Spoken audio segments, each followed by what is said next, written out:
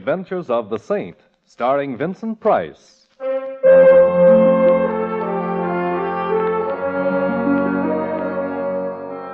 The Saint, based on characters created by Leslie Charteris and known to millions from books, magazines, and motion pictures. The Robin Hood of modern crime now comes to radio, starring Hollywood's brilliant and talented actor Vincent Price as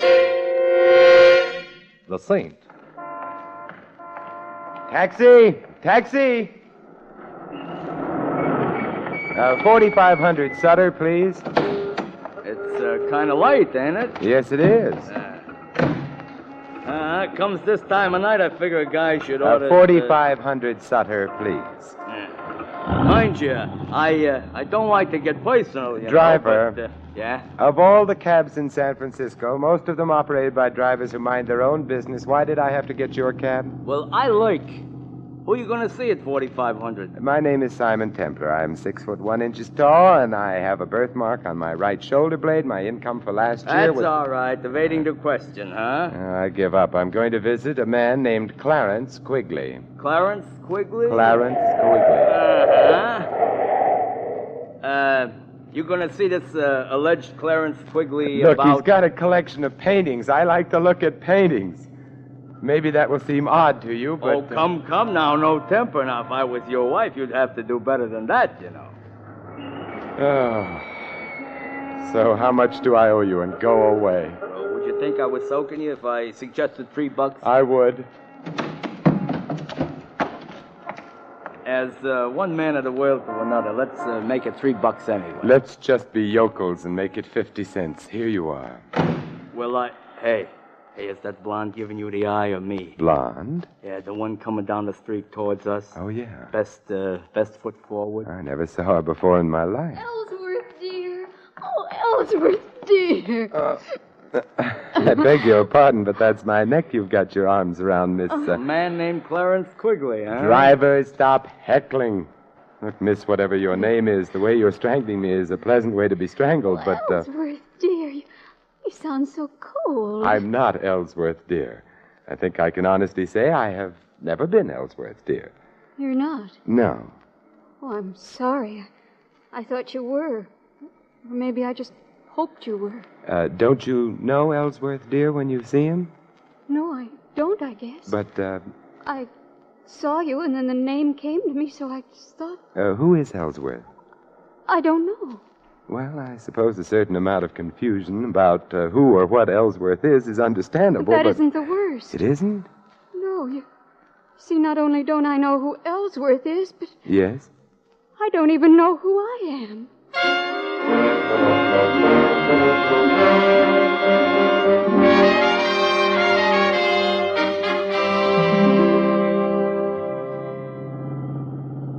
Now, what I want to know in a general sort of way is how Mr. Clarence Quigley is going to feel. Driver, would you mind concentrating on your driving? You know, he's liable to be frustrated, like, I'm taking you and a lady right back to where you started. My apartment, yes, because Miss X needs help. Oh, I feel as though I'm imposing on you, Mr. Temple. Nonsense. The hour's late. You couldn't very well go wandering about the streets indefinitely. Especially in that hat. Is anything wrong with my head? Not a thing. No, it's very charming and immaculate. Yeah, also, it resembles a bird's home away from home.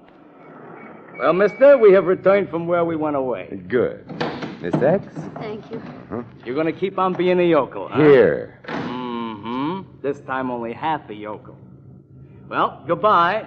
You know where I'm going? No. I'm going to lurk outside of Clarence Quigley's. I think tonight he's a fellow who needs a friend. I need one, too. Oh, come along now.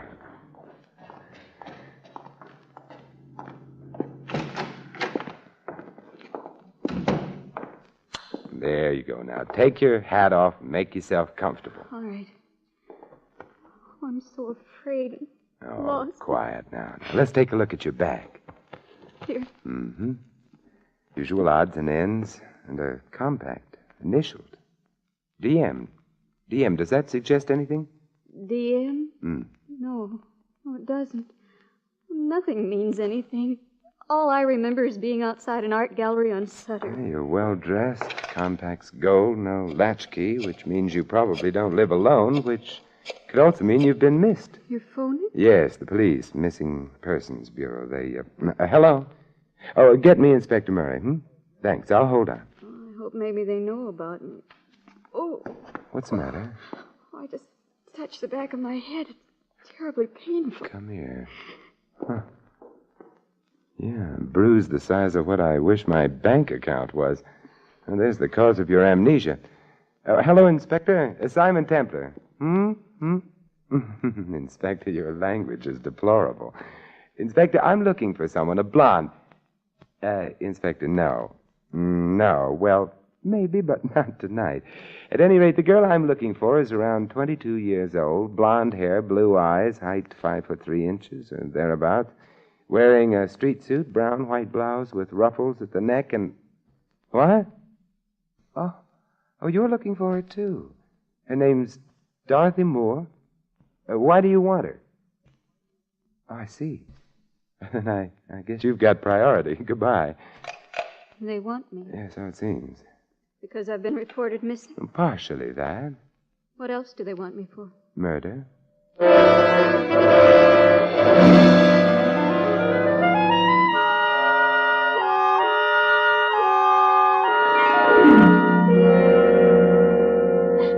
Here, now, try another cup of coffee.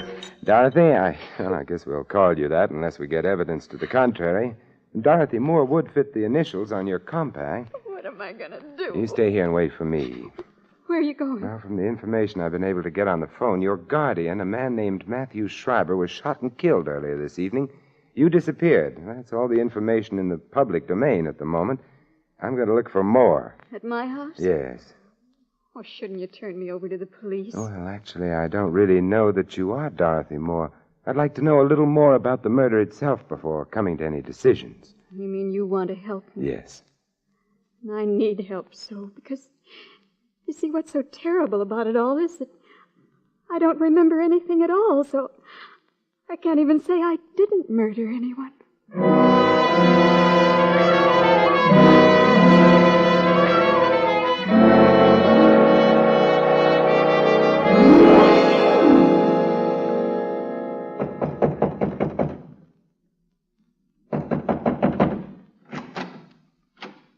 Hello. Hello. Well, it's been fun meeting you. Goodbye. Now, wait a minute. Don't shut the door. Why not? I'm coming in. Oh, all right. I hate to seem prying, but who are you? Simon Templar. An attractive name, much more distinguished than mine. Oh, what's your name? Walters. Not the most glamorous name in the world, but I'm a butler, so I bear up. Good. Where is everybody? In the library. They're so well-bred. Oh, who is in the library? Mrs. Atkins, the housekeeper, the Cassandra of our day. A gloomy lady prophesying disaster, Yes. And, of course, there's Mr. Tinsley. Mr. Tinsley? A strange fellow who spends a good deal of his time sitting on small horses and hitting a large ball with a long wooden stick. A polo player. Doesn't matter what you call it. It's no job for a grown man. What's his relationship to Miss Moore? Oh, let's not start prying, shall we? Expound. Well, to breach a confidence, he's engaged to marry Miss Moore, if and when she's found, and if she happens to be innocent of her guardian's assassination. Oh. Anyone else in the library? No. Mr. Schreiber, dear departed soul, is detained elsewhere, at the morgue. He was shot in the library. Oh, that's a bad place to be shot. Usually fatal. Suppose you take me to the library. Tell me, why did the police suspect Miss Moore? Because of me. You see, I told them that I heard shots in the house. I left my quarters on the Gallup, ran towards the library. Just before I got there, the door opened and Miss Dorothy ran out. Ran down the hall and out the front door. Is that true? My dear Mr. Templar, if not, would I have told the police otherwise? I don't know. Besides, it isn't good form to suspect the butler. The library, sir. Okay. Mrs. Atkins, Mr. Tinsley, Mr. Templar. What do you want? I'm looking for Miss Moore. So, young man, are the police. Why? Her guardian was murdered. All his money goes to her, and she's disappeared. Perhaps she didn't murder Mr. Schreiber. But you wouldn't bet on it. Perhaps I did. I hated him. Perhaps Mr. Tinsley there did. Now, look here. Isn't he priceless? Now, look here. Such a typical phrase. So typical, I wonder if he can really be so stupid. I love Dorothy, and No one has questioned that. But what is it about her that you love? The money she was to get when Mr. Schreiber died? The money you wouldn't have got if you'd married Dorothy against Mr. Schreiber's wishes? Mr. Schreiber didn't approve of the marriage? he hesitated about it, but we were working on him. And then became impatient. Now, look here, There you it have... goes again. I resent that. Good. It is now on record that you resent it. How about Walters? Walter? Yes, what motive would he have? What makes you think he has one? Oh, I'm the hopeful type. Walters is a man with a criminal past. Whether or not he got tired of his upright life here, I cannot say. But it wouldn't surprise you. What may surprise both of you, however, is an odd fact. Dorothy Moore is suffering from total amnesia. Amnesia? What do you mean? She remembers nothing of her past, herself, neither name nor habitation. How horrible. How convenient. Wait a minute. You know that. Why get around? Well, then you must know where she is. You've got to tell me. Mr. Tinsley is now being the ardent lover. I can't tell you. Why? Well, whoever shot Schreiber, there's very little doubt that Dorothy saw the killer, but Dorothy doesn't remember. The killer, therefore, would have an urgent interest in getting hold of Dorothy before she did remember, and making sure that she would never remember anything again. Well, good night, you lovely people.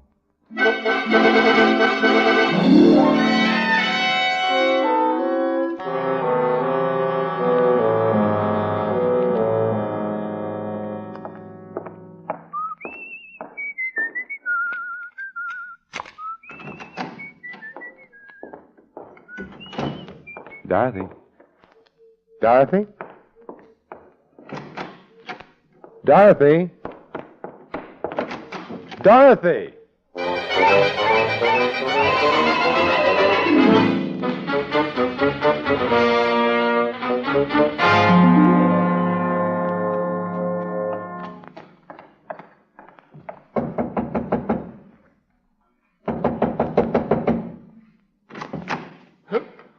Oh, you again. It's me again. Did you like the place so much the first time? Where's Dorothy? Miss Moore? Yes, did she come back here? Back? From where? She was at my apartment. When I got there, she was gone. She did come back here. She didn't ring. Let's find out. Tinsley and Mrs. Atkins still around? Mrs. Atkins has gone up to bed, I think. As for Mr. Tinsley, I imagine he's sampling the whiskey. We'll find out. Tinsley, What? Oh, it's you. Yes, where's Dorothy? You're the one who knows. I'm the one who knew. Did she come back here? I haven't seen her. Walters, where's Mrs. Atkins' room? This way, sir. Come along, Tinsley. I'd like both of you in sight. If you insist. Mrs. Atkins will not be pleased at having her sleep interrupted. I'm not pleased either. This is her room, sir. Oh, thanks.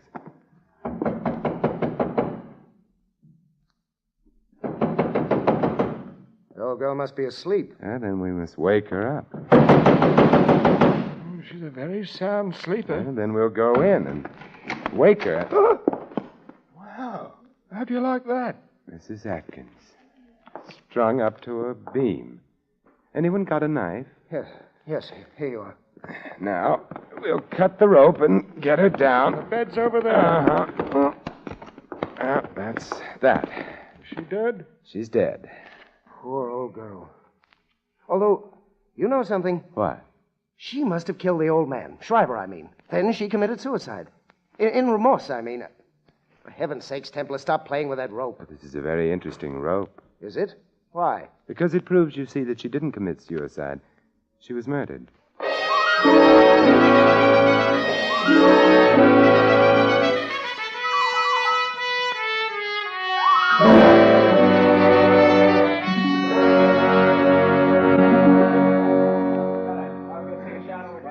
Templar? Yes, Inspector Murray. I understand you don't think that Mrs. Atkins committed suicide. I know she didn't. Well, while the boys are playing with fingerprints and stuff, would you mind explaining to a poor benighted member of the lower intellectual classes, a cop like me? Oh, Murray, now stop pulling my leg. You're one of the brainiest men I know. Then why do you always beat me to a case? Oh, I'm prettier. Uh-huh. Now, about this alleged phony suicide. Well, take a look at the rope with which Mrs. Atkins is supposed to have hanged herself. Well, let's see. The rope was thrown over the beam there. I'm afraid you're right, Templar. Yeah, it wasn't hard to spot. Her weight would have pulled the rope sharply down over the beam. The fibers of the rope, therefore, should have slanted upward. Instead of which they slant down, indicating that somebody put the rope around Mrs. Atkins' neck and then hauled her up. We were supposed to think that Mrs. Atkins committed suicide as a confession of guilt. Which leaves us where? In the Schreiber home. I'm more interested in where the girl is. Dorothy Moore? Uh-huh. Why? Because I have... Mary, look, coming through the Oh, door. I'm not sure. Simon. Oh, hello, Dorothy. I don't know exactly how I got here, but I don't recognize the place at all. Yet I should, shouldn't I? Yes, you should, Miss Moore. Because this is where you live. But I'm afraid you're not going to stay very long. What do you mean? I'm placing you under arrest on suspicion of murder.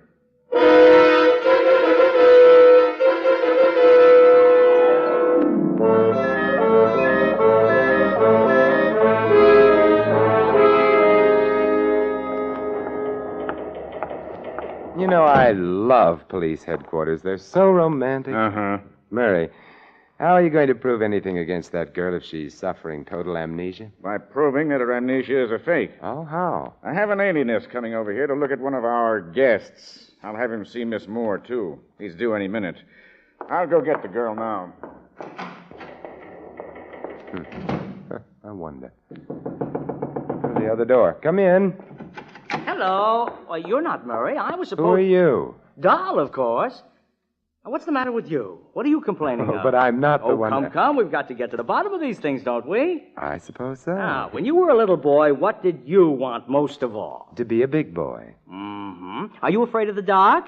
No. No? You are not afraid because you have little friends who come to you in the dark, perhaps, eh? No.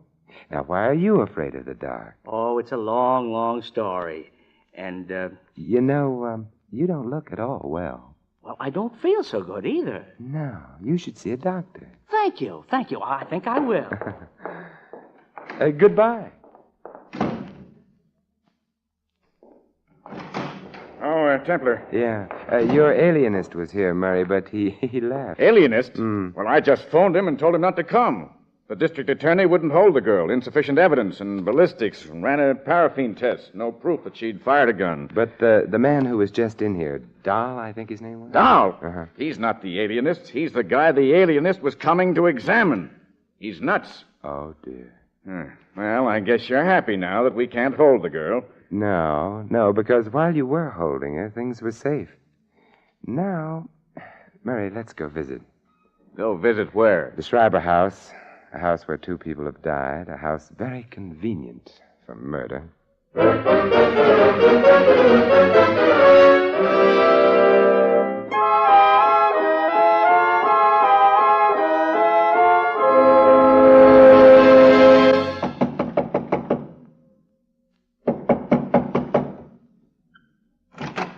Yes? It's no Oz, Walters. We're coming in. Yes, sir. Dorothy's home? Yes, sir. She got here when? 10 minutes ago, perhaps. Well, we'll go to the library. Yes, sir. She got here 10 minutes ago, and then? She sat in this room for a few minutes, made a phone call, and went up to bed. She tried to phone you, Mr. Templar. I'll wake her up and get her down here. Hold on. Tinsley around? In the guest room, playing solitaire, I think. Get him down here, too. That I will, sir. And Walters. Yes? You come back, too. Sure. Having fun, Templar? I don't care very much for this stage of any case, but What are you doing with that telephone? hiding it under the couch here. Are you being subtle again? Again? Oh, you flatter me. Simon. Hello, Dorothy. Sorry to have had you waked, Oh, but I wasn't asleep. I was trying to remember. You will if you get the chance. Tinsley's here in the house, isn't he? Yes, he is. For heaven's sakes, is a man never to get any peace? You know Inspector Murray, Mr. Tinsley? Oh, yes. The policeman. Oh, look, now get off your polo pony, and where's Walters? By now, on his way to Canada, I imagine. Dorothy, get on the phone right away. The phone, yes, of course. Oh, well, there doesn't seem to be one in here. Perhaps in the next room. Why do you want me to phone? I don't. But you just said. Dorothy, didn't there used to be a phone in this room? I don't know. I don't remember. Oh, yes, your amnesia. But you remember everything that happened since the blow on your head, don't you? Well, of course. But then equally, of course, since you were in this room a very little while ago, and since you used a phone in here, you should have remembered that. Why didn't you? Well, I don't know. It slipped my mind. No, Dorothy, it didn't slip your mind. You were merely being over-careful. What does that mean? It means that you are not now, nor ever were, suffering from amnesia. Why should I pretend to have amnesia? Because you killed your uncle. You knew you'd need something to help you out in court, so you wandered about until you found someone on whom you could try out your amnesia. That happened to be me. You're just saying those things without proof. Besides, there was a paraffin test. It indicates merely that you wore gloves when you shot your uncle. It indicates I might have worn them. If I'd shot him, you can't prove I did. I can prove your amnesia was phony, that along with some other things. How can you prove it? Very simple. Your hat. What? When you arrived at my apartment, you took your hat off, discovered a large bruise on the back of your head. That was to supply a plausible reason for your amnesia. But, Dorothy, as I remarked to the cab driver at the time, your hat was immaculate, untouched. You asking us to believe that the killer knocked you out and then carefully put your hat back on your head again? I'm not asking you to believe anything. I'm going. Oh, what a charming revolver. The one you used on your uncle? It still has bullets in it, so don't try to stop me. Dorothy, you didn't ask me how I could be so sure the killer hadn't done that business with your hat. I don't care. I'm so sure because of Walter's statement. Remember, he saw you rush out immediately after the shots? All right, you're smart, but you'll never stop me. Perhaps not, but Walters, who's right behind you, will. Oh, no, you can't fool me with He that. wasn't trying to, Miss Dorothy. I think I'd better... What? You're no gentleman. You knocked Miss Moore out with a bottle. Yes, sir. But you said you were going to Canada. You misunderstood me, sir. I merely said I was going to get some Canada Dry. Now the bottle's ruined. That's too bad. Oh, never mind, Walters. No harm done. Inspector Murray, you'll take Miss Moore, and I'll take an old-fashioned.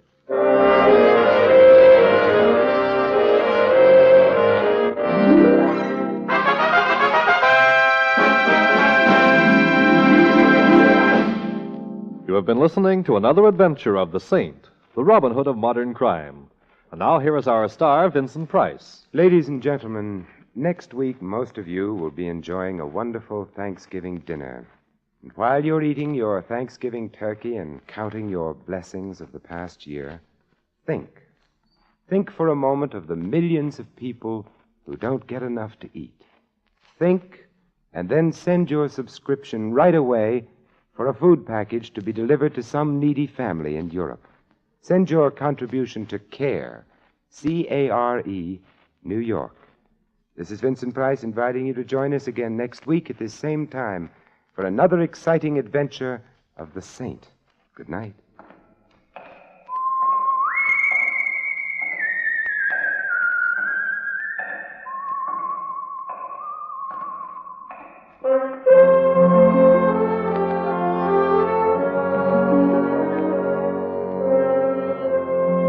Tonight's script of The Saint was written by Lou Vitties. Our cast included Peggy Weber, Ted Von Els, Jerry Hausner, Tom Brown, and Dan O'Hurley. The music was composed and conducted by Harry Zimmerman. The Saint, based on characters created by Leslie Charteris, is a James L. Safier production and is directed by Thomas A. McAvity. Vincent Price is soon to be seen in Robert Lippert's production of The Baron of Arizona. All you Saint fans will be glad to know that the Saint comic books are on sale at all newsstands. Your announcer, Merrill Ross. This is the Mutual Broadcasting System.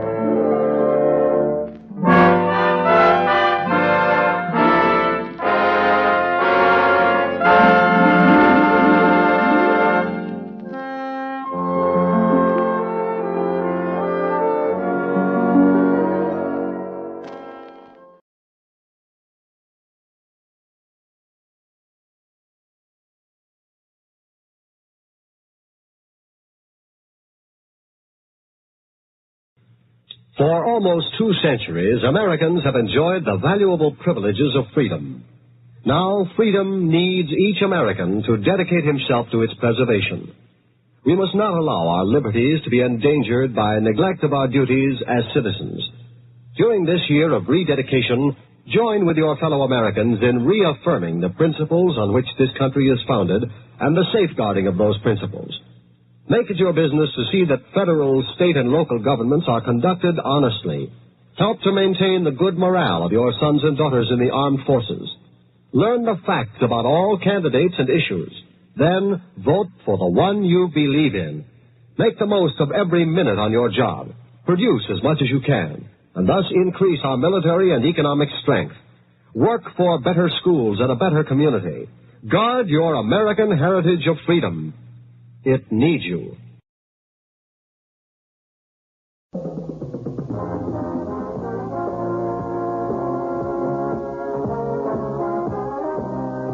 That's the theme from Sears Radio Theater, which will be brought to you Monday through Friday on this station.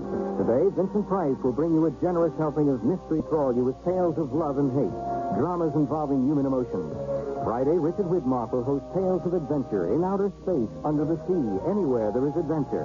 Monday, you'll hear stories of the Golden West and the West we know today with Lorne Greene as your host. And on Tuesday, you can laugh with Andy Griffith as your host for things that are funny. The Sears Radio Theater will begin after this message from your local station.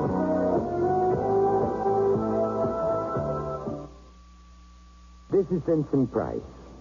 The quiet suburban town of Farrington is a typical bedroom community. It exhibits all the trappings of a settled small town, tree-lined streets, solid brick homes, even an authentic 19th century town square. Bikes, station wagons, and manicured lawns give it the air of affluence and normalcy.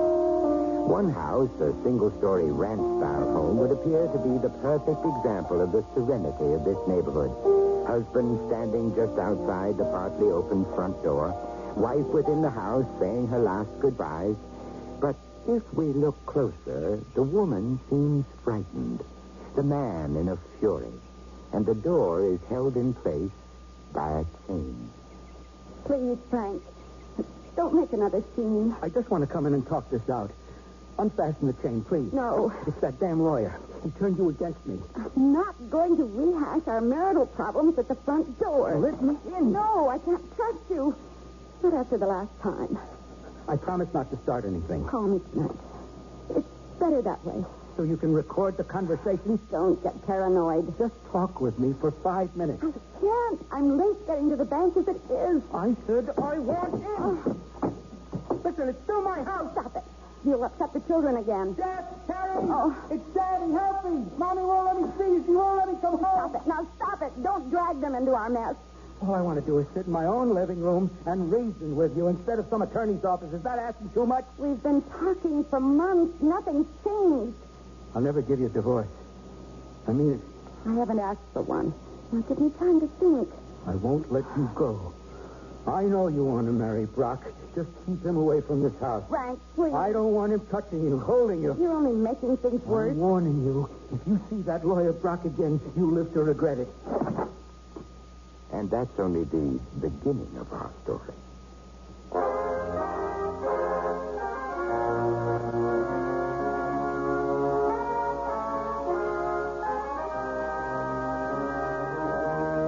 Sears Radio Theater, a new adventure in radio listening. Brought to you 5 nights a week by Sears Roebuck and Company. Sears, where America shops. Your host, Lorne Greene. I'll bring you stories of the Old West and the New. Andy Griffith with a look at the funny side of life. Vincent Price with tales of mystery and suspense. Cicely Tyson, with stories about love, hate, and related things. Richard Widmark. I'll bring you stories of pure adventure. 5 nights of exceptional entertainment every week. Brought to you in Elliott Lewis' production of the Sears Radio Theater.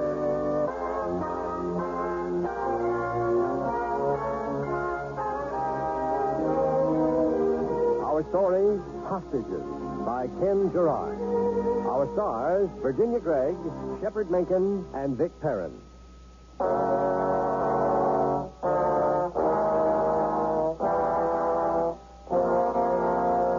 In spite of her husband's threat, Carol Madison called her attorney, Ted Brock, the moment she arrived at the bank.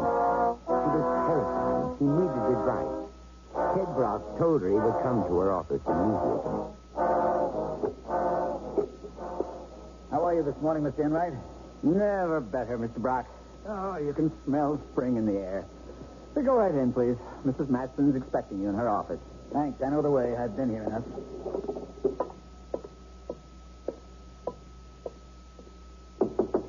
Come in. I came as soon as I could. Are you all right? I'm still shaking. Did he get violent? No, I had the chain on the door. He didn't get in. What about the children? They didn't hear it. I drove them to school after he left. Carol, why don't you and the kids spend a few days at our house? Betty would love it. The kids can use the pool. The change would do you good. That would be the final straw. Teddy thinks there's something between you and me. He's gone completely mad. When Frank threatened you, you should have called the police.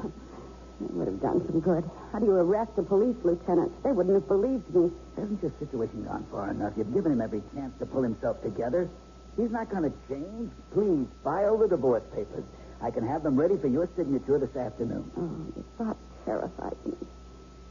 Whatever what he'd do if I went through with it. I'll have him enjoying from seeing you. That wouldn't stop him. We'll go to the police disciplinary board and open up the whole case, even the incident with Jeff. There has to be a different way. That could ruin him. But you've exhausted every remedy, Carol. The marriage counseling was a fiasco. You begged and pleaded. Haven't you punished yourself enough? And you can't subject the children to his rages much longer. I know, but I still hope that... He isn't going to straighten himself out. That's wishful thinking. Why spend the rest of your life in fear? No, you're right. It's even affecting me here at the bank. Sometimes I think he's out there watching me or following me home. Let me call Inspector Metzger and explain the situation. Maybe he can reason with Frank. Oh, that's not fair. It might affect his efficiency rating. They might use it to deny him a captaincy. He's been passed over twice, Carol. Other people see he's disturbed, too, you know. I don't want to do it. I can't understand you. This man has threatened you and the children. He's almost strangled I don't want to hear it. All right, I won't go into it. I can't help you with my hands tied. He's still my husband. Yes. Mrs. Matson, I'm sorry to bother I you, but... told you I didn't want to see anybody for a few minutes. I understand, but this customer insists on seeing the manager. Can't you handle it for once? No way, honey. Why bother with a junior exec when you can talk to the boss? Do you mind waiting outside? I'll be with you in a minute. I'm sorry, lady. I happen to prefer group meetings. Oh, my God. He's got a gun. Shotgun. Don't point that at me. Now, everybody just stay nice and orderly. No fuss, no sudden moves. We're marching out front. Mrs. Manager here will instruct the cashier to fill up my briefcase. If everybody keeps cool, this whole thing will be over in 2 minutes. Don't anybody get heroic. Now, move. I don't want any bloodshed. Just take the money and leave. That's good enough for me. Mrs. Matson, we can't let him do this. I don't believe we have a choice. Keep walking. Don't show the tellers anything's wrong. It'll be over before you know it. Just keep in front of me. Fine, but don't shoot. This is just your garden variety bank holdup. It's not a shooting. Harriet, please fill this brief. Grab his arm. Give me that. That was dumb. So stupid. Mr. Brock. Oh, my God. Mr. Brock. He's covered with blood. It's all over my face. Don't shoot. Don't kill me. I didn't mean it. You miserable creep. You had to play hero. No. Oh, he's bleeding to death. He's going to die. Quiet. Control yourself. Everybody on the deck. Except you, lady. You fill up that bag. Did you hear me? No, Harriet. Give him everything. Well, all right. Be quick. You started just the paper money, you idiot. That's better. Now, nobody gets off this floor for the next 10 minutes. You got it, bright boy? Yes, sir. In a moment, Ted. It's almost over. Oh, that better be an ambulance. I'll take a look. Damn it. 2 squad cars. All right, get back. Everybody get behind the counter. Hurry up. Move that fat body, mister. Yes, sir. Now, who tripped the silent alarm? Which one of you morons did it? Answer me or I'll blow somebody's head off. I did it. I'm sorry. Oh, don't kill me. Tell him not to shoot me, Mrs. Matson. Please, Shut I don't want to die. Shut up. I've got to think. This is the police. The building is surrounded. Release all the people trapped inside and come out with your hands behind your head. Hey, you see, it's a real mess. This one had to get brave, and she had to bring in the cops. Now it's a real production. You had to make it complicated. This man needs medical attention. He could bleed to death. Oh, that's tough. That's the price of trying to be a hero. I can't stop the bleeding. Make up pressure bandage. Oh. Here, bright boy, rip up your shirt. This guy's bleeding all over the floor. She's thinking I'm going for her, but... Oh, forget it. Here, here's my jacket. If he dies, it's murder. No kidding. You're telling me, the law lady, I'm a two-time loser. If I don't get out of this one, it's all over. I'm gone for good. You'll throw away the key. I repeat, the building is surrounded. There is no way to escape. You don't want to hurt anybody. Free all the people in the bank and come out with your hands in the air. Is he crazy? He expect me to let you go? We want answers in 5 minutes. What's with him? I'm the one calling the shots. You want an answer? Sure. Here. That's my answer. You know where you can go. I'm calling the turn. You got that, huh? You're my ticket out of this hole. I get out, then you get out. Otherwise... Well, there better not be an otherwise. No, we'll do anything, but please, no more shooting. No, that's more like it. This is your fault, you know. You had to protect somebody else's dough. Why? Was it worth it? If they rush this place, you're all dead. Think about that.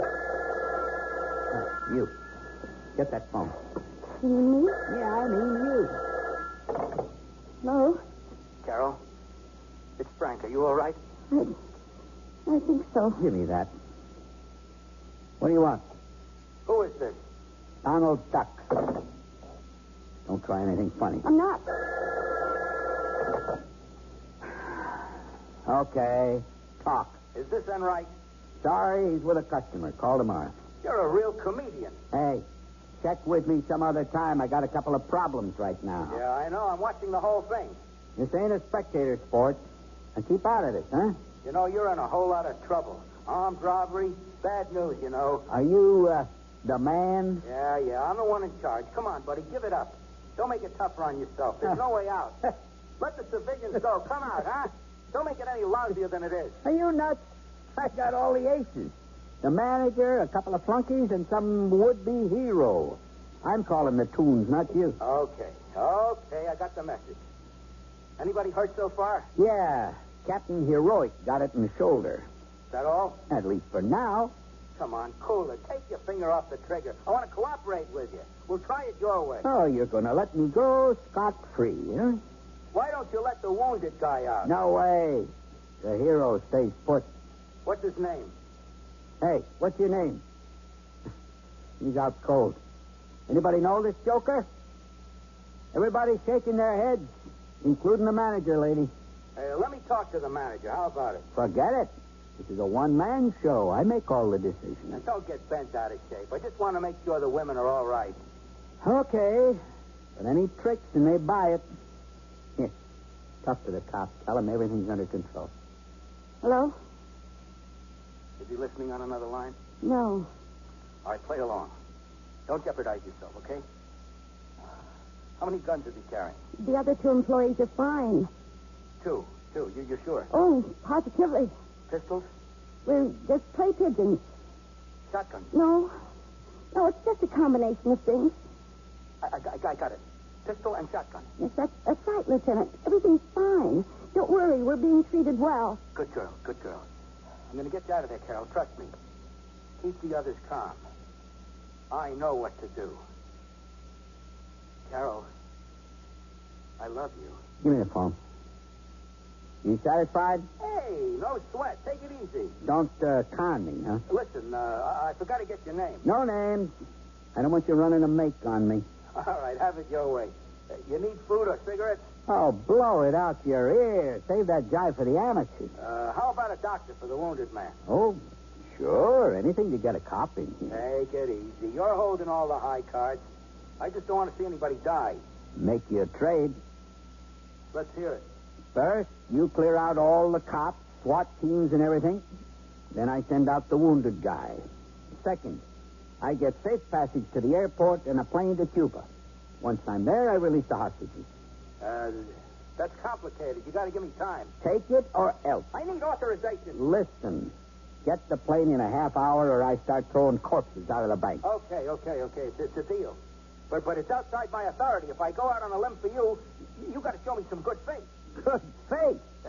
This isn't a union contract. I need it. It shows my superiors I can handle the situation.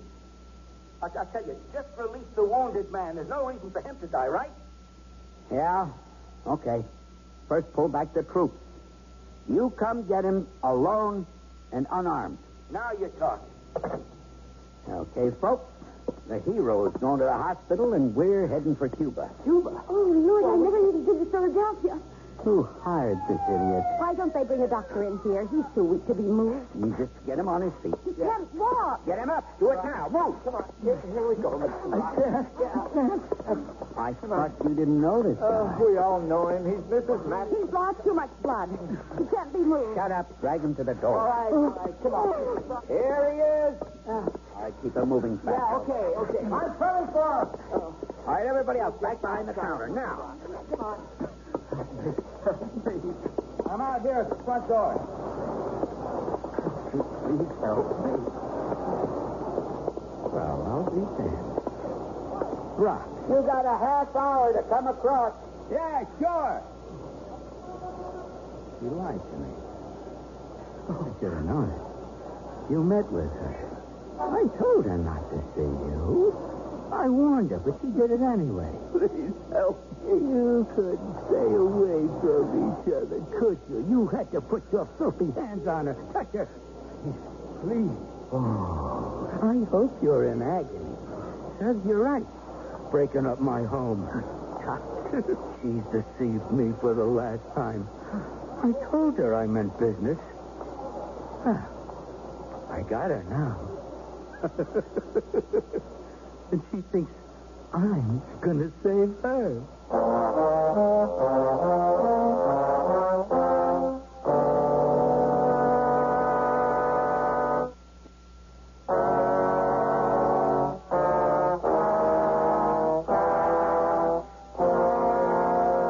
Across the street from the beleaguered bank in the town of Farrington, Ted Brock's body is placed in a waiting ambulance.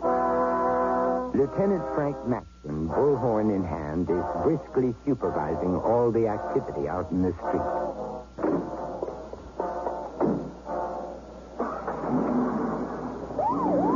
All right, you in the bank. I kept my part of the deal. For now. Yeah. You're just what I want. Harry, come in. Yeah. Pull the marksman back, completely out of sight. Tell those guys on the roof to get down. Roger. Sergeant Lopez, take 3 men with riot guns and the SWAT team to the rear of the bank. You wait on my orders. 10-4. When I give the word, you go in blasting. Everything. He's a wild one. But wait for my word. And Lopez, no screw-up. Sure, Frank. You're in control. We're going to have to watch him, Commissioner. He's got automatic weapons. Sounds like a tough monkey. What's the status? The area's roped off. No TV, no press. The place is surrounded. Hank set up a command post in the stationery store across the street. There's a phone there up front in the window. You can see it clearly from the bank. Good planning. Now, I've got one guy out already. Bad shoulder wound, but he'll survive. Anybody else in there? 3. One of them's my wife. What? Frank. Yeah. It's a rough one. How about Captain Gordon taking over? No, sir. It's my ball game. And it's my wife trapped in All there. right, okay, now run the show. Let's get him out of there in one piece. Just let me alone and I can do it. All right.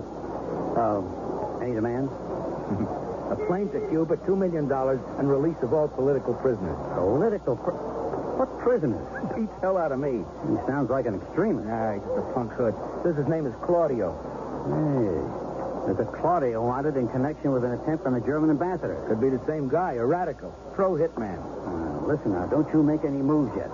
I'm going to get the FBI in on this. Meantime, just stall some more. Maybe that's what he wants us to do. Why be a platform for him? Once we bring in the feds, then I can't hold back the press. Let's handle it like a local matter. Nurse him alone. All right, I'll buy that. Treat him like a stick-up man. Play it low-key. Keep it one-on-one. For now. Until we can force the issue. Now, Frank, this Claudio is no back-alley thug. He's got a full sheet. Arson, political assassination, murder, and rape. Now, don't take any chances. In my situation? Look, I want my wife out, alive. If you need anything, I'll be at the command post. I'm coming with you. I'm going to use that phone in the front window. He'll see I'm alone. No taps, no SWAT team. Good. Frank, you pull this one off and you'll make Captain yell. Well, we'll see about that later.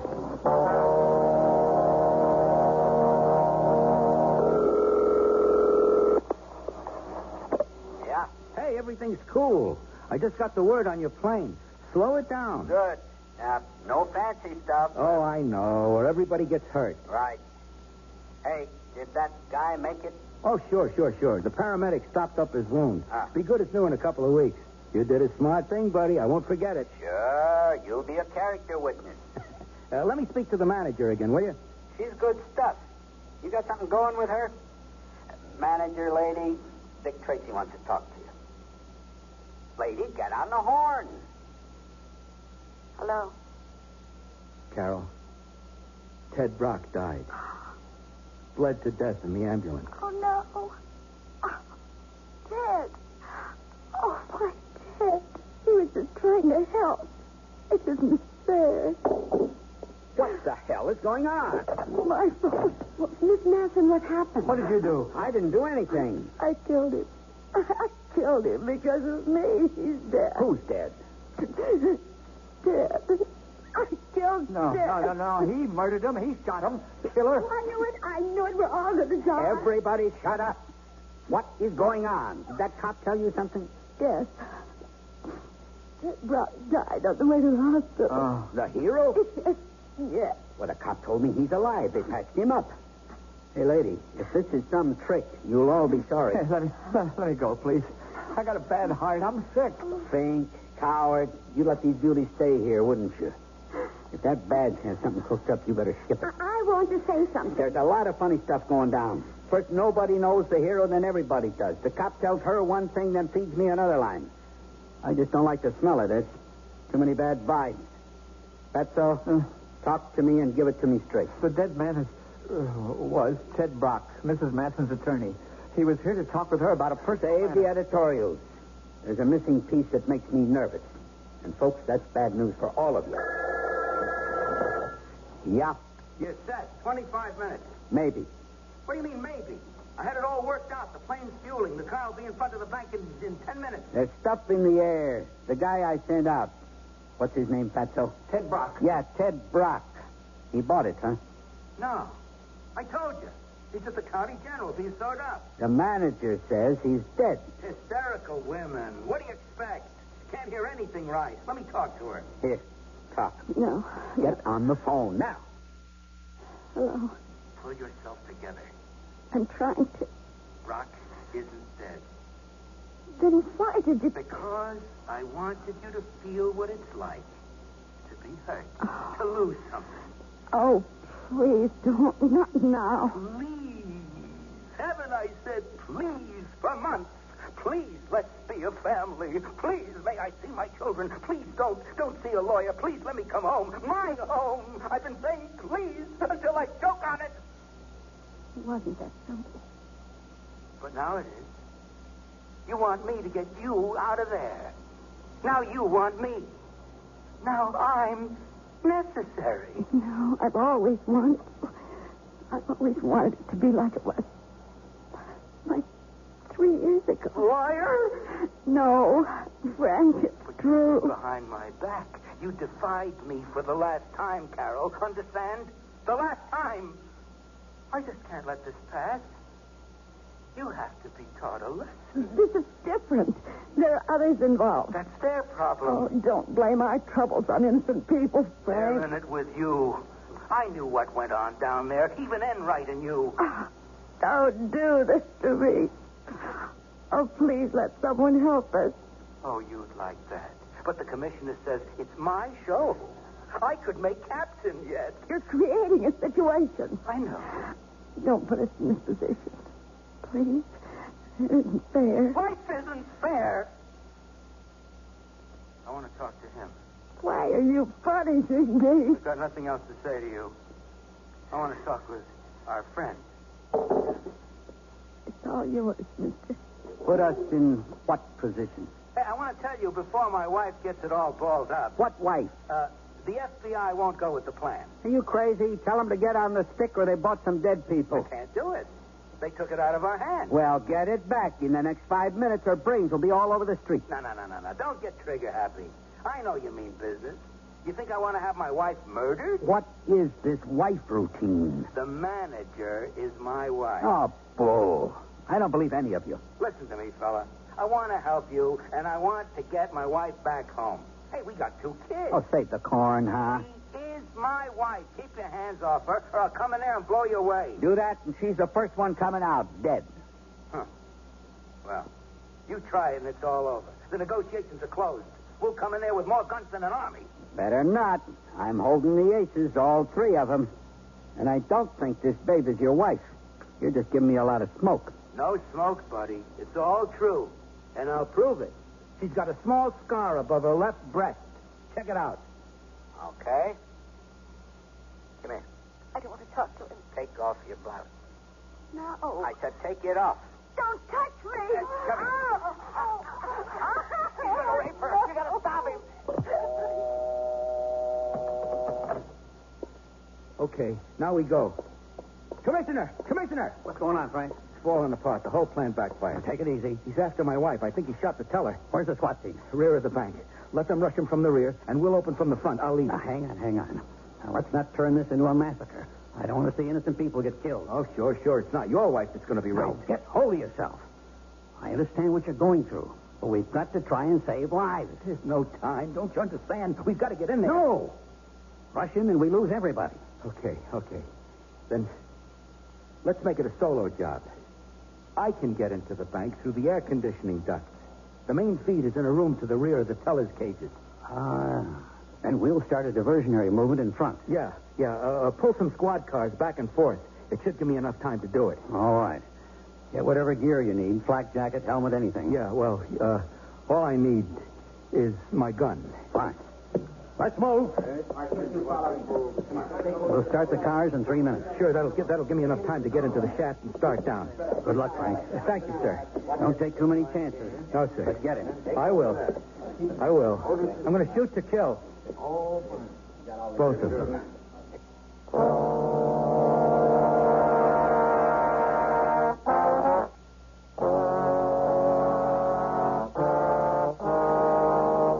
Vincent Price again. And here's the concluding act of Hostages.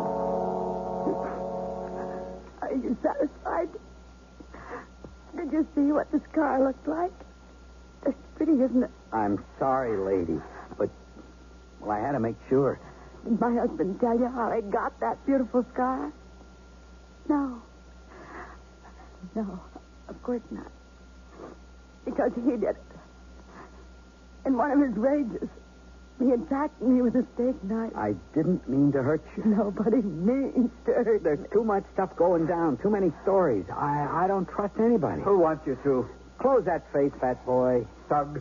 Oh, George, don't make it any worse. Yeah, why die angry? Don't you see what's happening? My husband's using you. You're being set up. He's creating situations. He wants you to kill me. Oh, now that's some story. Cop wants wife dead? I don't buy it. If he's coming for me. For both of us. Come on. For me, because I defied him. The man you shot was my attorney. He's a divorce lawyer. My husband hated him. Threatened me if I saw him again. Charlie said I have to be taught a lesson. Oh, that's screwy. Yes. Well, that's why we were separated. He's unstable, violent. He needs help. Do you know what 16 years on the force does to a man? What he's seen? Murder, suicide, death. The insane, ugly side of humanity. Well, it tore him apart. He'd start screaming in the middle of the night. He kept hearing gunfire. Sleeping with his service revolver under the pillow. Begged him to go into therapy. Take a medical retirement, but it was too late. That really started his paranoia. I became his enemy. They were plotting against him. Even you? Even our children. In one of his rages, he tried to strangle his son. What? Now he's planning to get rid of some more enemies. Me. You. Even those two. He wants to kill me. Oh, that's a great story, lady. Okay, you're his wife, but you're still a cop's wife. The rest of that routine is just too much to swallow. Ted Brock is her attorney. She was separated from Frank. Everybody knows how he treated her. Maybe, but lady, I think you're just buying time. Enough time for the FBI to get into the act and pull the noose tighter. But your husband's dumb. I've got complete control. A cop's wife is a first-class ticket out. You're wrong. It's a death warrant. I'm not a hostage. I'm a target. He'll kill us both. Doesn't matter. Or you'll kill me. He thinks he can't lose. If you don't give up, I'm dead. We're all dead. You expect me to fall for that? Give up? Just march out there and say sorry? Hey, if I don't get out of this, I'm gone for good. Armed robbery, assault, kidnapping. Well, even without a prior record, I'm away forever. So drop the routine. I don't believe you. Okay, Fatso, up. It's time to send him another present. All right. Oh, chest pain. it's his heart. Oh, bull, it's another trick. Trick! That's all you can think about. He's had a weak heart for years. What do you expect when a gun's aimed at you? Breathing so heavily. Get some water. Don't let me die. Take it easy, George. I don't want to die. He needs oxygen. A doctor. Is this what you want? All right. All right. Get a doctor. Tell the cops to call the paramedics. Yes. This is the commissioner. I want to talk to Claudio. Oh? The man who's holding you hostage. We need a doctor in here. Mr. Enright's had a heart attack. A doctor's impossible under the circumstances. It's too dangerous. We might risk more hostages. He needs a doctor now. Oh, they won't. Give me that phone. Okay, it's over. The whole thing's over. I don't want any deaths. I'm giving up. I'm finished. Send out the hostages first. I said it's over. Now get a doctor in here before this guy dies. It ain't worth it. I'll toss out my hardware. You got a deal. Here. Tell him you're intact. This is Mrs. Matson. Carol Matson. We're safe. It's all right. Let me speak to my husband. That's impossible. He's trying a solo rescue. I guess he's somewhere in the bank. Oh, you've got to stop him. You've got to stop him. No. Don't worry, Mrs. Matson. Frank won't take any chances. Get Matson on the two-way. Tell him Claudio's surrendered. We're trying to raise him now. Hurry, please. Oh, hurry. What do you mean he doesn't answer? Try it again. Now, just a minute. I think he's turned off his set. Frank doesn't respond, Mrs. Matson. Oh. He's probably there. Inside now. What the hell's going on? Give me that phone. If you're coming in here, they die. No. I've called off the operation. Sure? I'm pulling everybody out. Okay. You can have two of them, but the manager sticks with me until I'm positive. That's not our deal. Neither with the goon cars. Now pull them out, everybody. All right. Surrender to me. I'll meet you in the front of the bank. What an honor. Okay, chickens, you're going home. Hang tight, fella. We're getting you a doctor. Mr. Enright, here, let me help you. I think I can make it, Harriet. Oh, you didn't have a heart attack. That was a fake. Run, Harriet. Run. Oh, don't shoot, officer. Don't shoot. I'm a hostage. I'll be damned. The coward. Faint. Chicken butt. Go ahead, sister. Beat it. No, I said go. Move now. Go ahead, Harriet. I'll be all right. Oh, what a screw-up for a lousy couple of G's. Boy, you people on the outside are something. It's safer in the joint. Come on, lady. I've had it. We're coming out. Hold it right there. Oh, it was a trick. Oh. One move, and she gets it right in the head. Frank. I moved. Kill her. Are you crazy? I'm surrendering. I don't want to do it. I'm closer. Kill her. Lady, tell him. I got nothing to lose. You haven't got the guts to pull that trigger. You're just a small-time punk hood. Frank, please. We worked it out. He's giving up. In the crunch, these guys haven't got it. No guts, no backbone. See, he can't pull it off. He's impotent. You stay right there, cop. No way. Carol, I've got this aimed right at you. No one will ever know. No. Take it easy, Mrs. Matson. No. Real easy. It's all over. If we had just been a second quicker. What? Frank's dead. The robber killed him. I'm sorry. Fortunately, our marksman shot Claudio. He's dead, too. You were next. It's wrong. It's wrong. I know how you feel. Frank was a devoted husband.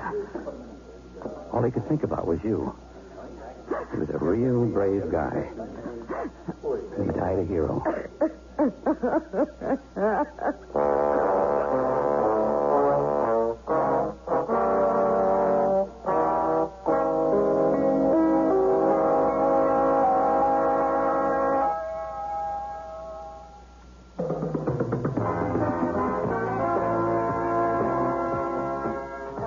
You've been listening to Sears Radio Theater, brought to you 5 nights a week by Sears Roebuck and Company.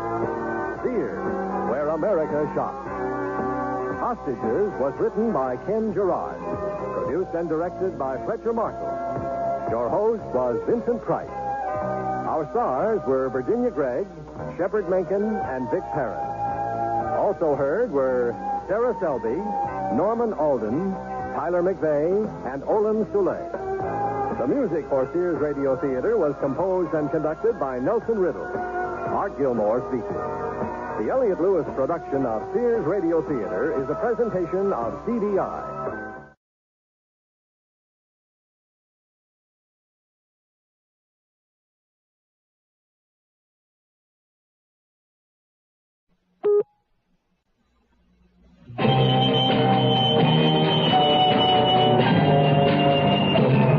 Serling. You're listening to the Zero Hour. Rest your eyes.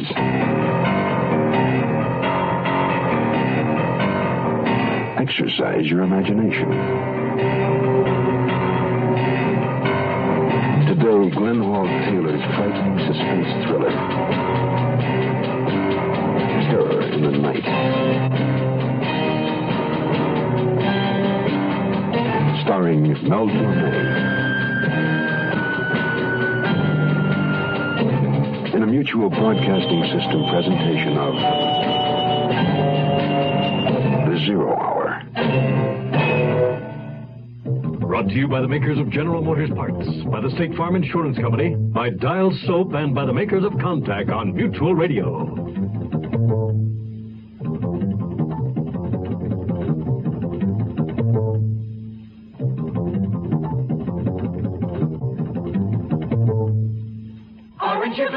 Glad is what happens when you use Dial Soap. It starts right out with a clean, fresh scent that's like nothing else. To get you going, clean and fresh.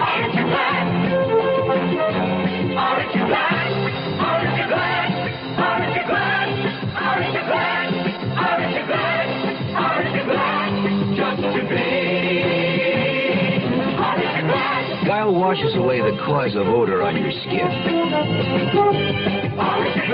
You just can't buy a better deodorant soap than Dial. And that's saying something.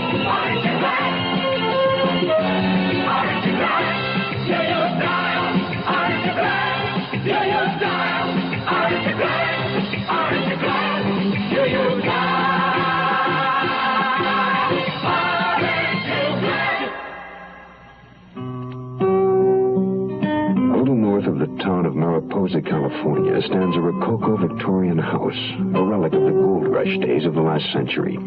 The house once rang with the laughter of the Schofield family, but today only Audrey Schofield and her granddaughter Karen are sheltered beneath a steep-pitched roof.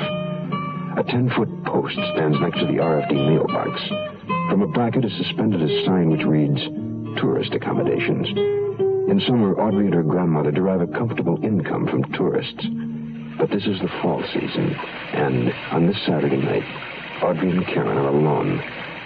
In the living room, Audrey is knitting in a chair before the fireplace. Karen sits staring at the fire. A gentle collie sleeps in the warmth of the hearth. Karen, dear, why are you so glum tonight? It's not a cheerful night. Sometimes the rain is warm and friendly, but tonight it makes the house feel cold and clammy. the way I imagine a tomb feels. Sharon, what on earth? Out the window. A man's face. Oh, I don't see anyone, dear. Oh, for heaven's sake, child, it's just someone at the door. The same someone who was looking in the window. I'm scared. Oh, nonsense. Probably someone wanting a room for the night. That's funny. I don't see anyone here. I'm sorry, ma'am. I didn't mean to frighten you. These old eyes, young man. For a moment, they didn't adjust to the darkness out there. May I help you? Oh, I thought you might have a vacancy. Well, as a matter of fact, we do. Well, come on in. Just set your suitcase down anywhere. Get away from that suitcase. Angus, stop there. Now, get away. Shoot. Why don't you come on in here by the fire, Mr. Lewis. Steve Lewis. I'm sorry I spoke to the dog that way. He startled me. I'm Mrs. Schofield. This is my granddaughter, Karen. Howdy, Karen. Hello. Say, this is real nice and cozy. I love an open fire. Why are you looking at me like that? I was wondering why you were peering in the window before you knocked. Oh, well, the house reminded me of one that I saw in an old Boris Karloff movie. I thought I'd see something spooky instead of a sweet old lady and a pretty girl. Would you like to put your car in the garage? Oh, well, I have already. How long will you be staying? I'm not sure yet. Will the room be available for a few days? Well, you stay as long as you like. Oh, that's just fine. By the way, I haven't told anyone where I'd be. I just had to get away from everything for a few days. You know how it is. I'd appreciate it if you didn't mention to anybody that I'm here. I understand. The body has to get away from his troubles once in a while. But don't you worry, young man. We won't say anything to anybody. Oh, that's great. Thank you. Now, your room is at the far end of the hall on this floor. Good. I'll put my suitcase in there right now. Would you like me to fix you a little supper? Oh, I appreciate that very much. Is this the way to the room? Yes. I'll get the key and be right with you. Tell me, Jerry, how come our Mariposa County Sheriff is mixed up in a murder that happened in Stockton? Well, I'll brief it to you, Sam, but you got to keep it out of your paper until I give you the word. Now, to fill you in, this whole mess started in Oakland early this afternoon. A 6-foot guy wearing a gray suit knocked over a movie theater in Oakland. He forced his way through the door at the back of the cashier's booth, threatened her with a heavy tire iron. He pocketed his take, made a getaway in the Saturday crowd. And then he apparently commandeered a traveling jewelry salesman's car, forced him to drive him to Stockton. Body was found near there. How do you know all this? Well, we don't have the actual proof yet, but the jewelry salesman's head was bashed in. His body had been dragged into some bushes. In addition, a 1/4-inch fragment of a gray suit material was found on a branch nearby. Yeah, the murdered man had been robbed, of course. Well, it's fairly evident. We found the salesman's sample case near his body. It was empty. Why do you think he might be in this area? Well, we have a description of the guy. Cashier furnished that. In the glove compartment, we found a new automobile insurance policy number with a make, model, and license number of his car. The owner of a station in Coulterville on Highway 49 remembered a guy in a gray suit who got out to get a drink of water and to ask about the road to Mariposa. He was driving a car just like the salesman's. I hear the victim was in terrible shape. No, that's an understatement. This guy must be out of his gourd. A sadist or something. He clobbered him I don't know how many times.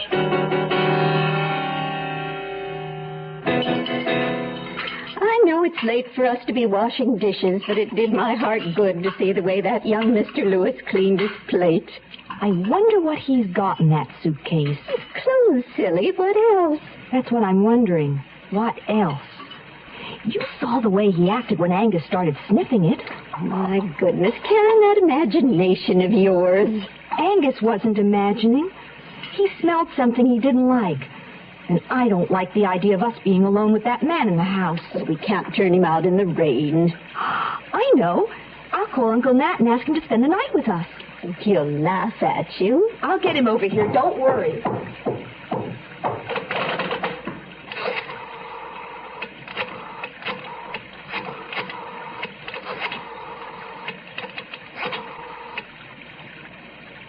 Hello? Hello? Hello? Hello? Hello? The phone is dead, Grandma. What do you suppose happened to it? I know what could have happened to it, and I'm going to go find out. Give your hand to a friend. Give your heart to your love. But give your allergy to contact. Allergy is our business, too. We know pollen. And we know that any of the 12,000 quarts of air you breathe each day may contain enough pollen to make your eyes itch, make you sneeze, and drip. We also know an ingredient that helps block pollen's bad effects. It's the antihistamine most prescribed by allergy specialists. It's an ingredient in contact. Give your hand to a friend. Give your heart to your love. The tiny time pills in one contact keep this antihistamine working up to 12 full hours. All day, all night. Give your allergy to contact. Take contact only when needed, only as directed. Where does today's girl learn to be tomorrow's woman? At the movies? On television? Helen, darling, your floors are so shiny. Yes, John. I used Brand X polish just this morning. Brand X. Helen, will you marry me? Somewhere between the super sex symbol of today's commercialism and TV's Brand X image, impending womanhood is alive and well. And where is that somewhere? Wherever there are campfire girls.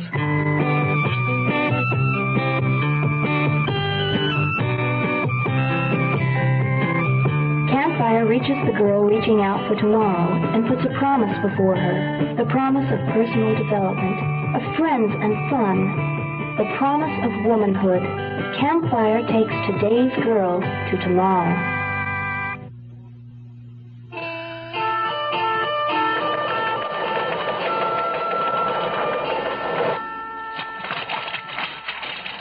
Well, how about this?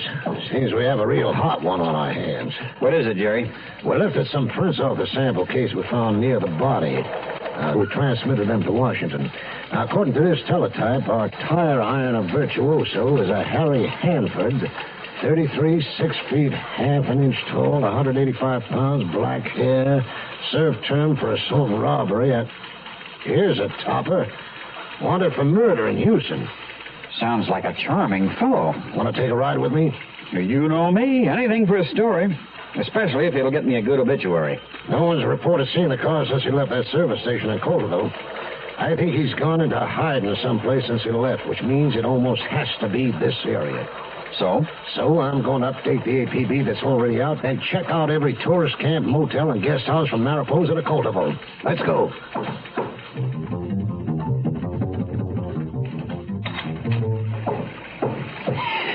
Grandma! Heavens, Karen, why did you go out in all that rain? My aunt was right. I checked the telephone wires on the side of the house. They've been cut. He did it. I know he did. But why, dear? I don't know why. I only know he is evil. Shh. Here he comes. Pardon me. I'll get settled down shortly, and I won't disturb you anymore. But I have to get something for my car. I won't be long.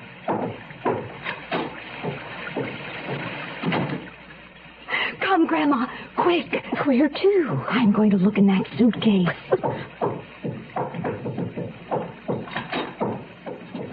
What if he comes back and catches us? There's the suitcase. Oh, move that chair over here. Good. Well, look at all that jewelry. Oh, my. He's just tossed it on top of his clothes. It must be worth tons of money. I wonder what else is in here. Oh, what's this wrapped in his shirt? Whatever it is, it's heavy. There. Well, unwrap it. Be quick. He's liable to get back. Look. Oh, there's blood on it. Oh, you're right. You're right, lady. That is blood. It's a man's blood. I killed him. You don't seem surprised, young lady. Young man, we're not going to let you hide in this house. I'm going to... And where do you think you're going? I don't know. Let go of my arm, please. And you, young lady, you pick that up and put it back where you got it. I said, pick it up, damn it. Shut up. Down, Angus. Quiet. Yeah, that's better. Now then, let's all understand each other, okay? Until I'm ready to leave, you'll do exactly as I say, or I may just have to show you how well I can handle that tire iron. Oh. That may be another tourist. I really ought to answer. I'll answer it. You roll that tire iron up in that shirt again and hand it to me. What are you going to do with it? I'm going to tuck it under my coat while I answer the front door. You didn't think I'd leave it here with you, did you? Thank you. Now, both of you be quiet as baby mice. I'll just lock you in here while I take care of our late caller. Coming!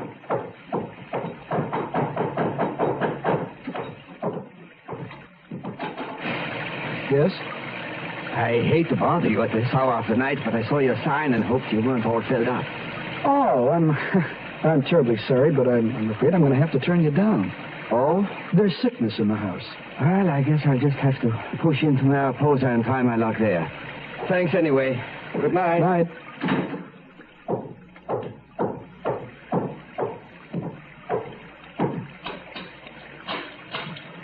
Well, you behaved very nicely. Sorry I had to turn away some tourist business, but I'm sure you understand. Only too well. Now, look, you must know this can't go on indefinitely. I can't stay here forever, and I can't very well leave you here. You could kill us. Karen, what a thing to say. Yeah, isn't it? Especially when I have better use for you. What do you mean? Well, nobody will suspect a nice young man like me if I'm traveling with a sweet old lady and a pretty young girl, especially if I'm driving a car the police aren't looking for. Now then, hand over the keys to your station wagon, get your coats on, and let's get out of here. They just don't realize how little a renter's policy costs and how much it will do for them. State Farm agent Ed Axel of Fairmont, Minnesota. And it's hard for people to realize just how much personal property they do have. They forget about the drawers full of different things. So we tell them how they can protect the property that they already have. If they do have a fire or theft, we will be there to take care of them so that you don't have to start over again. They're just shocked to find out that the rates are so low and the amount of coverage that we can give them for that low rate. State Farm Fire and Casualty offers renter's insurance that can protect just about all your personal property for very little cost. A good reason to see your nearby State Farm agent now. And like a good neighbor, State Farm is there. Provide for their college a safe and easy way. Sure, with payroll savings, yeah, join that plan today. So always remember, it's a proud way to save. Take stock in America, buy U.S. savings bonds.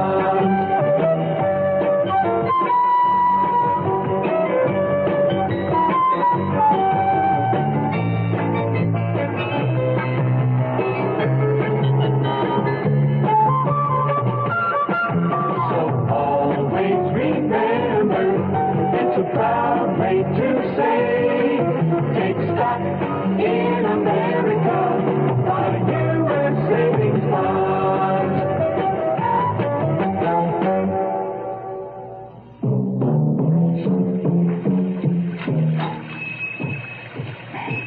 Oh, what do you know? Customers.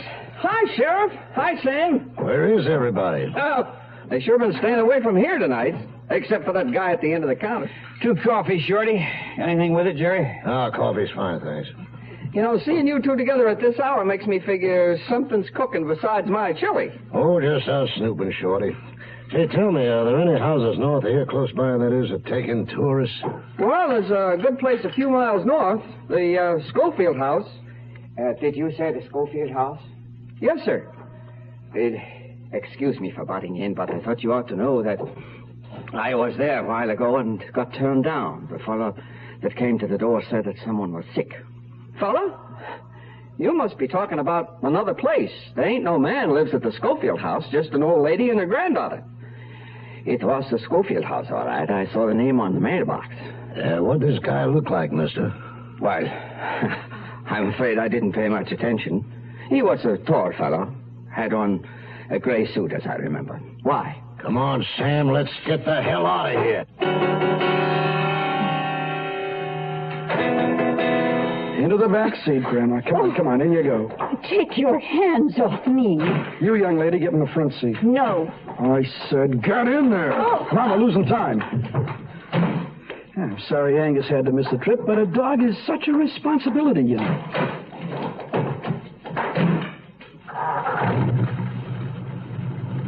Wait, there's a car coming. Yeah, I see it. It's going to turn in our driveway. Well, that's too bad, because they're going to have to wait for us to drive out first. It's the sheriff's car. Oh, dear. Hey, stop! Hold on to your hat, Sam. We may have to fly this thing.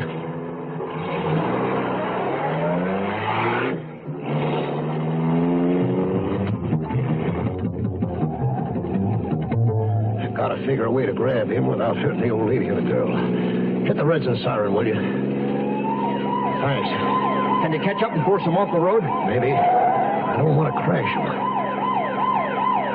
We're keening on them. Get that seatbelt fastened just in case something happens. Okay. Now, how about you? In God we trust. 98 miles an hour. You weren't kidding about flying this heap. Another 2 miles an hour and we will be airborne. Now we've got him. I'm going to pass and crowd him onto the shoulder. Brace yourself just in case I flunk my driver's test. Oh, my God! We make it! Freeze, Hanford. Thank God. Get out of the car with your hands up. Plant them on the car roof and spread them. All right. Take it easy, you dumb pig. You got me. I'll dump them on the floor in the back of my car, and you can drive ladies home. Are you ladies all right? Yes, thank you. But I'll tell you something. The first thing I'm going to do after I get a good night's rest is take down that tourist accommodation sign. I don't blame you. You know, sometimes a person can be too damned accommodating. Okay, creep, let's go.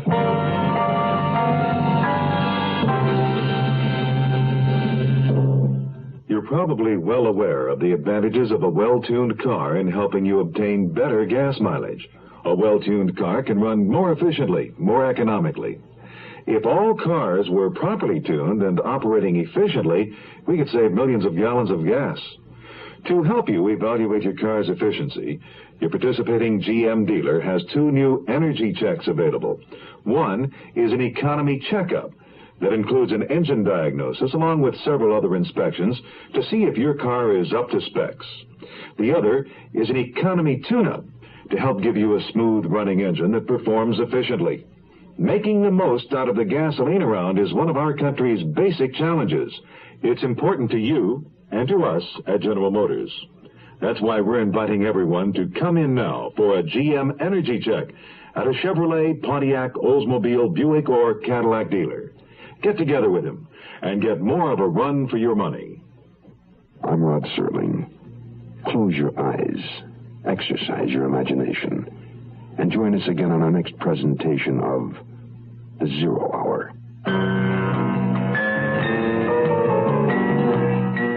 Terror in the Night was adapted for radio by Glenn Hall Taylor. Mel Torme was heard as the killer. Featured in the cast were Luke Krugman, Peggy Weber, Sam Edwards, Diane Hale, and Bill Keane. Zero Hour, created by J.M. Collis, directed by Don Hills, is produced in Hollywood for the Mutual Broadcasting System by Radio Productions Incorporated. Music composed and conducted by Stanley D. Hoffman. Rochelle Sherman, associate producer. This has been a presentation of the Mutual Broadcasting System.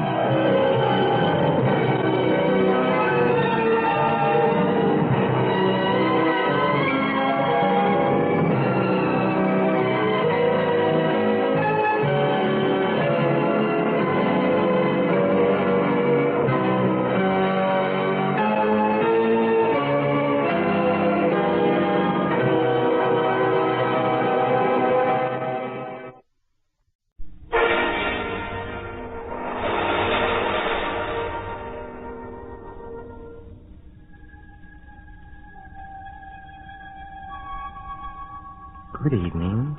This is Peter Lawrence. Man kills passionately out of hunger or anger, out of fear or love. But man also destroys life coldly and impersonally, without rancor, unemotionally, and with but one purpose, to gain.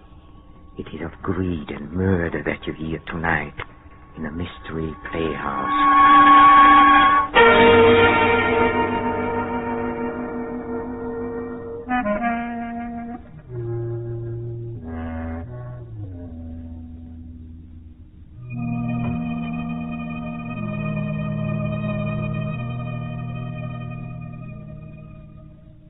Oh yes, guilt has been known to lie heavily on the soul of the coarsest and unregenerate of human beings. And conscience is an unseen but terrible demon to those whose hearts are set in evil, exerting a grim and unrelenting power over their minds. Tonight our story concerns itself with a price of greed and revolves about a strange and almost fateful phenomenon that forced a man to stand ghastly trial before a jury of the dead. Listen as we tell you of Captain Bull Harrison and the 6 who did not die.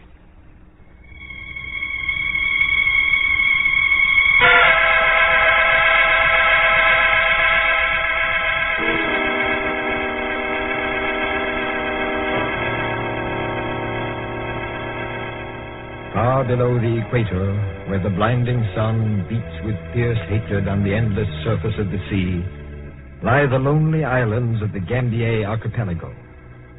There is no movement in the white, hot expanse of sand and ocean, no movement save the brief, fluttering excursions of flying fish and the few palm fronds that wave languidly above precarious footholds in the scanty soil.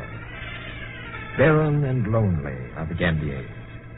And lonelier than most is the atoll of Mangareva, a strip of sand and gray coral rising from the sea like something foul and festering. For at high water the tide sweeps over it, and retreating leaves on its sloping beach all manner of snails and shellfish that helpless broil and putrefy under the blazing sun. No trader has ever visited Mangareva, for there is no one with whom to trade. And the gunboats of the Australian Territorial Patrol give it wide berth, for there is no one to watch. Only an occasional pearling vessel with its crew of native divers ventures within sight of Mangareva. Such a vessel is the sloop Nancy Hale, 4 days out of Sydney. A weather-beaten hulk with caulking oozing from her open seams, she lies at anchor in the lee of the island. It is sundown, and her small boat is returning from a day of pearl diving, the oars stroked by 6 dark-skinned natives, the Cockney mate standing in the bow. As the boat swings broadside to the sloop, the mate clambers aboard. All right, Cavoli. Make her fast to the stern cleat. And mind you don't lose one of those oars overside. Nay, not 10. Now it is 10. May do stem work all time. Go, blimey, stop your even babbling. I don't care whose turn it is. Make her fast and ship them oars. If it ain't done by the time I get back from seeing the captain, I'll take the eyes off you. Now you mind what I say. Filthy beggars always getting their ends up about something. It ain't one thing, it's another. I'd give £10 right here and now to be lifting a pint down in the Red Dragon called, blimey, I would, instead of sweating me blood out in a million miles from civilization. Aye, Captain. like there's only 3 sheets in the wind. I'll take a look. Who's there? Now, keep your shirt on, Bull. It's nobody but me, Foggy. Oh, back already? Well, been 10 hours under that blasted sun. Ain't that enough? Close the door. How'd you make out? Not bad. But, you might invite a chap to have a nip of that there gin sitting on the table. Go ahead. That's the last of it. Oh, blimey, the last of 60 bottles we took on at Sydney. You ain't been bashful about drinking it, have you? You got any objections? Oh, now, don't be getting your end up, Bull. No offense. While you're drinking, let's see what you got for your 10 hours. Well, no, I think we done pretty fair at that. Here's one, your eye. Nothing like a spot of Dutch gin to sit a chap like. Oh, good at that. Too bad there ain't more of it for the all back to Sydney. What makes you think we're hauling back? I thinks we are, Mr. Addison. Fast as the old trouble takers. I thinks we are. Come on, out with it. What'd you get? A handful of stinking seed pearls? Seed pearls, is it not on your life? Give an eye to these, if you please. Good Lord. Not bad, eh, Mr. Addison? Where'd you get these, Foggy? 50 yards southeast of Manga River in 2 fathoms of water. You know what they're worth? They must weigh 50 grains apiece. How many are there? 1, 2, 3, 4, 8 5, by my 6. count. That's right. 8 times 50. 400 grains. All perfect, too. Hardly need peeling. There's 1,000 pounds here, Foggy. Maybe more the way the market is today. By heaven, you're right. We are hauling back. I can do a lot with 1,000 pounds. Ain't you forgetting something, Captain? As about me and the natives. What do you mean? Well, the natives get half the catch according to the agreement with their chief, and I get 10%. Well, figuring rapid and not intending to be accurate, I should say that leaves you 400 pounds, not 1,000. Trouble with you, Foggy, is you don't know how to figure. Now, listen. When we took on this batch of divers, we never dreamed we'd run into a haul like this, did we? Can't say as we did. All right. We figured maybe we'd come back with 50 or 100 grains, not 400. What are you leading up to? How far can I trust you, Foggy? Well, now, I'd say that all depends on how much it's worth to be trusted. If we get what I think we should for those 8 beauties, your cut will be 300 pounds, $1,500. God, blimey, enough to take me back to England in style, ain't it? More than enough. Well, it sounds most attractive. How do you plan to work it? Right now, 8 people know about this catch. You and me and the 6 divers. Chances are there are plenty more pearls where these came from. Must be a natural bed. We got to fix it so's only you and me know the location of that bed. Savvy? I ain't interested in the bed. All I'm thinking about is getting enough to ship back to England. Okay, this is how to get it. You still ain't giving me no details like it, if you understand what I mean. There's nothing to it. We lay over here tonight. Tomorrow morning we tell the boys we're making one last dive and hauling back.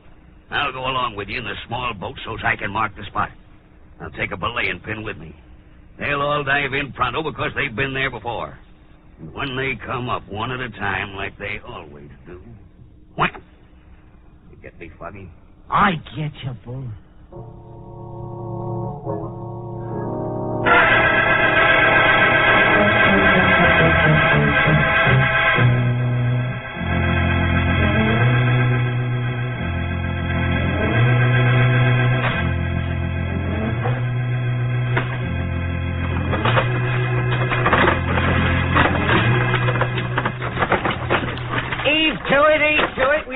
No tea party. You say no more dive. You say we go back.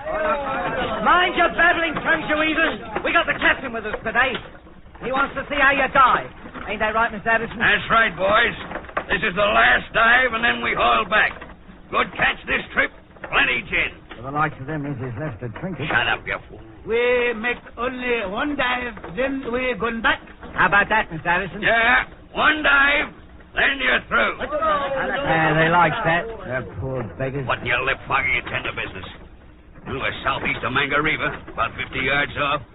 This the spot? Close enough, I'd say. Shivers! Heave that anchor, Taru. Over with it.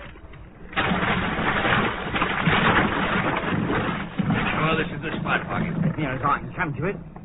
She holding, Taru? Yes, All right, let her swing with the tide, what there is of it. Water slack. Okay, get him over, Foggy.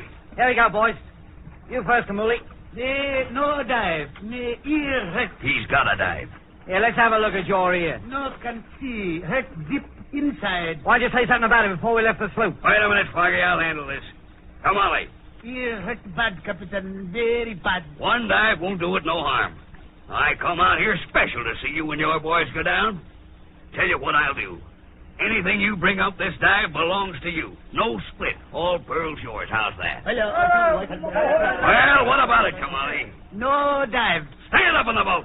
Stand up, I said.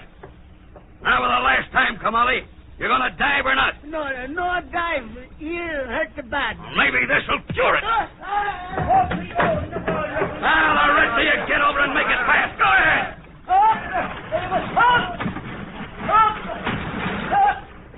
That does it. They're over. Hold the boat steady, Foggy. I'll work the belaying pin as they come up. What about this one, you slug? Leave him be till we get rid of the rest. Hold steady now. They won't be staying down there long, I can promise you. I got a funny feeling no good's going to come of this. Stow your feelings and keep the boat steady. That's all you got to do. I'll take care of the rest.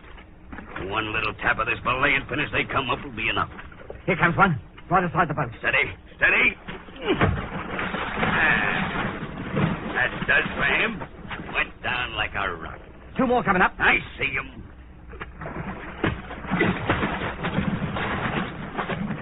That's mate three. See the others? Not yet. Would have got roughed up, am I? Hold on. Here they come. Two together. That'll make it easy. Steady now.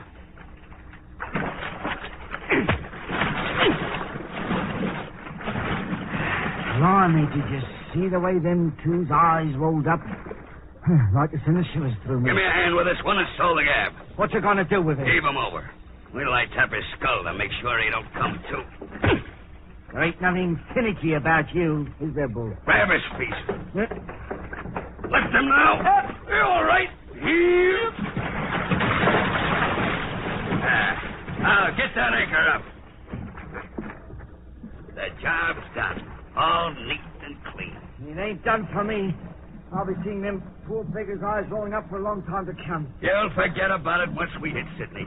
There'll be plenty of gin and rooms in the best hotel in town. All I want is to book passage on the first boat back to England. Don't worry about that, Foggy. You'll go back to England a rich man. I got another idea. The money we get for those pearls is gonna be nothing compared to what we end up with. Now what's on your mind? You'll find out. Get that anchor up.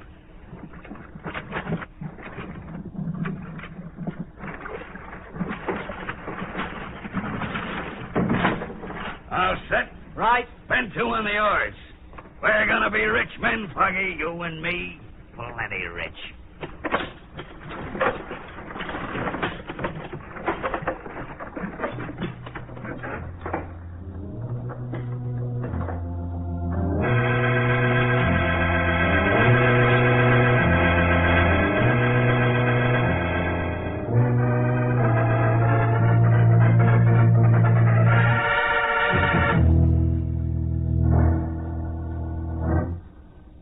£1,200 you got for them pearls, and me supposed to get my share, and I ain't seen a shilling, and I'm not going to now. Shut up and open the door.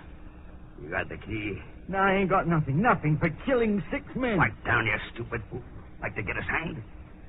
Here's the key. Open the door. We're going to be rich men, Foggy, you and me. How's about that, Mr. Harrison? Open the door, I said. £1,200, and now we ain't got nothing. Close the door. £1,200 lost. Stop talking about it. I've heard all I want to hear. Oh, you have? It don't bother you that I ain't got no passage money, does it? You think I figured on losing it? I had a system to beat that roulette wheel. Something happened. Didn't work. I told you to stop. You told me. What do you know about it? All I was trying to do was to build that stake up, make us some real money. Yeah, now we ain't got nothing. Gamble it away, you did. There's more where that came from. I've got 20 pounds left. Enough to pay for this hotel room, dock charges on the sloop, and provisions. We'll go back to Mangareva and get ourselves some more of them big pearls. I ain't going nowhere near Mangareva. Not on your life, I ain't. Why not? Because it ain't got pleasant memories, that's why. I'm quitting. I know a rum deal when I sees one. £1,200 left in a gambling house. So you're quitting, huh? What makes you think I'll let you quit? You ain't got no right to stop me. Now I got a right to see that you don't open that big blabbing mouth of yours. I got that right. I knows when I'm well off. I ain't doing no talking. Maybe I'd better make sure of that. Yeah, always one for making jokes, aren't you? This don't happen to be no joke. We murdered 6 men back at Manga River, you and me. We're the only ones knows about it. I think you'd better ship with me when the Nancy Hale pulls out in the morning. Yeah, I think you better. I ain't shipping on no more pearl boats, and I ain't going nowhere near Manga River. Now, that's final. All right, Foggy. That's how you feel about it. Open the window, will you? It's hot in here. It ain't a bit hot. You've been drinking too much. Open it anyway. Thanks. Yeah. Nice view of the harbor from there, Foggy. Pretty with all them lights blinking. Bull, how's about giving me half the £20 you've got left? Sure. Why not? Yeah. 2 5-pound notes. Much obliged, Bull. If I wasn't so set on going home, what are you holding my wrist for? You're going out the window, Foggy. You're going to fall out. No, I ain't done nothing. I want to make sure you won't do anything. Let go of me, Bull. Let go. So long, Foggy. Bull. 12 stories to the street. You won't talk now, Foggy. Not at all.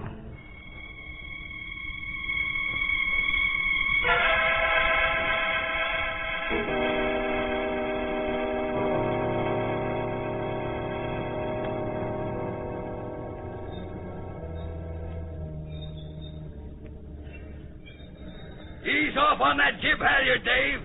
More! Okay, reefer up.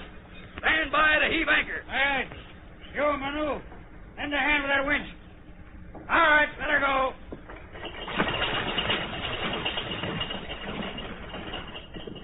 Anchor down and holding, sir. Make her fast. Aye, sir.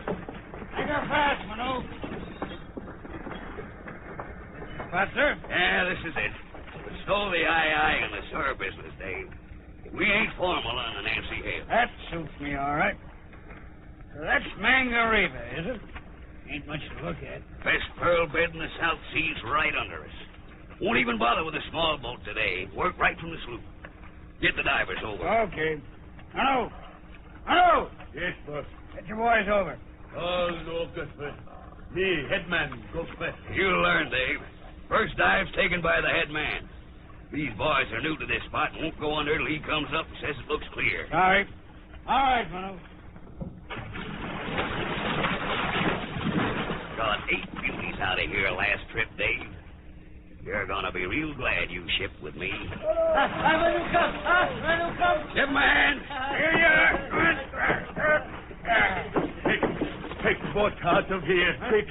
Bad water. Shut up! What's the matter with you, Manu? Me, guys. Go to bottom. 6 men down there. Dead. You're crazy. No, crazy. 6 dead men. They stand up like they live.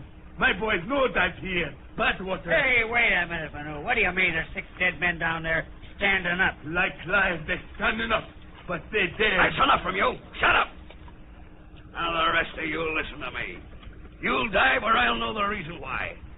I came here to get pearls and you're gonna get them. There'll be no acting up on my boat. Dave, there's a diving helmet and lead shoes in one of the starboard lockers. Get them out. Test the air holes in the pump. Know anything about diving equipment? Plenty, but I never went down myself. You won't have to. I'm going down.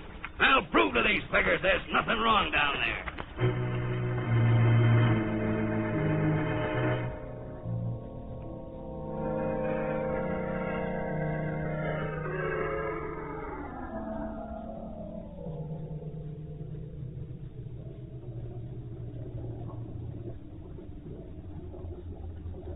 Everything okay, Captain? Yeah, just about touching bottom. Ease up on the rope a little. Let the rope go, Manu. Easy. Take a bite in it. That better, Bull? Yeah, much better. Keep that air pump and hand generator going. Don't worry. Yeah, how's it look down there? Can't see much yet. Gotta get used to it. Lean forward when you walk. You need more rope? It's okay. I ain't doing any walking. All I want to do is stay down here a couple of minutes and prove to those native beggars that... Captain, what is it? Hold me up! Hold on that rope. What is it, Bull? What happened? Get me up, Dave! Get me up! Don't come near me. No! Rope stuck. No can pull. It can't be stuck. Lay on it, all of you. Dave! Hold me up! We're doing our best, Bull. What's down there? 6 men. One who's right. They're standing in the water and gunning at me. For the love of heaven, get me up! We're trying to, Bull, but something's holding you. What is it? I don't know. My feet are sinking down. Maybe it's death balls. Oh, no. Lash that rope to the window. Move fast. They got me. I can't get away. We're lashing the rope to the window, Bull. We'll get you up now. Hold on. No, let go. Let go. No can do. Rope stuck. Get back to that air pump. Air. Gotta have air. Hello, man the pump. No. Cut them bad. Stay in bad water. Aye, you. Bull, they won't man the pump. We can't budge you. Bull. You're stuck just the same as I am, aren't you? Stuck in the asphalt. That's why you're standing there grinning at me. You can't move. Bull, listen to me. Sure, I killed you. And I killed Foggy, too. I wanted it all for myself, and I'm gonna get it. Pearls, the biggest pearls you ever saw. They're down here all around me. I'm not afraid of you. You're dead. Dead, you hear me? Bull, for the love of heaven, listen to me. Pearls all around. Big ones. Go ahead. Bring your dirty devil's grin. You can't beat me. You can't.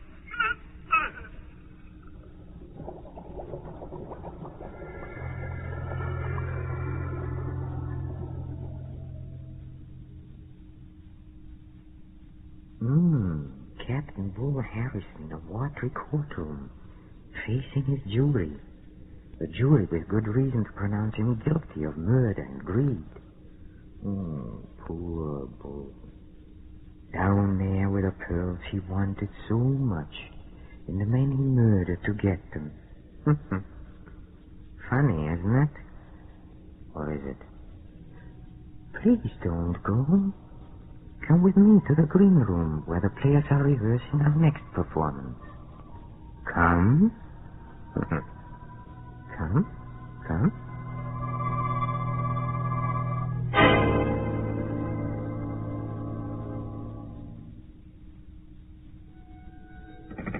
Hello? No, I'm not Pamela North. She hung up, as usual. Maybe I'd better practice up on my falsetto. In a hurry this time. Hello? I am not... Dead. Oh, the door. Maybe he didn't believe me. No, I'm not Pamela North. Well, of course not. I am. Hello, Pam. Oh, I'm glad to be home, darling. Wasn't the reunion fun? It was awful. Everybody sat around noticing how much older everybody else looked. Postmortems, huh? Mm-hmm. Darling, is there a man in your life? Of course, dear. You. There must be somebody else. Because I'm pretty sure I haven't been calling myself up and asking me if I weren't Pamela North. Darling, you're not well. I'm in perfect health. Listen, some goon has been phoning every hour and asking for you. As soon as I convince him that I'm not you, he hangs up. Well, that's funny. Well, it's reasonable enough, I but... wonder if it has anything to do with the little man. What little man? The one who followed me home. Maybe I should have asked you about the men in your life. Certainly, darling. The street was so dark and he was so gray, sort of, and indistinct. I ran. Did he run after you? I don't know. I would have. You did. But you slowed up for me. Oh. You answer it. I wouldn't want to disappoint him again. All right, darling. Hello? Yes, this is Pamela North. What you... hello? Jerry. I know, he hung up. Probably thinks it's good, clean fun. You know, darling, I am getting scared. Nothing to get scared about. You're beautiful and... Near to the window. All right, darling. What... Is that your little man coming down the street? Yes, Jerry. He's looking up at the house numbers. I thought he was only a nasty little old man, but... Come away from the window. What are you going to do? Call the police. Oh, I may just be imagining things, Jerry. My imagination can't be that vivid. Maybe in a car backfiring. I know those were shots. I'll take a look. Jerry, don't you go near that window. Relax, darling. No one could see me up here. What is? He's deserted. The little man? He's gone, too. Maybe that was a car backfiring. At any rate, most people would think so. Darling, we've heard guns being fired too often. Well, whoever fired those shots isn't there anymore. Neither is your little man. I sort of suspect he's disappeared from our lives. I hope. That's our doorbell. Uh-huh. Let's make believe we're not home, Jerry. It might be important. That's what I mean. I'd better see who that is. It's silly being terrified by nothing, Pam. You can answer the door if you wish, darling, but I'm going to keep right on being terrified. Well, if you insist. Oh, no. No, I'm going with you. I want to be terrified in company. All right, but get over to one side. I'm going to open the door. All right, darling. It's the little man. So it is. Won't you come in, please? Thank you. Shut the door, darling. Uh-huh. Are you someone, North? Yes, I am. Jerry, he's ill. Not ill. Please, let me speak. They will kill you, Pamela. You need a doctor. You better not bring yourself by speaking. Must speak. Don't need doctor. Must speak. I had them red lines by. Kill Pamela North. Yes. Are you falling? I've got him. He collapsed suddenly. Hot wrapped up. I'll lay him down here on the sofa. Get his coat open. Shall I phone for a doctor, darling? No. There's nothing a doctor can do for him. Dead? Chest full of bullets. Yes, she's dead. Oh, poor little man. But who... He came here to warn you against a murderer, darling. But the murderer got to him first.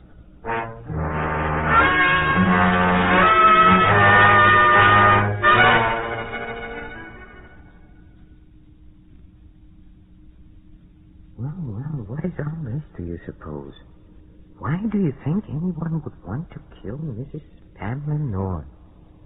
She seems to be a perfectly harmless young woman, don't you think? But there must be a reason. Well, I'm afraid we'll have to wait for our next performance. And our guests will be the famous amateur detectives, Mr. and Mrs. North. Oh, incidentally, they are interested in your reaction to our shows. So why don't you write to the Mystery Playhouse, Armed Forces Radio, Los Angeles, USA, telling us what you like or don't like or anything you care to say. If you do that, we'd appreciate hearing from you very much. This is Peter Lorre, closing the doors of the Mystery Playhouse. Good night. Sleep tight.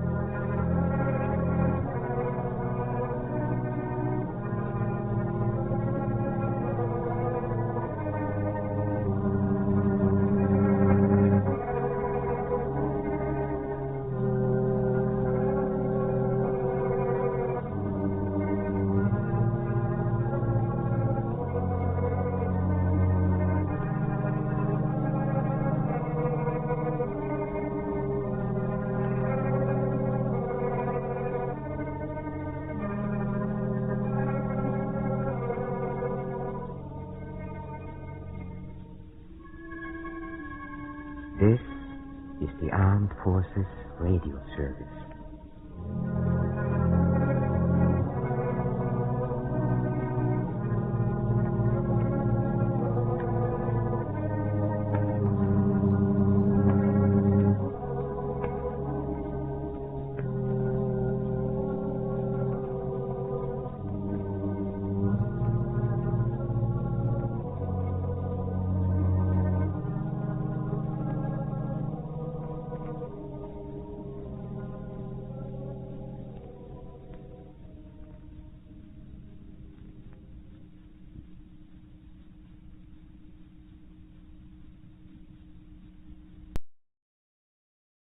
Tired of the everyday routine?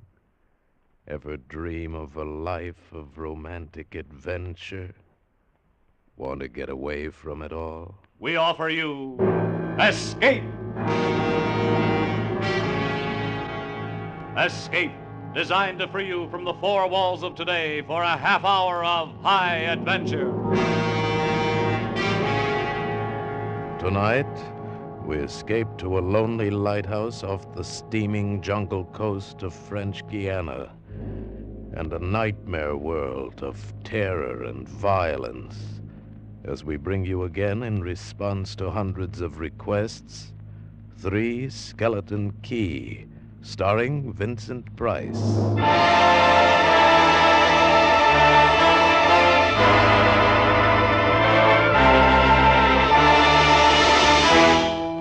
Picture this place. A gray tapering cylinder welded by iron rods and concrete to the key itself. A bare black rock, 150 feet long, maybe 40 wide. That's at low tide. At high tide, just the lighthouse, rising 110 feet straight up out of the ocean. And all about it, the churning water, gray-green, scum-dappled, warm as soup, and swarming with gigantic bat-like devilfish, great violet schools of Portuguese man-o'-war, and yes, sharks, the big ones, the 15-footers. And as if this weren't enough, there was a hot, dank, rotten-smelling wind that came at us day and night off the jungle swamps of the mainland. A wind that smelled like death. A wind that had smelled the slow and frightful death that came one night to this bare black rock. Set in the base of the light was a watertight bronze door, and in you went, and up. Yes, up and round, past the tanks of oil and the coils of rope, casks of wicks, racks of lanterns, sacks of spuds and cartons and cans, and up, round and round. Over the light storeroom was the food storeroom, and over the food storeroom was the bunk room where the 3 of us slept.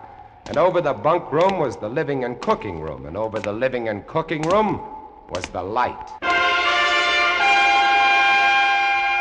She was a beauty, big steel and bronze baby with the sun gleaming through the glass walls all about, bouncing blinding little beams off the big shining reflectors, glittering and refracting through her lenses, the whole gigantic bulk of her balanced like a ballerina on the glistening steel axle of her rotary mechanism.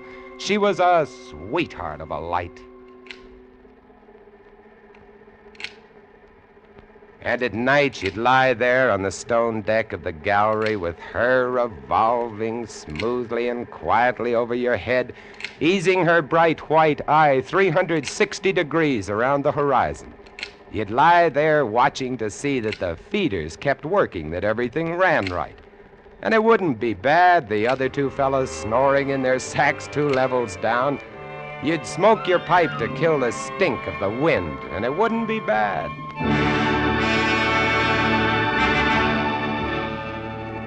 About those other 2, Louis and Auguste. What a pair. Louis, he was head man, was a big fellow from the Basque country, black beard, little hard black eyes, and a pair of arms that I tell you, those arms were as big around as my legs. Yes, head man he was, and what word he let go was law.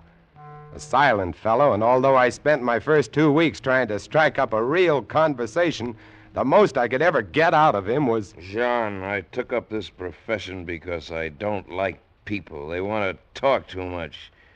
It's quiet work, light tending. Let's keep it that way.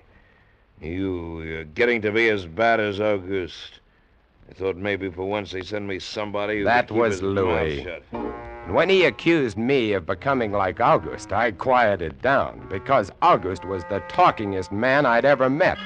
The talkingest and the ugliest. He was hunchbacked, stood 4 feet high, had red hair and big blue eyes. It seems he'd been an actor in Paris. Yes, indeed. Played in over 200 different productions, dear boy, at the Grand Guignol. Oh, but it was monstrous horrible, the way we used to scare the audiences. I was hated. Yes, they used to throw things and hiss and bare their teeth at me. Finally, it got too bad. I couldn't stand it any longer. I gave up the theater. My nerves, you understand. Yes, gave it up completely. I really did. Couldn't stand it any longer.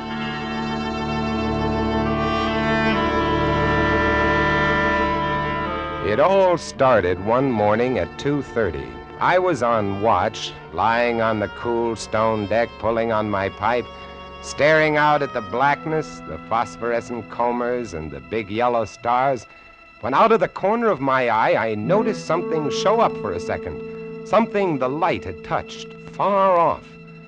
I waited for her to come around again, and when she did, there it was. Three-master, a big one, about a half-mile off and coming down out of the north-northwest, coming straight for us.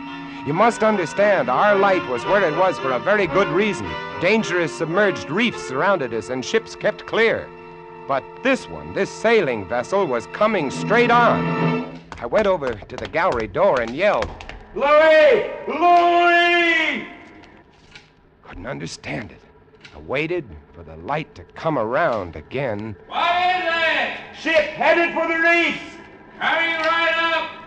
I had the glasses out now. I couldn't read her name, but I could see her quite plainly.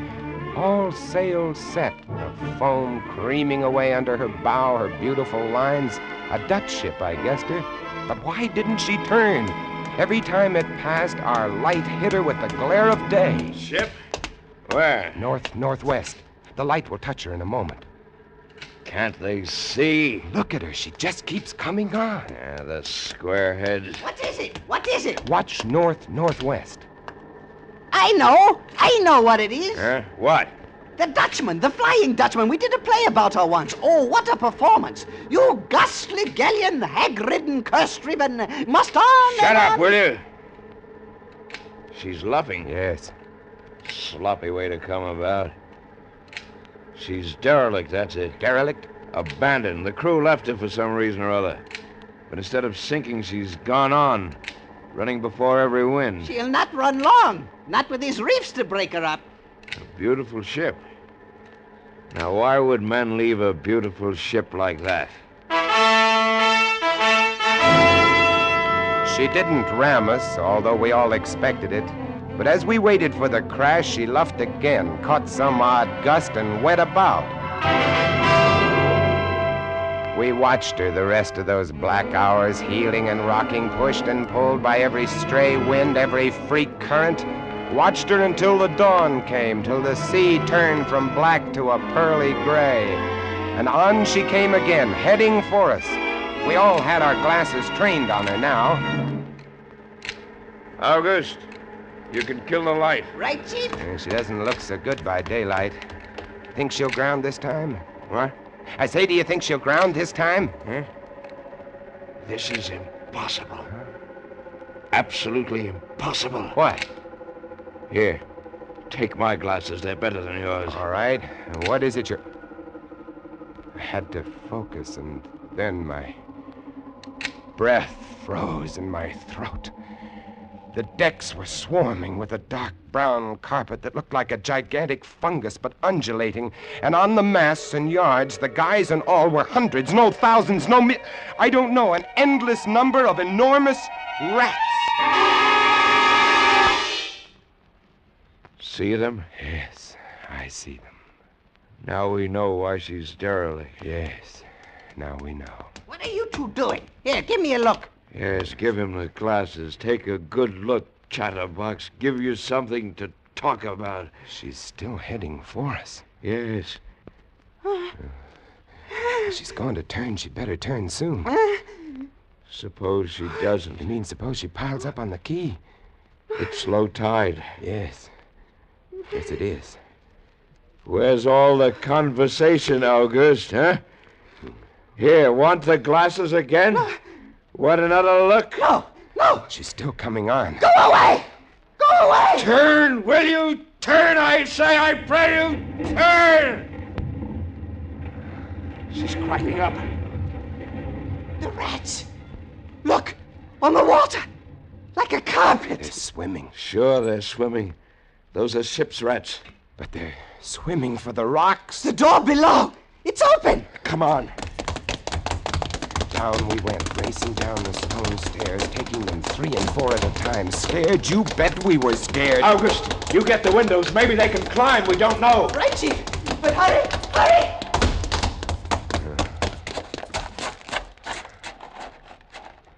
Look. See them? No. Oh, yes, I do.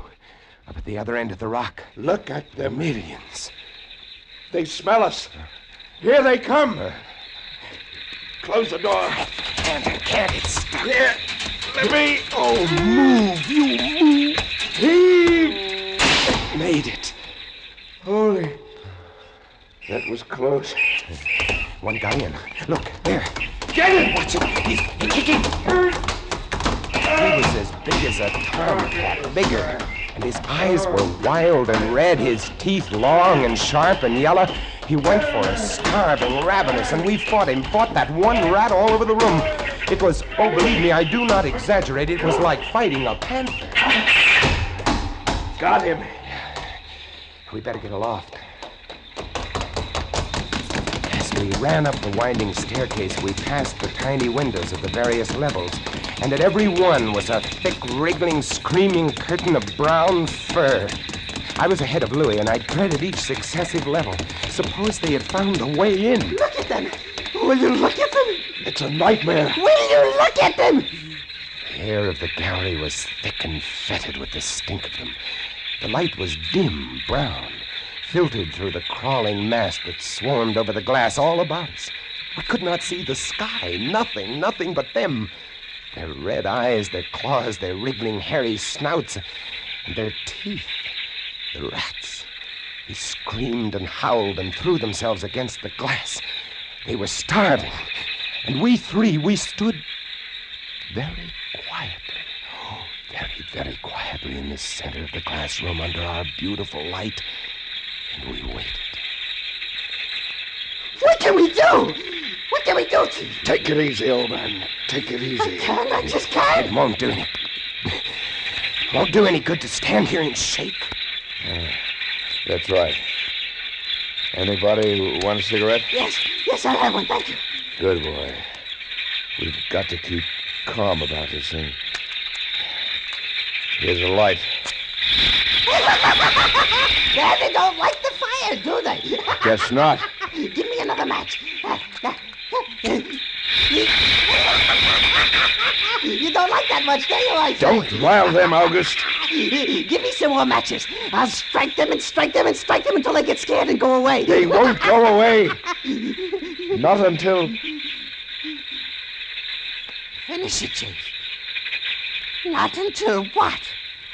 Not until they've been fed.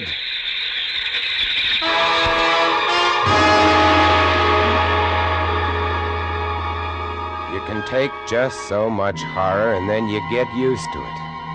And they were interesting to watch, you know. They couldn't understand the glass. They could see us and they could rush at us, but that thin, invisible barrier held them off, stopped them. From time to time, we caught a glimpse of the rocks below. More rats down there, swarming brown velvet in the bright tropical sunlight. And then the tide began to rise. If only it had drowned some of them. Ship's rats don't drown. No, sir, you cannot drown one of them. They're all climbing up the tower. This bunch around us is getting thicker. Say, what's the time? 6:15. You've got first watch, John. Right. Wake me at 10. I will. Come along, August. It was getting dark. One side of the room was lit a soft, filtered red. Sunset through the rats. Oh, very pretty. I set the wicks, checked my fuel, and then lit the lamps. It caught them, lit them in their gigantic wriggling web of pale, hairless bellies, twitching red tails, bright eyes. Then I started the rotary motor. The light drove them mad as she swung slowly and smoothly about. She blinded them in the fierce stabbing bar of light, moving continually about, ever turning, ever touching, ever moving around and around, and they twitching and shuddering, eyes flaming when they were struck by the light. The bright light moving, and behind on the dark side of the room, so close, I dared not turn my back, but you cannot help turning your back when you're in a room made of glass. On the dark side of the room, you could not see them, but only their eyes. Thousands of points of blank red light, blinking and twinkling like the stars of hell.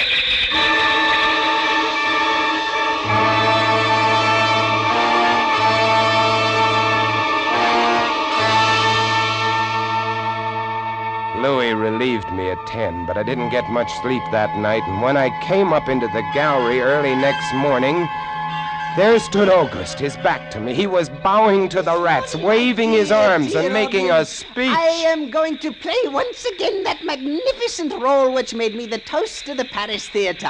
Prelate, the evil genius of the medieval underworld. I am he who did guide the dark soul of the Marechal into the nether paths. Do not be frightened, little children.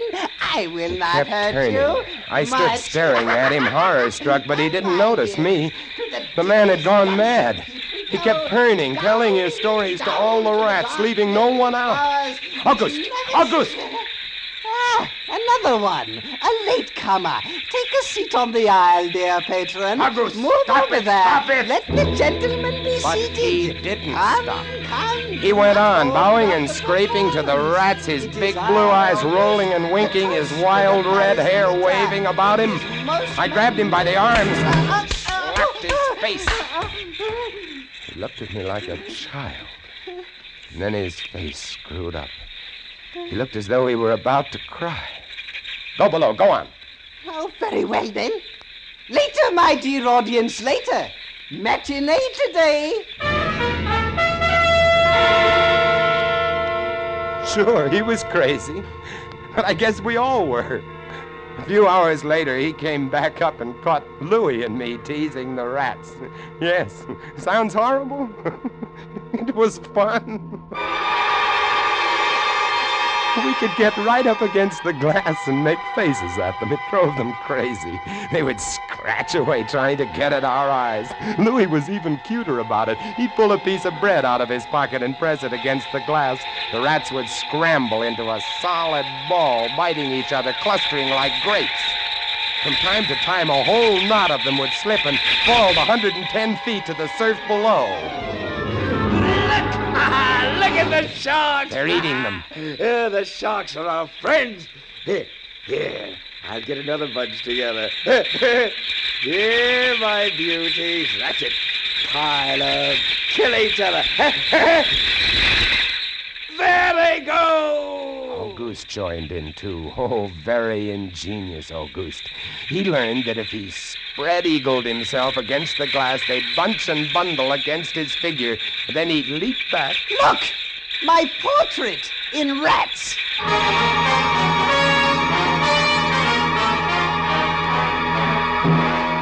It went on all day, and then I was lying in bed. It was about midnight. I was very tired, and I was just beginning to fall off to sleep when I became conscious of a new sound. Couldn't figure it at first. I got up, lit the lamp, and went to the window.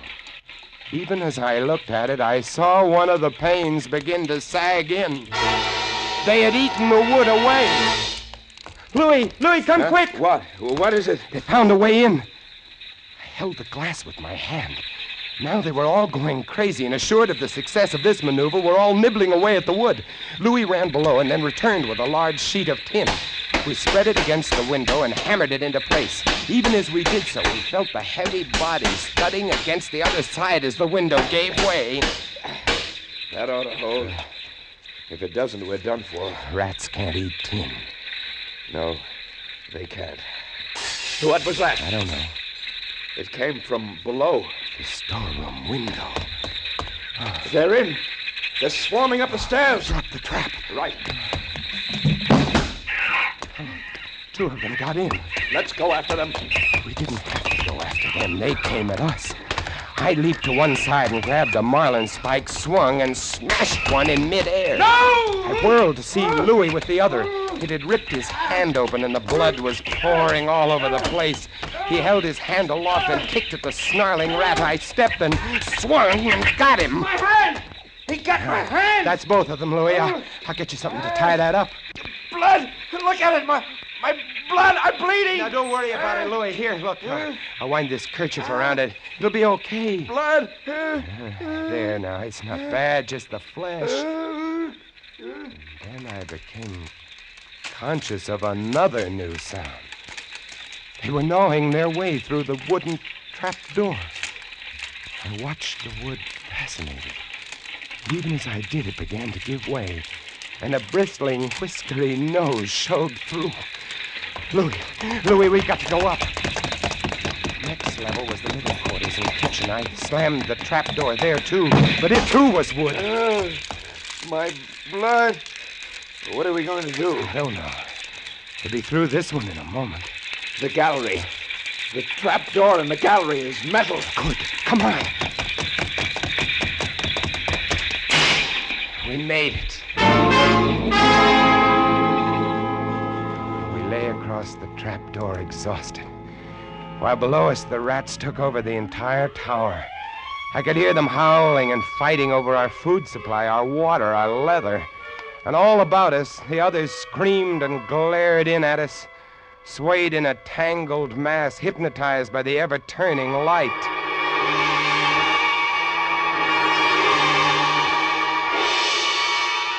By morning, the air in the little room was horrible. Until now, we'd been getting air from the tower below. Now that was sealed off, and so was all our food and water.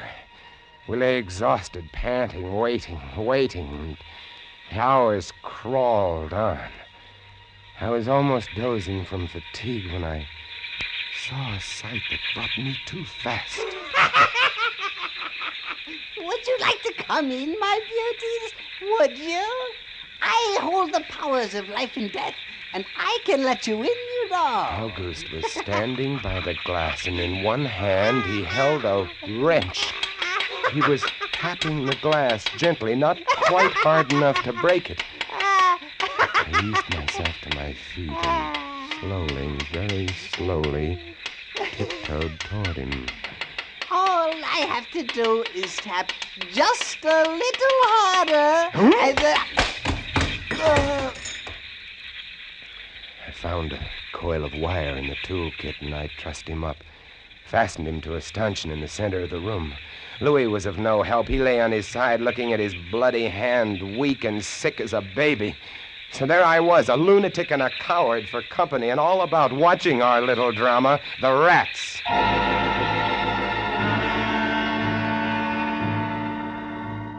The day dragged by.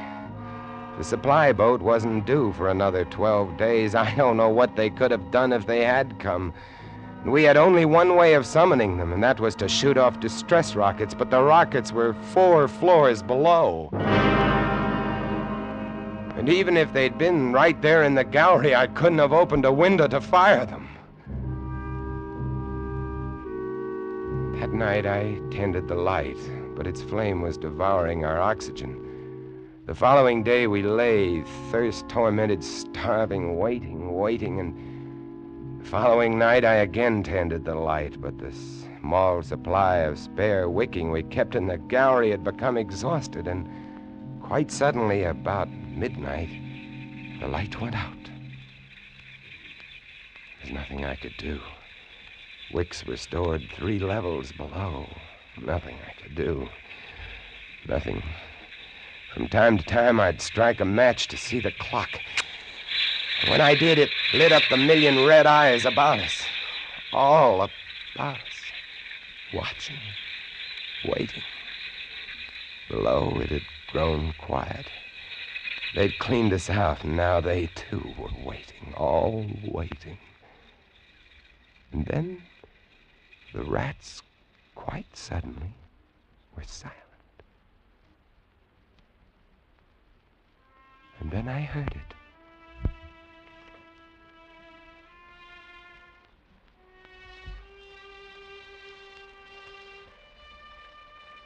And then I saw the sky and the stars. The rats were gone. I went to the glass. Out there on the water, a small freighter, a banana boat, showing a few lights, came softly and innocently at us. The light was out. They didn't know.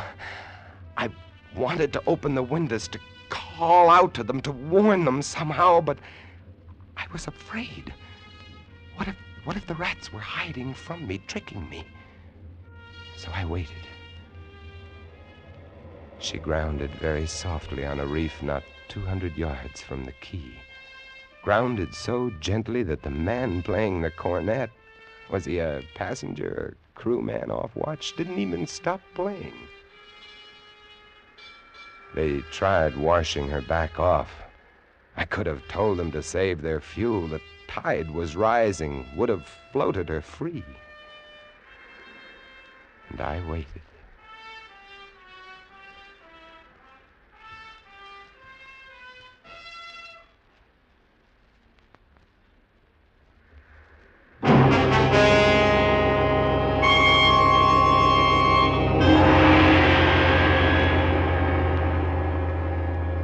That's all. That's the story. The sun came up and there wasn't a rat on the whole quay. Every last one of that terrible army had left us, gone back to sea on their new ship. Auguste, insane asylum, he never recovered. And Louis, they took him into Cayenne where he died of blood poisoning from his bite. Oh, yes. Well, that's the whole of it. And if you'll excuse me now, I must go set my traps. No mouse traps. No rats in this lighthouse, I should say not. Life in the lights isn't bad, but sometimes when I see a strange vessel approaching, I get a little nervous, sure. Somewhere on the seas, there's a little banana boat without a crew. That is, without a human crew.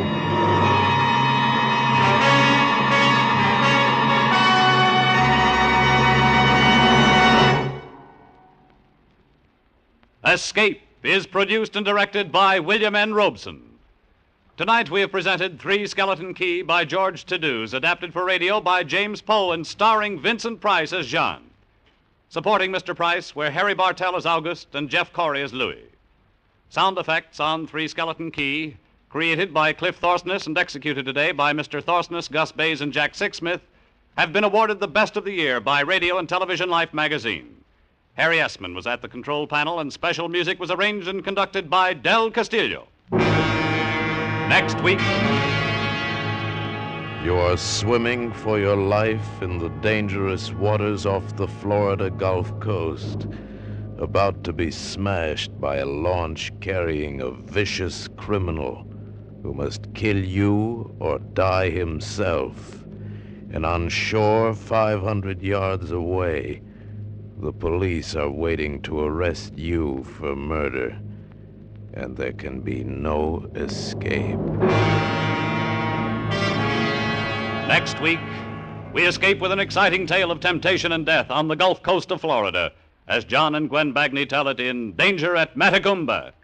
Goodbye, then, until the same time next week when once again we offer you Escape. A patch of weeds, a boxer's biography, and a mild, lukewarm bath. They're all clues that lead the police of Jackson, Michigan to a killer in the gangbuster story on CBS this Saturday night. It's the case of the Double Push, to be heard on most of these same CBS stations this Saturday night. This is CBS, the Columbia Broadcasting System.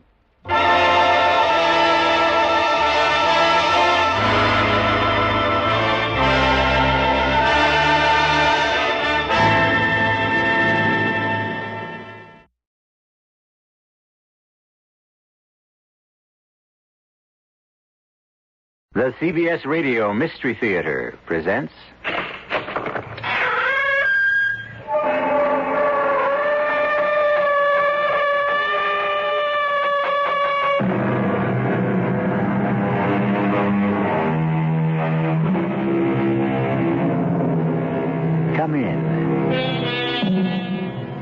Welcome. I'm E.G. Marshall.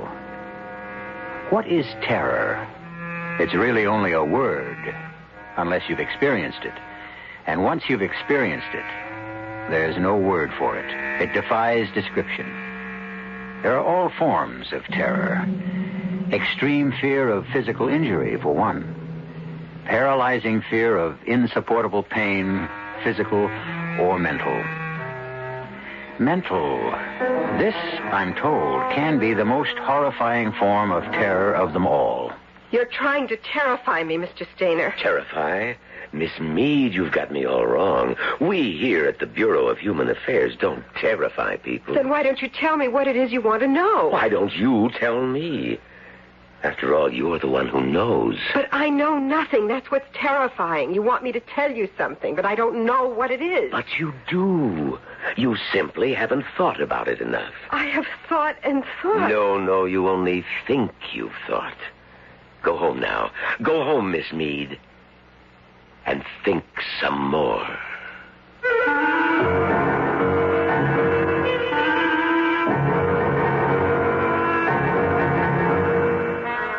Our mystery drama, A Small Question of Terror, was written especially for the Mystery Theater by George Lothar and stars Terry Keane. It is sponsored in part by Buick Motor Division and Uncle Ben's Long Grain and Wild Rice. I'll be back shortly with Act One.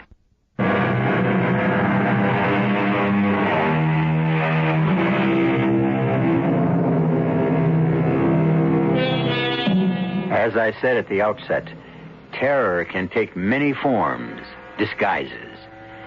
Consider the case of Alexis Meade, a young woman, intelligent, attractive, occupation, sales clerk, engaged to be married, lives with her widowed mother, Emily, whom she supports. The place? An apartment in, a city. A city in, a country. Time? Could be today, could be tomorrow. Not important. What's important is it happened. And it could happen again. But, Mother, what does the Bureau of Human Affairs want with me? What could this... What's his name? Where's the letter? Oh, here it is. Gilbert Stainer. What could he possibly want with me? Well, now, if you ask me, Alexis, it's probably nothing at all. Some little unimportant matter about, I don't know. Nothing to get upset about, dear. Mother, this is from the Bureau of Human Affairs, which is just a cover for the secret police. And this man Stainer is titled here under the signature. He's director of interrogation. In heaven's name, what could he want to interrogate me about? Well, I can't imagine. I really can't. Unless you did something you shouldn't have done. Did you, Alexis? Like, I don't know, complain to someone, maybe at the office, that we haven't enough to eat? That the protector, our glorious protector, has called for austerity measures? Mother, please, stop running on. Oh, I'm sorry, dear. I do talk too much. I know. Mother, you didn't complain about something. Anything? Did you? Me? Complain? Say anything that somebody might have reported. Oh, no, really, Alexis. I do talk too much. I do, I know. But, my dear, you know better than to ask me that. Well, you know better than to even think I'd be foolish enough to say anything critical of our protector or the government or anything. Mother. Sorry, dear. The letter gives no reason why this Mr. Sturmer wants to see you. Stainer. No. It just says I'm to appear at his office Monday at 3 p.m. Well, you'll find out then what it is he wants when you get there. That's 4 days from now, Mother. I've got to wait and worry for 4 solid days, to say nothing of nights. Worry? Oh, my dear, I certainly wouldn't worry. Mother, some people who have gone into the Human Affairs building, in fact, a good many people, have never been seen or heard of again. Oh, I've heard that. Well, you can believe it. Oh, I'll get it. Hello? Eric, honey. Oh, Eric. How are you, darling? Oh, I'm not sure. I just got home and found a letter waiting for me from the Bureau of Human Affairs. You too? What? You? Yes. I'm ordered to appear at 3 o'clock next Monday. I've been told to be there at 2. Who signed your letter? Well, somebody named Stainer. Gilbert Stainer. What do you suppose this is all about? I wish I knew. I wish I knew now instead of having to wait until Monday. Yeah, me too. It kind of worries me, Alexis. It scares me, Eric. It scares me half to death.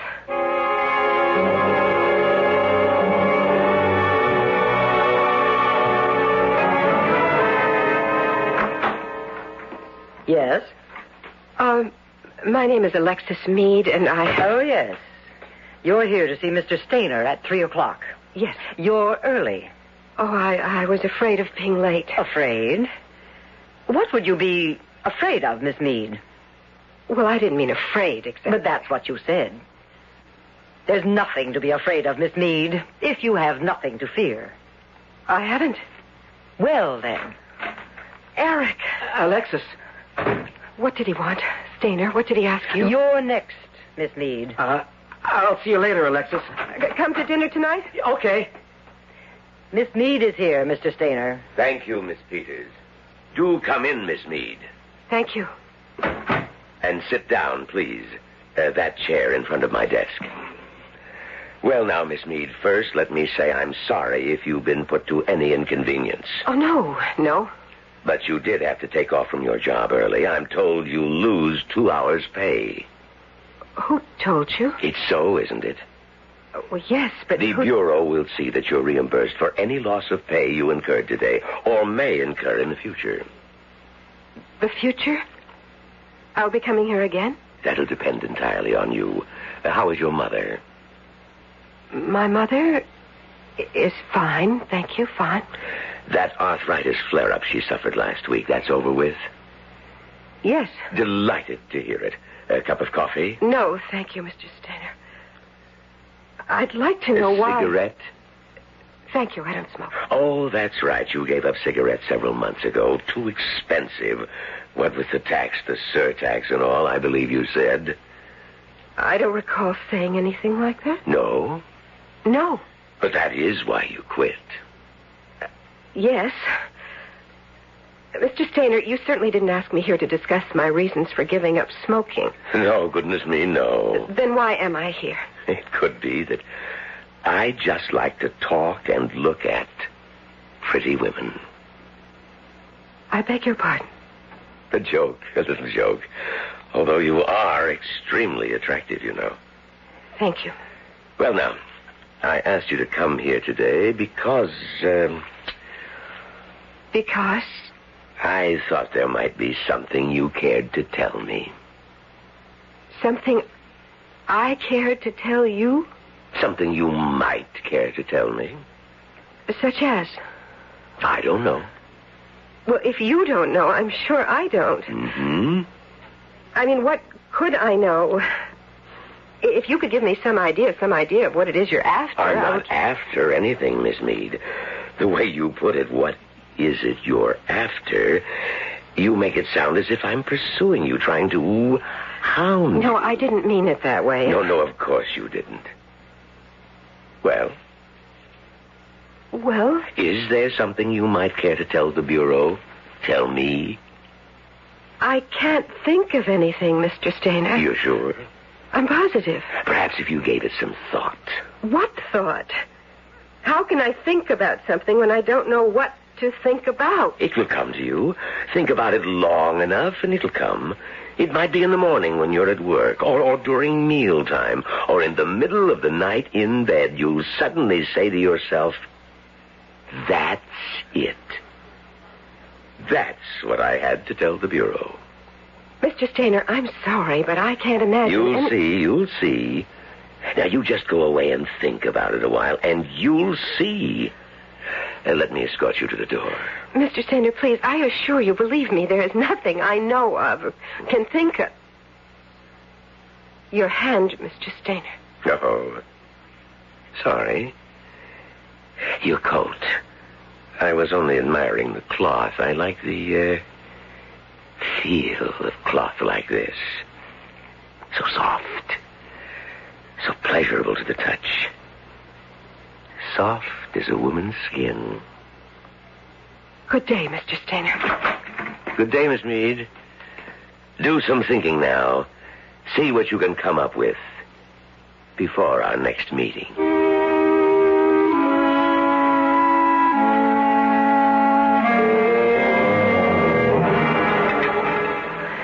Before our next meeting. The last thing he said just as I left. Oh, stop worrying and eat your dinner, Alexis. What there is of it. And you, Eric? Those were his last words to me, too. That means he's going to call us in again. Obviously. Have my meat, Alexis. Mother, no. No. You finish the meat. I don't want any more. You don't want any more because you think I haven't had enough. Well, you haven't. None of us has. None of us ever does. Everything's in short supply. Oh, and the prices. I was saying to Maggie Norton only the other day. I met her in the supermarket. You know, we hadn't seen each other in months. You didn't say anything to Maggie. Anything that might be misconstrued. What? Anything she could have reported to the Bureau of Human Affairs. Now, what do you take me for, Alexis? I'm only trying to find out, searching for whatever it is Stainer knows. But didn't he say he doesn't know? Mother, he knows. Eric and I wouldn't have been ordered to appear if he didn't know. He's just playing cat and mouse. That's what he's doing. He's trying to get us to confess to something. Well, confess to what? I'm telling you, I'm so on edge even now, even after just one meeting with him. I'd tell him what he wants to know, if I knew what it is. Eric, are you sure you don't? Don't know? Yes. I don't get you, Alexis. Could it be that you maybe said something, sometime, to someone that might have been better left unsaid? You think I'm some kind of nut? Of course not, but... But what? Don't be so touchy, Eric. You could have said something. I could. Mother could. Not a word. Not a I'm word. no fool, Alexis, not me. You just don't know who you can trust anymore. I guess there wouldn't be any more coffee, Mrs. Meade, would there? Maybe a few drops, Eric. Give me your cup. Well, something has been said, and if we're smart... Here you are, Eric. We'll find out what it was. Because one thing is sure. What happened with Mr. Gilbert Stainer today is only the beginning. Yeah. I think I know what you mean. You know what I mean. What do you mean? Nothing, Mother.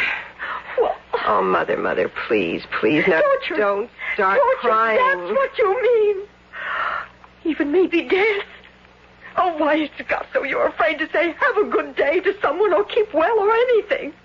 Well, I said to Maggie Norton, we hadn't seen each other in months, and we were talking about the scarcities and the high prices, and she said not to worry because the protector would take care of things eventually. And I said, I could have bit my tongue. I said, you know, joking. I said, someday he'll protect us to death. Eric, you dropped your cup. I'm sorry. Mother, you didn't say that to Maggie Norton. Oh, I could have bit my tongue. But I told you. You said it to me once, and I told you then to never say it again. Eric, what is it? It's nothing. Why did you drop the cup? Was it what Mother just said? No. Honestly, Is that what Stainer is after? Is it? Well, how do I know what Stainer is after? You do know. What Mother said about the protector protecting us to death. Is that it? Eric, for heaven's sake, tell me. I can't stand not knowing. I can't stand it.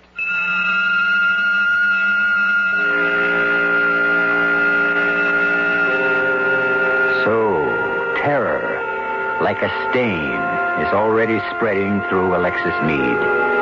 To know the truth will be bad, but not knowing is even worse. As Gilbert Stainer is well aware, a human being can face what he knows, but fear of the unknown is the most corrosive destroyer of the human spirit yet discovered. I'll return shortly with Act 2.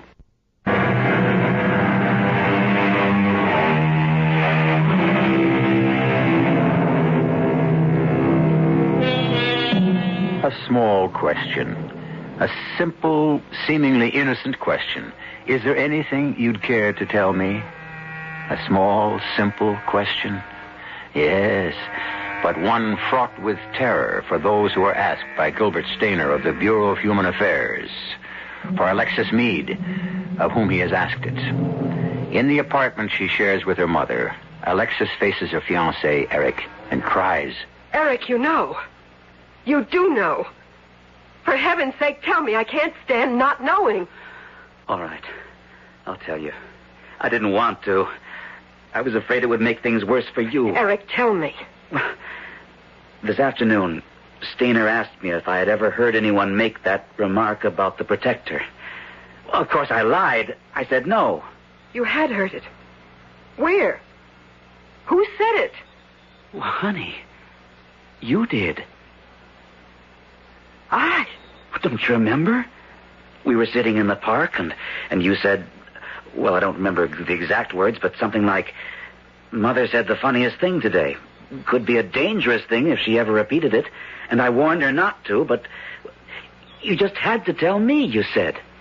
And you told me. You don't remember? Yes. I'd forgotten about it. It didn't seem important then. There was no one around. No one could have overheard. Was there? I don't remember. You know, we had a little laugh over it, and then I guess we both forgot it. And he did ask you, Stainer. If I'd ever heard that remark made by someone. And like I said no. Well, is it such a terrible thing to say? I said it as a joke. You said it as a joke. Mother, the trouble is the world we live in is no joke. I meant nothing, you meant nothing when you said what you said about protecting us to death. That they can take a thing like that and build it. Alexis. I'm sorry. So that's what he's after. He wants me to say, perhaps you mean a remark my mother once made about the protector protecting us to death. Would they torture me then? Kill me? They'll never torture you, Mother, because they're never going to find out. Eric didn't tell Stainer where he'd heard it. And I'll certainly never tell him. Under torture? Not under the worst torture they can think of. Eric? Don't worry, Mrs. Meade. They'll get nothing out of me. I promise you that. Oh, thank you, Eric, thank you. I'll make a little more coffee. Not much, but we can have a little. Eric? Yes? Keep that promise. My mother, she's old and she's sick. And I love her. Keep your promise, Eric.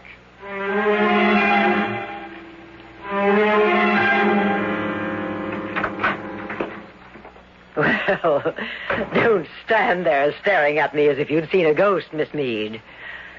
Sit down. Is there something wrong? I was asked to come and see Mr. Stainer again. I didn't expect to find you behind his desk, Miss... Or is it Mrs.? Miss Peters. Miss Peters. Mr. Stainer was called away unexpectedly. I'm taking over for him temporarily. I am his assistant, you know. I didn't know. Yes. And perhaps it's just as well, his being needed elsewhere at the moment. He himself thought, he mentioned, that you might speak more openly to me. You know, woman to woman. Miss Peters, let's get something straight. I didn't know then, and I don't know now what it is he wanted me to tell him. But of course you do. I do not. Oh, my. What was that? What was what? That scream. Scream? You heard a scream. You know I heard a scream. It came from the torture chambers in the cellar. Now, don't tell me you believe the stories you've heard, Miss Meade. You know about the hideous tortures that go on in this place. Oh, we are not in the habit of torturing people here. Now, don't look so frightened, my dear. My goodness, the color has drained out of your face. Here, let me... Ow! What are you doing? My dear, I'm sorry. Did I hurt you? I only pinched your cheeks. Just a little to bring the color back. Oh, I am sorry if I hurt you. I didn't really, did I? No. Well, I'm glad to hear that. My good heavens, I wouldn't hurt you for the world, my dear. None of us would. Gilbert Stainer, There isn't a gentler, more sympathetic man on this earth. Any woman will tell you that. Any woman who gets to know him, that is. Yes. Yes, I'm sure. You'll see when you get to know him better. But he is a man, you know. By that I mean he can be, well, brutal, too. He has that other side to him. A side that shows when he, well, you might say, loses patience. Take a tip from me, Alexis. Don't make Gilbert lose his patience. Thank you for the advice. What is it now, Alexis? You know what it is. That scream. You're letting your imagination run away with you. Don't you start imagining things like frightful tortures and slow deaths. All you have to do, my dear, is tell us if there's anything you would care to tell us. If you would tell me what it is you want to know. But how could we know what it is you'd care to tell us? Oh, this is impossible. This is just plain simply impossible. No, you're tired, my dear. And those screams you thought you heard are still bothering you. I tell you what. You go home and think things over. I don't have to. But you do. Gilbert and I have been through this many times before, Alexis. Believe me, we have. And always, people come back and say, is this what you wanted to know? And it always is. You'll remember. I know you will. You'll remember.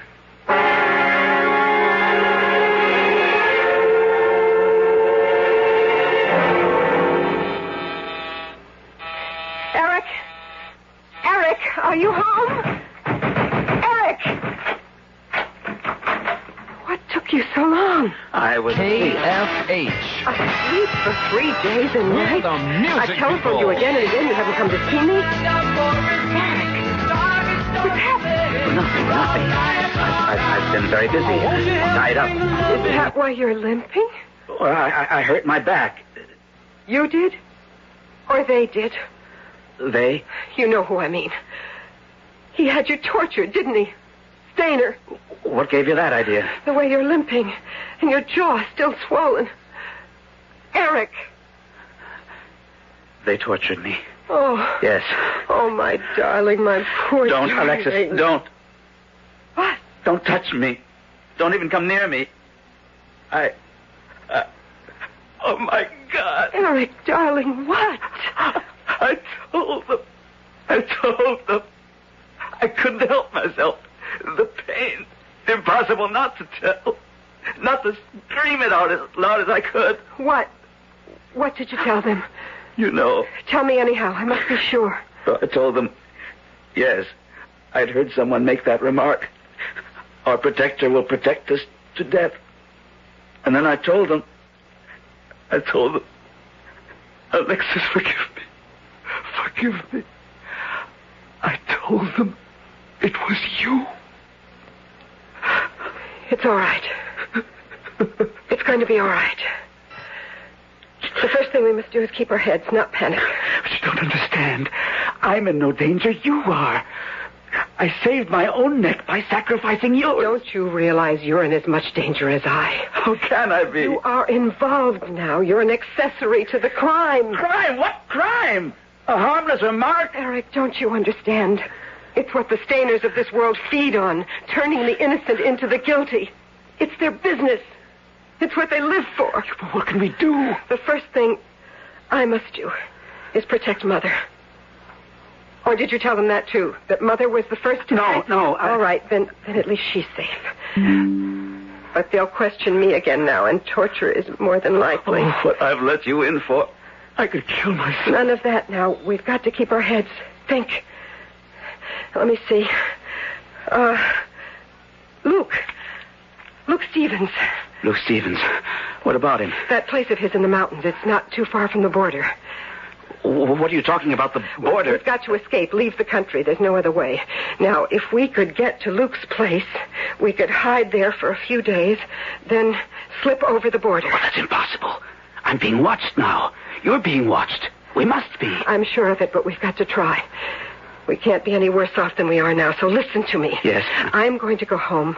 I will get Mother in an hour. Let's say an hour. you go down, get in your car, and drive to that favorite spot of ours in the park. Mother and I will meet you there, and then we'll get in your car and head for Luke's place in the mountains. But if we're being watched? We'll have to take the only chance we've got. Try to give them the slip. Not much chance of that. No. But it is the only chance we've got.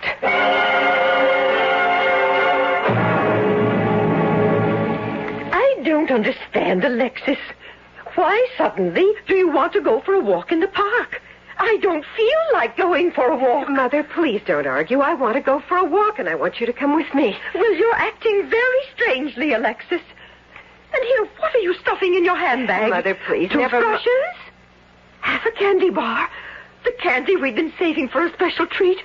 Alexis, what is this? I will tell you later. You tell me now, or I will not step 1 foot out of this apartment. Mother, please trust me.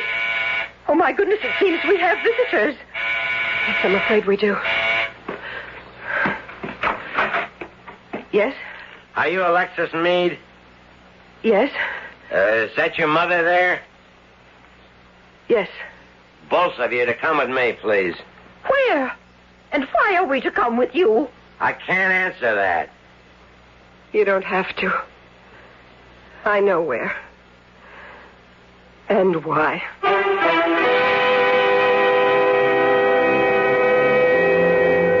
Alexis Meade fights the terror that tries to surge through her as she and her mother go with the agent from the secret police.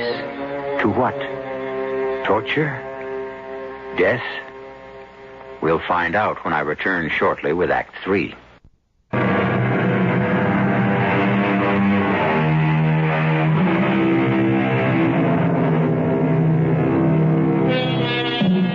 An innocent remark has brought Alexis Meade, her mother, and her fiancé Eric to the brink of torture and possible death. Eric, breaking under the torture's exquisite pain, revealed he'd heard the remark from Alexis. But Alexis has not yet divulged that her mother, Emily, first made the remark to her. Not yet. Now, as all three sit and wait in a small room at the Bureau of Human Affairs, a fourth presence waits with them. An invisible but palpable presence whose name is Terror. 2 hours. They've kept us waiting 2 hours. Why? Why? For the same reason they picked you up and brought you here with Mother and me. So we could break each other down with our personal fears and tensions. Alexis, I want you to be honest with me. All this, it's because of that remark, that silly, joking remark I made. No. I'm sure it is. What else could it be? I don't know what remark you're talking about, Mother. You never made any remark to me that I know of. Did. The one about the problem, Alexis. You've gone crazy. Why are you doing to me? I am trying to silence you, Mother. But I might have known that's impossible. Room could be bugged. Bugs? Bugs? Hidden microphones, Mother. Now, please, please don't say another word. You, come with me. Me? Where are you taking her? Come along. But I... No. I... Wait a minute, please. My mother is old. She's old and she's sick. Wait, please, wait. Eric. What are they going to do to her? I don't like to think. I can't stand it. Not to know what they're going to do to her. They're doing this to break me down. They know what my mother means to me. They're using fear, my fear, of what they may do to her to break me. You can't be sure of that. You, this way. What for? Just come along, please. They're going to torture me again. I won't be able to stand it. Alexis! Come along now. Alexis! Alexis! Oh, my God. Oh, God. Yes. Yes, God. Oh, I go on my knees and I beg you to help me. I've never asked help of you in the past, but I need you now. Be with me, I beg you. If there's a way out, a way to escape, show it to me, not for my sake, but theirs, Mother's and Eric's. I'm not begging for myself, but for them, because I love them. Why, Miss Meade, what on earth are you doing on your knees? I'm praying Miss Peters? Oh, come now. You don't really believe in God, do you? I don't know. Come along. Gilbert, Mr. Stainer is ready to see you now. I've told him all I know. Which was that you knew nothing. A lie, of course, but never mind. He has something to tell you. What? Come along, my dear. Find out for yourself.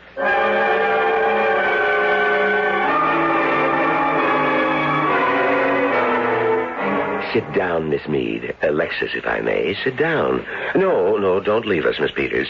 Alexis won't mind if you stay, I'm sure. We're all friends by this time. Though you certainly don't look very friendly, Alexis. Mr. Stainer. Gilbert, please. I do want to be your friend, Alexis. I've wanted to be from the first. And I must say that I'm puzzled by your attitude. You have nothing to gain by being unfriendly toward me, and much to gain by being otherwise. And Miss Peters will tell you that. It's true, Alexis. I know that once Alexis realizes I want to be her friend, she'll be amenable to my wishes. You will now, won't you, Alexis? That depends, Mr. Stainer. Gilbert?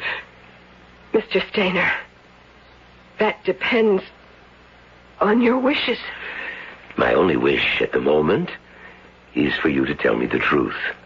About what? When I first asked you here, I made clear to you that I simply wanted you to tell me anything you thought the Bureau ought to know. And I made it clear to you that I knew of nothing, could think of nothing. But of course you know now that you were wrong. I know nothing of the sort. Very well, Alexis. Miss Meade, I'll be plain with you. I first ordered you to come and see me because I'd learned of a remark that had been made. A treasonous remark. When I asked you to tell me about it, you denied all knowledge of it. You never asked me about a treasonous remark. You asked me if there was anything I cared to tell you. Certainly a treasonous remark, a remark punishable by death, my dear, slow death, as you know, would be something you cared to tell. If I'd known about the remark, I didn't, and I don't. Curious. After all, you made it. I made it? Your fiancé, Eric, didn't tell you when you visited him late this afternoon? I can have him brought here to this office in minutes. He didn't tell you? He said something about my having said something about our protector. And what did you say about our protector? It was said jokingly. I meant nothing by it. Perhaps, but what did you say? I said, if things kept on, our protector would protect us to death. Well, at last, Peters, she has admitted it. Well, of course, we knew she would, Gilbert. You never fail. You always have a way with women. Thank you. So then, Miss Meade, you admit you said this to your fiancé? Yes. Knowing that treason is punishable by death? I told you it was said as a joke. A joke. Unfortunately, I fail to see the joke. If there is something funny in the thought that our protector will protect us to death, no, I simply don't see it. Perhaps you'd explain it, Miss Meade. If it has to be explained. Yes? Jokes can't be explained. I've admitted I said it. What more do you want? What more? If I'm guilty of treason, I'm guilty of treason. Then torture me, kill me. But let my mother and Eric go. Happily, if it's possible. If it's at all possible, after you tell me who first made the remark to you. Who? No one. There was someone. There was no one. We know there was someone. Who was it? If you know, why do you ask me? Oh, first we're unfriendly, now we're arrogant. I'm not being arrogant. You are what I say you are. Now let me tell you something, my independent, arrogant little wench. And you will be my wench before I'm through with you. Now, you can make it easy on yourself or hard. Which shall it be? The easy way is to admit to me here and now who made the remark to you. The hard way? I shall simply hand you over to Miss Peters. Well, the easy way, the hard way, which? The easy way. You're being wise. Now, who said to you, our protector will protect us to death? Well, who? You want me to tell you in front of Miss Peters? What? You don't, do you? Why shouldn't you? Oh, I guess I said the wrong thing. What wrong thing? What are you saying? Oh, Gilbert. Gilbert, darling, I can't tell you with her here. What the devil is she saying?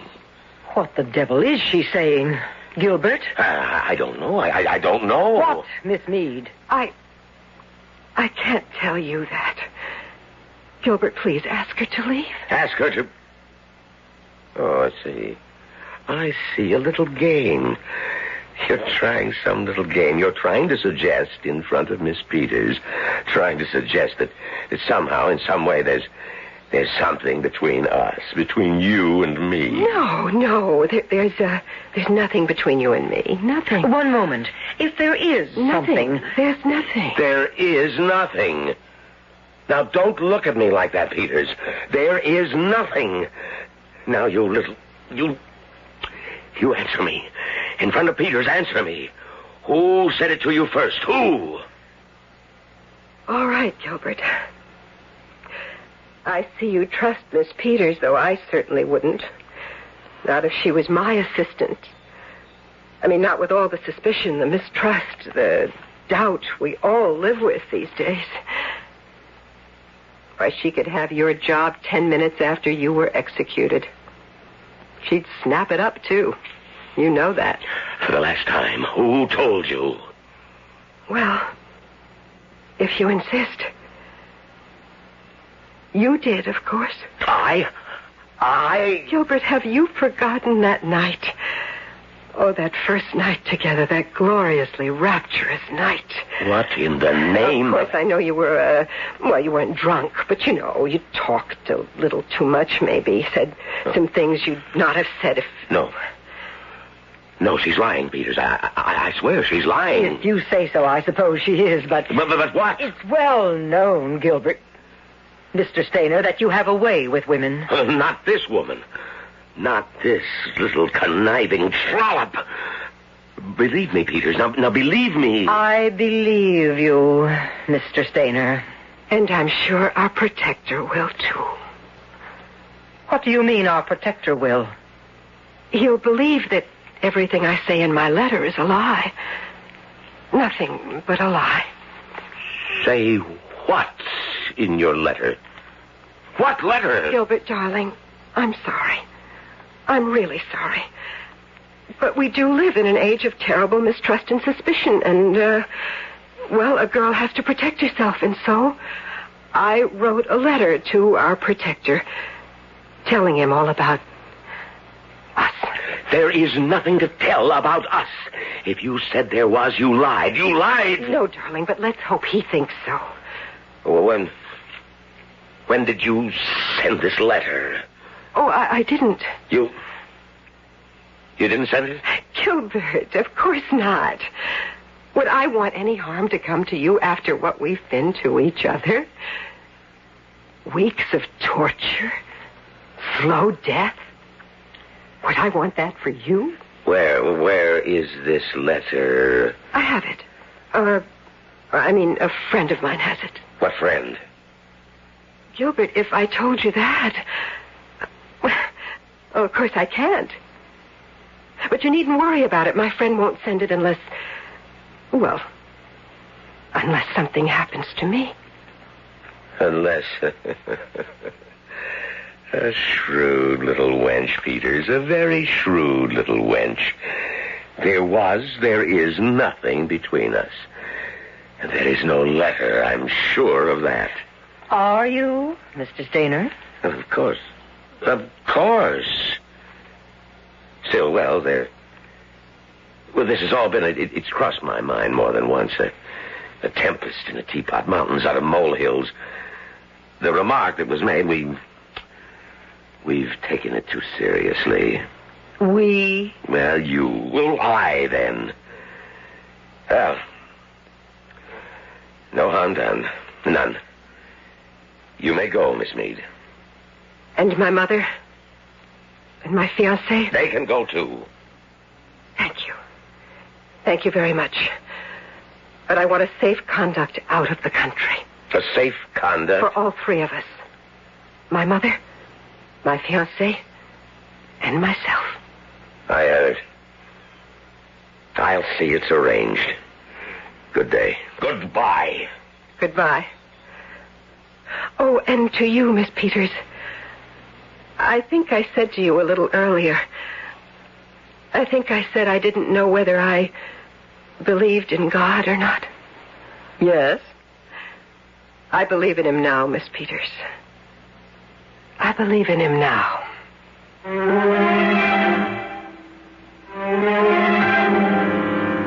I don't recall Alexis writing a letter, do you? Could have, though. Not important. I mean, whether there was a letter or wasn't. What strikes me as important is that she called on God for help, only in extremity. Seems to me we all of us make that same mistake. Sure, call on him when you need help, but call on him when you don't need anything. Just call. Doors always open, 24 hours a day. I'll be back shortly.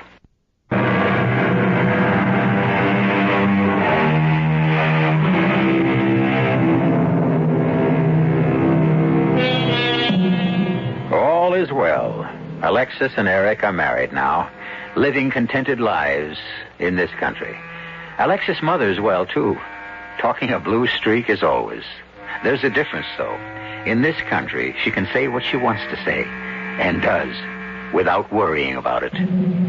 Our cast included Terry Keane, Gordon Gould, Joan Shea, and Leon Janney. The entire production was under the direction of Hyman Brown. And now, a preview of our next tale.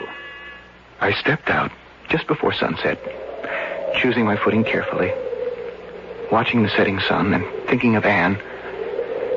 And suddenly, yes, standing in front of me, beyond the battlements in midair,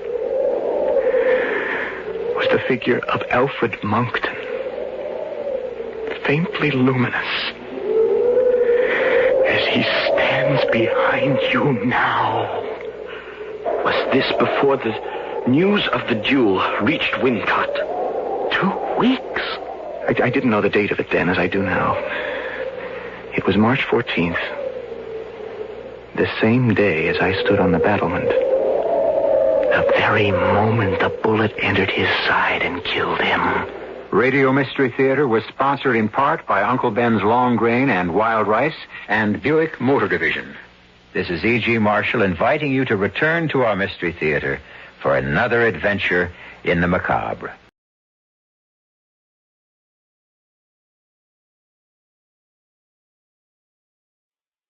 Ladies and gentlemen, a long time ago it was written that man shall not live by bread alone. In this often quoted line from the Bible, bread is merely a symbol of all material values. And although we in America have the greatest material advantages in the world, they are not enough to bring us complete happiness. We must find that happiness in our spiritual as well as our material lives, in faith as well as bread. In America, one of our most precious heritages is the right to worship as we please, to know the spiritual pleasures of our churches and synagogues. The doors of your places of worship stand open to you, and your religious leaders will welcome you to their services. They also offer you personal and family guidance and the opportunity to become a firm part of your community. Through our churches and synagogues, that community and the families within it can find stability. And as an individual, you can find the peace that only religion can bring. Thus, the religious organizations of America invite you to find yourself through faith and come to church this week. Good night. Hey, this is Bob Hope. I've spent a happy lifetime on radio and television, And I'd like to put in a good word for the hobby that made broadcasting possible. You see, about 60 years ago, some early radio experimenters developed our first stations. Today, there are nearly 1 million amateur radio operators around the world talking to each other, standing ready to provide us with emergency communication in time of disaster and still developing new electronic techniques. They have their own amateur television stations and even satellites circling the globe. On some of our trips to isolated spots overseas, my troop and I kept in touch with home through amateur radio stations. You want to know how you can join in? Now that many people are discovering the fun of talking by personal radio, maybe you'd like the really exciting and wonderful world of amateur radio. It takes study, but it's worth it. For free information, write to the American Radio Relay League, Newington, Connecticut, 06111. Like they say, tune in the world with amateur radio. Whenever you drive the car, there is always an unseen, unwelcome passenger with you. That passenger is danger. The danger of a traffic accident. Unfortunately, every person seems to have the absurd notion that he bears a charmed life, that no traffic accident can happen to him. But it can, and too often it does. So when you're behind that wheel, don't take chances. Obey all traffic rules. Drive safely for life, your life, and the lives of us. Test drive the Mazda and discover the astonishing difference in Mazda's rotary engine world. Experience the future today at Jerry Freeman Mazda in Dallas. The CBS Radio Mystery Theater presents...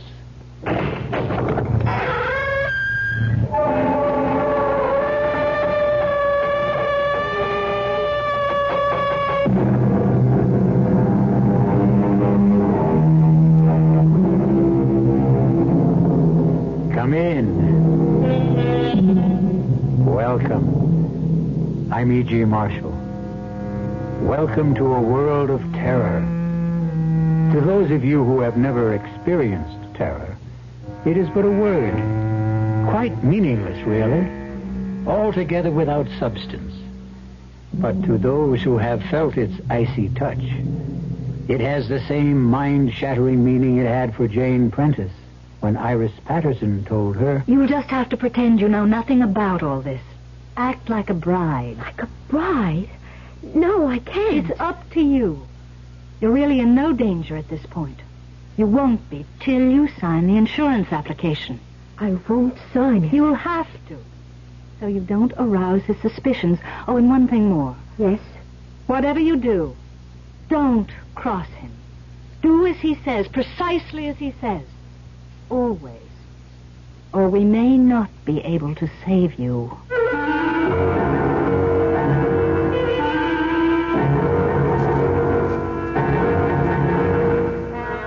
Our mystery drama, Journey into Terror, was written especially for the Mystery Theater by George Lothar and stars Roy Thinnis and Lynn Loring.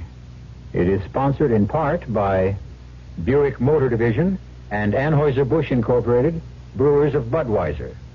I'll be back shortly with Act One. Say, do you know what happens this time of year? The swallows come back to Capistrano. Nope.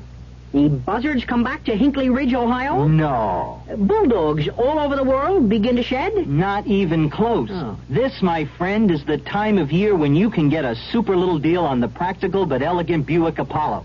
And just between you and me, it may very well be the best chance you'll ever have to buy a Buick. I could have sworn this was Buzzard Day in Hinkley. This can make your blood pressure go up. And Madame wish? Oh, I'd like pate to start, I think. Oui, Madame. And Darling. vichyssoise. Darling. Chateaubriand, yes, and petit fries. Darling. Yes, dear. I forgot my wallet. What, again? Oh, monsieur. Yes, your blood pressure can go up, but usually it will come back down again. If it doesn't, you may have hypertension. But hypertension can be controlled. Your Heart Association advises you to see your doctor regularly. Gotcha. Now that you got rid of the mosquito, Darn mosquito really bit me. here's how to get rid of the stinging pain and itch. How? With Camphofenique. That awful itch is caused by fluid mosquitoes inject under your skin. The penetrating action of Camphofenique gets to the cause to stop the itch. Protects against infection from scratching, too. That Camphofenique really works. Camphofenique relieves the sting and stops the itch instantly. Camphofenique.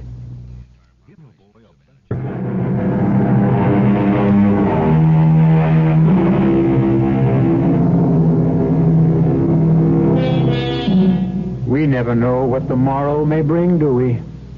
Indeed, what unexpected turn of fate may change our lives within the next hour? The truth is, we may well see but ignore telltale signs which warn us of danger ahead. And when the blow falls, wonder how in the world we could have failed to take heed. Jane Stoddard took no notice of the telltale signs and as a result faced death in a horrible form. I certainly admire the way you're taking the sudden change in our honeymoon plans, Jane. You're a real sport. Nonsense, Tom. Whither thou goest, I will go. To Detroit instead of the Bahamas on your honeymoon? It's not your fault your wealthy client lives here instead of Nassau. Patient, Jane, patient, not client. A very handsome and talented one. Do you have patients all over the country? All over the world. You mean we're going to be traveling constantly? Oh, no. My practice is mainly in New York, but now and again I'm called into consultation. We'll have fun, sweetheart. You'll see. And now I'd better get a move on, or my patient will find himself another doctor. Will you be long? No, a few hours. Why don't you get out of this hotel and do some shopping? Maybe.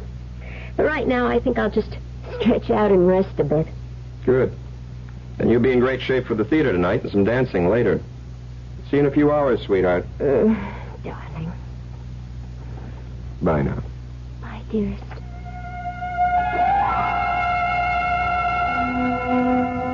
Oh, dear. To think I could be sunning myself on Paradise Beach right this minute. Nice, hard bed. Oh, it feels good to stretch out. Turn on the radio. Get some music.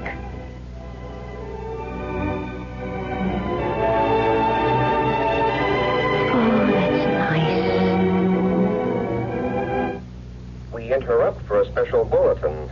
The body of a woman, a newly married bride, was found less than an hour ago in her palatial Shaker Heights home. According to the police, she had been tortured, then strangled with one of her own stockings. The coroner has established the time of death as having occurred about 48 hours ago. Fine honeymoon. I'm in a hotel room listening to the latest murder report. Yes? Mrs. Stoddard. Mrs. Thomas Stoddard? Yes? I'm calling from the lobby, Mrs. Stoddard. You don't know me, but my name is Iris Patterson. I know you're alone at the moment. I saw your husband leave the hotel just a few minutes ago. What is it you want? I want to come up and talk with you. About what? It's an urgent matter, Mrs. Stoddard. In fact, and please don't be upset now. It's a matter of life and death. Life and death? Whose? Yours, I'm afraid.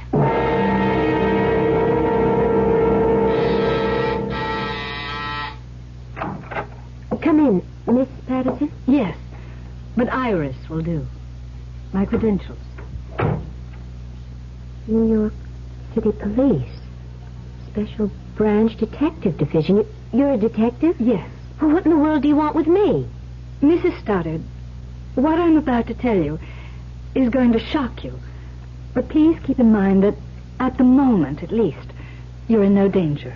Danger? At the moment? What are you talking about? Let me explain.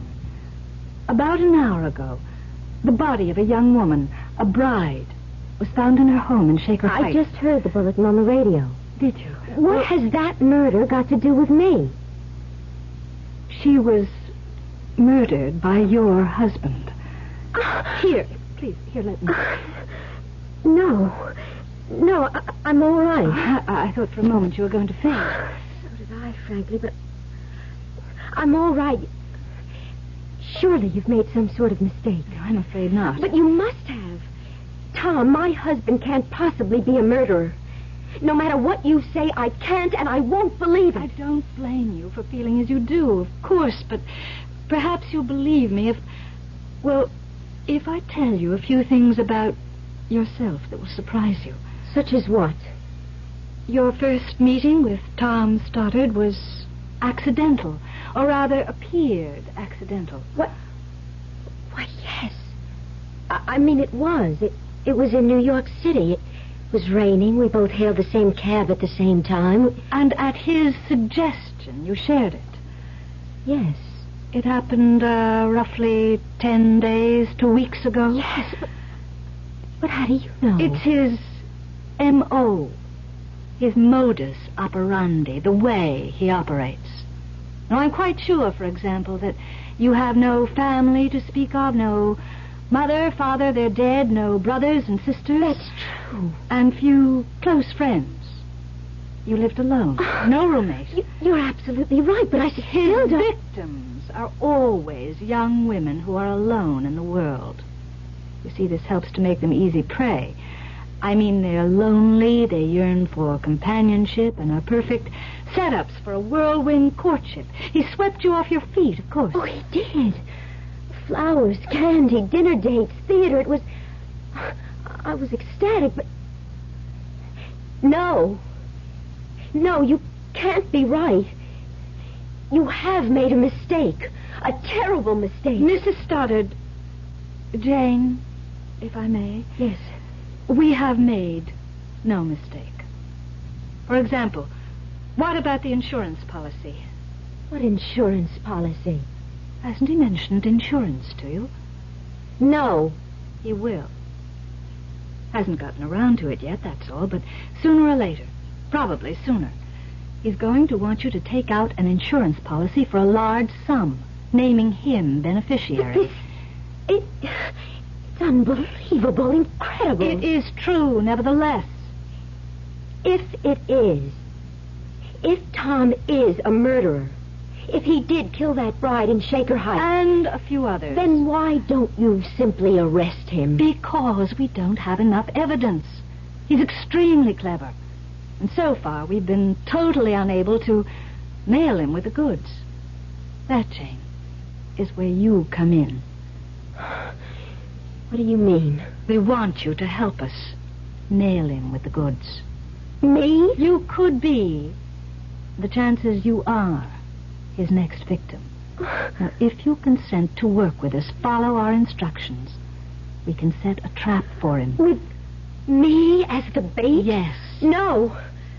I couldn't do that. I haven't the nerve for anything like that. I think you have. And just remember, you're in no danger at the moment. You won't be until you sign your name to an insurance policy. But, look, wait a minute. There's one thing I don't understand. What? Tom wasn't married to that young bride in Shaker Heights, was he? No. Well? He marries his brides for money. Kills others for killing. Oh, good Lord. Well, if you'll help us, just work along with us, follow our instructions, you will have a better chance of saving yourself than if you don't. What do you want me to do? For the time being, nothing. Except to, well, just act like a bride. In other words, do nothing to arouse his suspicions. I can't do it. I just can't. It's up to you, Jane. Of course. Now, if you feel you can't, well, you can't. But as I said, you're in no real danger now, and you won't be until he brings up that little matter of insurance. Jane, you can do it. You must. All right. Good girl. Now, one thing more. Yes? He doesn't remain long in one place. He kills and runs, you might say. Now, he'll probably suggest leaving Detroit and going somewhere else. If he does, and we're positive he will, go along with him. Don't cross him. Don't ever cross him. One false move could mean sudden death, Jane. Sudden and agonizing death.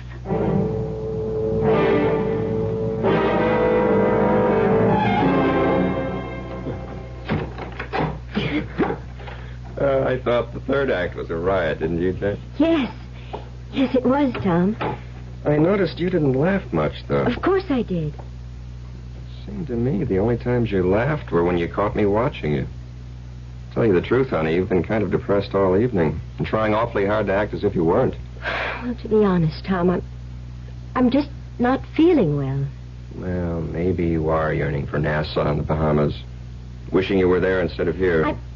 I'm with you, Tom, and that's all that matters. Sure? Couldn't be surer.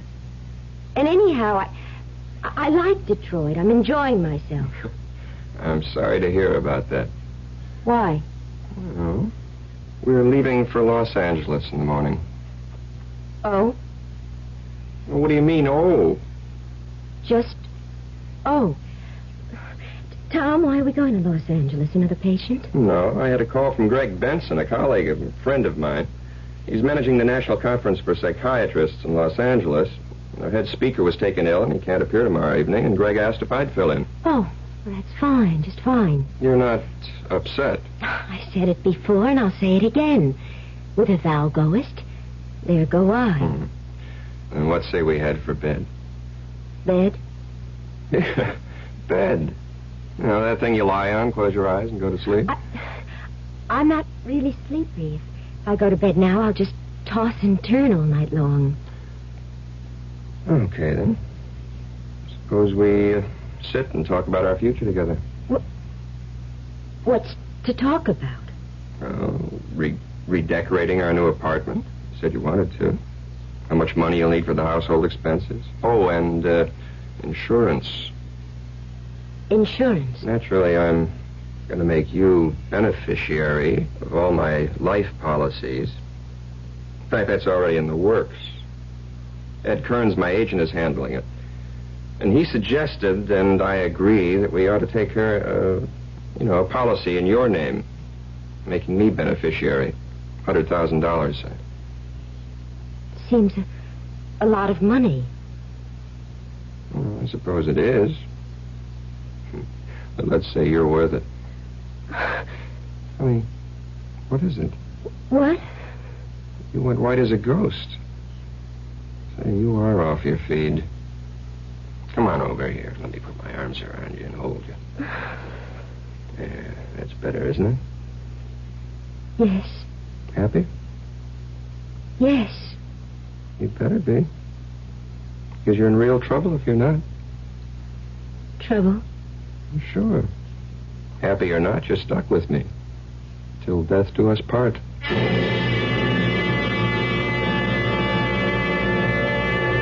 It would appear that Tom Stoddard is not only a murderer, but a murderer with a sardonic sense of humor.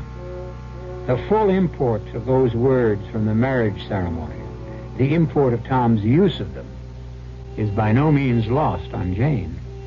And for the first time in her young life, terror becomes more than a word. It becomes an actuality. I'll be back shortly with Act Two.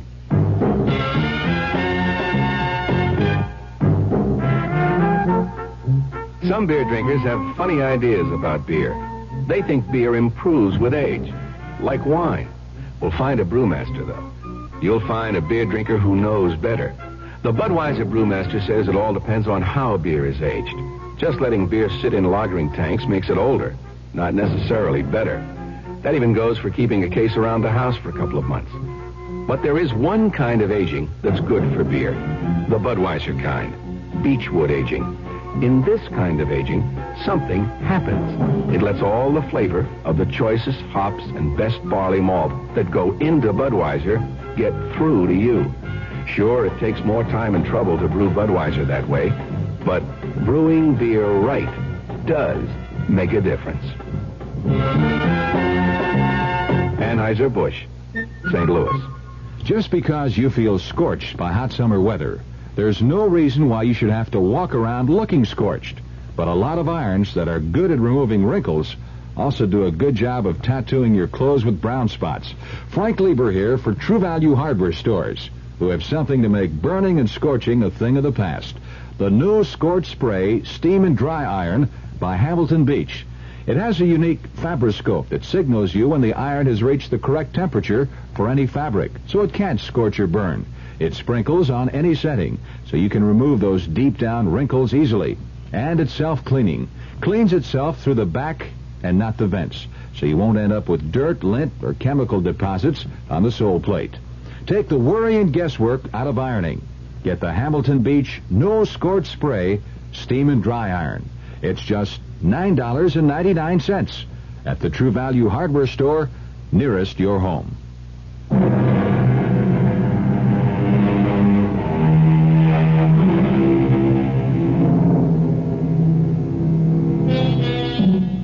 Young and pretty Jane Stoddard has taken the first steps on a journey of terror as she realizes she has married a murderer, a man who tortures and strangles brides for money and for thrills.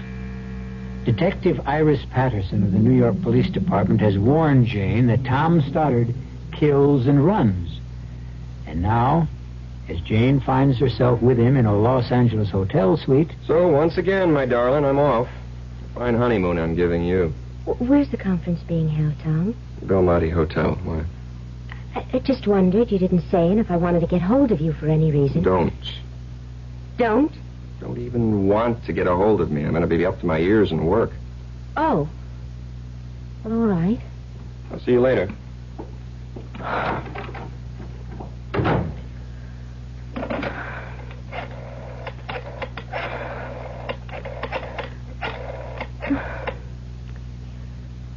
Belmonte Hotel? I wonder if you would tell me, please, in what room the National Conference of Psychiatrists is being held. What? Would you repeat that? There is no Conference of Psychiatrists being held at the Belmonte? Yes. Thank you. That's what I thought you said. Oh. Jane, girl, police or no police, you're getting out of this hotel and out of Tom Stoddard's life right now. Yes? Jane. Iris. Detective Iris Patterson? Yes?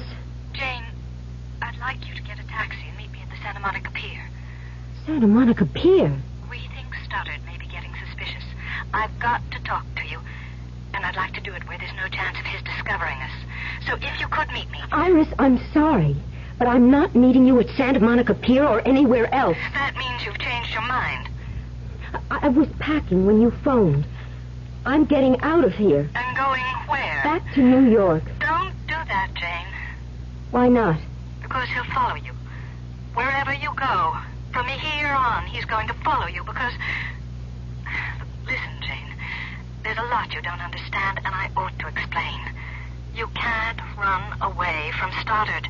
If you try, you'll be sealing your own death warrant. Jane, please, for your own safety, meet me at Santa Monica Pier. If you still want out after that, okay. All right. I'll meet you. When? Half an hour. I'll be watching for you.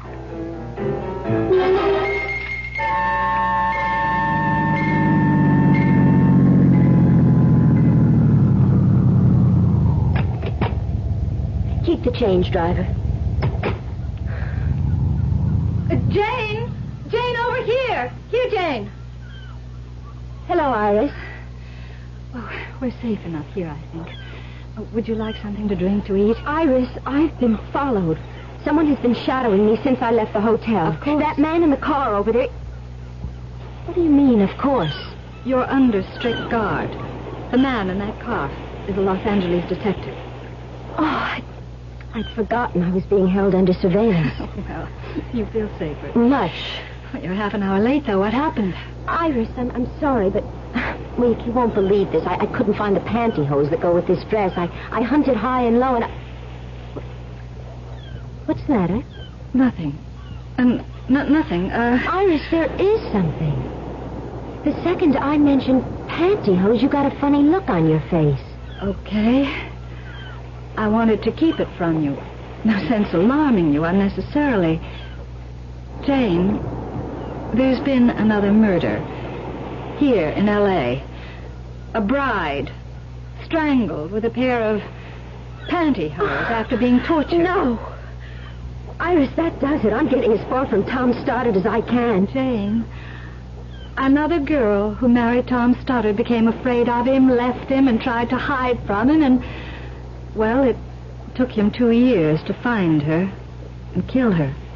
But he found her and he killed her. No! The simple truth is your safety lies in our arresting Stoddard with enough evidence to put him behind bars for life. Now tell me, Jane, has he mentioned that insurance policy yet? Yes. Last night in Detroit. He wants to take out a $100,000 policy on my life with him as beneficiary. You didn't sign anything, an application for the insurance? No. Well, then you have nothing to worry about. Until he asks to sign, you're relatively safe. Relatively? Don't worry. Safe enough. Iris, what did you want to talk about? Well, the next step is getting started with the goods. By this time tomorrow, unless we miss our guests, you'll be in Miami, Florida. What? Where... Now, look, I'm going to lay this on the line, Jane, and I want you to understand clearly what you're in for. Where we want to catch Stoddard in the act. The act of murder? Of murdering you. To be precise, the act of attempting to murder you. He won't succeed, of course, because you'll be surrounded by police. Of course. I mean it. Now, the reason we feel sure he'll be heading for Miami, probably tomorrow, is because that's where the original murder took place. The original murder? Yes, here's the story. You see, nearly 5 years ago, Stoddard fell in love with a gorgeous... well, sex pot, madly in love. They met and they married in Detroit, came here to L.A. on their honeymoon, and then went on to a beach cottage a few miles north of Miami Beach. Why did he murder her? All right, I'm coming to that. Stoddard had to be away for 24 hours or so on business, and he left his bride in the cottage. But then he changed his plans, you see, unexpectedly, and came back to find her with another man. He killed the man first. And he spent hours torturing his bride before he killed her. I don't get this. If he killed this woman in Miami, and you know he did, how come he's still free? How come he's not in prison? He was, for more than 3 years. He got off with a reduced sentence on a plea of temporary insanity. I see. Only as we see it, and have every reason to believe, he's still insane. You really mean it when you say if I try to go somewhere he can't find me, he'd still find me? He'd still hound you until he does find you, yes. Then I have no choice, have I? I don't think so. All right, Iris. I'll go along. What else can I do?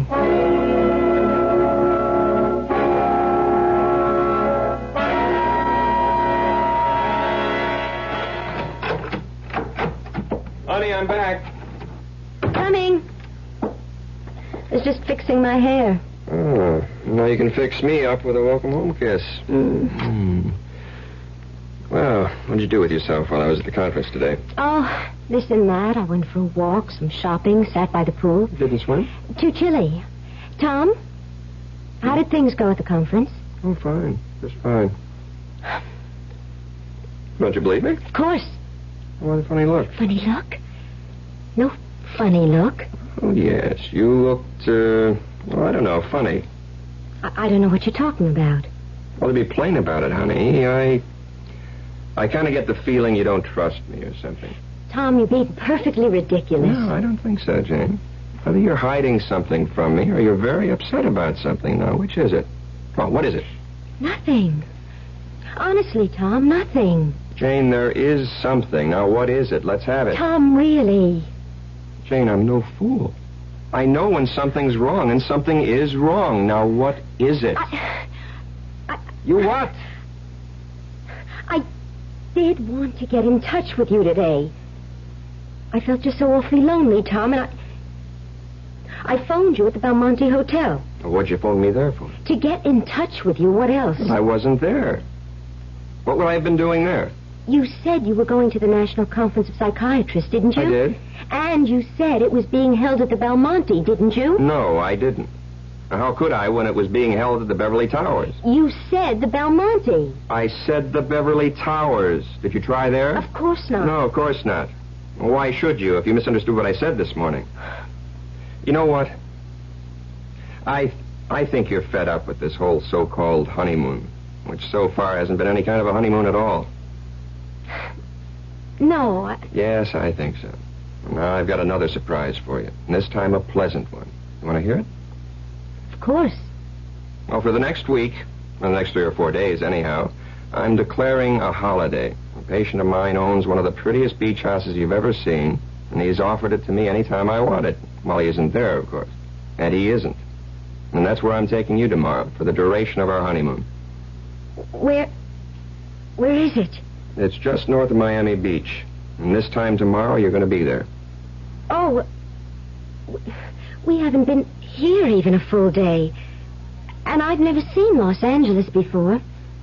We'll come back another time. But we're here now. Oh, Tom, there's so many things I want to do. Visit the movie studios, Disneyland. We could run down to Capistrano. Jane, please. I don't want to argue about this. I mean, frankly, I don't understand your attitude. Here, finally, I can take you to a really beautiful honeymoon spot, and you don't want to go. I don't get it. It's just that... It doesn't matter. We'll go. Of course we will. Unless... You haven't some other reason for not wanting to go, have you? Other reason? Other than wanting to stay in Los Angeles. Why, no. What other reason could I have? That's what I asked you. There's nothing wrong, is there? No, Tom, of course not. You sure? Tom, you're hurting my arm. Well, I'm sorry, honey. I'm sorry. I wouldn't hurt you for the world. Kill you, maybe, but not hurt you. Kill me? Oscar Wilde, I think, said, each man kills the thing he loves. And if that's so, considering how much I love you, sweetheart, you haven't long to live.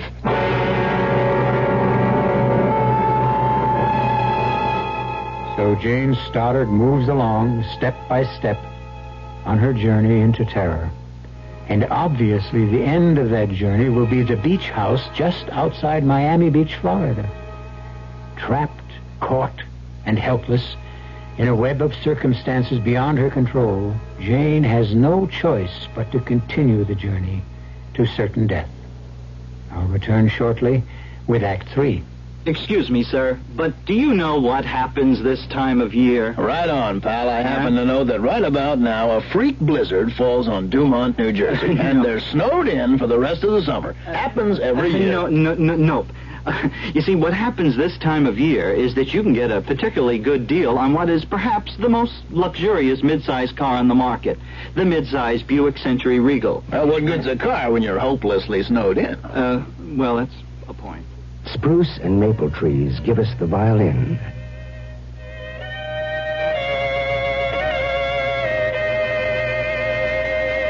And if we don't stop burning them down, we'll have a little less music. Sometimes a gentle rain in one place adds up to a raging torrent in another. A torrent that can uproot lives as well as trees. Essence of beauty, breath of immortality, man's cherished treasures. Magnificent Oriental treasures await your viewing at the Haiku Gallery, number 175 in the Quadrangle. A beautiful difference, the portrait of one of a kind. Just like you, just like you, just like you. What do you tell a husband who comes home and says, I just don't know about a vacation this year? Well, you tell him about Ramada Inn's family plan, where your kids 18 and under share your room free. And you tell him about the toll-free Ramada Inn's reservation number, 800-228-2828. At least that's what I tell him. At Ramada Inns, you're always welcome home.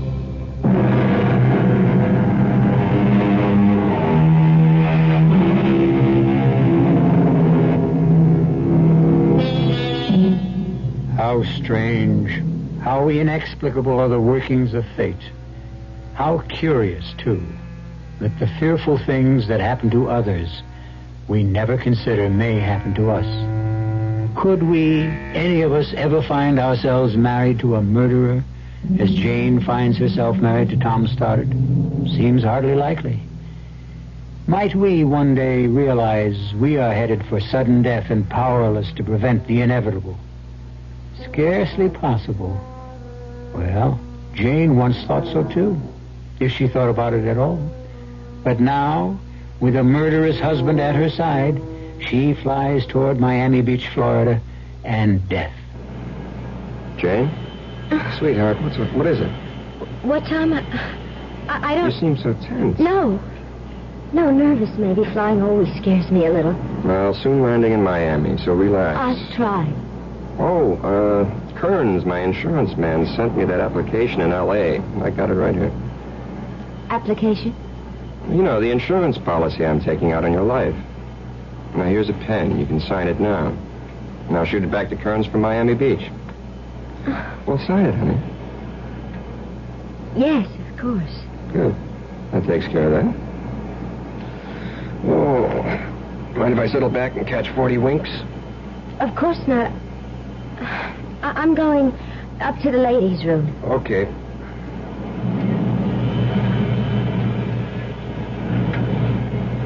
Iris. Jane, you mustn't see you talking to me. He's taking a nap.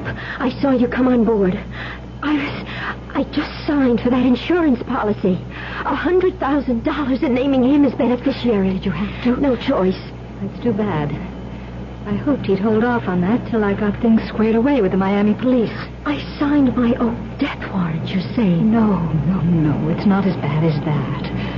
Now, the second we land, you'll be under close surveillance, and so will he. Follow instructions, and you won't have a thing to worry about. I wish I could be as sure of that as you seem to be. You can be. Just trust me. Now go back to your seat before he wakes up. The last thing we want is for him to see us together.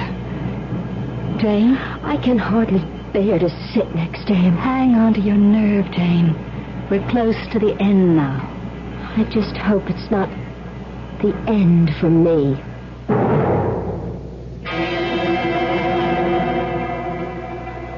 Well, what did I tell you? Beautiful, isn't it? Yes, only it does seem rather isolated, Tom. It is. That's one of the things that make it perfect for a honeymoon. That and the beach and the water out there. What more could a bride want? Except, of course, her husband. Tom, please. Jane, what? I'm just not in the mood at the moment, that's all. Well, I was feeling guilty about going off in the boat to fish for a few hours. But since you obviously don't love me anymore... Of course I love you. Of course you do. And I can't blame you for being a bit out of sorts. All this traveling. I've hardly given you a chance to settle down. Well, okay. I'm off to do some fishing. You can be alone for a few hours. Give you a chance to relax. Let's have a kiss for good luck. Okay, be back for dinner. Fish dinner, I hope.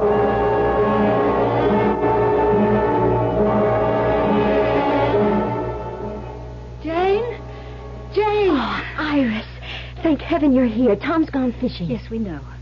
We watched him leave in the boat half an hour ago. We? Myself and 2 detectives assigned to the case. Now, look, Jane. I've got something to tell you you're not going to like. Just try to keep calm, will you? Yes. All right, here it is. We're quite sure, Detectives Allen and Barney and I, that Stoddard will attempt to kill you tonight. Why tonight? It's the anniversary of the night he murdered his first wife and her lover in this cottage. No. Don't look so frightened, Jane. In a way, you ought to feel relieved. After tonight, it'll all be over. For me, maybe. Not a chance. I said we're sure he'll attempt to murder you. But we're also sure he'll fail. How can you be so sure? Oh, well, we just are. You're evading me, Iris. What makes you sure? I didn't want to make things harder for you, Jane, but, well, there's the torture. Torture? Yes. Are you telling me you're going to let him torture me before you move in? I'm not telling you anything of the sort. What I'm saying is that we've got to let him make the first move. We've got to have the evidence to convict him. And that brings me to the next step. Yes? Now, we're going to have to bug this cottage. Set up a tape recorder with concealed microphones in each room. Why? Because once he has you, that is, once he thinks he has you where he wants you... No, I can't go through with this. Jane, you can. Now, please trust me. As I say, once he thinks he's got you where he wants you, he'll do a lot of talking. He'll get pleasure out of telling you who he really is and how he tricked you into marrying him and what he intends to do before he murders you. Now, Detectives Allen and Barney and myself will be here in the house recording every word. And Jane, dear, I give you my solemn word. Once we have the evidence, we'll move in on him so fast he won't have a chance to lay a finger on you. I hope you're right. Now, one more thing before I go. Here's a sleeping powder. You always have cocktails before dinner. Now slip this powder into his cocktail tonight. Put him to sleep. What on earth for? So we can bug the place. He'll only sleep for an hour or so. It's a light dose. But he's out fishing. Can't you do what you have to do now? No, it's too risky. Everything has to be concealed carefully. And we can't chance him coming back unexpectedly.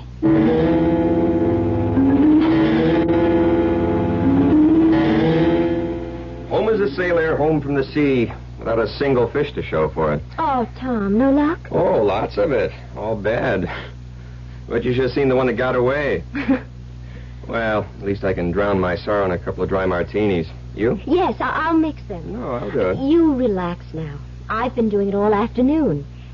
I may not be much of a cook, as I'm afraid you're going to discover at dinner, but I do know how to mix a dry martini. Well, a dinner is only a dinner, but a good dry martini is a drink. Whatever that means. Well, it must mean something. I'll think about it. Well, what'll we do tonight after dinner? Get a drive to Miami Beach? Why don't we just stay here? Well, that's okay with you. Perfectly. It's going to be a full moon. We can sit on the beach and watch it come up over the horizon. A perfect moon for a perfect honeymoon. Here. Thank you. Looks good. Tastes good, too. You make a fine dry martini. Thank you, sir. Let's have these out on the porch so we can watch the sunset. Good idea. Oh, this deck chair feels good. I'm more worn out from fishing than I thought.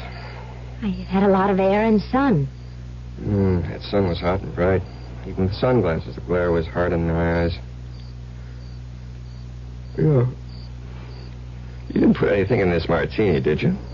No. I feel sleepy. So suddenly. As you said, the glare of the sun on the water. Worse than I thought. Oh, boy. I just can't keep my eyes open. Can't stay awake. Oh, I'm sorry. Don't mind me. Close your eyes. Rest them. Yes. I never felt so asleep. What was that? Nothing. The glass slipped from your fingers. Don't worry about it. I'll clean it up. You sleep. Tom? Tom? Good. Iris! Iris, here! He's asleep. Fine, Jane. That's just fine. You handled everything exactly as I wanted you to. All right, now what? Let's go in, so I can decide where to place the mics and the tape recorder. You didn't bring them with you. What? The microphones and all that. No. Those detectives will bring it. No. Well, if you haven't got it and they're not bringing it... Glass doors, why are you locking them? They have to be. Whatever for? Because that's the way it was. These glass doors were locked when I came back that night. What? Came back unexpectedly and found Jim with her. Iris, what are you saying? I told you. That day on Santa Monica Pier, I was supposed to be away for a day or so, but then changed my mind and came back that night and found them together. In bed together. I killed him. But I tortured her. Iris. Put her through the hell I would go through later, thanks to her. You? Yes. And now you.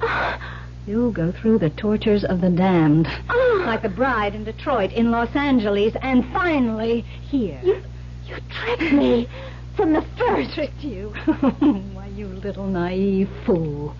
It was no trick at all. My only problem was that husband of yours asleep out there. Trying, always trying to be one jump ahead of me. And sooner or later he'd have succeeded. Tom was after you? Has been. Since I escaped from the asylum. No. You don't know who your husband is? Well, of course you wouldn't. You hardly know him at all. He's not just a psychiatrist, my dear. He's a psychiatrist with the New York Police Department. Oh, poor fellow. I escaped on the very day he married you. The police needed him. They needed him badly to figure out where I'd go, what I'd do, and he did figure it out. Only he was always just one step behind me, not one step ahead. This makes no sense. The day I met you on the Santa Monica Pier, I was followed. I was. The man in the car following me, you said he was a detective working with you. With your husband, silly. No. Not me. Yes, you were being guarded, tailed everywhere you went. But not by me, by your husband. Why didn't they catch you? You and I sat there on the pier. That man in the car couldn't do a thing without endangering your life because I had this. And could have plunged it into you the minute he made a move. A knife. Long enough to reach your heart. Sharp enough to do to you what I did to her. No. Before I strangled her. Slowly strangled her. No. Oh, please. Stand still. Oh, don't back away. Yeah, that's all right. Move back. Just keep moving back into that corner where I can get at you with this knife. Where I can start working on you. A little cut here, a nick there, a stab in just the right place. Making it last. The torture. Making it last as long as... Don't move! Iris, don't move. Just don't move. Now drop the knife. Oh, Tom, I put a sleeping powder in your drink. A drink I threw away when I said I'd join you on the porch. Yes, Iris, I have been one step behind you. But this time, thank God, I've been one step ahead of you.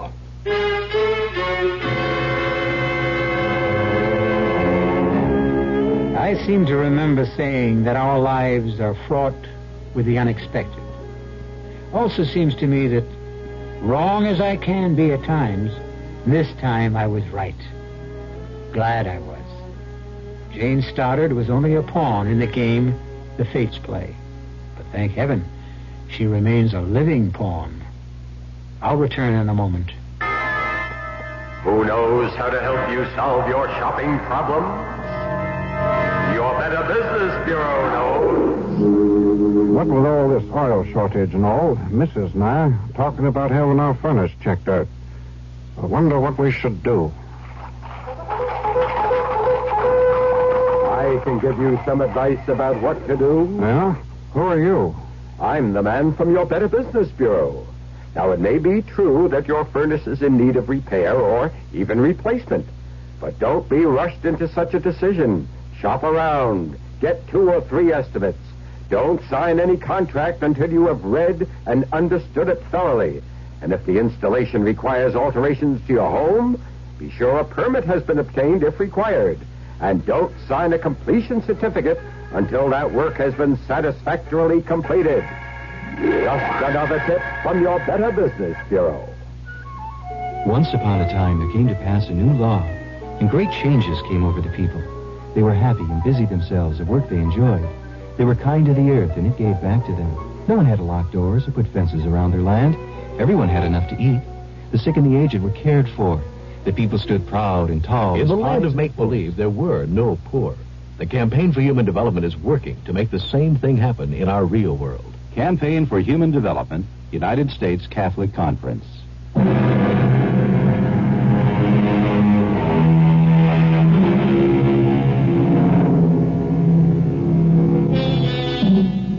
Iris is once again safe behind institutional walls.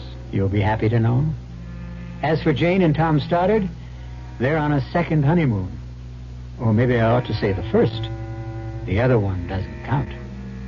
Our cast included Lynn Loring, Roy Finnis, and Carol Teitel. The entire production was under the direction of Hyman Brown. Now, a preview of our next tale.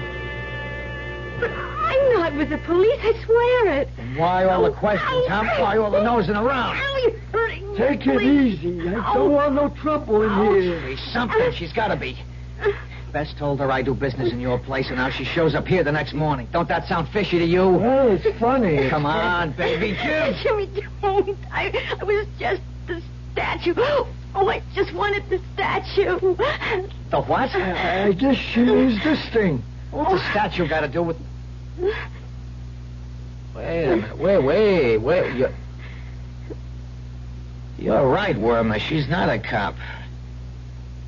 Yeah, she's been acting like a cop, but that's not what she is. Please. Oh, please let me go. I didn't mean any harm. Please let me go. No, Please. Sugar, you're not a cop at all. What you are is a nun. Radio Mystery Theater was sponsored in part by Anheuser-Busch Incorporated, Brewers of Budweiser, and Buick Motor Division. This is E.G. Marshall inviting you to return to our Mystery Theater for another adventure in the macabre. Until next time, pleasant dreams.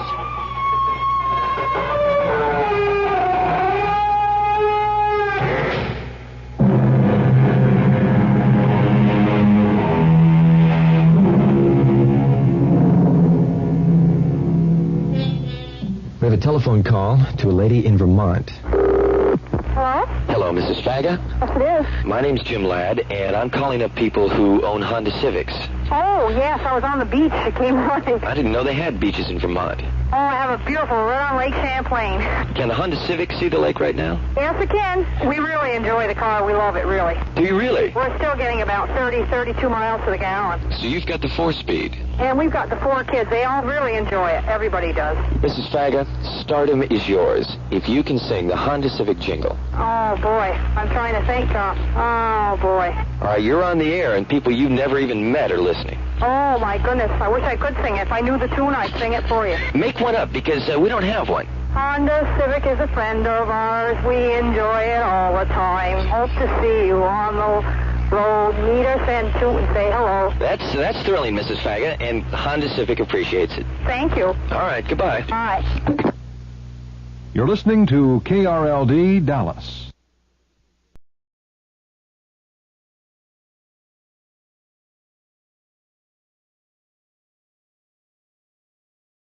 The CBS Radio Mystery Theater presents...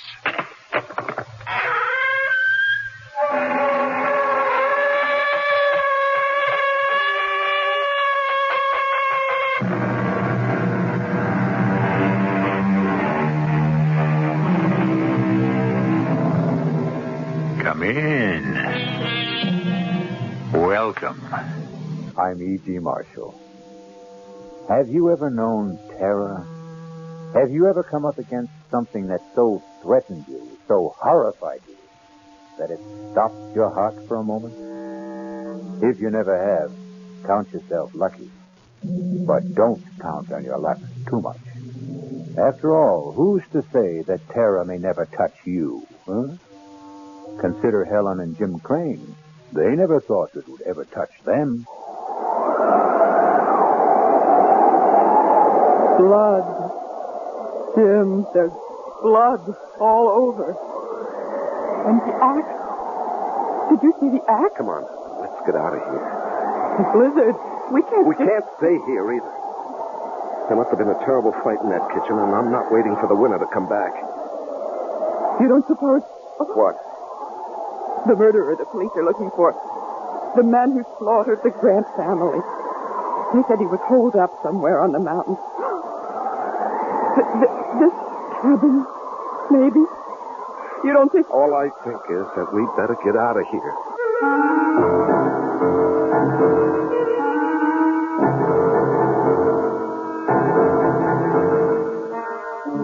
Our mystery drama, Blizzard of Terror, was written especially for the Mystery Theater by George Lothar and stars Lois Smith. I'll be back shortly with Act One. More of the Mystery Theater on WABC.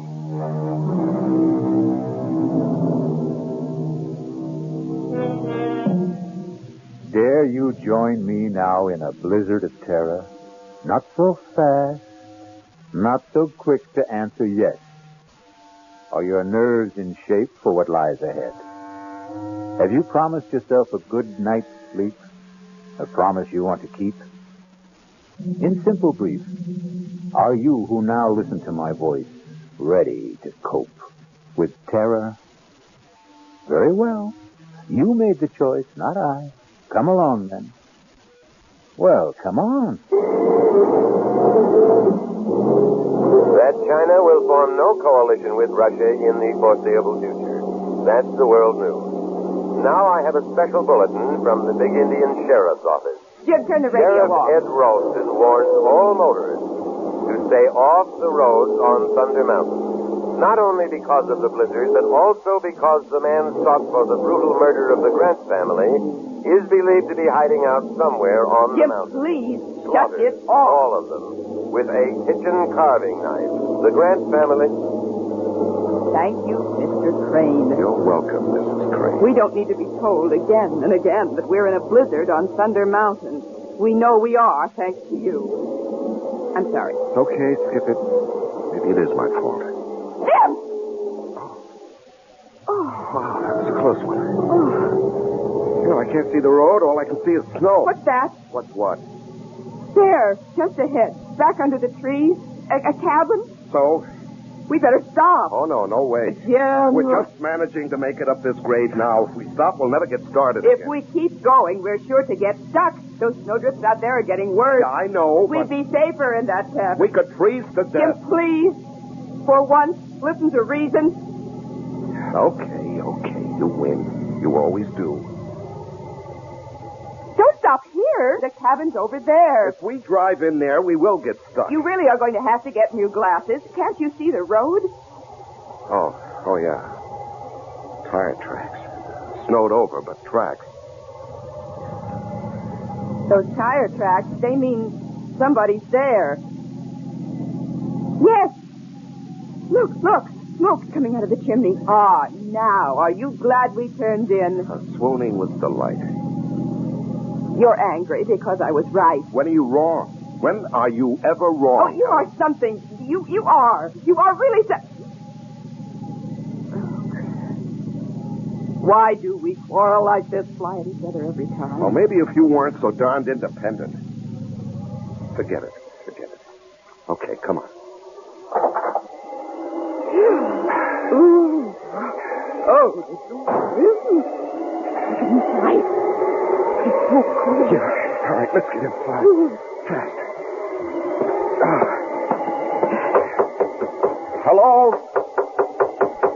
Hello? Anybody home? Hello? Just open the door and go in. Well, I don't like to just barge in. Jim, under the circumstances. If you won't, I will.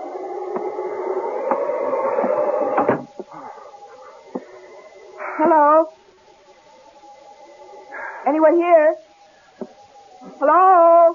There must be somebody here. There's a fire smoldering in the fireplace. Here, look, there's a pipe in this ashtray. The tray is full of pipe ashes. Yeah. Oh, here's a coffee cup, half full. Uh-huh. There's a book open on the table. Huh. Jung's Psychology of the Unconscious. Whoever owns this place must be a brain. Hello? Anyone here? Hello? Helen, don't do that. You've got no right to go nosing around. Bedroom. Nobody in it. Must be the kitchen. Behind that door. Helen! Yes. Let's just sit down and just wait for whoever owns this place to come back, huh? I just want... You've got no right, Helen. Now, the owner of this place must be the kind of person who wouldn't like people nosing around. Oh, now, I'm telling you. really? Just look at it. This isn't just a cabin. It's a kind of lodge. Here, that wall lined with books. There, a hi-fi. Stacks of records, all classical. And those paintings on the walls. Helen, please. I want a cup of coffee, and if this door leads to the kitchen... Just won't ever live. Well, what are you standing there for? Now that you've opened the door, go on in. Oh. Good Lord. What is it? Oh. Jim. Oh, Jim. Helen, what is it? The what? kitchen. Oh, the kitchen. Ah. Here, Helen, here. You better sit down. You look like you're going to faint. Now, you just sit there. I'll have a look.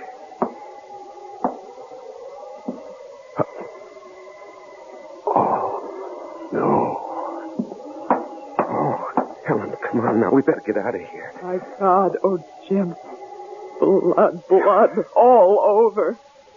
And the axe. Did you see the axe? Yeah, that's the first thing I saw. Come on. Blizzard. We can't stay here. There must have been some hell of a fight in that kitchen, and I'm not waiting for the winner to come back. Oh, you don't suppose... What? The murderer? The murderer they're looking for, that man who slaughtered the Grant family? They said he was holed up somewhere on the mountain. Helen, I don't know, and we're not going to hang around to find out. Now, come on, let's get out of it. Hello. Hello. I'm Jim Crane. This is my wife, Helen. We got caught in a blizzard, and we saw your cabin, and we just came in. We were over at Big Mountain for a skiing weekend, and we started back too late, thanks to my husband. Oh? Yeah, I guess it was my fault. You see, I don't ski. My wife does, but I don't, and, well, I got into this poker game, and I was winning, and I couldn't quit when I was ahead. You know how it is? You don't have to make any excuses to me, friend. Maybe to her, but not to me. Well, I was just explaining. Like ice in here. Better get that fire going again. You needn't bother on our account. I'm not. Well, what I meant was we were just leaving. Not in that blizzard, you're not, Mrs. Crane. It's Miss Morgan, if you don't mind. I thought you said she's your wife. Well, she keeps her maiden name. You kidding? No, You marry a doll and give her your name and she won't use it? What's the matter, excuse me, Ms. Morgan, you said, huh? What's the matter? Your husband's name isn't good enough for you? It isn't that. Then what is it? I prefer to keep my own name, that's all. A lot of women do these days. Yeah, they call it women's lib. Women's what? Lib. For liberation. You know, they keep their names, their independence, their jobs, everything. Everything, eh? That's too bad. You were my wife, doll. You wouldn't keep your name or your job or, anything. What do you do besides letting her get away with all this? Engineer. I'm an engineer. You drive a train? Oh, no, not that kind of engineer. Hydraulic engineer. Water power. Oh. Cigarette? No, thanks. I don't smoke. You? I don't smoke either. And I thought you... Huh? Nothing. You thought I was? Well, I noticed the pipe in the ashtray, so... Yes, I do smoke a pipe now and then. Cigarettes, too. You haven't told us your name. Jake. Jake what? Jake's enough.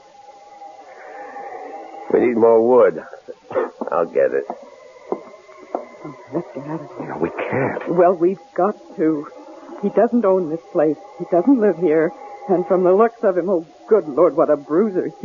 He could be the murderer the sheriff's looking for. The blood on his clothes, it's all over his parka. Helen, we can't be sure it's blood. What else could it be? And what about the cigarettes? There's not one cigarette in that ashtray. There's nothing but pipe ashes. Yeah, that's true, all right. And he's stupid, totally uninformed. He couldn't be the man who reads these books, listens to that music. He never heard of women's lib. He thought you drove a train.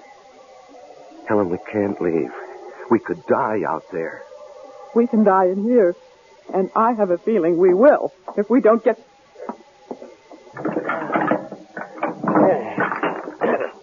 That'll hold us for a while. And enough wood in the shed to keep us warm through the night. Though with a little lady like this to keep you warm, you wouldn't have to worry too much, would you? Well, don't look so upset, Jimmy boy, would you? I wouldn't. But then I'd see to that. Not a bad idea, come to think of it. How about a drink, sweetie? Or don't you do that either? I could use a drink, yes. You, Jim? Thanks, yes. What do you do, Jake? Right now, nothing. Well, I mean when you do something. Let's see, we got scotch, bourbon, vodka. What'll it be? Helen? Scotch. Huh? I said scotch. No, please? Excuse me, please. Jimmy boy? The same. Please. One thing you gotta say for men. They got better manners than women. Well, come on. Pull up to the fire here. Let's all get, cozy. That okay with you, Helen? It'll certainly be warmer by the fire. That isn't what I said. I know what you said. What'd I say? Here you are. Thank you. Showing better manners. Good. Thanks. That's better. Easy chair, warm fire, drink. That's much better. Nice place you've got here. It's all right. You must do a lot of reading, all those books. I read some, yes. Mm-hmm. I see you like classical music, too. Hmm. Who are your favorites? Composers, I mean. Oh, Beethoven, maybe? Yes, I like Beethoven. Oh, me too. I'm especially fond of his 10th Symphony. Oh, yes, I go for that, too. Well, I don't know about you two, but I'm getting hungry. Could use some supper. How about it? Yeah, I could eat. You, sweetie? Oh, I suppose. Yes. Good. But first, we'll have to clean up the kitchen. It's a real bloody mess out there, and I mean bloody. What do you mean bloody? Just said there's blood all over. All over me, too. See? Oh, yes. How, what happened? I didn't want to kill him. I had to. I surprised him out there in the kitchen, and he came for me. It was an axe, and it was the handiest thing, and I used that. I sank it into his skull, deep. I couldn't help thinking of the Grant family. The Grant? Yes, you haven't heard about that. Whole family down in the valley. Slaughtered. Blood all over. Like out there in the kitchen. Well, we better get to it. You mean me? There's a lot to clean up. I can't do it by myself. Jim will help you. No, you will. I'd rather not. I didn't ask you whether you'd rather or wouldn't. I'm telling you. I'll give you 2 minutes to get out in this kitchen with me and get to work. There is no Beethoven 10th. Oh, Jim, what have we got ourselves into? Helen, better humor him. Go on now. You better go on out into that kitchen. I'm scared. I just can't be in that kitchen, not alone with him. Oh, you saw the way he looks at me. The things he says. Oh, don't worry. I'll protect you. You? Well, how about it, dollface? Are you coming? Yes. I'm coming.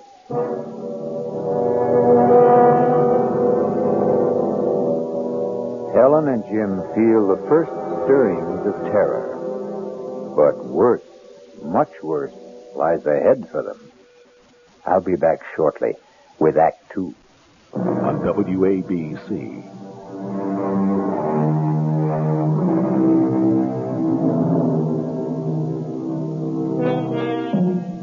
Suppose now that you, not Jim and Helen Crane, But you had sought shelter from the blizzard in that forsaken mountain cabin.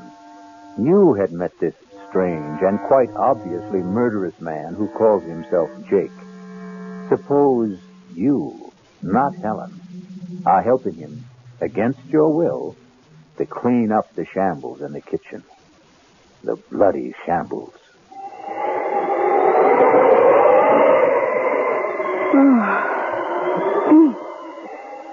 Well, that's it, I guess. The axe needs to be washed. There's blood all over it. Well, go on, wash it. I can't touch it. And not as liberated, wasn't that the word, as you thought? I don't see what that's got to do with it. I kind of got the impression you felt you could do anything a man could do. All right, I'll wash the axe. You start making supper. Well, what are you standing there for? Get busy. I don't know where anything is. Lots of can stuff in that closet, and there's a can over on the wall. Think you know how to use it? I'll try. Spunky, aren't you? Spunky. You know there was a killer in this kitchen this afternoon, and I was the one used this axe. You know that, but you got the nerve to stand up to me. Maybe too much nerve. There's beans and spaghetti, stew, and that's about it. What do you want? You decide. I figure you're good at deciding things. That's what's wrong between you and your hubby? How do you know there's something wrong? No sweat. 5 minutes with the two of you, and anybody could see you're too pushy. And him, he's too much the other way. Yep, like I said, you're too spunky. Somebody ought to take a little of it out of you.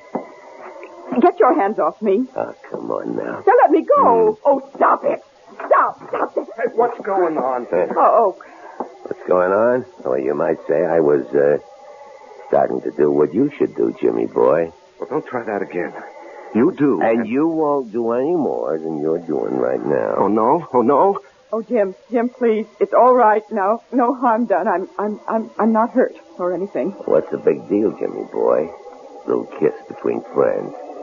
What's to get psyched up about? Come on, chum.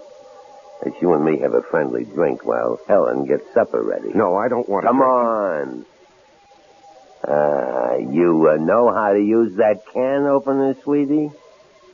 I'll manage. That's my girl.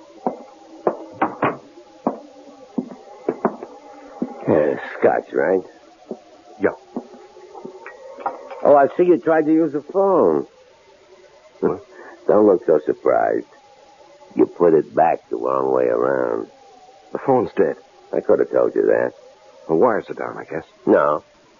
I cut the wires. You cut? I see.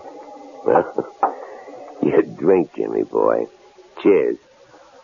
Oh, and by the way, in case you've got any other ideas about getting help, those guns over the fireplace aren't loaded. And neither is that revolver on the mantel. Jake. Yeah? I'll make a deal with you. What gives you the idea that you're in any position to make a deal? I'm not, but you've got aces back to back. I know that, but I'm still in the game, Jake. You're a good poker player. You're bluffing, but I'd never be able to tell it in your face. Are you going to listen? All ears. Let us go, Helen and me. Let us go, and we won't say a thing, not a thing, to anybody. About what? What? You know. I don't know. Look, I don't want to spell it out. You got no choice. I hold aces back to back, like you said. All right. My wife and I, we have a pretty good idea who you are. You know that, or I wouldn't be telling you. Uh-huh. So, what you're thinking, once these two leave here, they'll contact the sheriff and give them a lead on me. Well, all I want to say is, just give us a break and we won't say a word to anybody. Thanks. I appreciate that. And in return, you just let us go. Who's holding you? Well, you know what I mean. We can't go now, not with that blizzard out there. I mean, tomorrow or the next day. Whenever the plow comes through and clears the road. I want you to let us live. What for? Answer me that, Jimmy boy. What for? Well, that's a crazy question. Yeah? Let me tell you something. Tell me. You in love with your wife? You can't answer that, huh? She in love with you? Can't answer that either, huh? Can you? How long you been married? You can answer that. 3 years. What happened, Jimmy? What happened between the times 3 years ago you two couldn't wait to get married, I'll bet, and now, when you can't wait to get divorced? You are thinking about divorce, aren't you? Well, we don't get along, that's for sure, but... For what? You're at each other's throats day in and day out, right? Nothing but fights, arguments, frustrations on both sides. From the minute you get up till you go to bed, right? Am I right? Yeah, you're right. And you want to live? For what? Well, you keep hoping things will change. They won't. Unless you make them change. And very few ever do. They keep hoping right into the grave, hoping. Like the Grants. Why did you kill the Grants? They killed themselves. They were dead long before they were put out of their misery. Like you and her. I'll make a deal with you, Jimmy. I'm listening. You give me a good reason why you should go on living. And it's a deal. We want to. No. You just don't want to die.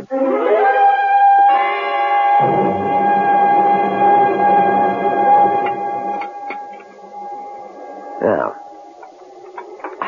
it wasn't a bad meal, sweetie. You're real talented with a can opener. Thank you. Storm's getting worse. Yeah, we're really snowed in now. Drifts above the windowsills. Better build this fire up, and then I guess we'll hit the sack.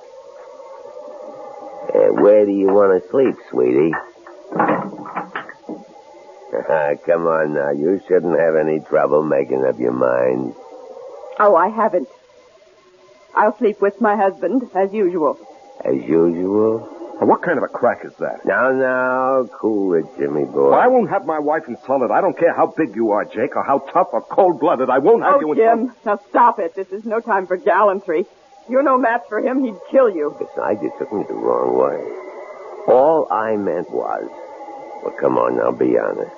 How long has it been since you two did sleep together as husband and wife? That's no business of yours.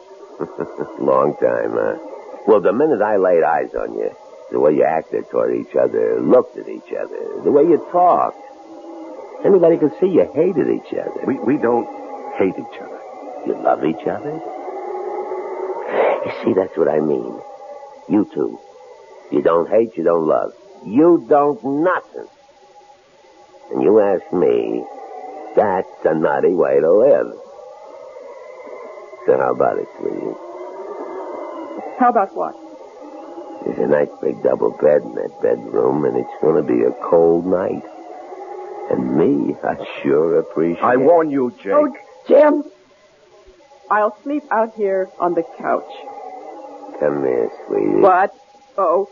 Let old Jake see if he can change your mind. Oh, hey, now. Get what your are you hands off her. Come here.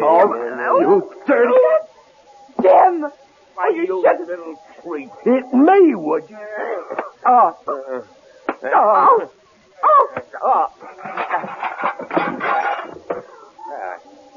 I guess I'll hold you for a while, Jimmy boy. Now, you, dog. Oh, no. Yeah. You can kill me if you want to. You could torture me for hours, but I would never...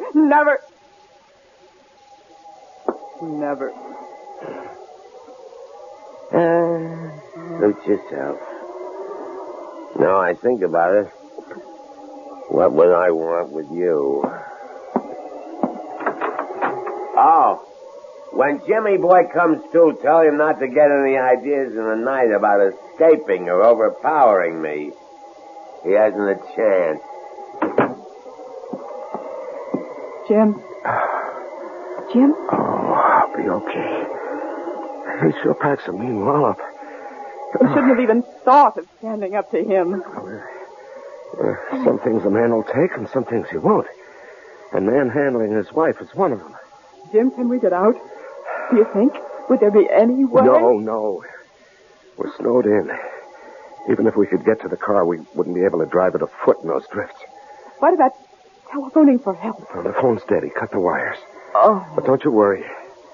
Don't you worry, Helen. There's one thing he overlooked. What? That revolver on the mantelpiece. This. It's loaded? Not yet, but it's going to be. He made a big point about those guns over the mantel and this revolver having no bullets in them. I knew that without being told. Those guns were the first thing I went for when you two were in the kitchen. But if they're unloaded... Well, I nosed around. I couldn't find any ammunition for the guns on the wall, but I found these in that drawer. Do they fit? Looks as if they ought to. We'll soon find out. They do. They fit. Yeah, thank heavens. What do we do now? We'll wait till morning. But we're safe now, Helen. Safe. Thanks to you, darling. You know, you haven't called me Dad in I don't know when. Jim, there's something I forgot to mention. I kind of figure you must have found the bullets for that revolver in the desk drawer. You did, didn't you? What of it? Don't bother loading that gun. It doesn't work. The trigger's broken. Nice.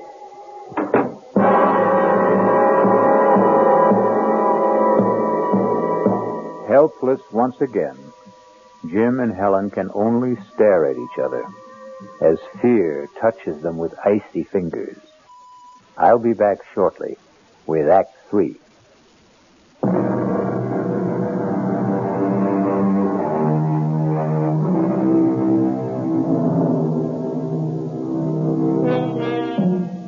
Terror's icy fingers grip Helen and Jim Crane as they face all but certain death at the hands of Jake.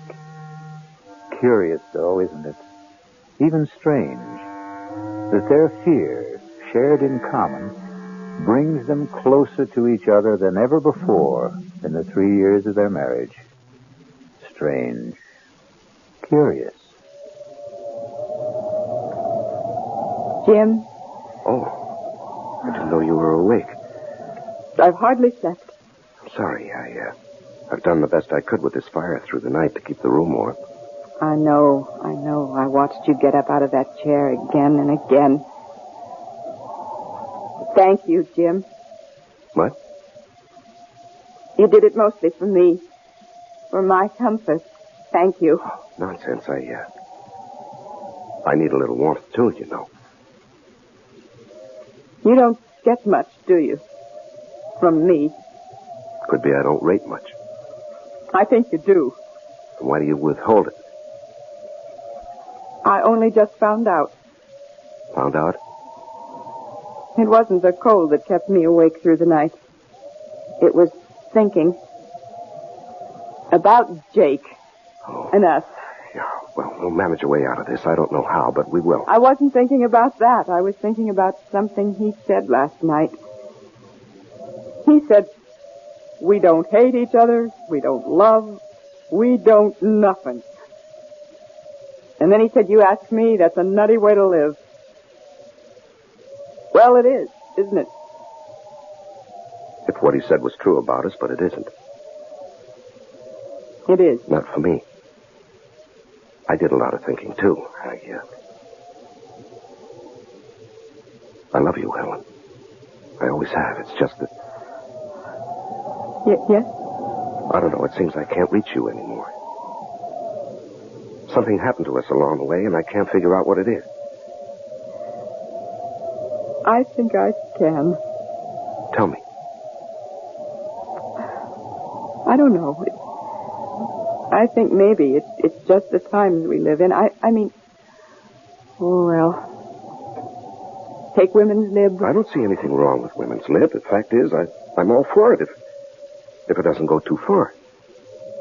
It did with me, I think. Oh, I don't know. I do. I wanted to be... I still want to be my own person. Myself. Me. The last thing I wanted was to be dependent on anyone, and I guess especially on you. But last night, oh, Jim, I was scared. And when you fought for me, when you, you just went for him like a raging animal, Jim, and you did it for me. I know you wouldn't have done it for yourself, or maybe for anyone, but you did it for me. Oh, Jim, I needed you. I really did need you. Well, maybe the truth is... The simple truth is that we need each other. I don't mean just you and me, but everybody. I mean, we're all in the same boat, aren't we? Same world. We are dependent on each other, so... Why do we fight it? I'm not fighting it anymore. I made up my mind to that during the night. Jim? I love you. You are a wonderful husband, only I just never gave you the chance to be. Oh, Helen, sweetheart. Oh, I do love you. Oh, Jim, I do. Oh, I do. Oh, dearest. Well, look what's going on here. When did you two scrappers become lovebirds? Never mind. The fire needs building up. Get some wood, Jim. It's out back in the shed. Okay. So, you think you've fallen in love with your husband all over again, eh? You were listening. You overheard. Laugh myself sick. I don't see anything funny about it. You wouldn't. You believe it. So does he.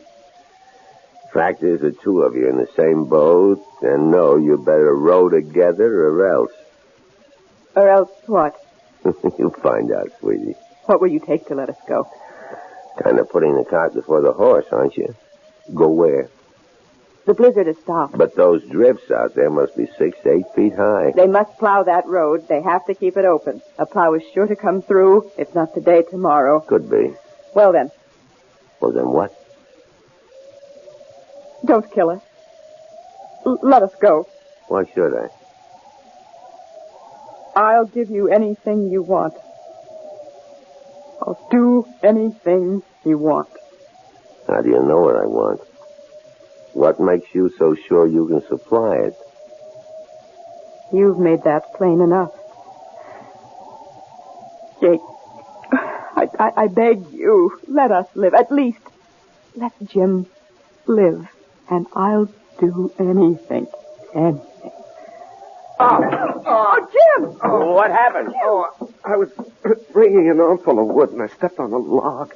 Oh, twisted my ankle. Here, let me give you a hand. Just lean on me. Now, take it easy. Jim, dear. Easy now, easy. Yeah, sit right there. Let me get that shoe off. Let him get it off himself. He's no cripple. You get out in the kitchen and scare up some breakfast. You heard me. Oh, the pain. See if you can stand on it. Stand? Try it. I can't. I'm helpless. Oh. Yeah. Real helpless.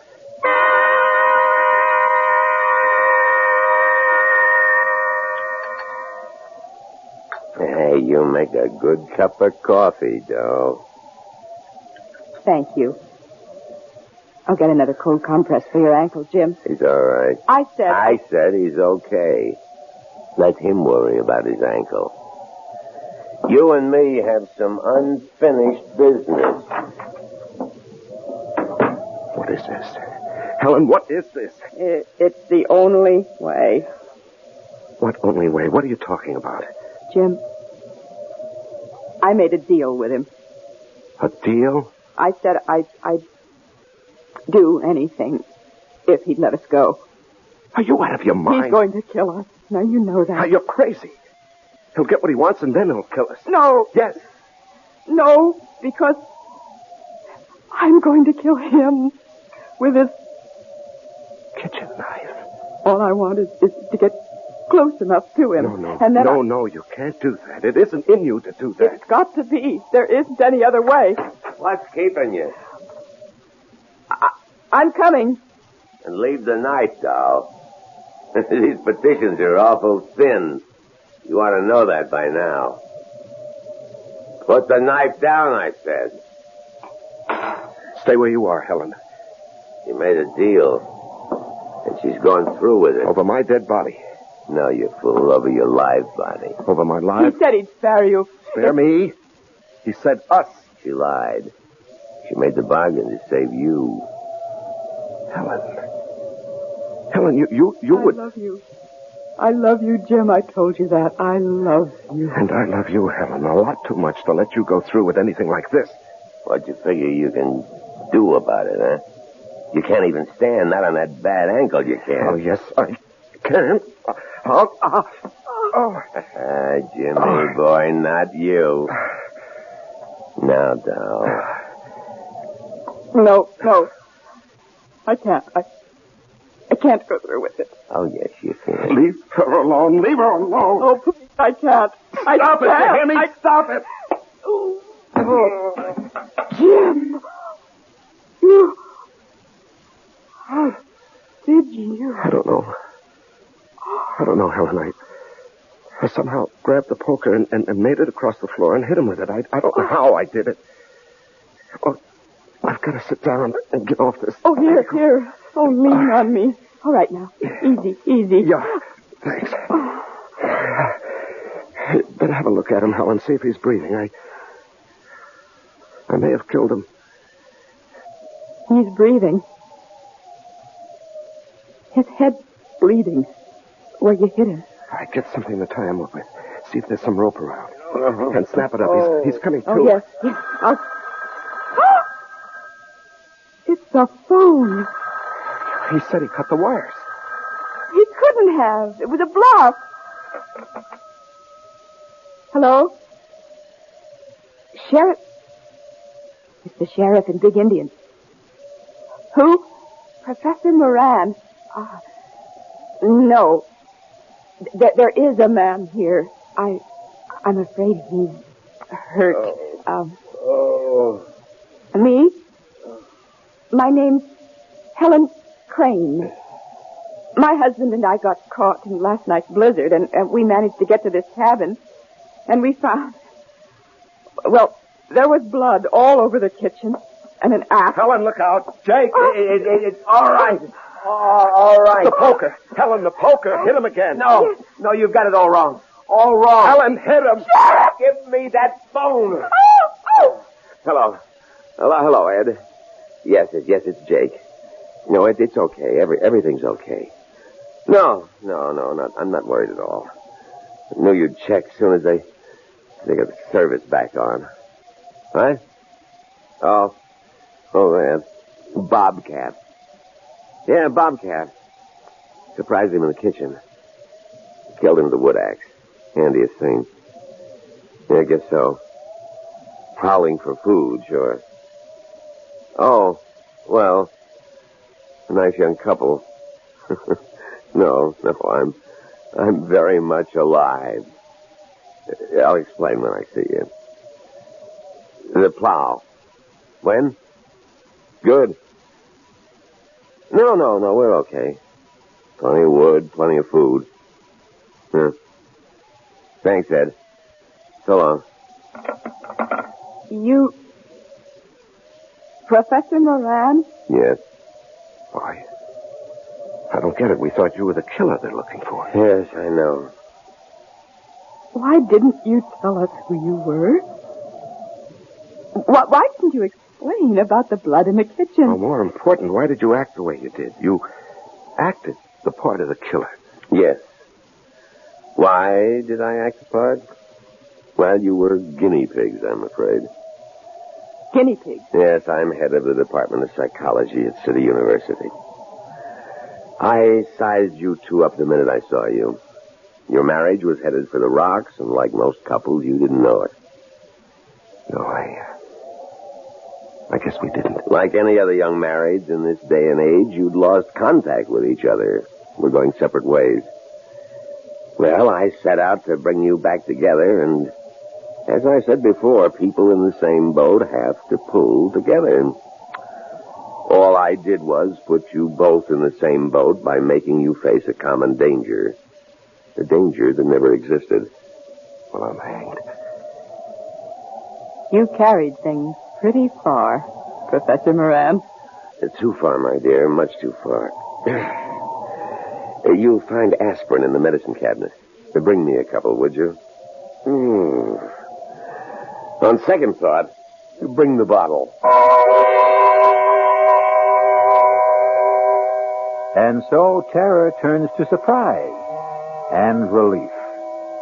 Pretty shrewd fellow, Professor Moran, wouldn't you say? I mean, realizing that Jim and Helen were headed for divorce, that took keen insight into human nature. But then, he was, after all, a trained psychologist. I'll be back in just a moment.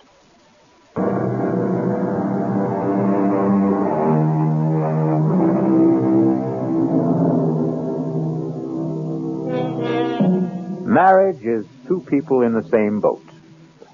A cliche, of course. But the very core of every cliche is truth. All is not gold that glitters. A stitch in time saves 9, and so on. I couldn't help thinking that all humanity is in the same boat. And what an infinitely better and happier world it would be if we all learned to pull together. Our cast included Lois Smith, Larry Haynes, and Leon Janney. The entire production was under the direction of Hyman Brown. This is E.G. Marshall inviting you to return to our Mystery Theater for another adventure in the macabre. Until next time, pleasant dreams.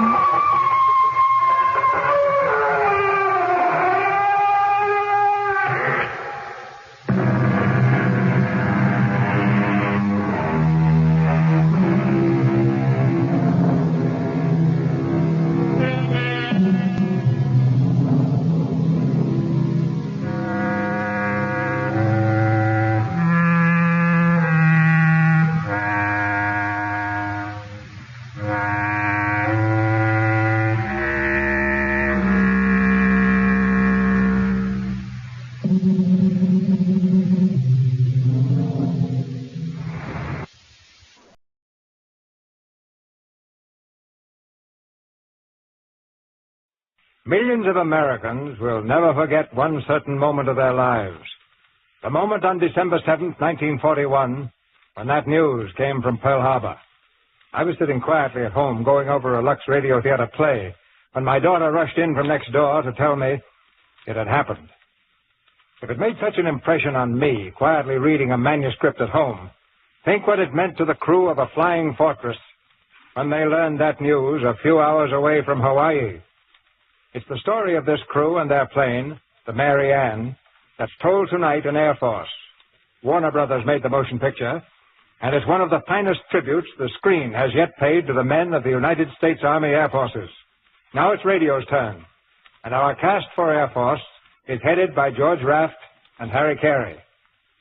I think it's only fair to call tonight's play a love story, because when a plane has carried men safely through a rain of death and brought them home again, when they've dared the impossible together and done it, there's something between that plane and its crew that's almost akin to love.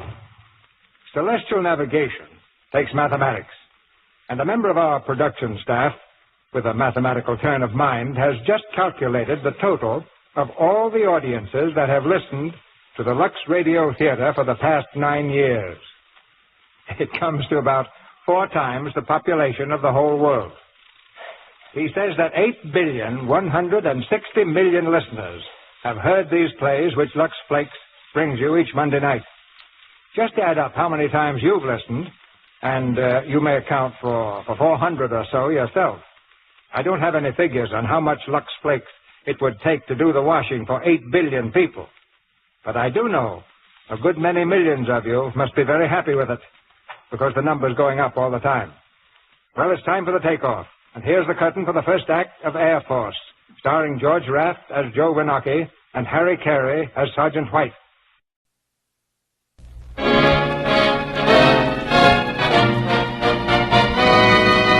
The Treasury Star Parade.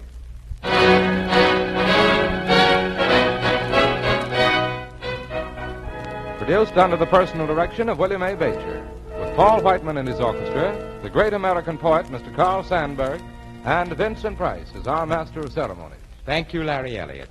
Today, ladies and gentlemen, we bring you Paul Whiteman, playing the music of George Gershwin. For of all the conductors, it is Mr. Whiteman who best knows how to catch in melodic line and dynamic phrase the composer's lively music. Paul Whiteman and his orchestra in a brilliant medley of some of Gershwin's best-loved tunes.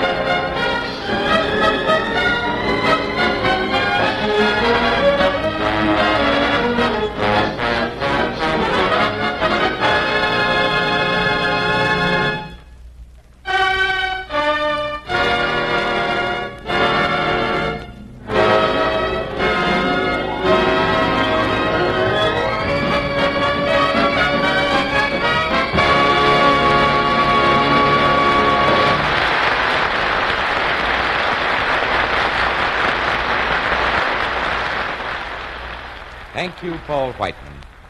And now, ladies and gentlemen, standing here beside me in the studio is one of America's greatest poets, a poet of the people. He thinks the people's thoughts, he feels their feelings, and he speaks for them. He knows that they can take their medicine with sugar coating or they can take it naked and bitter.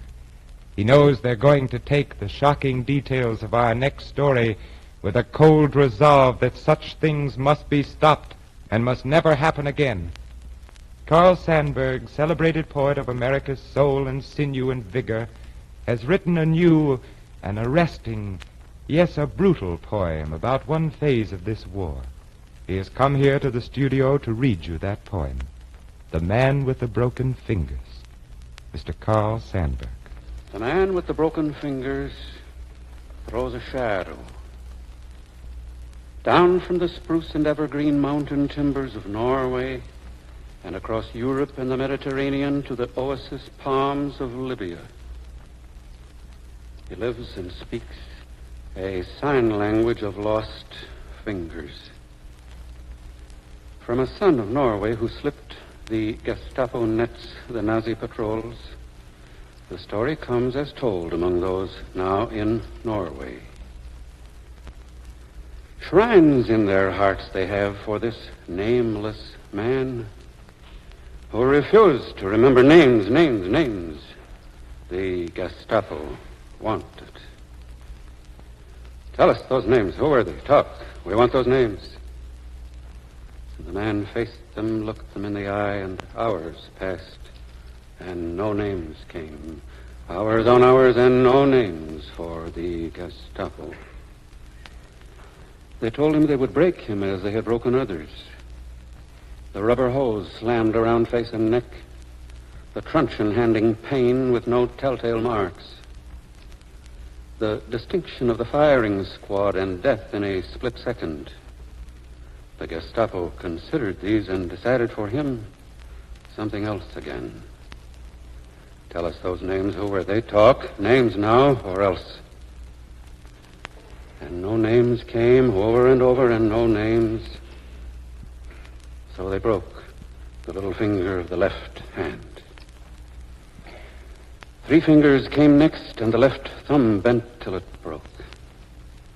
Still no names, and there was a day and a night for rest and thinking it over. Then again the demand for names, and he gave them the same silence. And the little finger of the right hand felt itself twisted, back and back twisted, till it hung loose from a bleeding socket. Then the 3 more fingers crashed and splintered one by one, and the right thumb back and back into shattered bone. Did he think about violins or accordions he would never touch again? Did he think of baby or woman hair he would never again play with? Or of hammers or pencils no good to him anymore? Or of gloves and mittens that would always be misfits? He may have laughed half a moment over a perfect Gestapo job. So now for a while he would handle neither knife nor fork, nor lift to his lips any drinking cup handle, nor sign his name with a pen between thumb and fingers. And all this was halfway. There was more to come. The Gestapo wit and craft had an aim. They wanted it known in Norway. The Gestapo can be terrible. They wanted a wide whispering of fear of how the Nazis handle those who won't talk or tell names. We give you one more chance to cooperate. And he had no names for them. His locked tongue, his Norwegian will pitted against Nazi will, his pride and faith in a free man's way. His welcoming death rather than do what they wanted.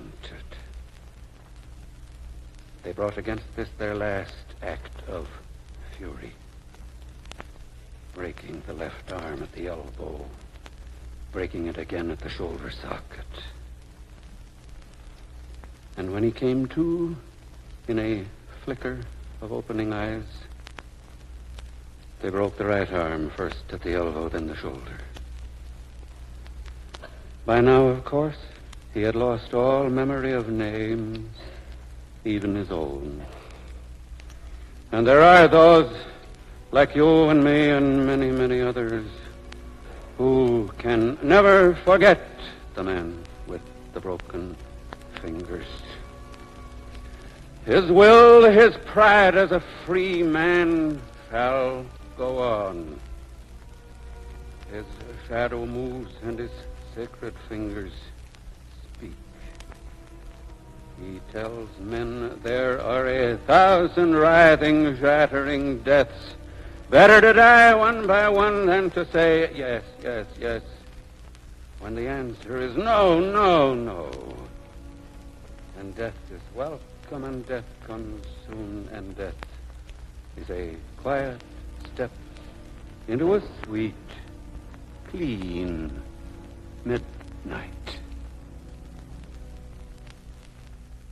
How much? How much for a little finger broken on the left hand? How much for 3 more fingers? How much then for a thumb? And then the other hand? How much for an arm broken at the elbow and again at the shoulder socket? And then the other arm? How much for such a broken man? How much for 10 such?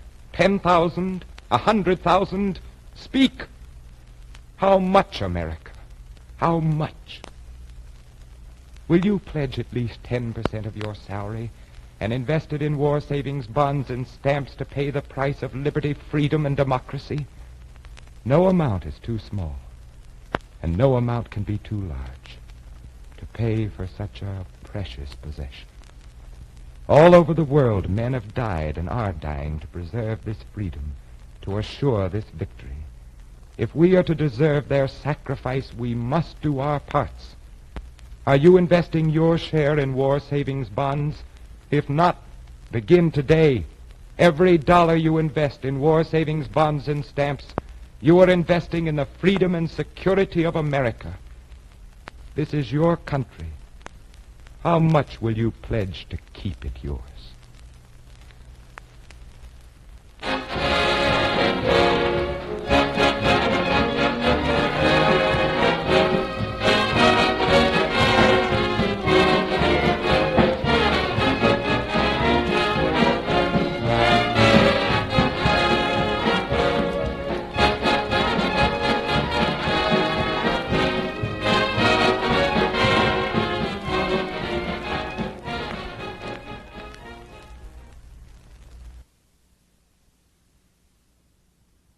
Radio Mystery Theater presents...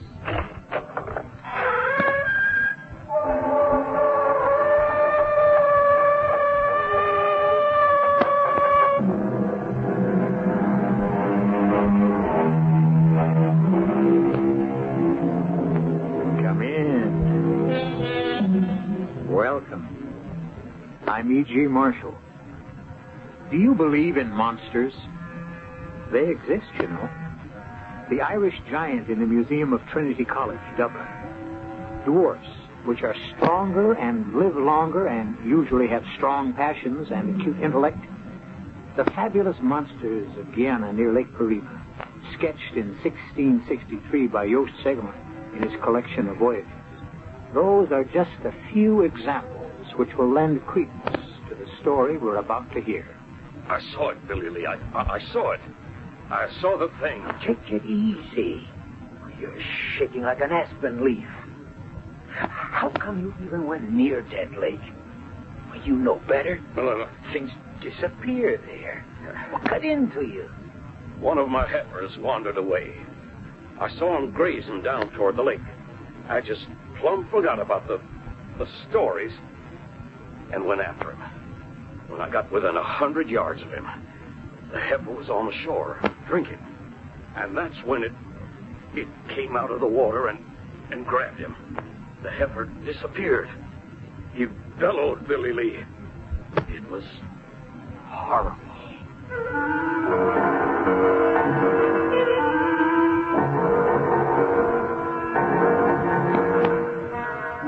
Our mystery drama, The Horror of Dead Lake, was written especially for the Mystery Theater by Roy Windsor and stars William Prince and Gordon Gould.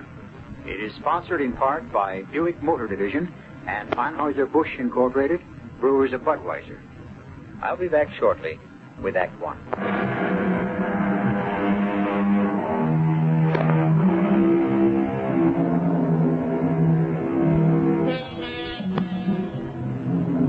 Since the earliest times, monstrosities have attracted attention and have engendered the cloying fear we experience in the presence of the unnatural. The Loch Ness Monster, for example. Is it fact or fiction? The search for it still goes on. Cyclops? The monster with one eye? Oh, there undoubtedly was such a creature because there still are. Really. At a point where the nose sticks out from the forehead, there's a single orbital cavity with an eye in it. Well, in this tale, we encounter another deviant from nature when we discover the hideous thing that inhabits the Dead Lake. Claude, Yes? was it all right? Not too grim? No, it was all right. I know how much you loved your father. He lived a long life, and he didn't suffer. The lawyer went over things and assigned them to me. The savings, the old house, that kind of thing. It was sad, come to think of it. But it's over now. You know, Polly, there's something I never told you because I'd forgotten about it. So had my dad, for that matter. Oh? A castle in Spain? A map where the treasure's buried? You know, you're not so far off at that. My dad left me 50 acres of land near a small town in Florida, Horaceville. 50 acres? Mm-hmm. And with land down there selling for a fortune? Well, not this land. There's something funny about it. A long time ago, back in the early part of the 18th century, a certain Silas Baxter, an ancestor of mine, was, I kid you not, a pirate. Claude. He must have run a pretty good ship, because when he left the sea, he bought those 50 acres and built himself a castle. He called it the Captain's Doubloon. A castle? Oh, not a great big one, but big enough. The history of the Captain's Doubloon has been handed down from one Baxter to another. It was among my father's papers. I see. What I've been left is the Captain's Doubloon in a state of ruin, the acreage, and something named Dead Lake. Why? Because nothing lives in it. That's creepy. My father never had any interest in the property. I don't know if he ever saw it. But we do own a ruined castle and 50 acres of land. With a dead lake where nothing lives. That's right. Claude, we ought to sell it. I think so, too. You know, it's funny nobody has ever wanted to buy it. Maybe they did. But my father never said anything about it to me. Dead lake. Claude. Yeah? Let's go see it. You mean it? Sure. Florida's no big trip from Philadelphia. Can you get time off from your job? I think so. I could take off Friday, and we could have most of Friday and the weekend. I can't promise anything, Polly, the captain's doubloon is a ruin, maybe the acreage is worthless. But what about Dead Lake? I'd like to know why it's dead. Wouldn't you? Yes. Tell you what I'll do. I'll telephone the lawyer who settled my father's estate. Maybe he can give me the name of someone to see when we reach Orisville. I don't think Orisville is much more than a widening in the road. I'm so excited. A deserted old castle, a dead lake. Makes chills run up and down my back.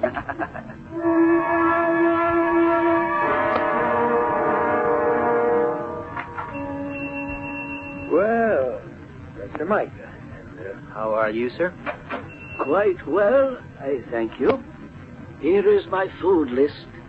Can you also obtain the chemicals I've written down here?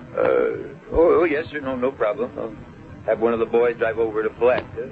I got to pay him, of course. I understand. I will give you these. I have before. Yes, sir, you sure have. Doubloons. My goodness, what pretty coins. Solid gold. Mind if I ask you something, Professor? Johnny Reed was in here yesterday. He's scared white. A heifer of his wandered down to the shore of Dead Lake, and Johnny said some kind of thing. Grabbed it, dragged it under the water.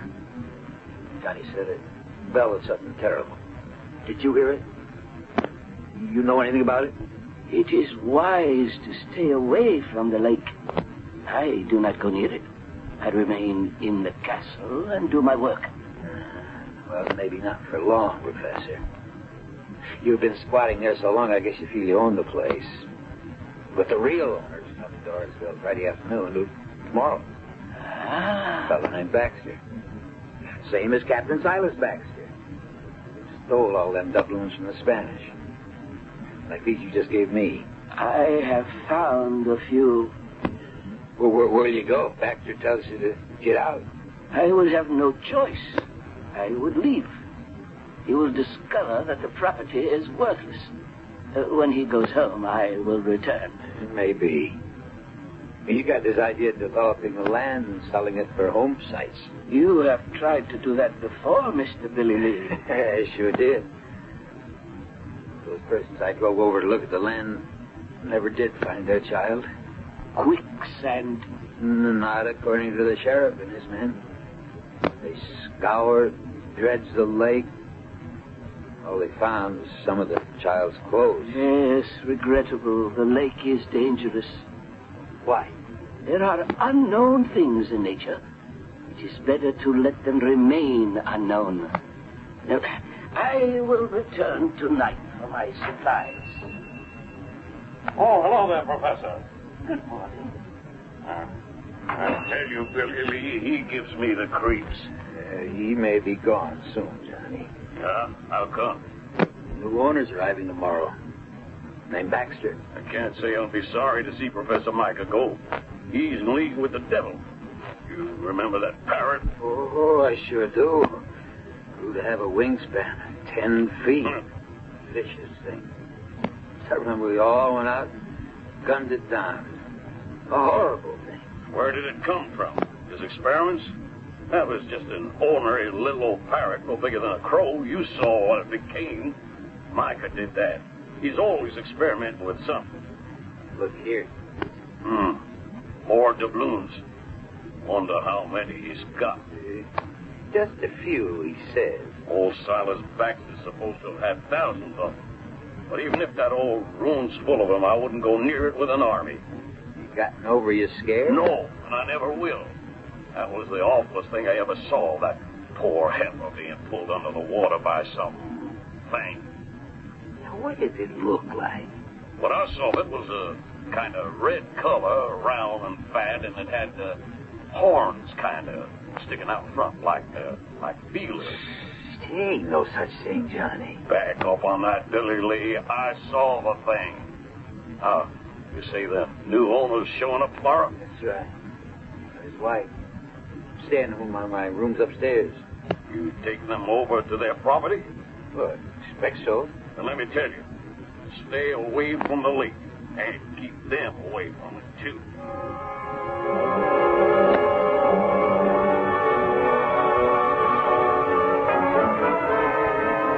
The room's lovely, Mr. Harrison. Oh, Billy Lee. Well, I'm pleased you like it, Miss Baxter. It's fine. I like your store, too. Oh, it ain't much. Just a general store. Got just about everything in it that folks around here need. Well, it's very nice. Not bad for a one-horse town. Horseville isn't much, but those of us who've been here all our lives, we like it. You want excitement. Alaska close by. St. Augustine's only 40 miles away. Nice country. We landed at St. Augustine and drove down. I enjoyed it. There's lots of pine, isn't there? Oh, sure is. Paper pulp. It's big business down there. And cattle. He's a rancher now. Hi, Johnny. Oh. Meet Mr. and Mrs. Baxter. Hello. Johnny Reed. How do you do? Mr. Reed. How do you? Baxters. You really interested in the captain's doubloon, Mr. Baxter? Well, I don't know. It's my property. I might want to sell it off or interest some developer. I should think it would be worth quite a fair amount of money. You look skeptical, Mr. Harrison. Why are you shaking your head? No, don't go scaring him, Johnny. That's just what I'm going to do. It's not fair to keep him ignorant. Is it Dead Lake? Now, how did you guess that, ma'am? Well, the name. There's something spooky about a lake that's dead. It's dead all right, except for one thing. There's something in it. Something I saw with my own eyes, and it's really something terrible. Oh, come on, Mr. Reed. I don't blame you, Mr. Baxter, for looking at me as if I'm escaped from the mental home. But a few evenings ago, one of my herd, a nice little heifer, went to the edge of the water of Dead Lake, and some awful thing grabbed it and dragged it under. A thing? What's a thing? Nobody knows, Mr. Baxter, but Johnny saw something. And strange things have happened down there before. Oh, and another thing, Mr. Baxter. For over 30 years, a squatter's been living in the ruins of the castle. A man named Micah. He was a professor. I'll tell you about him when we drive out. Spoke to him yesterday morning and said he'd probably have to clear out. He agreed, but you'll meet him. A professor? And he's a squatter? What does he do? You'll excuse me for saying it, Miss Baxter. I think he consorts with the devil. Oh, that's a little hard to believe in this day, Mr. Harrison. He's some kind of scientist. Always sending for chemicals to Palatka, to St. Augustine. He's, now what did he call himself? An something or other. Embryologist? What's that called? It's a branch of science concerned with the formation and development of the embryo. Teratology is the study of deviations from the normal. By golly, that explains the parrot with the 10-foot wingspread. What? It's the truth. I can swear to that, Mr. Baxter. Half the village went gunning for it. We shot it down. Oh, it's not possible. Yeah, neither is that thing that lives in Dead Lake.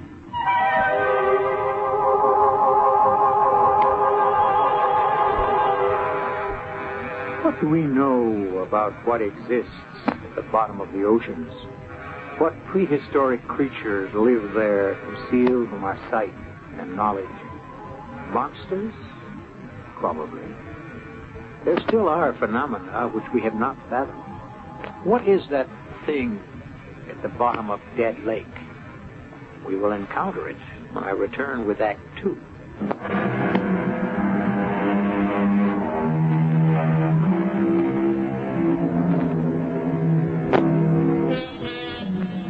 The subject is monsters. We seldom think about them, if we ever do, but there are monsters all the same. They are, in fact, studied in zoology under a special branch named tetralogy, concerned with deviations from the normal in the embryo. When deviations occur, the result can be a monster. Primitive man believed that a monster was the result of a woman's pact with Satan. Nonsense, of course. But the fact of the monster remains. What beautiful little birds you are. Which one of you will it be today? I have grown attached to all of you, but it must eat. An immutable law of nature. One feeds upon another, and that is how I learn. And that is what I live for, to learn. The great plant must live, and it is a carnivore.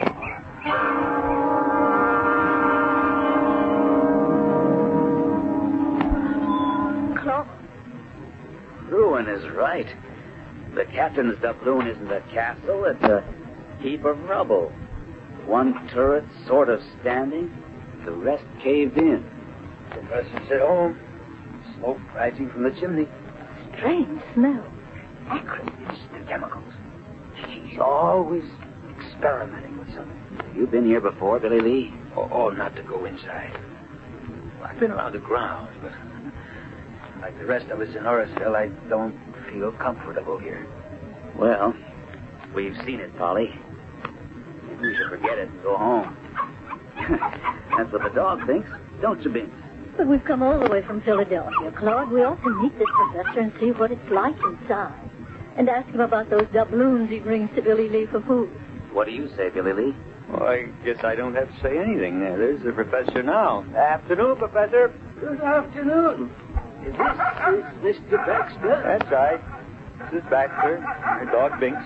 How do you do? Yes, the dog. I'm the legal owner of all this property, Professor Micah. I do not question it, Mr. Baxter. And I am an interloper. If you want to put it that way, yes. So, when it's convenient to you... Of course.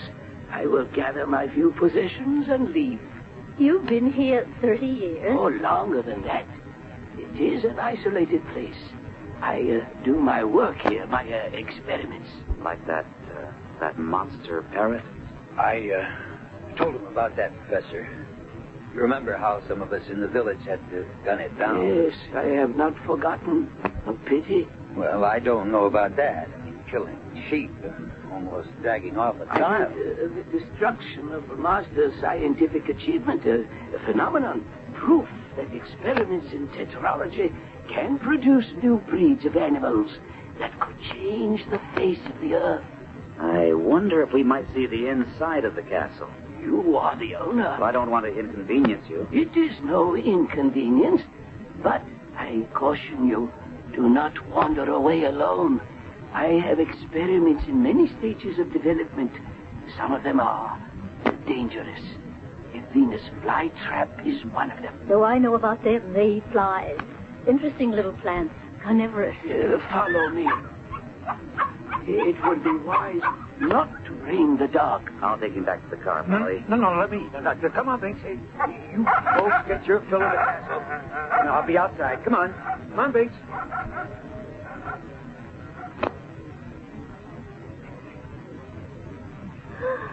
Oh, my goodness. What's that thing, Claude? It looks like a huge sunflower plant. And look at those pouches at the end of its leaves. They're bigger than a pelican's pouch. Much bigger and much more dangerous. It is a Venus flytrap. It can't be. They're small. But by controlling its growth from a seedling, I have created a new species. It is very powerful. Look, Polly. It's leaning toward me. And it's opening up. Claude. Do not approach it, Mr. Baxter. If it should seize your arm... Oh, that's horrible. Claude, stay back. Well, that's the first thing that will go. I'll take an axe to it. Let's get out of here, Claude. You live here, Professor? Yes, in the ruined tower. This is my plant room. Is there a basement? Yes, but except for me, the dungeon is unsafe. You've got more things like this down there? My experiments are varied. Professor, please clear out as soon as you can and destroy these experiments of yours. That's Binks. Claude, that's Binks. He sounds like he's being killed.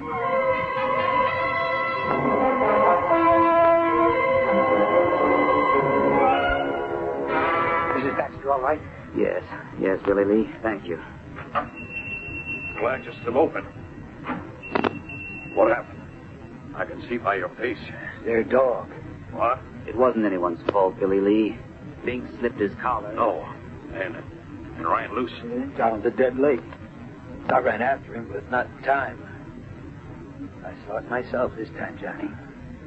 It rose up out of the water, a round, huge, slimy thing, and dragged the dog into the lake. What is it? What is the thing? I never saw anything like it in my life. I don't know what it is, but it's probably one of Micah's experiments. We went there this afternoon. My wife and I went into Micah's room in the castle, And, Johnny, it made my hair stand on end. Binks said the dog whined and wouldn't go with us.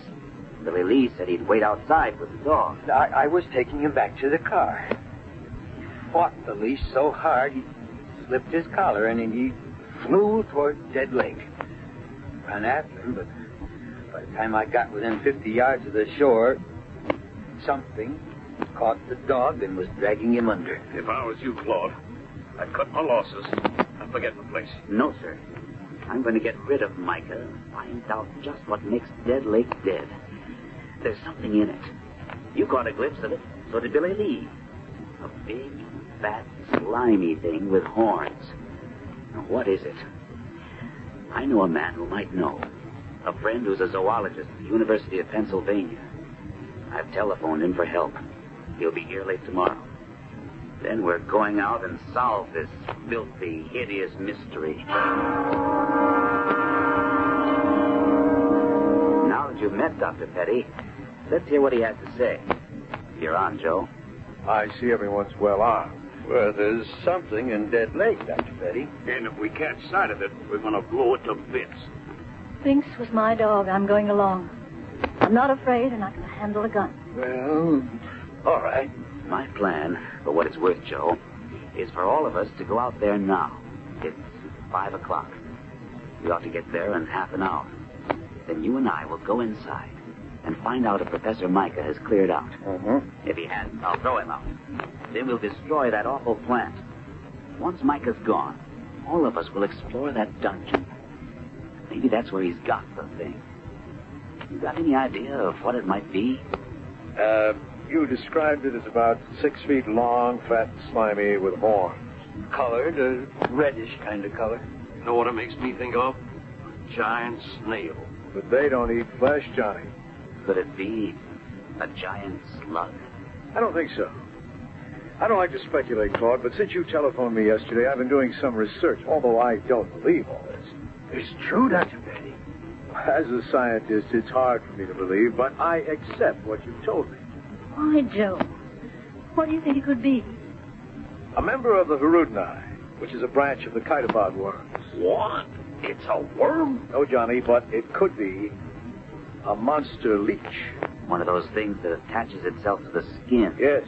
In Egypt and in the Near East, there's an aquatic leech that lives in streams and ponds and does extensive damage to horses and other baggage animals. Leech? Make my skin crawl, Joe. Well, they've been used extensively in medicine. In 1832, France alone imported over 50 million of them for bloodletting. And you think that's what the thing is that's in Dead Lake? It's hard to say, Billy Lee, but you've described the leech. Red-colored body, bloated appearance, slimy look. Of course, the thought of a leech 5 or 6 feet long boggles my mind. I simply can't imagine it. But if that's what the thing is, it could kill anything. Once those enormous suckers have attached themselves to any blood animal, the animal would be dead in minutes. Well, let's get started. Yeah, we'll take my pickup, Chuck. We've got an arsenal. Hey, dynamite. Dynamite? Sure. If we don't see the leech, maybe we can find where it lives. And that's when I blow up this cape. People around here have a score to settle with that monster.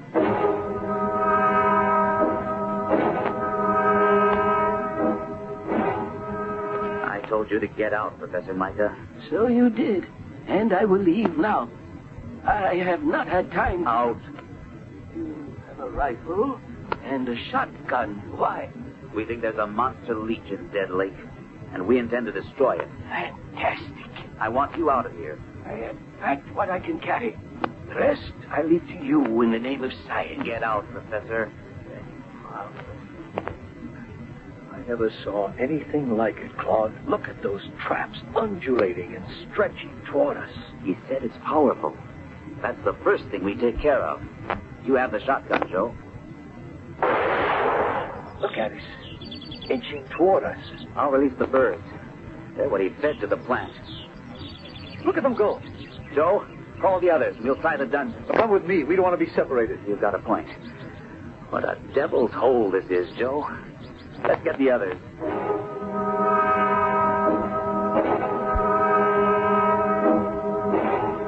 Glad I brought the axe. You see that thing try to wind itself around me? Some kind of vine? Strong as wire. It's awful down here.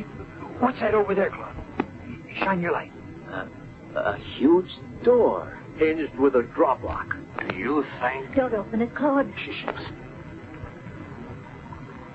Mister, what's that? Sounds like something breathing underwater.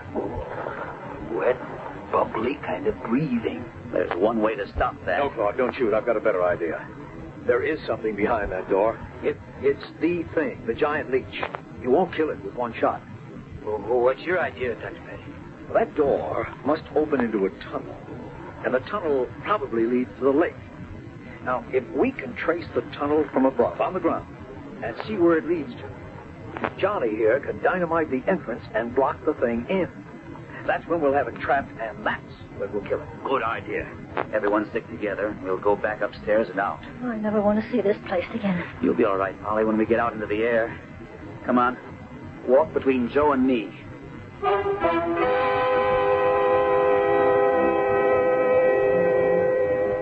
Is it possible? In nature, most things are. And nature, with a prod from an experimental scientist, has created a monster. A giant, predatory, hideous monster leech. I'll be back shortly with Act 3.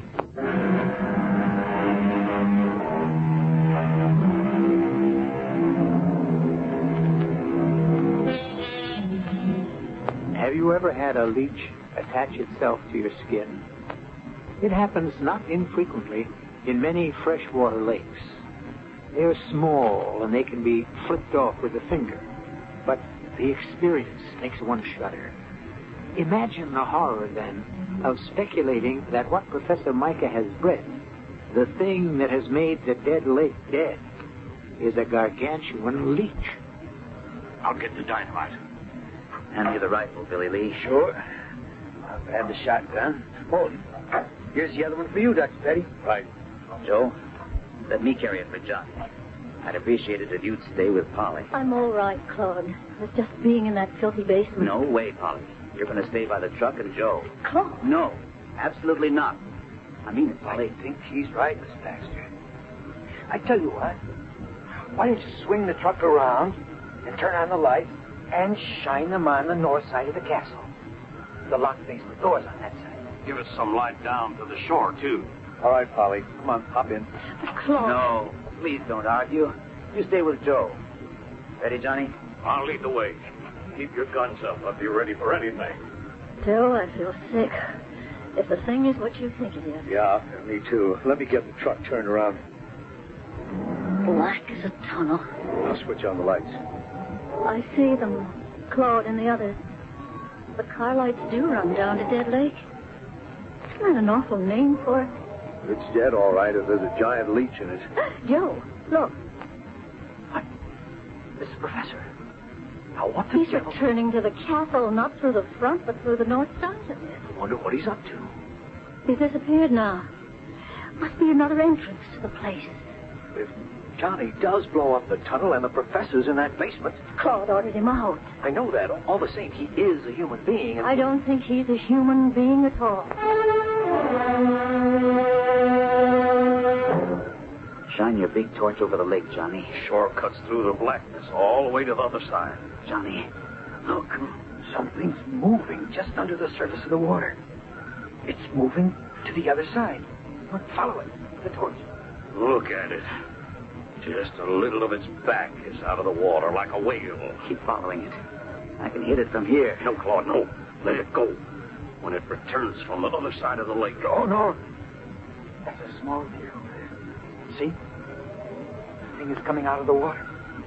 We'll fire a shot, Claude. It scared the deer. Look at that thing.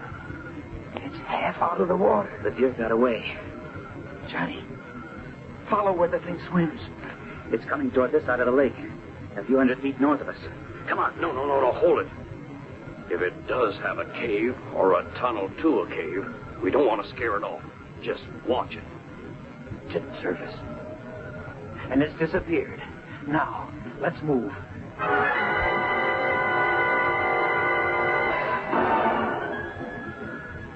Johnny? Yeah. Here. Back toward the castle. That's it. Look. Yeah. The force of the explosion in the tunnel lifted the ground above the tunnel. And now we can see its path. It does go to the castle. It goes to that barred door in the basement. We've got the thing trapped. Maybe it's dead. That was a terrific blast. We got to make sure, Claude. There's only one way to do that.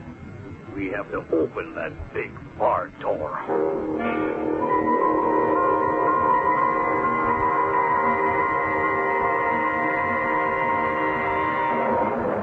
Now what, Joe?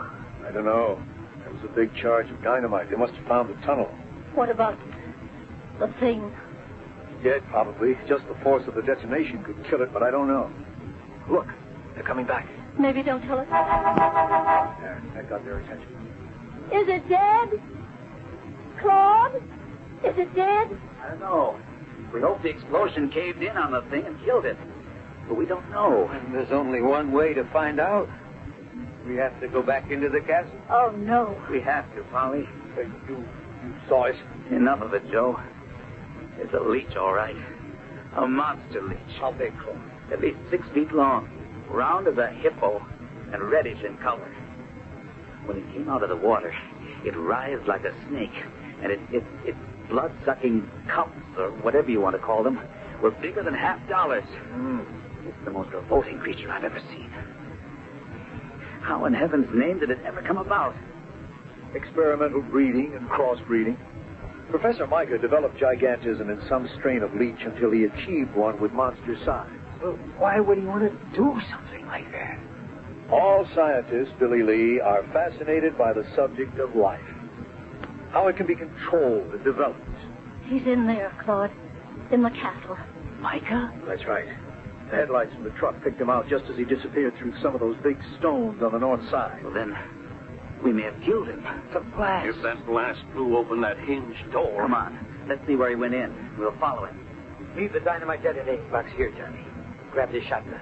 You told him to get out, Claude. Why would he want to come back? Joe, I'm afraid. Now, you stay here with me. There's nothing we can do to help. But if something should happen to Claude, and it was my idea to come down here, he didn't want to. And now if something should happen...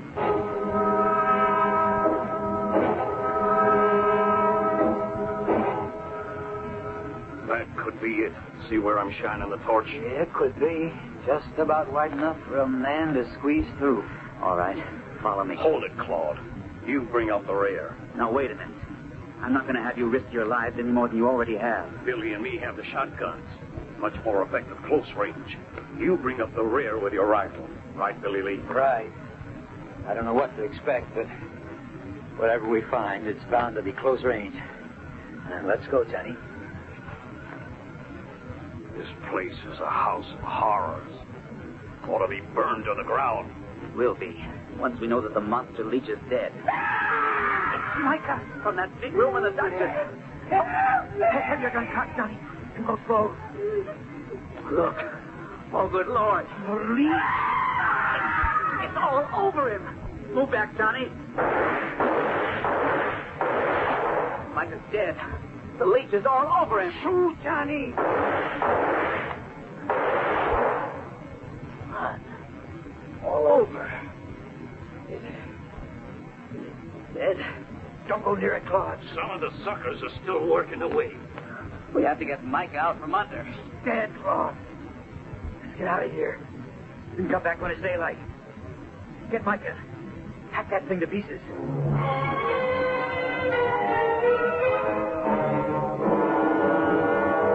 Joe, I can't stand it.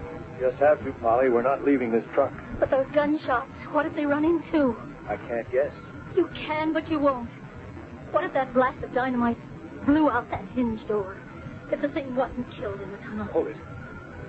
They're coming out of the front of the castle. See the flashlights? They're safe.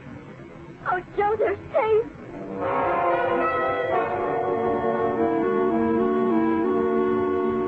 Are you all right, Polly? Still feel a little faint. When you saw Claude safe returning to the truck, you passed out. I remember. Joe was right. Professor Micah had developed a giant leech.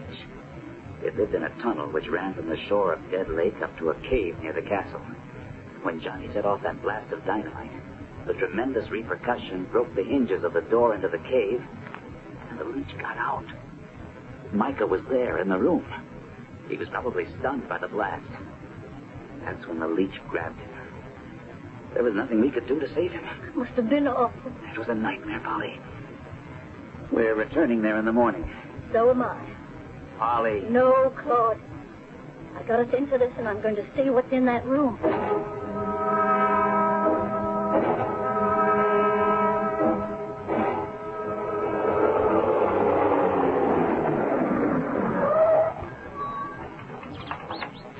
Listen to the birds. Life has kind of returned to Captain Tabloon. I don't feel much like going down into that basement again. And I'm not sure it's safe for Miss Baxter. Don't you worry about me, Johnny. Now that I know the monster leech is dead, I'm not afraid. All right. But let's go in through the front. Have we got everything? Lights, ropes? And my shotgun, just in case. And camera. Watch your footing, Polly. And when we go down into the dungeon, stay between us. Let me lead, Bud. I've got the gun. There it is. Poor old Micah's under that thing. Aim that big light right at it, Johnny. It's incredible. It's 6 feet long and 4 feet thick. Micah let out one scream, and then he was dead. Hardly frightened, maybe. Keep the light trained on him, Johnny. We'll try to pull him free. Let me take a few pictures first. No one's going to believe this horror. Claude, what about Professor Micah? What happens to him now? We give him a decent burial. And Joe wants to find out, if he can, why Micah did all this.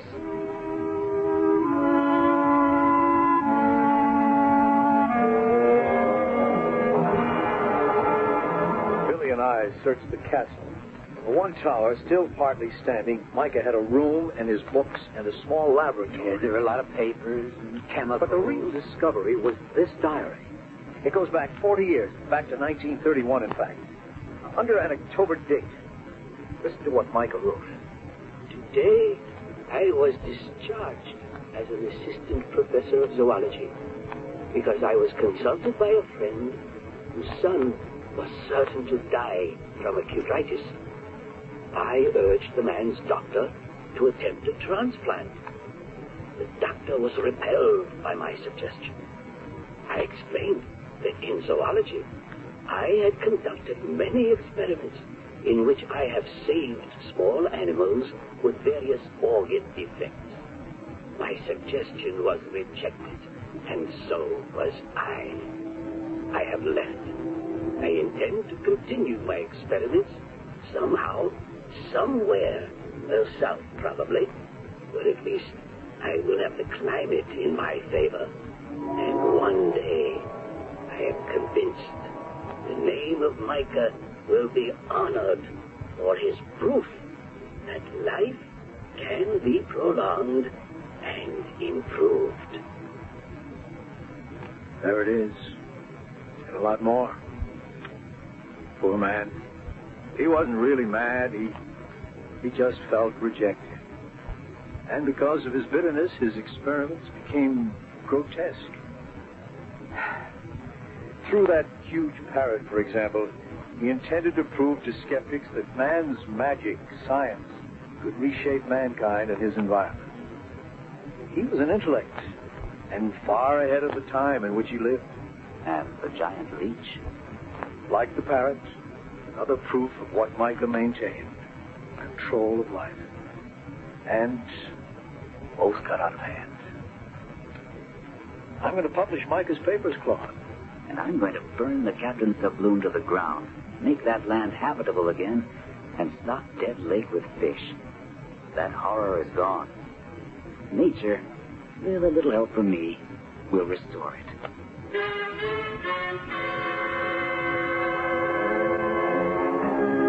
Nightmares are made of such stuff as a dream about a monster leech, because the word makes the skin crawl.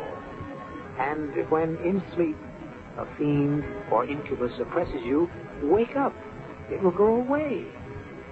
But was it real or just a nightmare? I'll be back in a moment.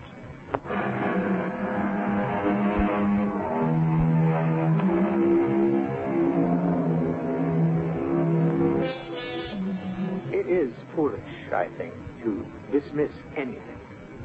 Was it conceivable years back to imagine men walking on the moon? Is the notion of a huge killer shark unimaginable?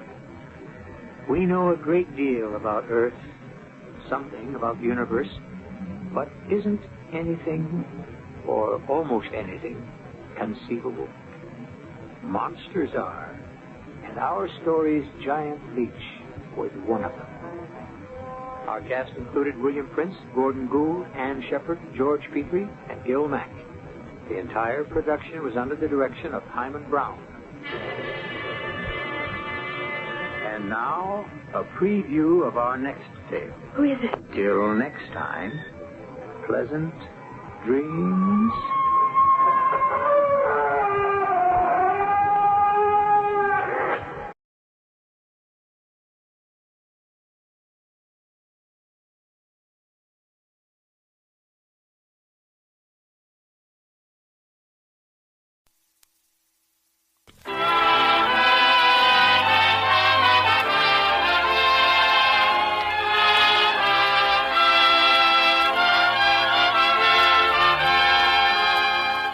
The Radio Theater brings you Gene Tierney and Vincent Price in Dragon Wick.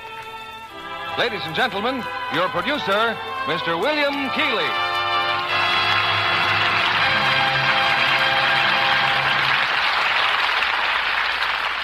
Greetings from Hollywood, ladies and gentlemen.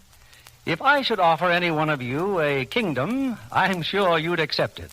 And that's how a certain section of our country was settled. Under Dutch rule in the 1600s, wealthy Hollanders were offered vast estates along the Hudson River as an inducement to come to America. Over these land grants, or patroonships as they were called, the patroons had absolute authority, and many of them ruled until the middle of the 19th century, a unique phase of Americana that forms the background of tonight's play, 20th century's Fox screen hit, Dragon Wick. We are happy to have the fine stars of the picture, Gene Tierney in one of her greatest dramatic roles, and Vincent Price in the part that raised him to well-deserved stardom. On to our play, Act One of Dragon Wick, starring Gene Tierney as Miranda and Vincent Price as Nicholas Van Ryn, with Gail Gordon as Dr. Jeff Turner.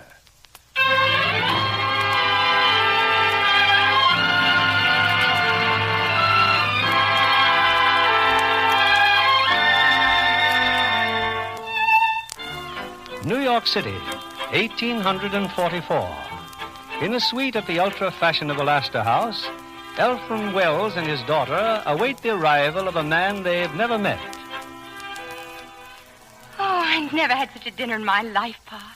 Imagine Mr. Van Ryn ordering all that food just for us. Wasteful extravagance is what it is. And how did he know what I wanted to eat? But there was everything you could possibly want. Everything is what no man should ever want, Miranda. Yes, Pa. We'll drink our coffee later. And renting these rooms for us. I just don't understand such a man as Nicholas Van Ryn. But what is there to understand? He wrote to us inviting me to live with his family at Dragonwick. After all, we are related. So distantly as to matter not at all. We've never even met him.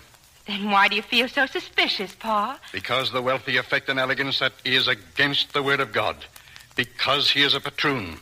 I'm a Yankee farmer, and we're as good and maybe better than any Dutchman on the Hudson River. Oh, of course, Pa.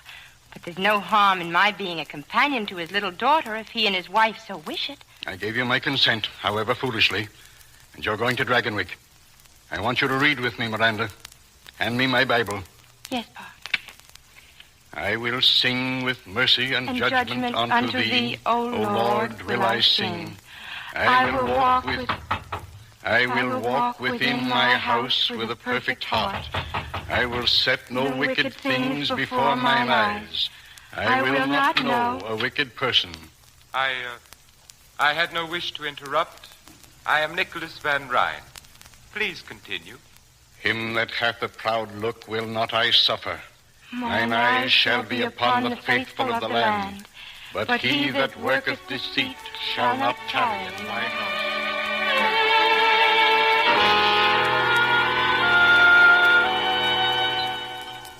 Well, Cousin Miranda, more coffee? No, thank you. You, sir? No, thanks. Mr. Van Ryn? Sir? I don't know what made me think you'd be a much older man. Does that affect your confidence in me, sir? Alexander the Great, when he was younger than I, had conquered most of the world. Maybe if he'd been a little older, he'd have conquered all of it. What are your politics? For Van Buren, I suppose. Van Buren is an old friend of mine. Naturally, if he's nominated, my farmers will vote for him. Your farmers? Yes, the tenant farmers on my land. Tenant farmers? You mean they don't own their own land? The land has belonged to the Van Ryns since 1630. I permit the farmers to work it. In return, they pay me tribute and a share of their produce. But they can buy the land if they want it? No, they cannot. Why? Because it belongs to me. I'd rather own 1/2 acre of barren rock than work the richest land in the world for someone else. I dare say we don't understand each other's viewpoint. I dare say. Cousin Nicholas, that music. Is that what they call the waltz? It sounds very much like one. Do you dance the waltz? Yes, Cousin Miranda. But never in public places. Oh. It's time for bed, Miranda. Don't forget your prayers. I won't, Pa. Good night. Good night, Cousin Nicholas. I'll be here in the morning at 8 o'clock. The steamboat sails at 9. At this time tomorrow, you'll be in Dragonwick. Yes, Mr. Van Ryn. Oh, Yes? Cousin Miranda, on occasion we dance the waltz at Dragonwick. Good night.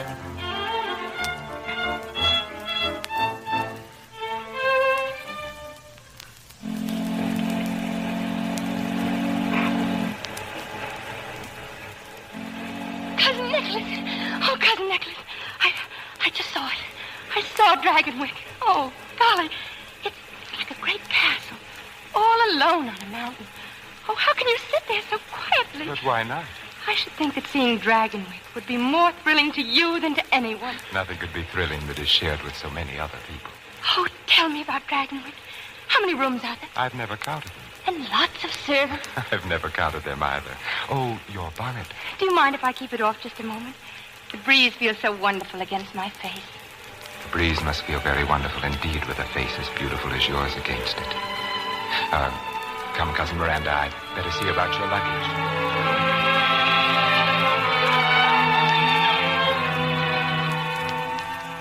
And this, Johanna, this is Cousin Miranda. Cousin Miranda, my wife. Oh, welcome to Dragonwick, child.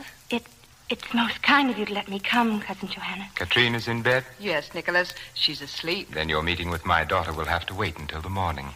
Shall I retire now? Not unless you wish to. Oh, I don't wish to. I mean, well, I'd love so to see all of Dragonwick. I'm afraid, dear, that would take more than one evening. And more than that, too. Still, there's no reason why Cousin Miranda should not make a start. No, Nicholas, no. I only Now, meant this room over here, for example. Do you like it? Oh, how beautiful. And a harpsichord. And that portrait on the wall. Who is she? She was my great-grandmother, Azild. Azild. What a strange name. I don't know why we keep her hanging there. And that ugly old harpsichord. The servants have to be driven to dust it. You'd think it was going to bite them. Azild was from New Orleans. She and my great-grandfather were married there in 1743. This harpsichord was hers. If you'd listen to the servants, they'd have you believe she still plays it. Fortunately, we don't listen to the servants. Oh, no, of course not. Isn't it rather late, Nicholas? If you wish to retire, my dear. Yes, I think I will. Well, good night, then. Good night, Johanna. Good night, Cousin dear. Cousin Miranda, do you think you will be happy here? Oh, what a question to ask. You won't be homesick?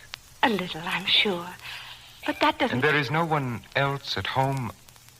A young man, perhaps? No, Cousin Nicholas. No young man. Well, it is getting late, and you've had an exhausting day. I'll have the housekeeper show you to your room. Her name is Magda. Good night, Miranda. Good night, Cousin Nicholas. You're ready, Miss Wells. I'll show you upstairs. You're Magda? Yes, miss. This room, it's lovely, isn't it? It's called the Red Room. Was she very young, Magda? Who, miss? The lady in the portrait. About your age. Mistress of Dragonwick. How proud she must have been. He never loved her. He only wanted their son. He broke her heart and drove her to... What were you going to say? Only what's been told for all these years. That she prayed for disaster to come to the Van Ryns and swore that when it came, she'd always be here to sing and play. She killed herself in this room, miss. Oh, that's just kitchen gossip. I'm sure it is. Oh, you mustn't take me seriously. No one ever does. Shall we go up now? Thank you. Of course. I've never heard Azil play. You won't hear her either, because you have no Van Ryn blood. But he'll hear her, the master, and so will the child, Katrine. This is your room, miss. I've lit candles. Thank you. Miss Wells, why have you come to Dragonwick? Do you think Katrine is in need of a companion? Why, that would be for her mother and father to decide. Don't you think Katrine is in need of a mother and father? That was a silly question, wasn't it? Do you like it here? Of course I do. Of course you do. But one day you'll wish with all your heart and soul that you never came to Dragonwick. Good night, Miss Wells.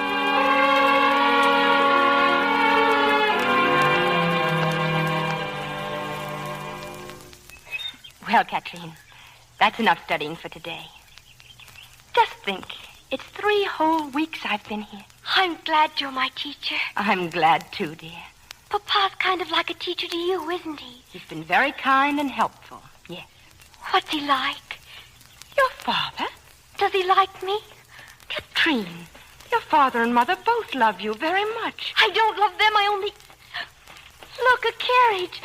That must be the de Grignier's. And the Count's such a funny-looking little man. A Count? Coming here? Oh, yes. By tomorrow, the house will be packed with people. Papa always has a 4th of July ball for the River families after the farmers have their kermesse. A ball? Everyone will want to dance with you, Miranda. Oh, golly, I hope so, Katrine. But what did you say the farmers did? Kermesse? What's that? It's like a carnival. And then in the afternoon, Papa sits in a chair under a tree, and the farmers bring in their tribute. I see. Miranda, we could go to the kermesse if we hide. But why must we hide? Papa doesn't want me to be seen with those people. Then we'll not go, of course. Oh, but it's so much fun, even just watching. They dance, they have games. We'll see, Katrine.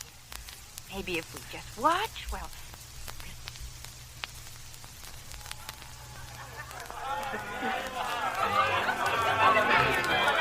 This is where I hide every year, Miranda. Sometimes after Papa leaves, I stand at the carousel. We shouldn't have come. It's wrong to disobey. Hello, Katrine. Hello, Dr. Turner. Oh, I didn't know you were with someone. This is Miranda Wells. How do you do, Miss Wells? How do you do? Pa sent for her all the way to Connecticut to be my companion. Oh, whereabouts in Connecticut? Near Greenwich. But that's all farm country. Haven't you ever met anyone off a farm, Doctor? Not at Dragonwick, no. Well, this seems an odd sort of place to watch the kermesse. We're not supposed to be here. We're hiding from Papa. Oh, I see. But don't worry, I'll keep your secret. Oh, may I have the honor again, Miss Wells? Why, yes, if you like. You're sure it won't be too unpleasant? That's a very strange thing to say. I'm afraid it isn't. The patroon and I don't get along very well. In fact, the first thing I've ever known us to agree on is bringing you here. I think that was a fine idea. Why doesn't he like your father, Katrine? Because Papa doesn't like him either. Why not? Papa never says why not. But I think it's because... Hide, Miranda, hide! They're coming. Who's coming? Papa and the Count de Grenier. They won't see us. I think we could even get closer, Katrine. But why? All the fun's going to stop now. When Papa comes, that's when they pay him the money. I still think that I'd like to see it. Well, all right, then. Come this way, Miranda. I hope you won't find this too boring, de Grenier. Shall I sit here next to you? Please do.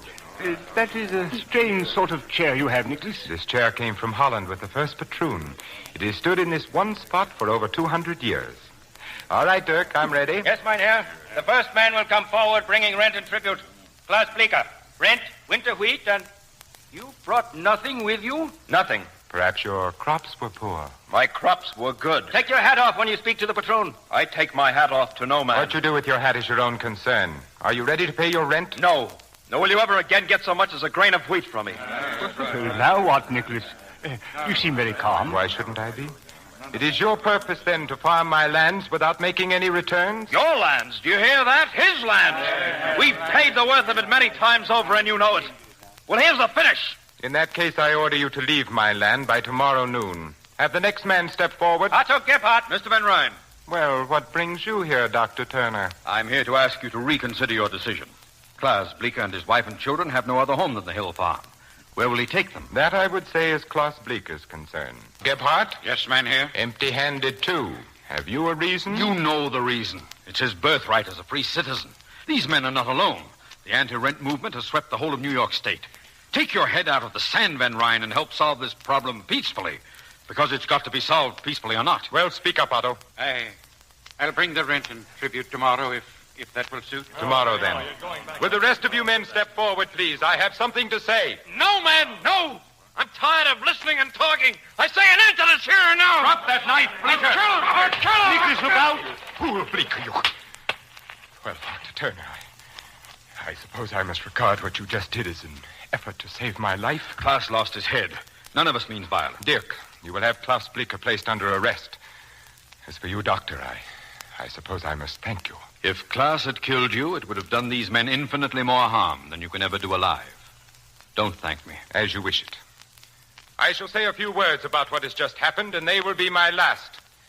Dr. Turner's efforts to incite anti-rent rebellion have been well known to me for many months now. Believe me, gentlemen, my welfare does not depend upon you. Rather, you depend upon it.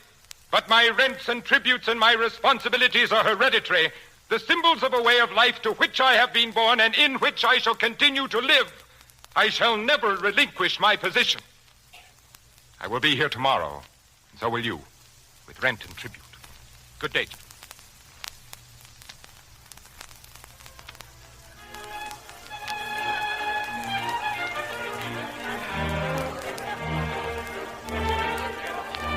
All alone, Miranda? Yes, Nicholas. Are you enjoying the ball?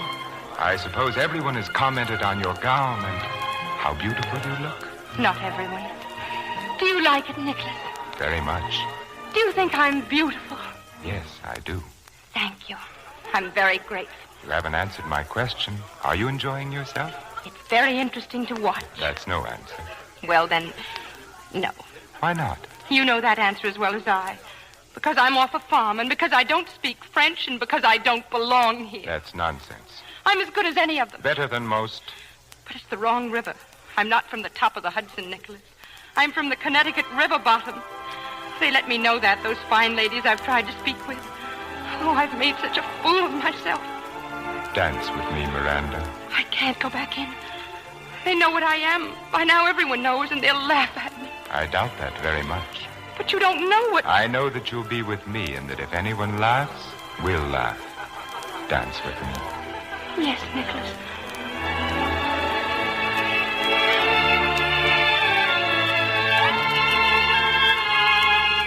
They're looking at us, Miranda. They're watching us dance. And they're not laughing, are they? No, they're not laughing. Then I shall. Suddenly I feel like laughing. This house could stand a little laughter. And a moment ago, I was afraid to dance with you. Afraid? Yes. You must never be afraid of anything with me, Miranda. I never will be, Nicholas. Never.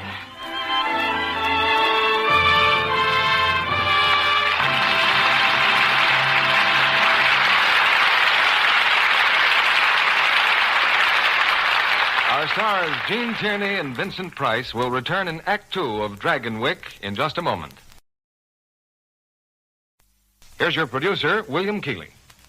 Act Two of Dragonwyck, starring Gene Tierney as Miranda and Vincent Price as Nicholas Van Ryn.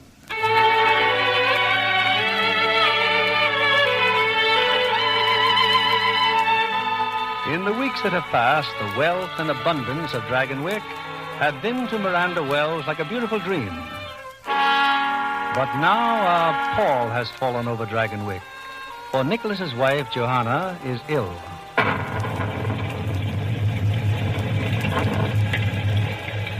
There's no thunder in the world, Joanna, like the thunder of the Catskills. The lightning seems to set the mountains on fire, and they roar back. That's all very romantic, I'm sure. But it doesn't help my cold. If I must stay in bed, why can't I have Dr. Hamilton to look after me? Why, you may, of course, as soon as the storm lets up and the roads are passable. Where's Miranda? She's with Katrine, reading to her. Come in. What is it, Magda? Excuse me, madame. Mein Herr Van Ryn asked that this be brought to you. This plant. Why, Nicholas. Yes, Joanna. But your favorite plant. Your granolda. Why should it brighten my hothouse if it could brighten your room, my dear? Nicholas. Oh, thank you, Nicholas. I can't remember when anything has pleased me more. That will be all, Magda. Thank you. Yes, mein Herr. I know how you treasure it, Nicholas. And you sent it to me. Why, Joanna, you're smiling. How good to see you feeling better. Now I'm sure you'll want to rest. Nicholas, you're going to your tower room again? Yes, why? The servants think it's strange that you spend so much time in a tower room. And I find it strange that you should bother about what servants think. But what could you possibly do up there? It might be anything, Joanna, from pinning butterflies to hiding an insane twin brother. Actually, I read. I hope that satisfies you. I'm sick. And you haven't even let Dr. Hamilton know. Well, your happiness over the granolda plant seems to have faded most rapidly. But you can't imagine what it's like to be sick in this miserable, drab house. I cannot imagine that Dragonwick could be miserable or drab except to those who reflect misery and drabness from within themselves. I will stop in and see you later, Joanna. Mein Herr. Yes? Dr. Turner has called. No one sent for a doctor. He says it's most urgent. My regrets to Dr. Turner. I cannot be disturbed. Yes, mein Herr. No. Magda, wait. I'll be glad to talk to Dr. I wouldn't have intruded, Mr. Van Ryn, were it not so important. Klaus Bleeker has been arrested for murder. Well, it's a pity you weren't there to stop him a second time, Dr. Turner. But I was there. He didn't kill anyone. There's been an anti-rent riot near Smoky Hollow. Oh, another rebellion, I see. Klaus wasn't anywhere near the man who was killed, but they blamed it on him. The farmers aren't going to stand for this. They've threatened to storm the jail. And just what do you want me to do? Help my enemy to defeat me? I want only your assurance that Bleeker will get a fair trial. Dr. Turner, whether Bleeker lives or dies is of no more concern to me than my life was to him. Or you. Good evening. Oh, Miranda. Come in, my dear. You see, in spite of the storm, we have a visitor. Dr. Turner. Good evening.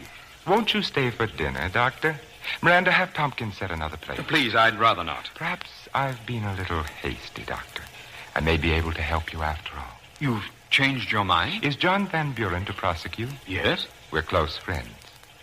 I assure you that Klaus Bleeker will have every consideration. Now, you might do something for me. Well, if it's at all within reason, I don't think you'll find me extravagant. My wife is ill. A severe cold. Will you help her if you can? Forgive me. Of course I will. And you will stay for dinner? Thank you, Miss Wells. I'll be very happy to.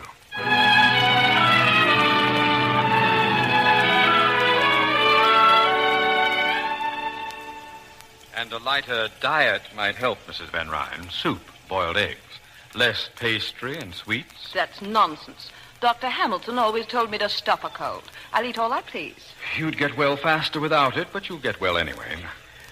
Oh, what a beautiful plant. Yes, it's a granolda, Doctor. Quite rare in this country.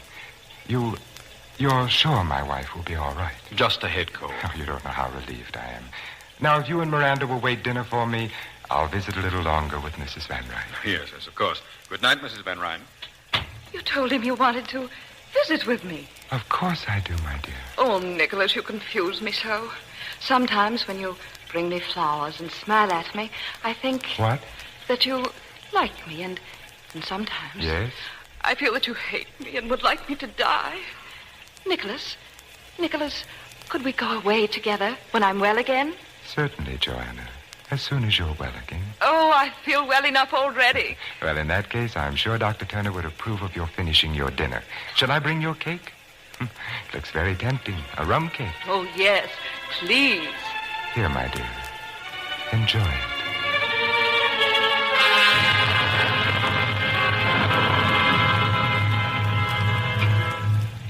You're being very silent, Dr. Turner. I was just thinking. You know, it's funny. The day we first met, I thought we'd have very much in common. But the way it's worked out, frankly, right now, I don't think you have the slightest idea what to talk to me about. Would you care for some sherry wine, Doctor? No, thank you. I believe I'll... forgive me for taking so long. We fell to reminiscing, Joanna and I. We should dine at once. This way, Doctor. The storm is still raging. Don't think of going back to the village, Doctor. You'll stay overnight. Oh, no, really, I have to... Consider all objections overruled. Of course you'll stay.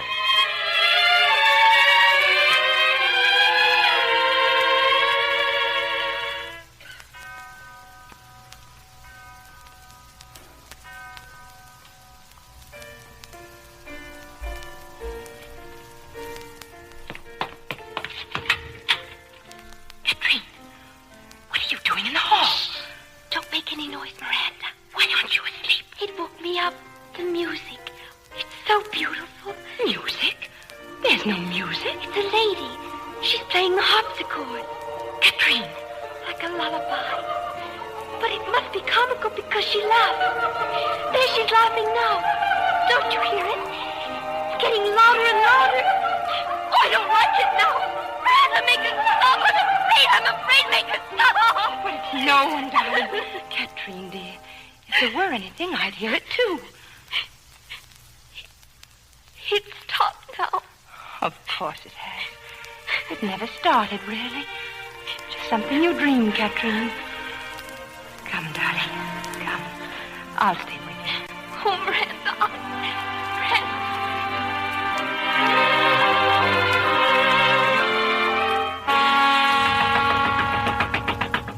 Yeah? Who is it? It's the housekeeper, Doctor. Mrs. Van Ryn. She's very sick, sir. Oh, please come, please.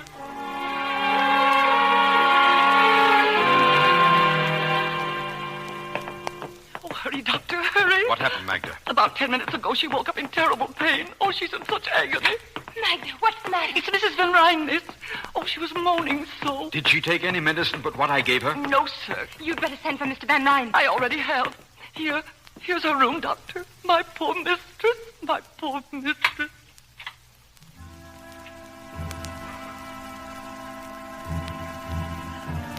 Mrs. Van Ryn.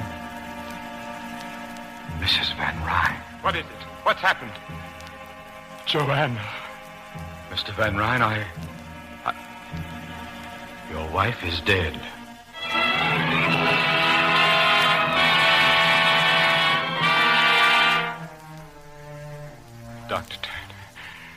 Dr. Turner, what could have... I can't understand it. Are you sure she took nothing but those drops I left? Not while I was with her, sir. And except for Magda, no one was with her but myself. I gave her some cake. Acute gastritis. It's possible, but Is it also possible that she may have been more ill than you imagined? I'm afraid that's always a possibility. See that the pastor is notified at once. Yes, mein Herr.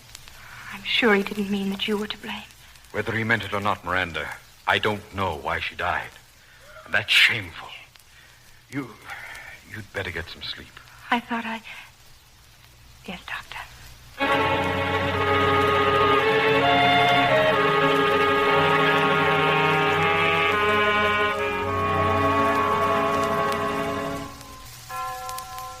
Nicholas, please, you must get some rest. Do you hear that bell, Miranda?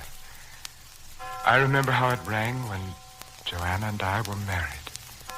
She said it was a heavenly bell that would ring for us until death.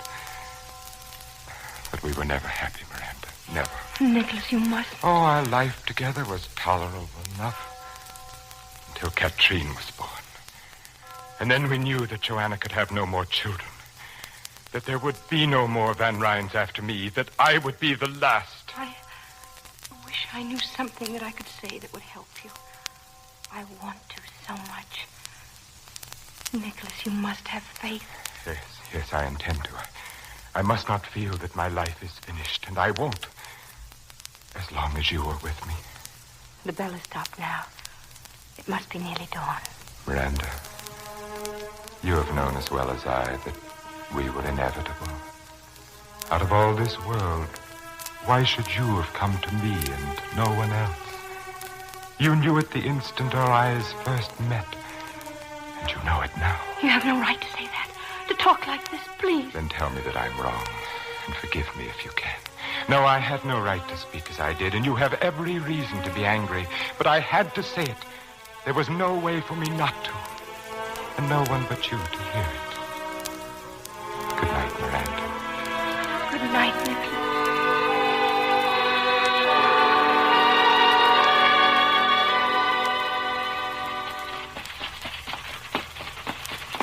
Whoa there, whoa. Why are you stopping, driver?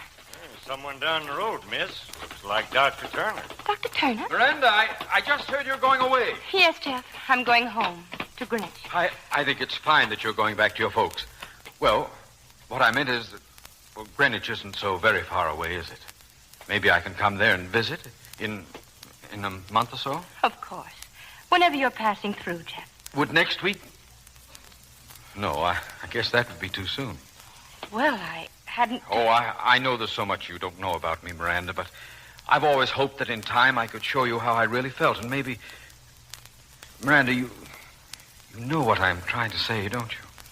Yes, Jeff, I think I do. I'd like to think that in time I... Jeff. Is it that hopeless? I'm sorry. Have a good trip. Thank you. Bye, Miranda. Goodbye, Jeff.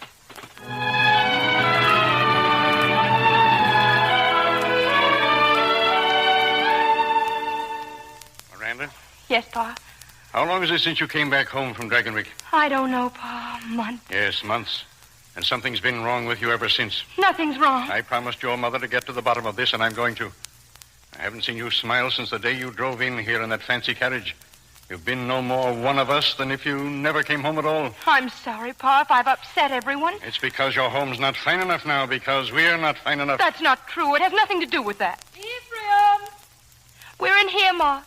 Oh, Ephraim, a message. It just came from the village. Who's it from? Well, I don't know. I didn't open it. See if you can talk some sense into her, Ma. I just can't. Oh, Miranda, dear, it's just that Paul loves you. We all love you, and it hurts us so to see I'll you. be concerned if this don't beat all. Well, what is it? Nicholas Van Ryn is in Greenwich. He's coming here this afternoon. He's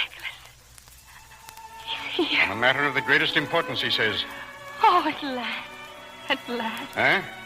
What in Tunket could he want? I don't know, Pa. I'm only hoping.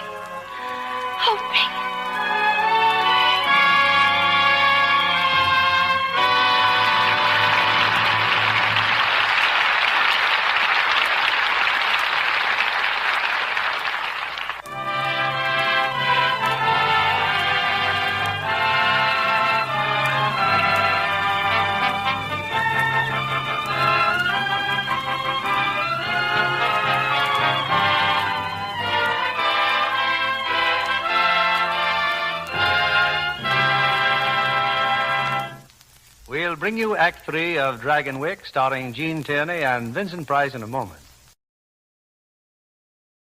Back now to Mr. William Keeley. Act 3 of Dragonwick, starring Gene Tierney as Miranda and Vincent Price as Nicholas.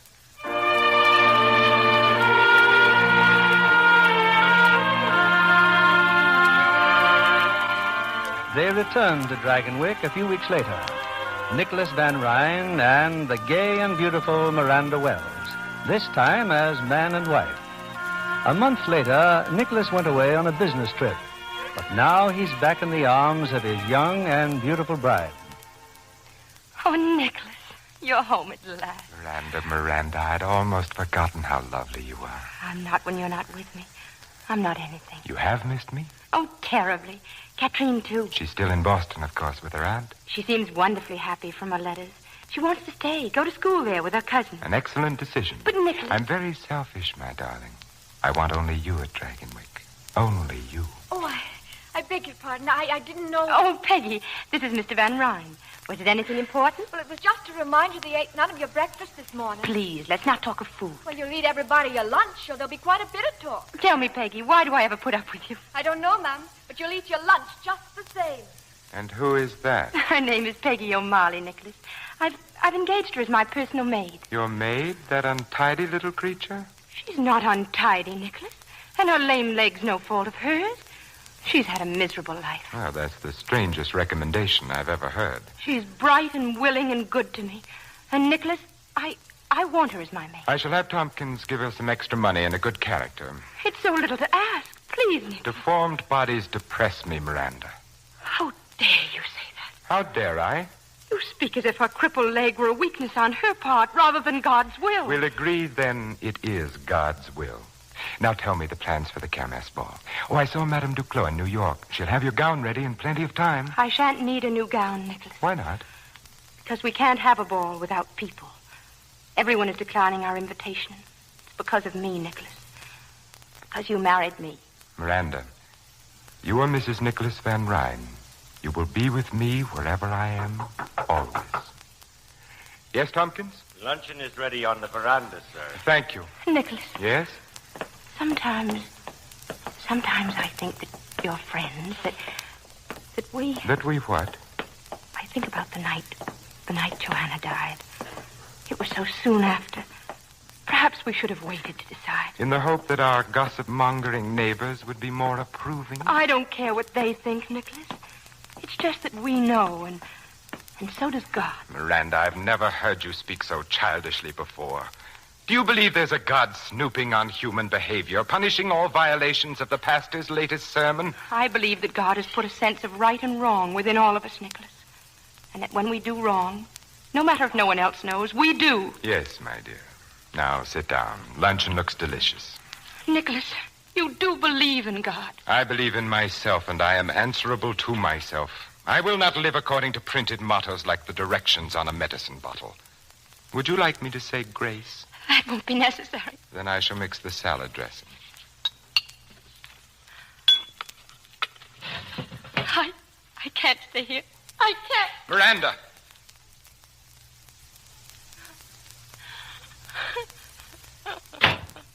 Miranda, what possible excuse can you have for humiliating me before the servants? What is the matter with you? I believe in God. Which is your privilege. I have no intention of... And so will my child believe in him. Miranda.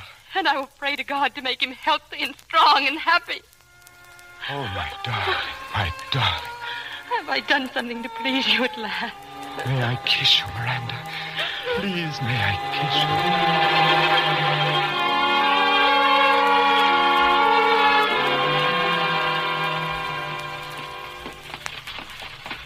I was sorry to interrupt your meeting with the farmers, Dr. Turner, but... Well, we hardly expected you, Mr. Van Ryn. As you gathered, we were celebrating the new state constitution. The farmers may now buy the lands they've been working. I came on a still more important mission. You have not seen Mrs. Van Ryn of late, have you? No, I've not seen Mrs. Van Ryn for months. She is about to have a child. I need your help. Dr. Williams is there, but Williams is a fine He's doctor. a fool. I beg of you to help her. She's in danger? I don't know that she... Doctor, nothing must happen to my son. I'll do what I can.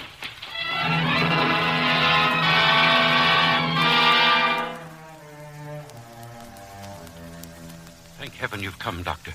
I think Van Ryn would kill me if anything went wrong. But that's nonsense, Dr. Williams. Is it?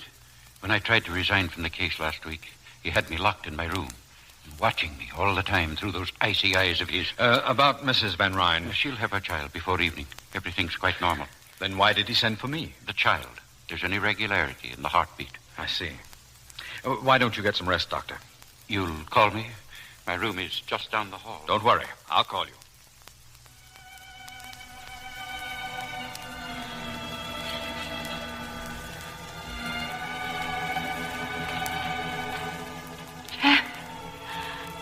Jeff, is that you? Yes, Miranda. I don't know whether to believe this or not. You'll take care of me now. Yes, Miranda.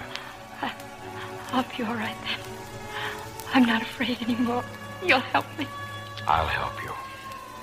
I'll always help you, Miranda. It's all right, Miranda. Everything will be all right.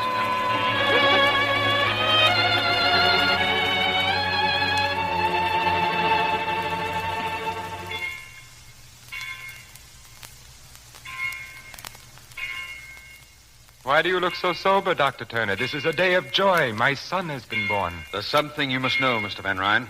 Your son is not well. I can't tell you how sorry I am.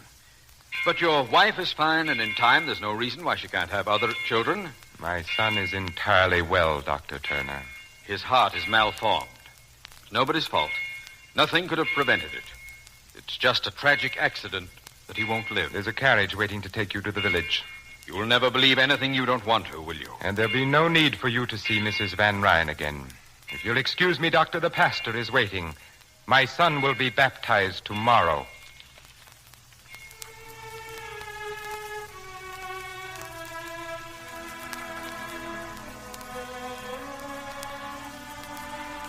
And in the name of the Father, and of the Son, and of the Holy Ghost, I do baptize thee, Adrian Peter Van Ryn. Mynheer Van Ryn, please accept my most sincere congratulations. Thank you, Dominic. And you, dear lady. Thank you. You understand, of course, that this house ceremony was only at the insistence of Mrs. Van Ryn. In a month or two, my son will be properly baptized in the Dragonwick Church. Yes, of course. No, Nicholas. We can thank God that he was baptized in time. In time? The child I hold in my arms. My son. My son is dead.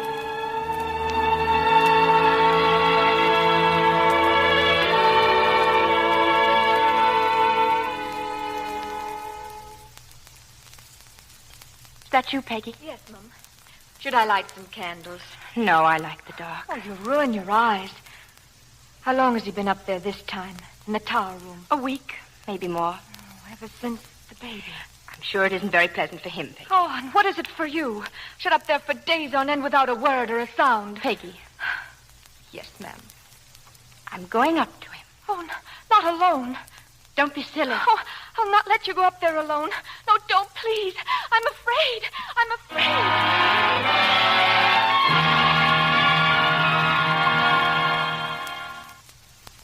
Well, Miranda, now that you've come up here, don't be frightened. I'm not frightened, Nicholas. Yes, you do have courage. It must have taken a great deal to make a pilgrimage to the mysterious tower room. I assume your twisted little servant is offering up suitable prayers for your safe return? I see no reason why they should be necessary. Why? Because of what you see? Just a room, no velvet drapes? Nicholas, what do you do in this room? What do? I live. But how could you understand? Oh, don't be offended. By ordinary standards, you're quite intelligent. But I will not live by ordinary standards. I will not look to the ground and move on the ground with the pack. Not so long as there are those mountain tops out there and clouds and limitless space. You still don't understand, do you? I want to try if you'll help me. Then steel yourself. Prepare to have your God-fearing, farm-bred, prayer-fattened morality shaken to its core. You see, I have become what is vulgarly known as a drug addict. Why? What? No tearful reproaches? No attempts to regenerate me? Why do you find it necessary? Because I have set free something within me. Something that ever since I can remember has been like a rock in my heart, in my brain. Pushing at me, choking me. I know you better than you think, and you're just running away. Is it as simple as all that? Yes, Nicholas, as simple as that. When you've come up against something unpleasant that you couldn't change, like the rent laws. Or the death of my son. Oh, son. Get out of here. I want to help you. I don't need to be helped. Help me, then. Please don't shut me out like this. Let me be unhappy with you and happy again. Let me be part of you. Let me love you and love me, too. That's how she would talk. Joanna. And Joanna is dead.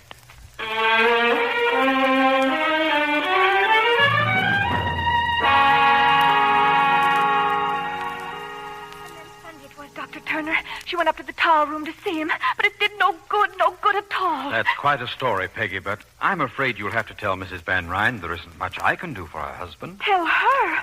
Well, she doesn't know I've come to see you. It isn't him I'm worried about. It's her. I'm afraid for her. Afraid of what? Well, I can't say right out, sir, but, there's a blackness in that house, and in him. Oh, you've got to take her away. What makes you think she wants to go? Whether she wants to or not. You can't leave her there to be hurt and hurt again, not knowing what she's done wrong or how to do right. Happy as a child because he so much as sends a plant to her room and... A plant? What sort of a plant? Something that grows in the hothouse, sir. Remodeled, I think she said. Come on, Peggy. I'm going to Dragonwick now.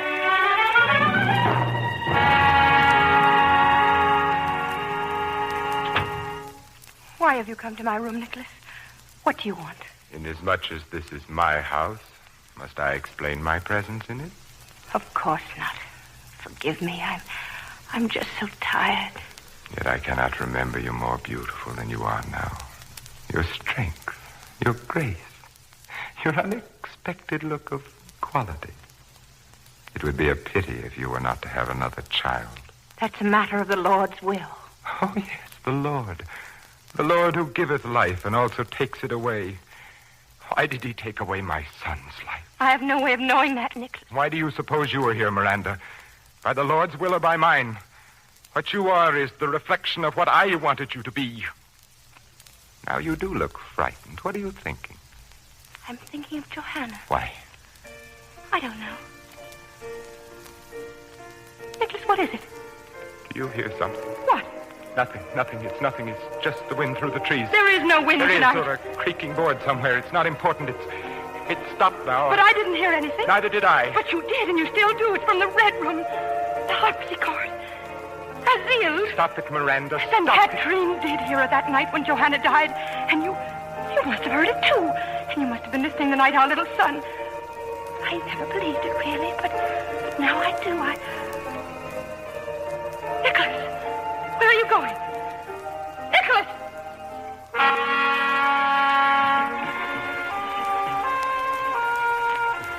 He's in the Red Room, Doctor, staring at that picture on the wall. Just standing there staring at that picture. Wait here, Peggy.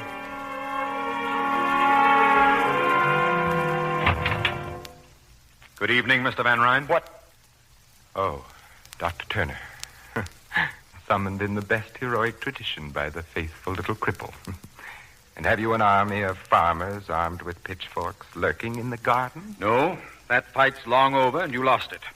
But Peggy seemed worried about you. Do I look as if I needed medical aid? I can't diagnose from appearance alone. You've become more careful, Dr. Turner. I can recall when your diagnoses were less thorough. I've learned a lot since then. For one thing, I've made a careful study of plant life. I would think human life more important. Jeff, what are you doing here? About to discuss plant life with your husband. I assume you've thanked him prettily for the lovely plant in your room? I don't understand. He understands. Your late wife's bedroom, Mr. Van Ryn, the night she died. I was never able to forget that plant. At first, I thought only that it was very beautiful. I've learned since it was also very deadly. Nicholas, what does he mean? The plant contains a glucoside, similar in action to digitalis, but much more toxic. How shrewd to have a doctor on hand that night you asked me to dinner. And weren't you lucky, Mr. Van Ryn, that I wasn't a better doctor? It was all so simple. Your wife with the bad cold. She couldn't possibly have tasted anything in the cake. It was soaked with rum anyway. I don't believe it.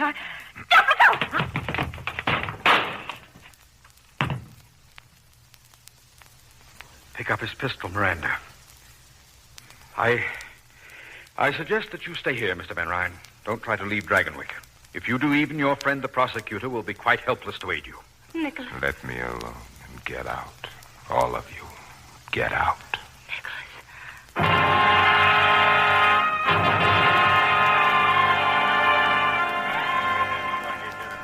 There he is, sitting in the patroon's chair, just like he did at the Kermesse. Hold up your lanterns there. Mr. Van Ryn. Mr. Van Ryn. Mayor Curtis, isn't it? If you don't mind, Mr. Van Ryn, I'll have to ask you to come along with us. But I do mind. I have no intention of going anywhere with anyone. This is not a request, Van Ryn. You're under arrest. Back so soon, Dr. Turner? Nicholas, please. My wife. Go with them. It's your only chance. My only chance. How little you know me, Miranda. Even Joanna would never have said that.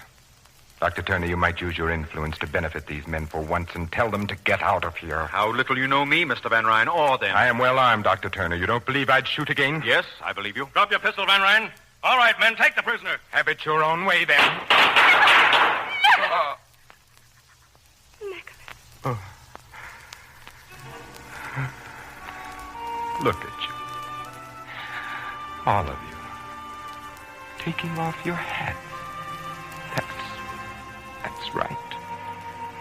Take off your hats in the presence of the patron.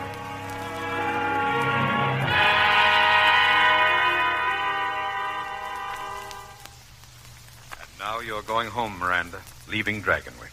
You could ride to the boat landing with me, Jeff. I'd like nothing better, except that I'd have to ride back here alone. Is that all you're taking with you? It's all I brought with me from home, except a black dress. The way you just said home, as if you never had any other. Have I? Ever?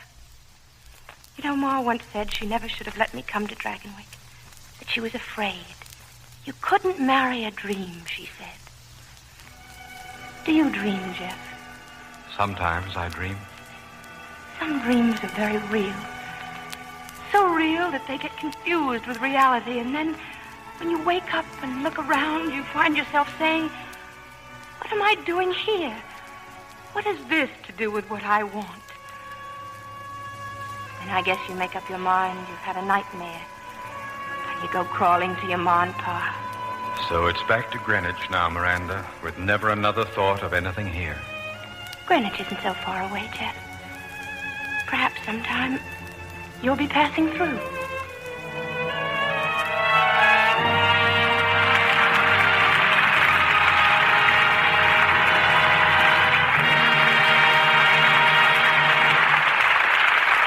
Here's Mr. Keeley with tonight's stars.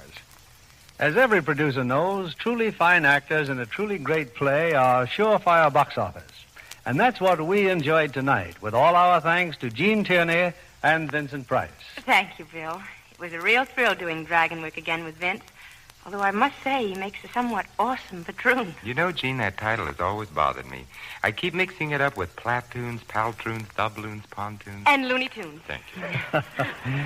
Speaking of patroons, I wonder how many of our audience know that Vincent Price is one of Hollywood's most loyal patrons of the arts. Well, Bill, I've always been interested in painting and encouraging young painters.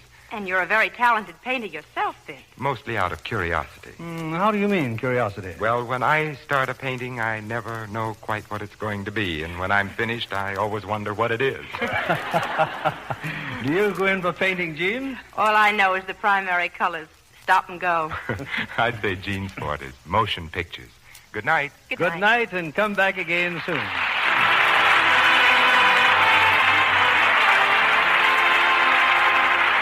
This is William Keeley saying good night to you from Hollywood.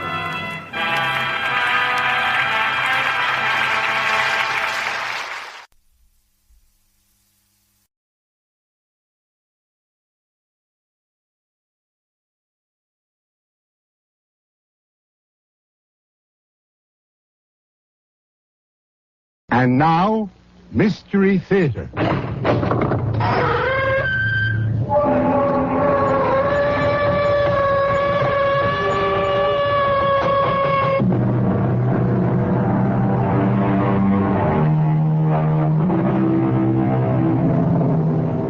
Come in. Welcome. I'm E.G. Marshall. She is an incredibly imposing figure, Queen Liliolani, last of a pure line of Polynesian royalty, save for the handsome son she faces, nearly eye level to eye level, although Danny Makihini is well over 6 feet. Always a woman of Amazonian proportions, middle age has blown her to gargantuan size and girth, and her anger and emotion is as monumental as the rest of her. Marry a Howley? I'd as soon see you dead. Oh, come on, Mother. It's the 20th century, and Hawaii is a state, not a monarchy. The Polynesian and the American Indian are two of a kind. Two civilizations pirated, their lands raped and stolen, their countries plundered, and their people sold into virtual slavery. You should be running for the Senate. I should be making powder and cleaning my gun.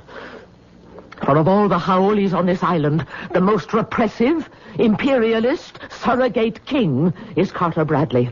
And my son will marry his daughter only over my dead body. Mother, I've never seen you like this. You're always so reasonable. You are betrothed to Taormina. We haven't really seen each other for over 7 years. She's more like a little sister to me. I know more than you do, my son. For all your doctor's knowledge, I beg you not to tempt fate.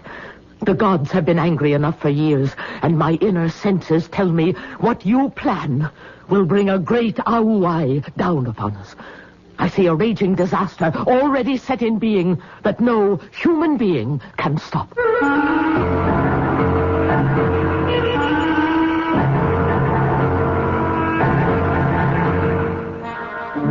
Our mystery drama, Wave of Terror, was written especially for the Mystery Theater by Ian Martin and stars Paul Hecht and Carmen Matthews. When she mentioned disaster, Queen Liliolani could not have sensed the extent of the Holocaust, which was to change so many lives. For at the moment she spoke, out of some alluvial fault in the great Alaskan ridge, the earth boiled from its guts like a volcano, throwing up great mountains of lava. displacing trillions of tons of water that formed a great tidal wave, traveling unnoticed beneath the surface, rushing southward at a speed of up to 500 miles an hour towards the first landmass in its way, the islands of Hawaii.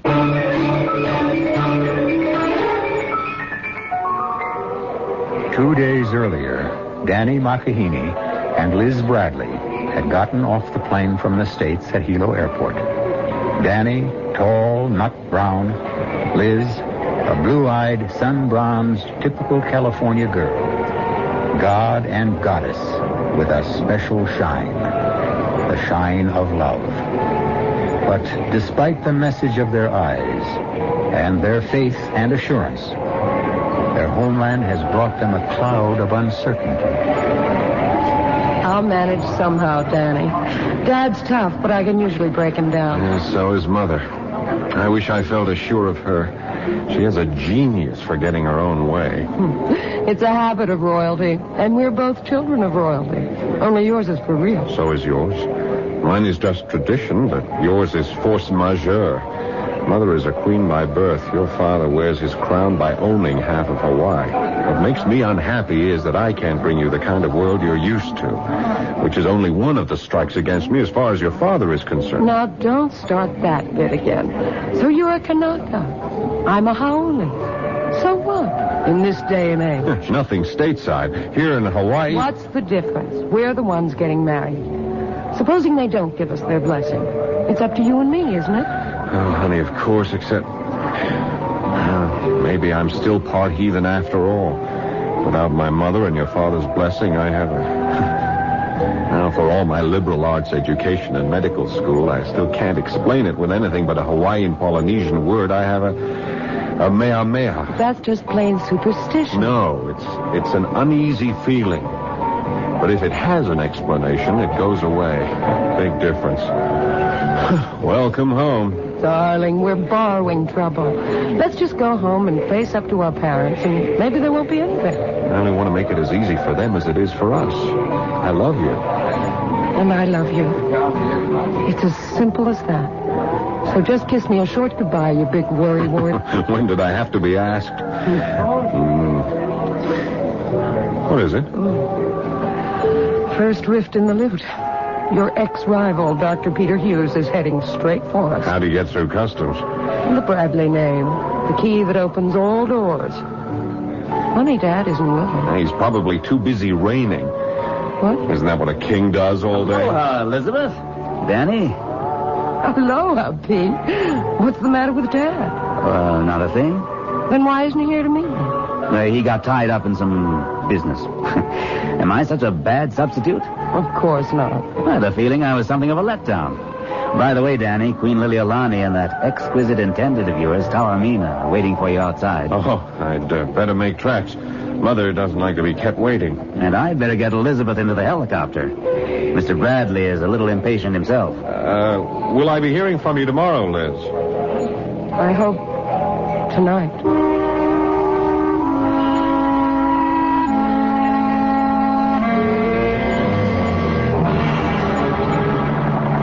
I didn't particularly know you knew Danny Makahini. Only since I went to college on the mainland. You seem to have made up for lost time. What does that mean? I'm not blind. I saw that... I was going to say farewell kiss, but I don't think that quite characterizes it. However... Pete, I don't want to talk about Danny right now. I want to talk about what you're avoiding. What is it about Dad? You're quite right. It's a subject I wish I could avoid. He's sick.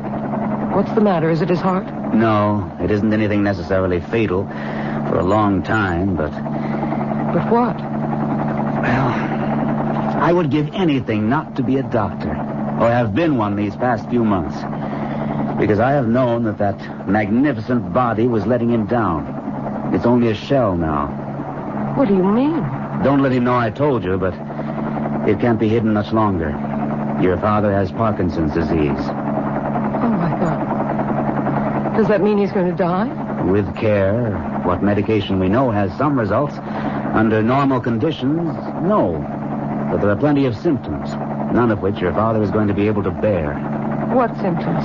In your father's case, mostly muscular. Trembling of the hands, dropping things unconsciously. A rigidity which will inevitably cut down on his normally superactive lifestyle. A marked decrease in his muscular control. Oh, no. Oh, that can't happen to Dad. What can we do to help? Some drugs. A fortunate remission in the disease sometimes. Most of all, trying to avoid emotional excitement and fatigue.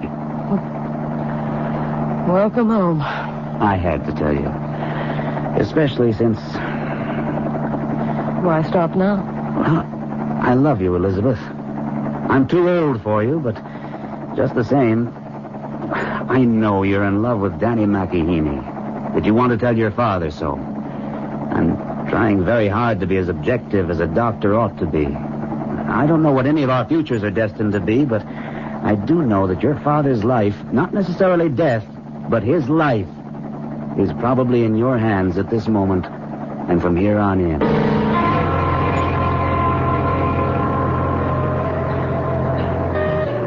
What's the matter? Don't like me anymore? I love you, Tal. As a little sister. I always have, and I always will. But you know the meaning of blew out tonight. Yes, Taormina, and I am ashamed. Please. I know you want to marry our only girl. I can't help myself, little sister. I love her.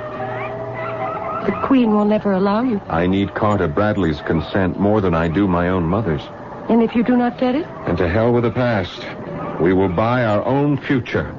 And nothing and no one can stop us. Lisbeth! Daddy! Oh, you can't know how good it is to see you. By damn, you're more beautiful than ever, and you look just like your mother. Dad, what are you doing? I'm stealing a page from Pete's book, but I think I deserve it because you look so like Beth did when I married her. I'm going to carry you over the threshold back home again. Dad, you shouldn't. Why not? Well, I'm not such a little girl anymore. Oh, nonsense. Light as a feather, which is just what you are. The proudest feather I wear in my cap.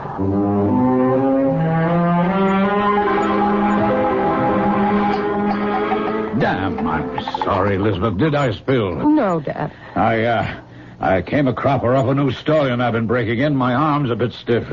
You all right? Oh, now you're home. I have a few bruises here and there, but I can shake them off the moment I see you and Pete happily married. Now you're graduated. Let's make it soon. Oh, now give the girl a chance to catch her breath, C.B. If I were you, I wouldn't grab her while you can. Only when Liz wants me. Now, don't tell me I said something out of line. Typical of me trying to rush things. And this damn hand is bothering me tonight. We can talk it all out tomorrow. Oh, I can't tell you how good it is to have you home in Waialua again, sweetheart. I've been waiting to get back myself. It's a cold old house without your mother. You're my one hope for Waialua's future, and have always. A lot of responsibility to put on a daughter's shoulders. But since I have no son left, I know you won't fail me.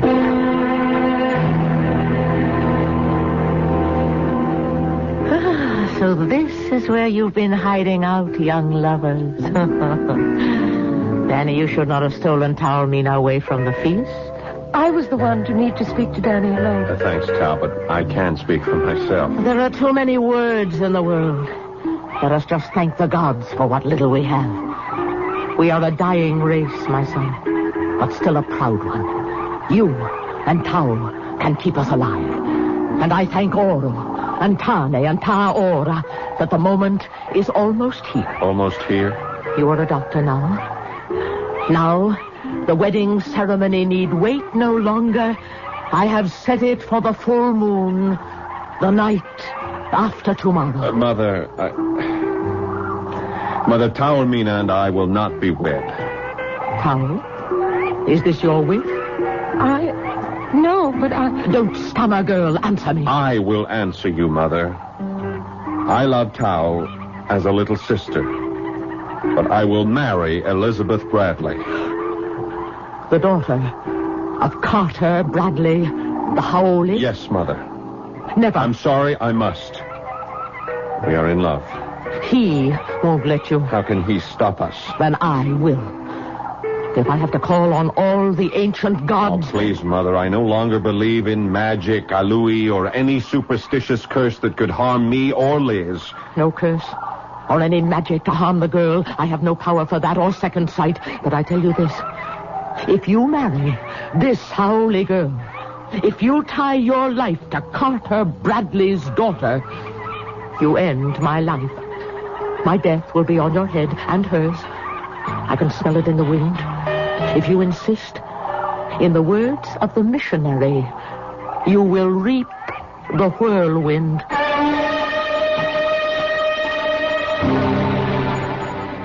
Queen Liliolani could have had no specific foreknowledge of the Holocaust in store.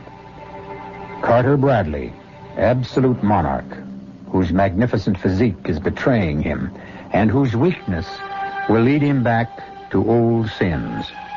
None of our characters can yet know the cataclysm of nature which is to affect their lives. I shall return shortly with Act 2.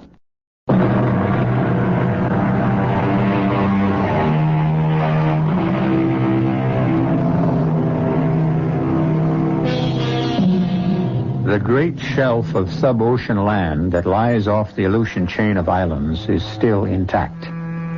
It is some 48 hours still before the titanic undersea explosion will rend it asunder and create a wave that will rise towering to 90 feet, 20 to 30 feet above the great mansion at Wailua, which spreads along the coral cliffs looking northward to the vast Pacific and the coming terror. On the lanai, facing away from the ocean, Carter is just finishing breakfast as Liz joins him. Well, now it seems more like home again. Morning, Elizabeth, dear. Morning, Dad. You know, I've been sitting here snorting as impatient as the old warhorse I am. But I couldn't wait. I've finished breakfast. I'll ring for yours. No, Dad, please. What's the matter, Princess? You don't feel well? I wish you wouldn't call me that. What? Princess. Well, it's my old name for you, and I always called you. You don't feel well. I'm tired, Dad. Long trip, changing time. Well, you should have slept longer. How about some coffee? No, thanks. Juice? Nothing for the moment. We have things to talk about. Well, of course we have, but I sort of thought we'd keep that for lunch, huh? I mean, Pete will be here, and don't you think he ought to be part of it? No, Dad, I don't. Oh, I don't think that's so fair, Princess. No, all right, if you prefer it, Elizabeth. Though why I can't use the old name... It doesn't fit me, Dad. It's not what I am. On these islands, and particularly this one, it's what you are, at the very least. If we were to ride to Mauna Kea, way up to the top, you could turn and look north, east, west, and south, and every bit of land you saw would be yours. Or will be someday. Are you so sure, Dad? I own it. It's mine, along with a few other things. When I'm gone, whose else would it be except yours? And Pete's? I don't really know. I'm not sure it's that important to me. What would happen if I didn't marry Pete? Didn't? What are you talking about? Would the Bradley Ranch still be mine? And all that goes with it, if I didn't? Who else would you marry?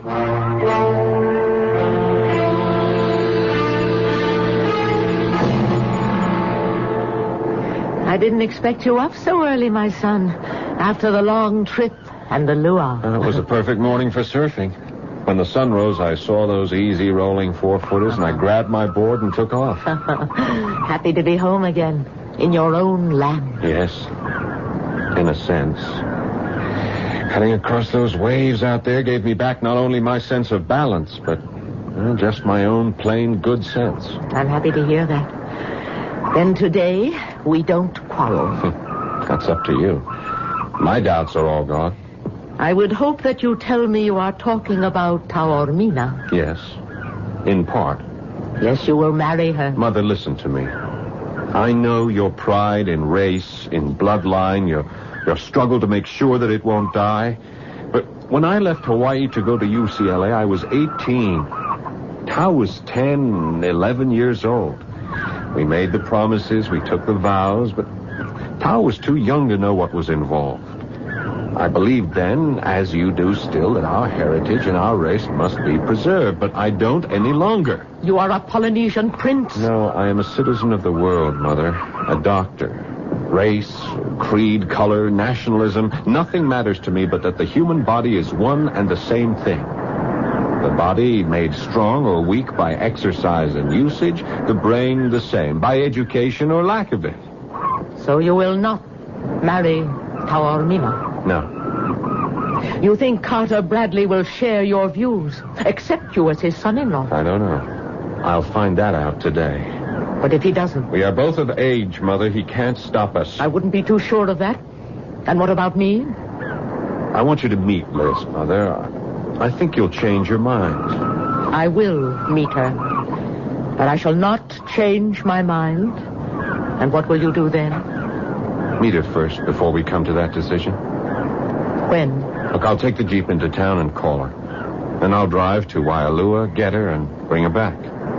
You're wasting your time. I hope not. Because I love you. And I want you to love her, too. I'll be back by mid-afternoon.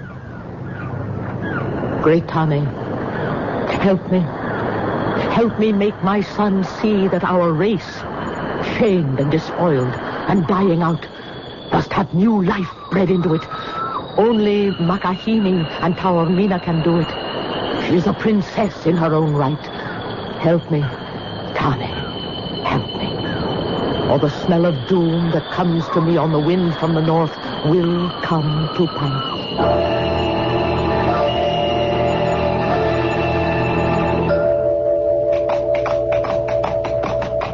Hail, boy. Stable King here and rub him down good. I rode him hard this morning. Ah, hey, Pete. Morning, CB. I'm hungry as a bull. Is lunch ready? Yes. There's a nice breeze off the water, so Chung Lee set the two of us up on the front lanai. Two of us? Is Elizabeth still sick? Oh, come, let's go through the house. I have to wash up anyway. Where is she? Upstairs? No, she left quite a bit before I got here. What do you mean, sick? Oh, she was feeling a little off her feet at breakfast. Left to go where? Oh, Danny Makahini came by and picked her up. Liz said she'd be back in the late afternoon. Danny Makahini? Queen Liliolani's son? Yes. Oh, I thought he was at medical school on the mainland. He was. He's graduated. He came back on the same plane with Liz yesterday. Didn't even know she knew him. But I don't like this about Elizabeth. Is it serious? In its own way. I was going to let her tell you herself, but maybe as your doctor, it's better if I do it instead. Oh, come on, man. Come on. Get it out. What is it? Well, let's sit down for a minute. I want to remind you of your condition and that flying off the handle and losing your temper is the worst thing you can do. Oh, you pill peddlers, you're all prophets of doom. Well, if you take the pills I provide, you might put yours off a good deal longer. Now, sit down. All right, but don't try to change the subject. I want to know why Elizabeth went chasing off with Makahini. Did they go surfing? Not exactly. Damn my eyebrows, you're a common enough lover, Pete. Your fiancée goes herring off with another man her first day back home, even if he is just a Kanaka beach boy, and you just let her go. First, she left before I got here. Second, he is not a Kanaka beach boy. He's a colleague of mine, a doctor of medicine. And lastly, Elizabeth is not my fiancée anymore. What? How do you know? Where did you find that out? Yesterday, when I brought her home. You turned my daughter down? No, I should have, really, in the first place. I'm far too old for her. Oh, rubbish. Well, I'm not marrying her, CB. And you're not fooling me one bit, Pete. You're still as much in love with Elizabeth as you've always been. I smell a rat, and I'll bet it's Makahini. Is that it? Is that it? Where did they go? To see the Queen. I imagine to ask her blessing. To get married? My daughter and a beach boy? Now, stop talking about Danny like that. And don't get all worked up. It's bad for you. Oh, I won't get worked up. First of all, because it's just not going to happen. There'll be no marriage between them, because if she doesn't stop it, I will. By God, if he has much as dares... It's all right, CB. Now, just take it easy. It's only a temporary attack, CB. But this time you are going to take one of my pills.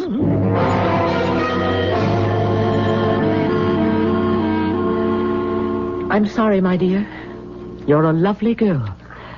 And I can hardly blame Danny. But marriage between you is quite impossible. Mother, I haven't finished. There are reasons beyond reasons why it can never be. Your blood is not our blood. Danny is already betrothed to Princess Taormina.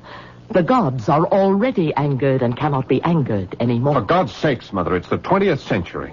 And you are as intelligent and well-read and educated as any woman I know. Stop acting like some old ignorant witch. I am acting as I must, because within me are ancient chords which sing of death and certain doom for two people. Queen Liliolani, I respect your point of view. Do you respect your father's? Yes, but I will give you the same answer as I would give him. I love Danny. I'm over 20. Danny is 25. There is no way either of you can stop us. I'd rather it wouldn't be like that. But Danny and I have agreed. She's quite right, Mother. We'd give anything to have both you and Mr. Bradley with us, but if you're not... I cannot give my consent. I can only warn you, if you persist, it will end in death and disaster. I have nothing more to say. I am going to pray for all of us.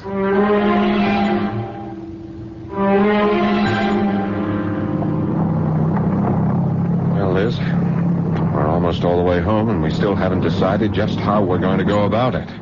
I know, Danny. It's just... I don't think we can rush it. Not right now, because of Dad. If you want to back out, I'm not holding you to anything. Oh, darling. Darling, don't do that. Honey, I hate to get long-winded or go chucking my medical knowledge around, but Parkinson's... I mean, it can and almost always is a long, long process. He's going to need me. I mean, really need me for the first time in his life. It's a life that could last another 20 years. Are you asking me to wait that long? No. No.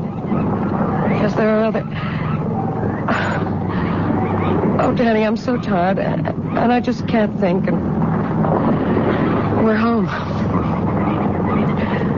Give me till tomorrow, at least. Sure. Of course, darling. It's only, well, I'm under some pressures of my own, and if I can't have you, well, I won't break my mother's heart or Tao's, and tomorrow night is their night.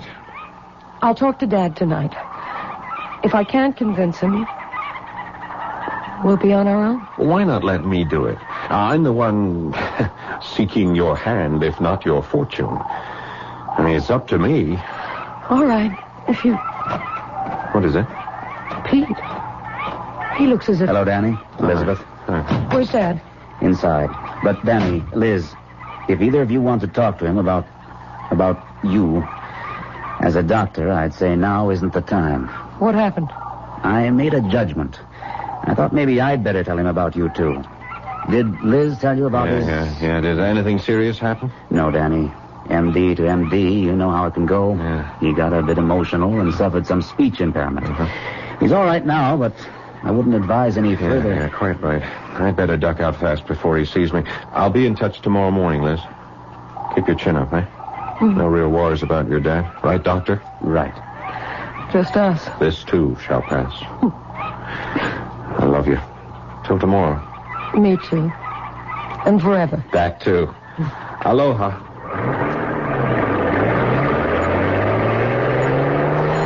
You sure Dad's all right? If we can keep off a certain subject, sure. I don't want... I can't do any more talking about...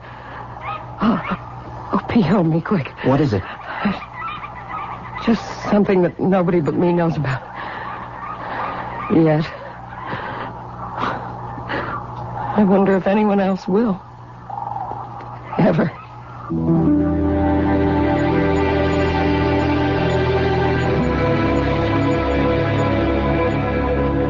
new factor could enter a hoped-for marriage, which already appears to have everything against it? And what is the meaning of Liz's cryptic statement, expressing a knowledge that only she has and no one else may ever know? Is it the same knowledge that Queen Liliuokalani talks of as buried in the past? And if she too knows that ancient gods are to extract penance for buried sins, who are the two that are doomed? Or are more to die in the dreadful natural phenomenon that is at last about to be unleashed 3,000 miles away? I'll return shortly with Act 3.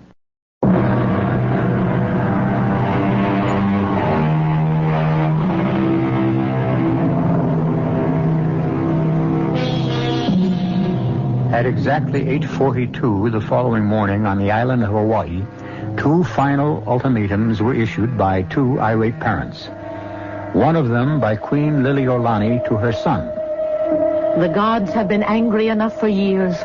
My inner voices tell me what you plan will bring a great Aue upon us. I see a raging disaster will be set in being that no human being can stop. And Carter Bradley to his daughter the next morning, completely recovered through rest and medication for the moment. Let's get one thing straight, Princess, and don't interrupt me. I use the old name deliberately. On this island, we are the royalty. And I'm warning you one thing right now. Go near that Makahini Kanaka again, or let him come near you and I'll shoot him down like a dog. I mean that, Princess, as God is my witness. No one or nothing can stop me from doing as I want on this island. Whether it was sheer coincidence or whether gods, ancient or contemporary, took offense, this was the moment the titanic explosion occurred, hurling trillions upon trillions of tons of water at breakneck speed above the ocean bed. Within 6 hours, it would hit the north shore of the island of Hawaii head on. Whether guided by sheer accident or supernatural design, the devastation it would leave in its wake would be, to say the least, supernatural.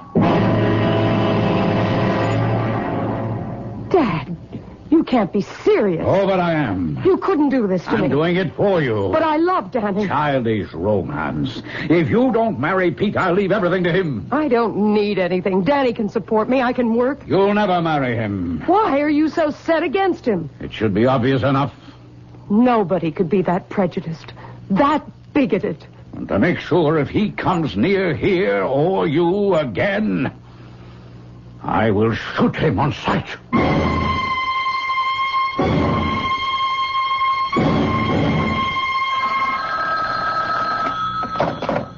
Dr. Hughes? Pete, it's Dad. He's had some sort of attack or something, I guess. All right, Liz, just slow down. Now tell me what happened. And don't worry, there's no danger. I'm sorry. I don't mean to be incoherent, but it was just awful to see him and listen to him just spluttering and talking all sorts of nonsense. I gave him some medication. Did he take it? Yes. He's gone upstairs to take it. What is it, Pete? It's part of his illness. The speech impairment is one of the symptoms. Excitement aggravates them. I'll be right out. And let's see if we can figure what to do.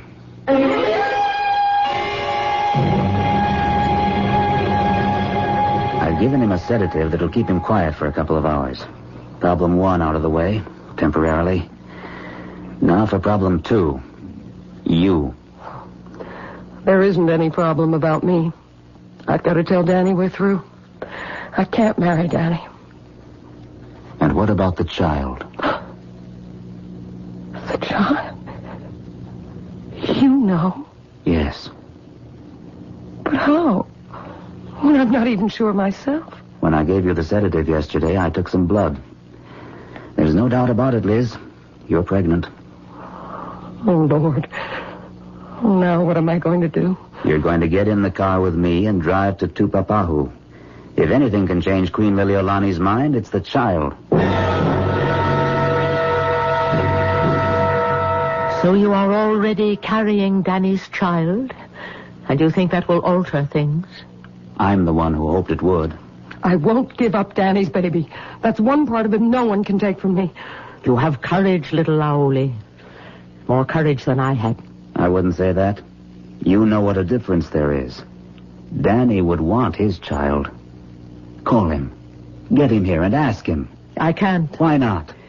He left an hour ago for Waialua. I'm surprised you didn't pass him. He must have taken the Jeep over the back road. That's too rough for a car. For Waialua?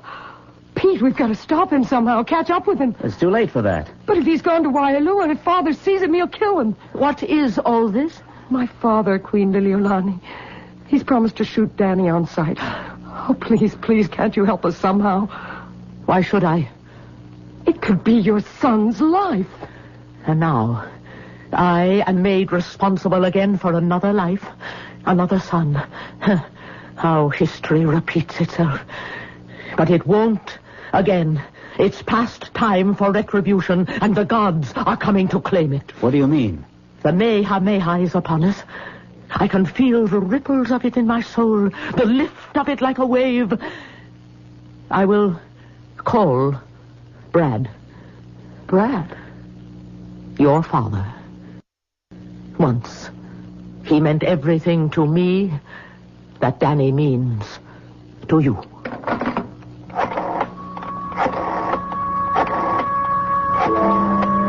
At the moment the Queen lifted the phone, a tanker plowing across the North Pacific lifted ever so slightly on a 5-inch surface swell.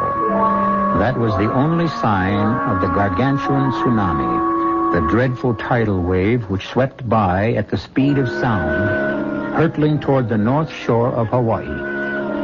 There, its monstrous energy would pile up the waters to a height of over 80 feet, driving inland till its force was spent, to be sucked back with such diabolic speed that it would carry away everything in its path.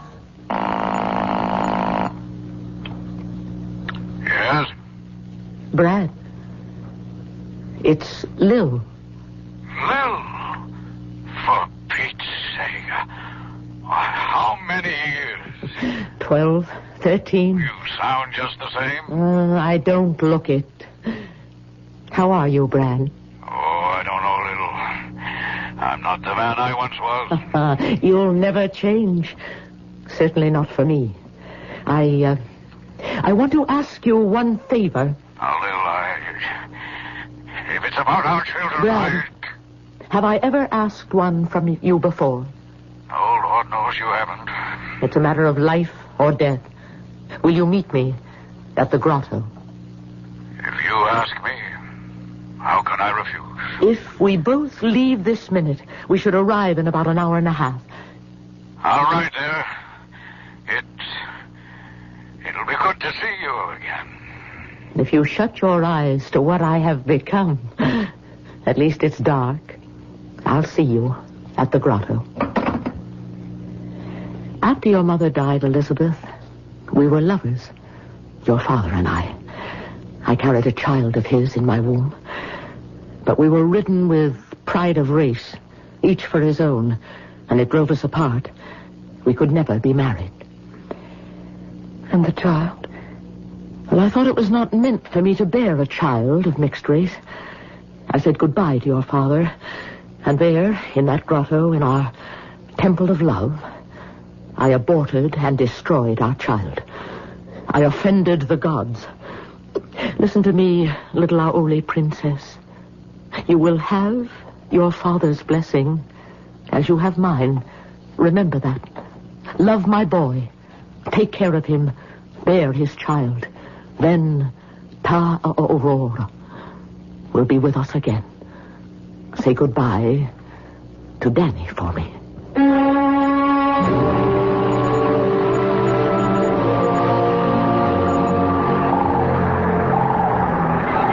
I cannot urge any longer, Brad.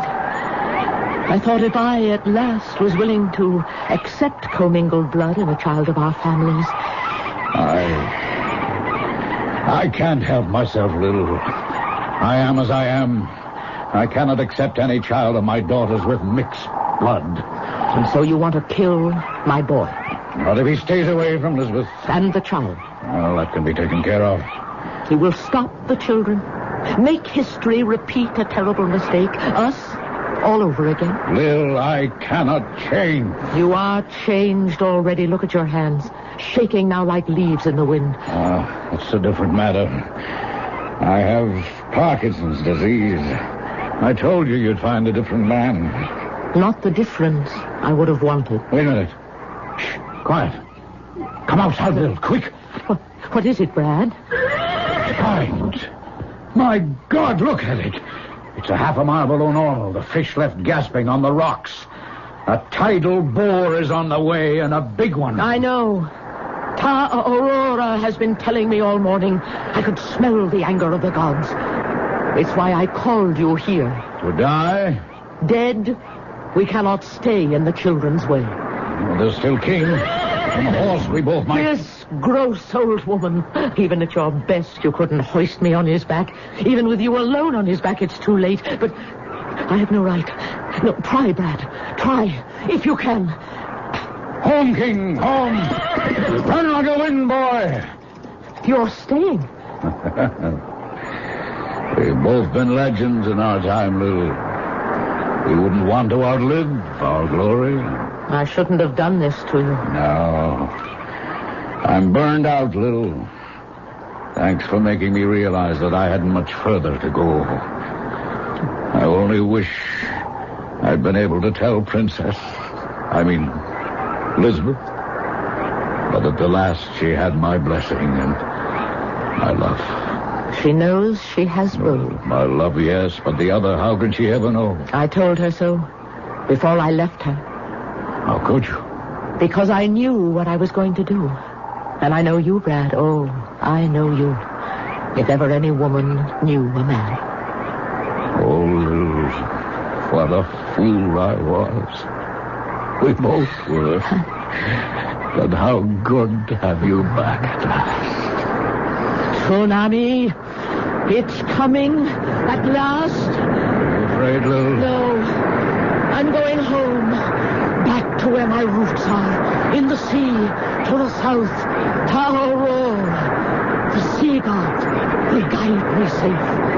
And you, Brad. I go with you as I should have all those years ago. But you're shaking. That's what the wave will free me from. The shame of being less than a man. It's all right, Lil. It's as it should be. We couldn't have each other in life. We'll stand together forever in death. Aloha!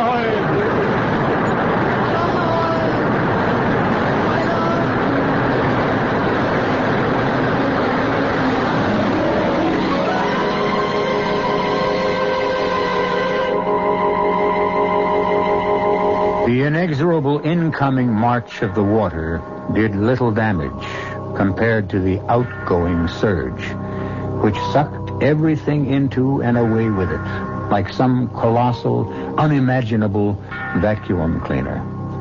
It left the beach and the inlet stripped clean, and swept Wailua away like so many matchsticks. As far as the eye could see across that northern shore of Hawaii where the wave struck, and as far as the wave penetrated, not a living thing was left.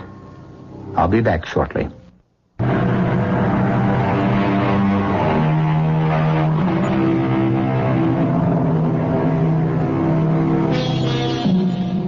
Danny and Liz were married very quietly. There was no formal funeral either for Queen Liliolani or Carter Bradley. Only a memorial service.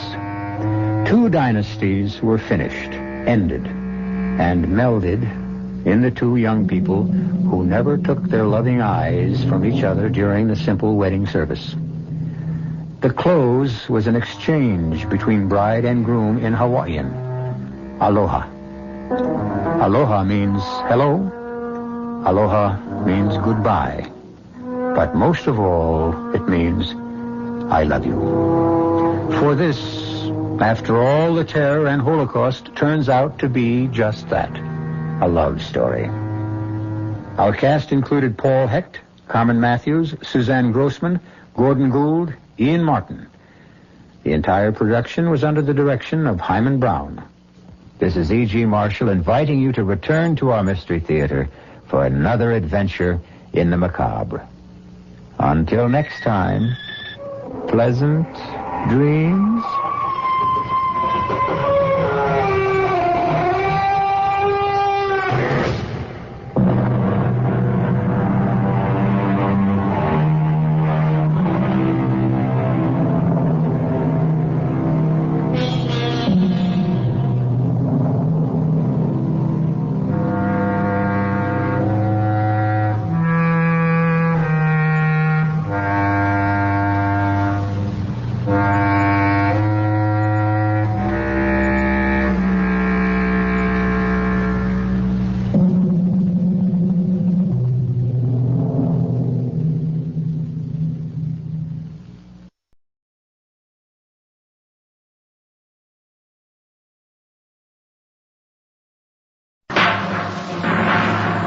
From New York, where the American stage begins, NBC presents Best Plays, transcribed with John Chapman.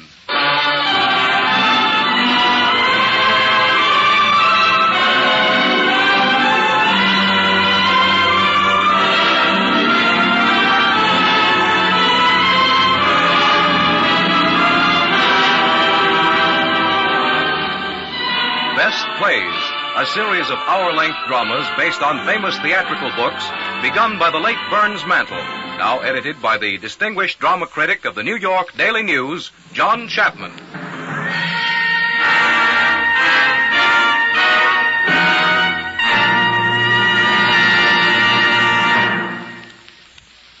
Mr. Chapman. Good evening. Somehow, I hesitate to describe the best play we are presenting here as a psychological melodrama, because that phrase doesn't have the punch it used to have.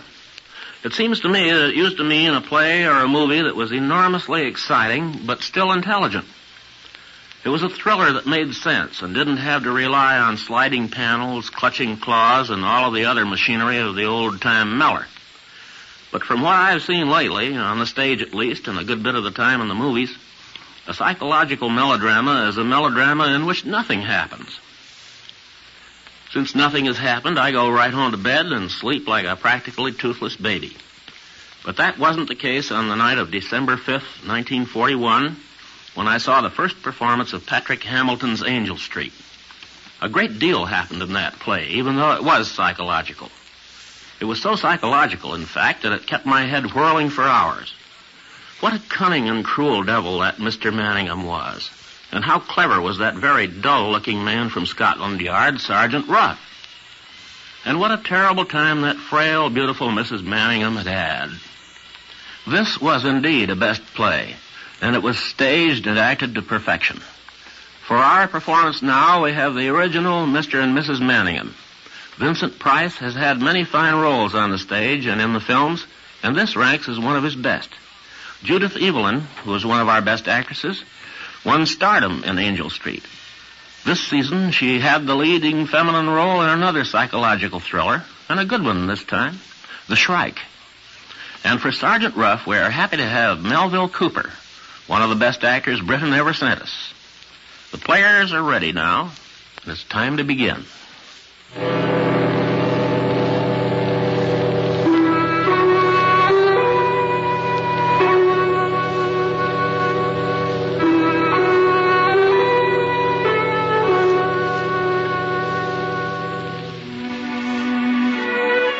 London, 1880. The living room of a house on Angel Street. The room is murky with that rather terrifying darkness of the late afternoon. The 0 hour, as it were, before the feeble dawn of gaslight and tea. In front of the fireplace on a sofa, Jack Manningham is stretched out and sleeping heavily. Sitting quietly nearby is his wife, Bella.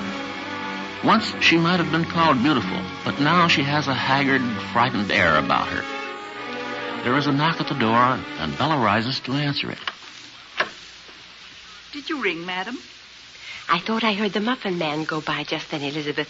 I suppose you're terribly busy. Oh, no, ma'am. I'd like so much to have some muffins with tea. Would you mind? Not at all, ma'am. Gladly.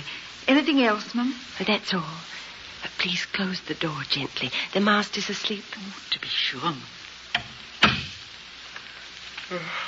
Bella, what are you doing? Oh, nothing, dear. Don't wake yourself. What are you doing, Bella?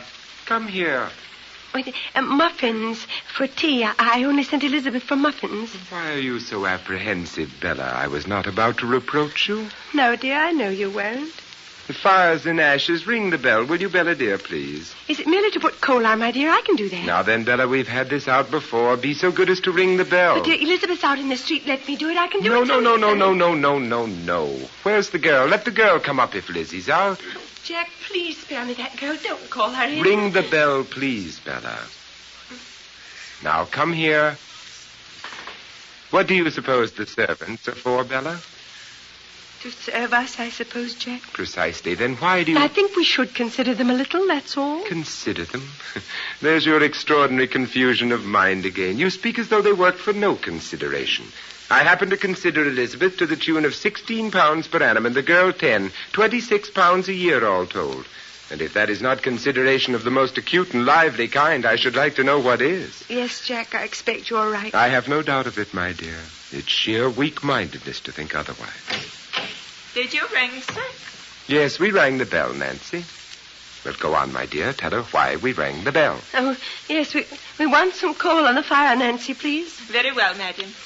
And after you do that, Nancy, you may as well light the gas. This darkness in the afternoon is getting beyond endurance. Yes, sir. You're looking very impudent and pretty this afternoon, Nancy. Do you know that? Oh, I don't know at all, sir, I'm sure. What is it, another broken heart added to your list? I wasn't aware of breaking any hearts, sir. I'm sure that's not true. And that complexion of yours, that's not true either. I wonder what mysterious lotions you've been employing to enhance your natural beauty. I'm quite natural, sir, I promise you. What are your secrets? Perhaps you could pass them on to Mrs. Manningham and help banish her pallor. She would be most grateful, I have no doubt. I'd be most happy to, I'm sure, sir. Or are women too jealous of their discoveries to pass them on to a rival? I don't know, sir. Will that be all you're wanting, sir? Yes, that's all I want, Nancy. Except my tea. It'll be coming directly, sir. Oh, Jack, how can you treat me like that? But, my dear, you're the mistress of the house. It was your business to tell her to put the coal on. No, it isn't that. It's humiliating me like that. That girl laughs at me enough already. Laughs at you? What an idea. What makes you think she laughs at you? I know that she does in secret. In fact, she does so openly, more openly every day. But, my dear, if she does that, does not the fault lie with you? You mean that I'm a laughable person? I don't mean anything. It's you who read meanings into everything, Bella, dear. I wish you weren't such a perfect little silly. Now come here and stop it. I've just thought of something rather nice. What is it, Jack? What have you thought of? I read here that Mr. McNaughton, the celebrated actor, is in London for another season. Yes, I read that. What of it, Jack? What of it? Well, what do you suppose? Oh, Jack, do you mean it?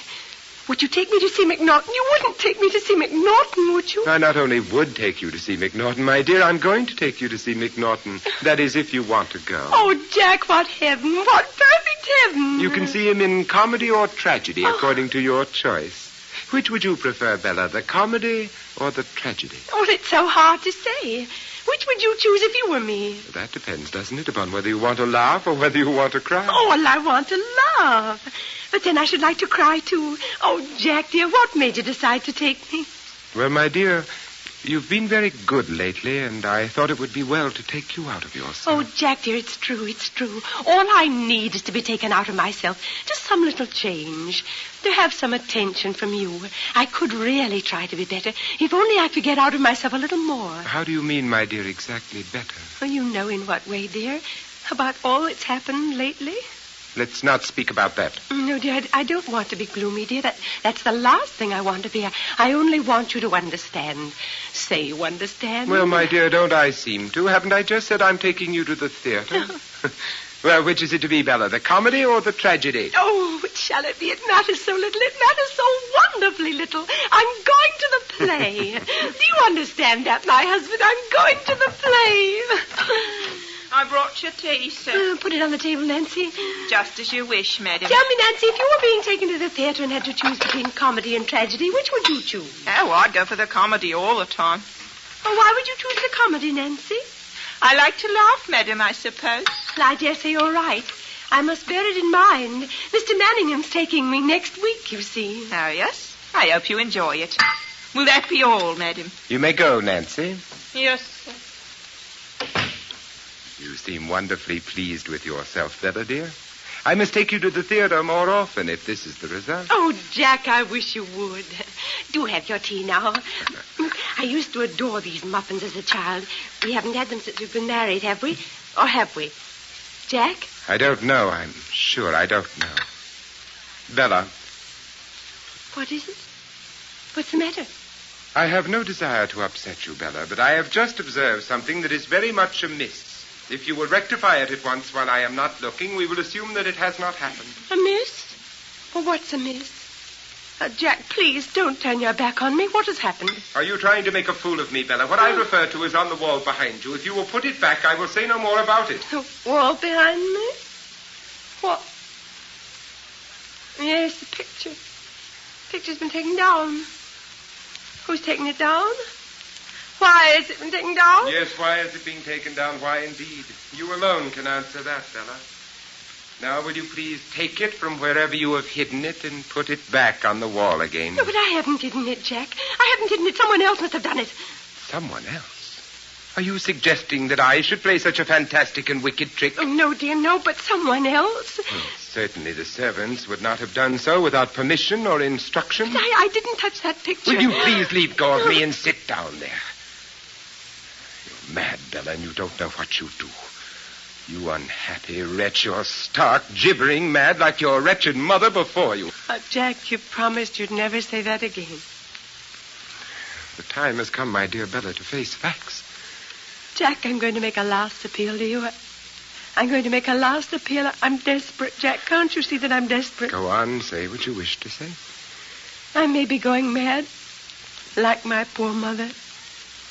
But if I am mad, you've got to treat me gently. Jack, I never lie to you knowingly. If I've taken down that picture from its place, I've not known it. I've not known it. Jack, if I steal your things, your rings, your keys, your pencils, and your handkerchiefs, and you find them later at the bottom of my sewing box, as indeed you do, then I do not know that I've done it.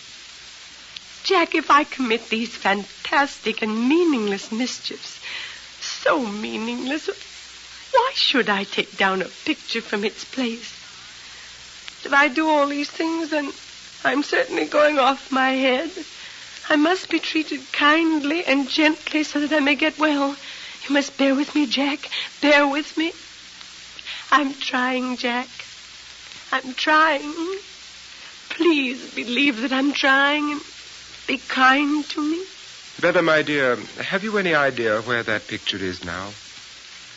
Yes, I suppose it's behind the cupboard. Will you please go and see? Yes. Yes. Yes, it's here. Then you did know where it was, Bella. No, I only supposed it was because it was found there before. It was found there twice before. Now, Bella, as I said a moment ago, we have got to face facts, and that is what we have got to do. I'm not going to say any more about it at the moment, for my feelings are running too high. In fact, I am going out immediately, and I suggest that you go up to your room and lie down for a little in the dark. Oh, no, not to my room. Please, don't send me to my room. There is no question of sending you to your room, Bella. You know perfectly well you may do exactly as you please. Now, my dear, I'm going to leave you in peace. Have you got to go?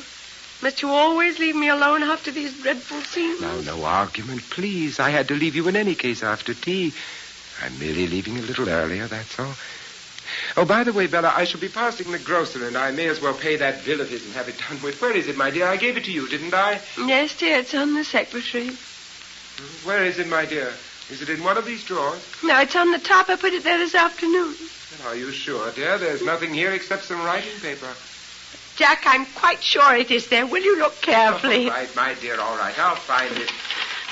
No, it's not here. It must be in one of the drawers. No, it is not in one of the drawers. I put it up there on the top. You're not going to tell me this is gone, are you? Will you calm yourself? Where is it? Now you're going to say what new trick is this you're playing upon me? It's there this afternoon. I put it there. This is a plot. Control yourself? Will you control yourself?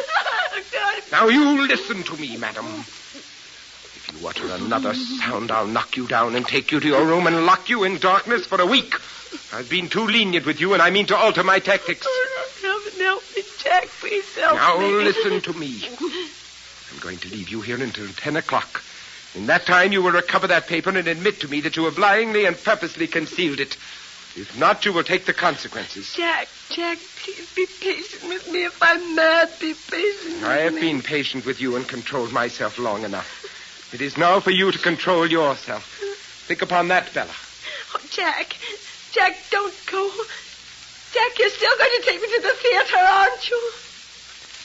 What a question to ask me at such a time. No, madam, emphatically I am not. You play fair by me, and I'll play fair by you. If we are going to be enemies, you and I, you will not prosper, believe me. Jack! Oh, Jack!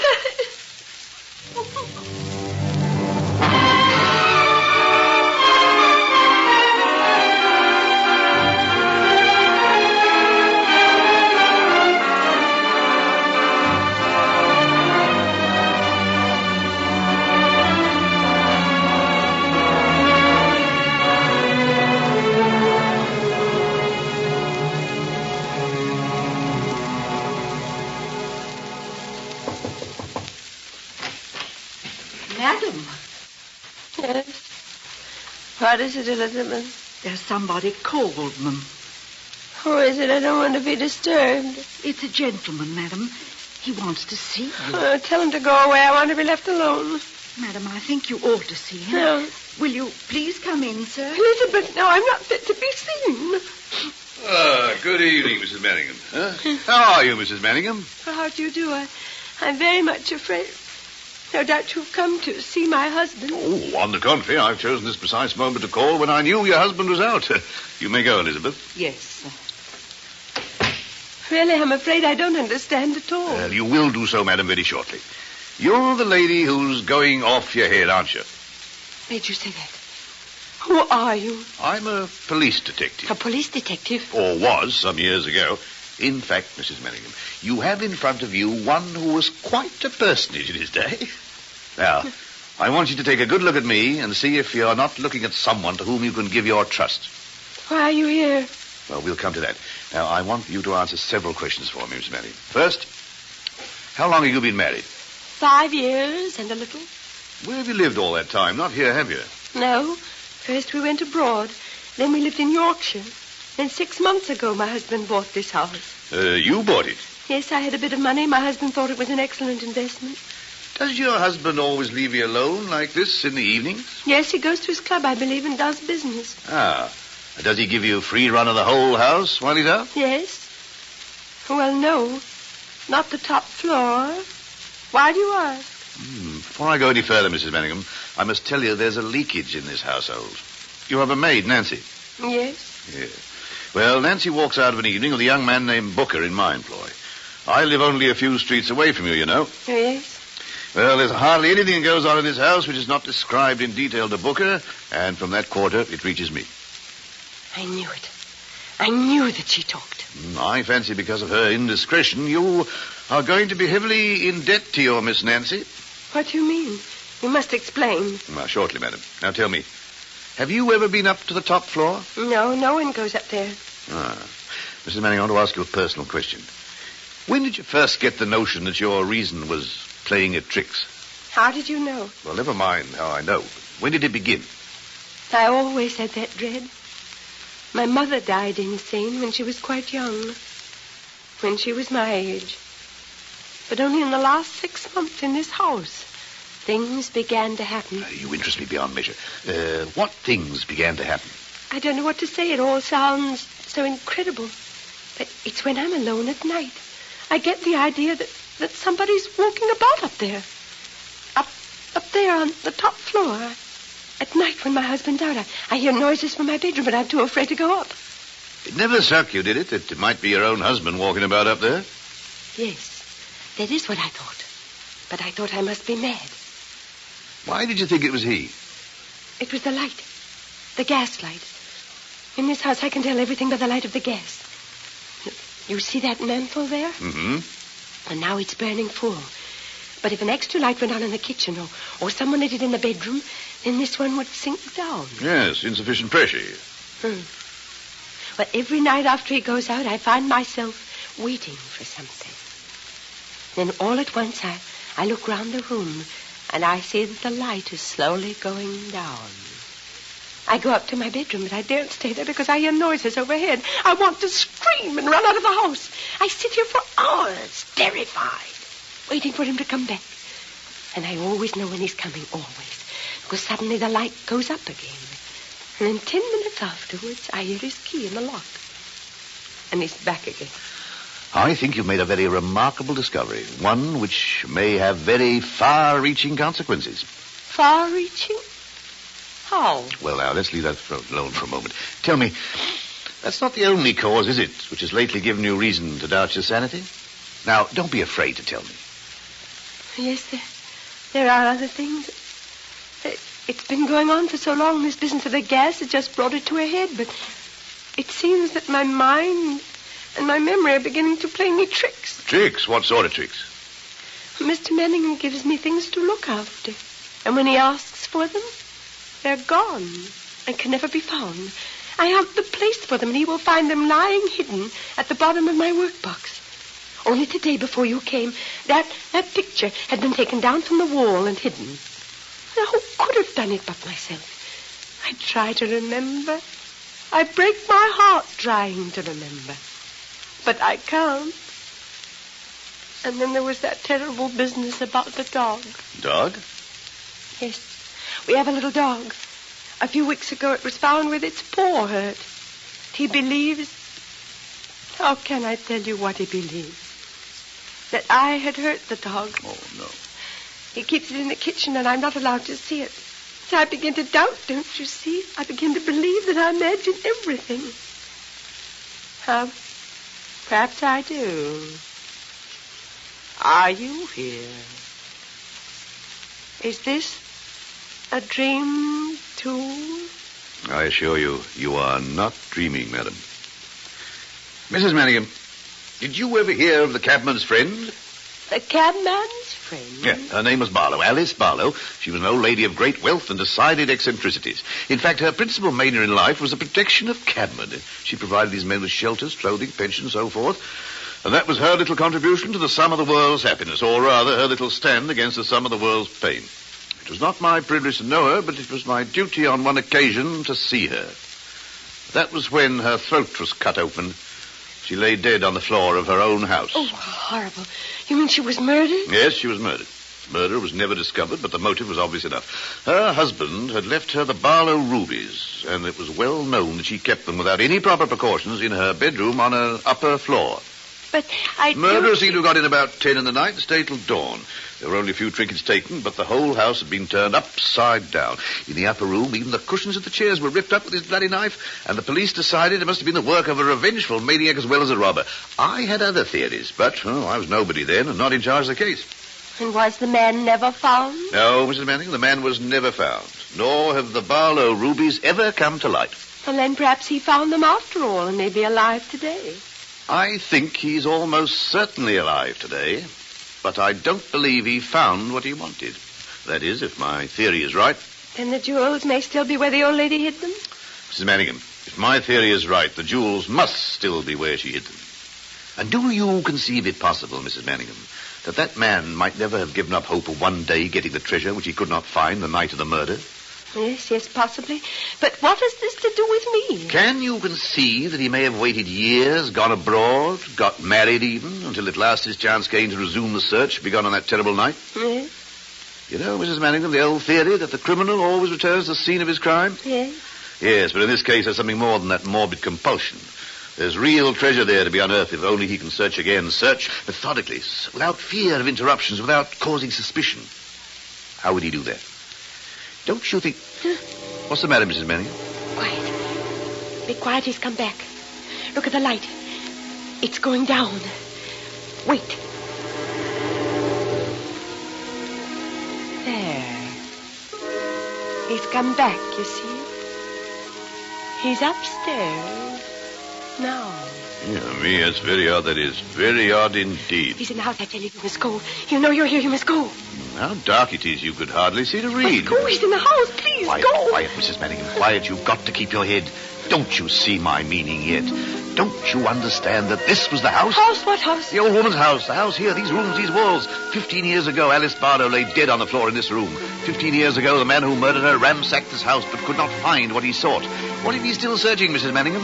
What if he's up there, still searching? But my husband is up there. Precisely that, Mrs. Manningham. Your husband. You see, I'm afraid you're married to a tolerably dangerous gentleman. The idea isn't bad. I've been married 5 years. How can you imagine my husband is what you imagine him to be? Why, ma'am, because I was on the case when the police came to this place 15 years ago. You can understand there's a great deal of routine work to be done, interviewing your relatives, friends, and so forth. Well, most of that was left to me. Well? Among those I interviewed was a young man of the name of Sidney Power. Power? Sidney Power. Conveys nothing to you? Power? No. He was a kind of distant cousin. The only thing was that I remembered his face. Well, I saw that face again just a few weeks ago. Took me a whole day to recollect where I'd seen it before, and at last I remembered it. Well, what if you did remember it? Yeah, well, what startled me was the lady on his arm and the locality in which I saw him. Who was the lady on his arm? You were the lady on his arm, Mrs. Manningham, and you were walking down this street. You mean you think my husband is this Mr. Power? Well, if my theories are correct. But what are you saying? You stand there talking riddles. You're so cold. You're as heartless and cold as he is. Now, Mr. Manningham, I'm not cold and I'm not talking riddles. I'm just trying to preserve a cold and calculating tone because you are up against the most awful moment in your life, and your whole future depends on what you're going to do this next hour. Nothing less. You've got to strike for your freedom and strike now. The moment may not come again. Strike? Mrs. Manningham, you are not going out of your mind. You are slowly, methodically, systematically being driven out of your mind. And why? Because you're married to a criminal maniac who steals back to his own house at night, still searching for something he could not find 15 years ago. These are the facts, wild and incredible as they seem. Now, every night for the last few weeks, he has entered his house next door from the back, climbed to the roof, and come into his house by the skylight. I know that because I've watched him. Mrs. Manningham, so far I'm only dealing in guesses and half facts. I've got to have evidence, and that's why I've come to see you. You've got to give me the evidence or help me find it. But this is my husband, don't you understand? This is my husband. You must go. I must think this out. I must cling to the man I married, mustn't I? Oh, indeed, cling to him by all means, but do not imagine you're the only piece of ivy on the garden wall. You can cling to him if you desire, as his fancy women in the low resorts of the town cling to him. This is the sort of wall you have to cling to, ma'am. Women? What are you suggesting? I'm not suggesting anything. I'm only telling you what I've seen. He comes to life at night, this gentleman upstairs, in more ways than one.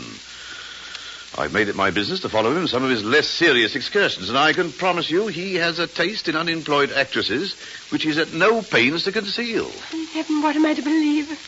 Madam, do I have your trust? What do you want me to do? What do you want? I want his papers, Mrs. Manningham, his identity. Papers? I know of no papers, unless his desk.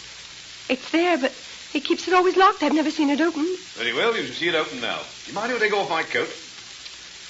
Mrs. Manningham, one of the greatest regrets of my life is that fate never made me one of two things. One was a gardener and the other a burglar. Both quiet occupations. You know, as for burgling, I think if I'd started young and worked up my way, I should have been a genius. But you must not touch his desk. He'll know what you've done. Not if we are clever enough. You see, Mrs. Manningham, there are always...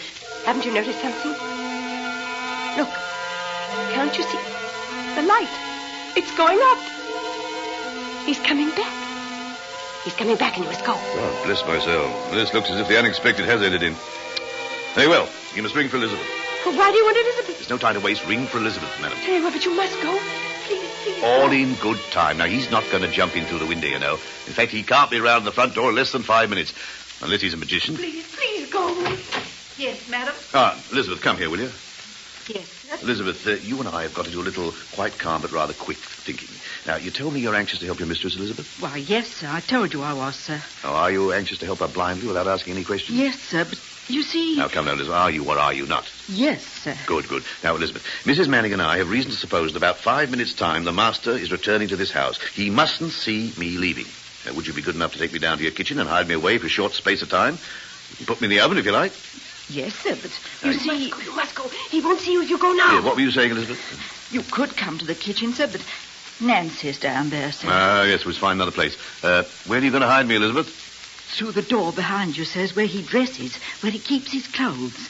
There's a big wardrobe there at the back. It'll have to suffice us. Now, we really have to hurry. Get all to bed, Mrs. Manningham, quick. And you, Elizabeth, get back to your work. To bed? Am I to go to bed? Yes, and quickly. But if I go to bed... Will you go, in heaven's name? There's not a second to spare. Hurry!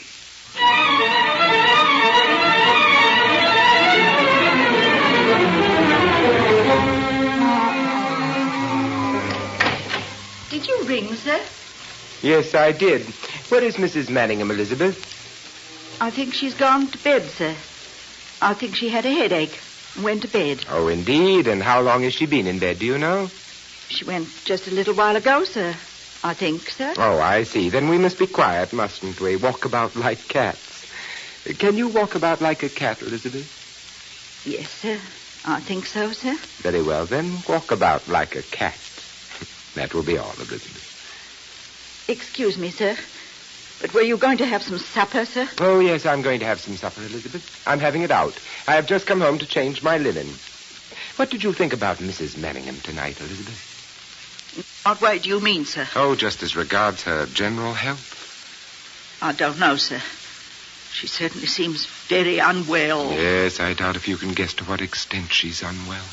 Or are you beginning to guess? I don't know, sir. I'm at my wit's end, Elizabeth. You know that, don't you? I expect you are, sir. I've tried everything, kindness, patience, cunning, even harshness to bring her to her senses. But nothing will stop these wild hallucinations. Nothing will stop these wicked pranks and tricks. It seems very terrible, sir. Oh, you don't know a quarter of it, Elizabeth. You only see what is forced upon your attention. You have no conception of what goes on all the time. You know, don't you, that I shall have to bring a doctor to see Mrs. Manningham before very long. I've fought against it to the last, but it can't be kept a secret much longer. No, sir. I mean to say, you know what goes on. You can testify to what goes on, can't you? Indeed, sir. Yes. Indeed, you may have to testify in the end, Elizabeth. You realize that, don't you? Yes, sir. I only want to do what's best for both of you. You're a very loyal soul, Elizabeth. And you will be repaid for your loyalty. I only want to serve, sir. Yes, I know that. Well, Elizabeth, I'm going out. In fact, I'm even going to try to be a little gay. Can you understand that, Elizabeth, or do you think it's very wrong? Oh, no, sir. You should get all the pleasure you can, sir, while you can. I wonder. Yes, I wonder. It's a curious existence, isn't it? Well, good night, Elizabeth. Good night, sir. Good night.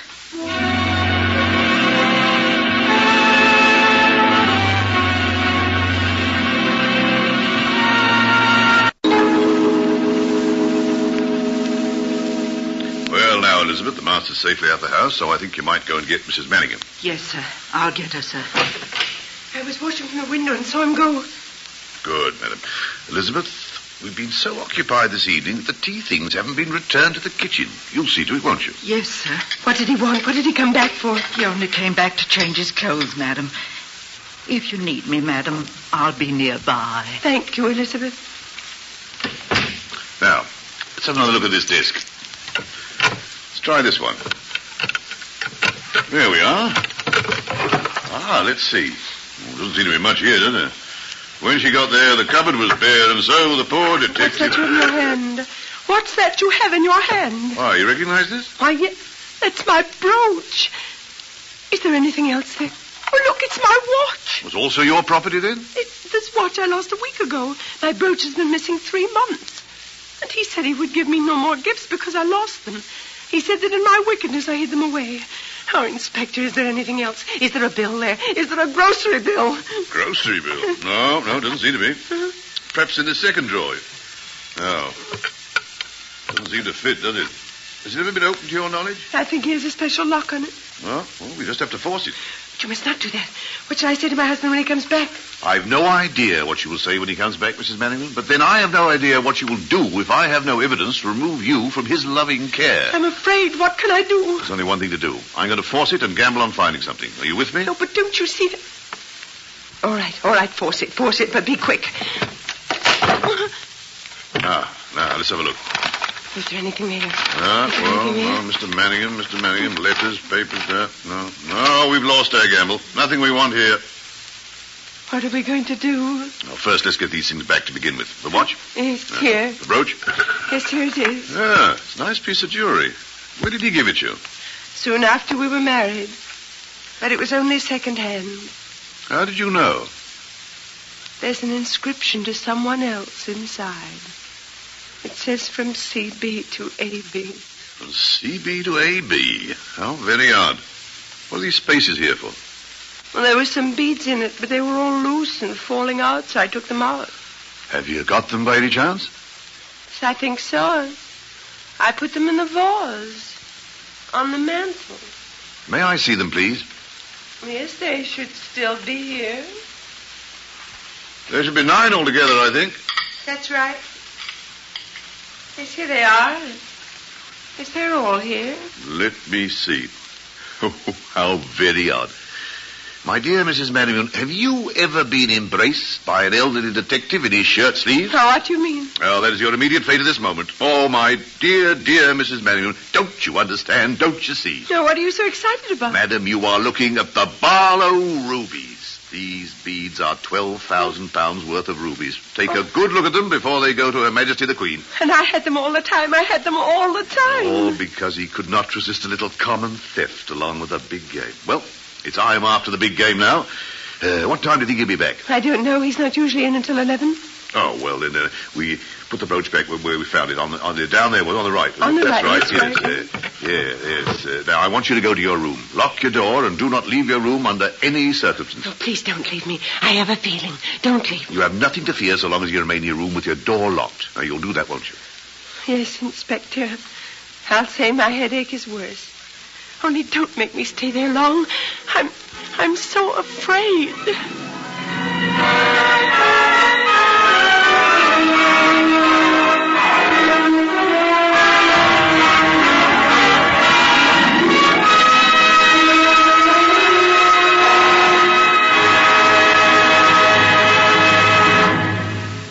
You are listening to the Best Plays production of Angel Street by John Patrick, starring Vincent Price, Judith Evelyn, and Melville Cooper, with Elizabeth Eustace and Marjorie Maud.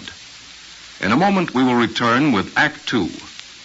This is NBC, the National Broadcasting Company.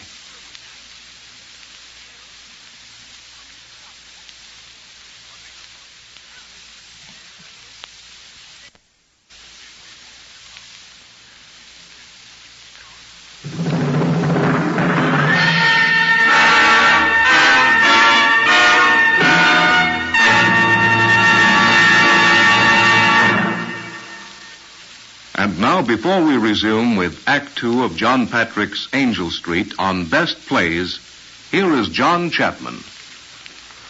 The season of 1941-1942 had another thriller, too. It was Uncle Harry by Thomas Job, which, by the way, we'll be doing later in this series. It was wartime then, and a good many dramas dealt with national and international affairs. John Huston, the movie writer and director, collaborated on a best play called In Time to Come, about Woodrow Wilson and the League of Nations. John Steinbeck had a drama about Nazi brutality, The Moon is Down. Maxwell Anderson also did one about the Germans, Candle in the Wind. There was still another good war play, Letters to Lucerne. But not all of Broadway was serious. Noel Coward came up with one of his happiest comedies, Blithe Spirit, and Jerome Chodoroff and Joseph Fields hit another laughing jackpot with Junior Miss. Patrick Hamilton, who was a Londoner, wrote his melodrama about Mr. and Mrs. Manningham before the war under the title of Gaslight. It was a great success in London, but it went begging in New York for 2 years until producer Shepard Traub took a chance on it and changed its name. A very good movie was made under the original title of Gaslight. But now we should be moving into the second act of our play, which is Angel Street.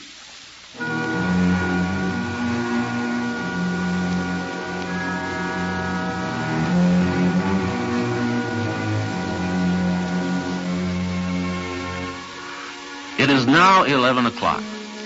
In the living room of the house on Angel Street, Mr. Manningham has just returned. He enters the room and in a slow and deliberate way pulls the bell cord. After a few moments, the door opens and Nancy enters. Yes, sir? Nancy, will you please go upstairs and tell Mrs. Manningham that I wish to see her down here? If I may say so, sir, I doubt if she'll come. Elizabeth says she has an headache and is trying to sleep. Oh. Did you ever know a time when Mrs. Manningham did not have a headache, Nancy? No, sir, hardly ever, sir. Will you be so good as to come a little closer, Nancy, where I can see you? Yes, sir. What do you do with your evenings, Nancy? I usually spend them with friends, sir. You know, Nancy, when you say friends, I have an extraordinary idea that you mean gentlemen friends. Well, sir, possibly I might. You know, gentlemen friends have been known to take decided liberties with young ladies like yourself. Are you alive to such a possibility? Oh, no, sir, not with me. I can look after myself. And are you always so anxious to look after yourself? No, sir, not always, perhaps. You know, Nancy, pretty as your bonnet is, it's not anything near so pretty as your hair beneath it. Won't you take it off and let me see it? Very good, sir. Comes off easy enough. There. Is there anything more you want, sir? Yes, possibly. Come here, Nancy. Yes, sir. Is there anything you want, sir? What do you want, eh? What do you want? There. Can she do that for you? Can she do that? Why, who can you be talking about, Nancy? You know who I mean, all right. You know you're a very remarkable girl in many respects, Nancy. Why, I believe you're jealous of your mistress. There's no need to be jealous of her. You're mine now, ain't you? Because you want me. You do want me, don't you? And what of you, Nancy? Do you want me? Oh, yes, I always wanted you, ever since I first clapped eyes on you. Well, Nancy, you've taken me a little by surprise. We shall talk this over tomorrow. Well, you let me know when she's about. Oh, I'll find a way, Nancy. I don't believe Mrs. Manningham will be here tomorrow. I don't think that... What is it, your lordship? Why are you looking that way? That desk drawer. Somebody's been tampering with it. See there, the wood split. It's her, I'll be bound. Nancy, will you please go upstairs and take a message for me to Mrs. Manningham? Yes, what do you want me to say? Will you please tell her that I wish to see her down here this instant, whether she is suffering from a sick headache or any other form of ailment? Just like that, sir? Just like that, Nancy. With the greatest of pleasure, sir.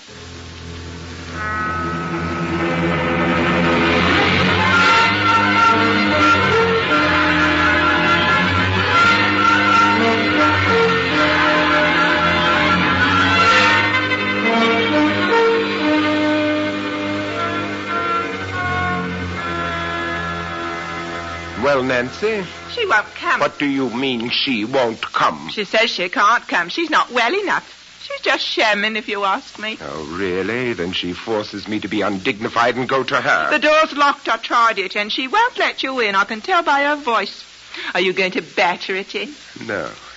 No, perhaps you're right. Let us try more delicate means of attaining our ends. Perhaps you will take a note to this wretched imbecile and slip it under her door. Yes, I'll do that. What are you writing to? Never mind what I'm writing. I'll tell you what you can do, though, Nancy. Just go down in the basement and fetch me the little dog, will you? The dog? The dog, yes. What's the game? Never mind, just go and get it. All right. Or on second thought, Nancy, perhaps you need not get the little dog. We'll just let it be supposed we have the little dog. Here you are, Nancy. Please go and put this note under her door. What have you written? No, nothing very much. Just a little smoke for getting rats out of holes. Run along. You're a rum beggar, ain't you? Go along, Nancy. And after you deliver the note, I would be obliged if you will go to bed at once. Good night. Give her what for, won't you? Ta-ta.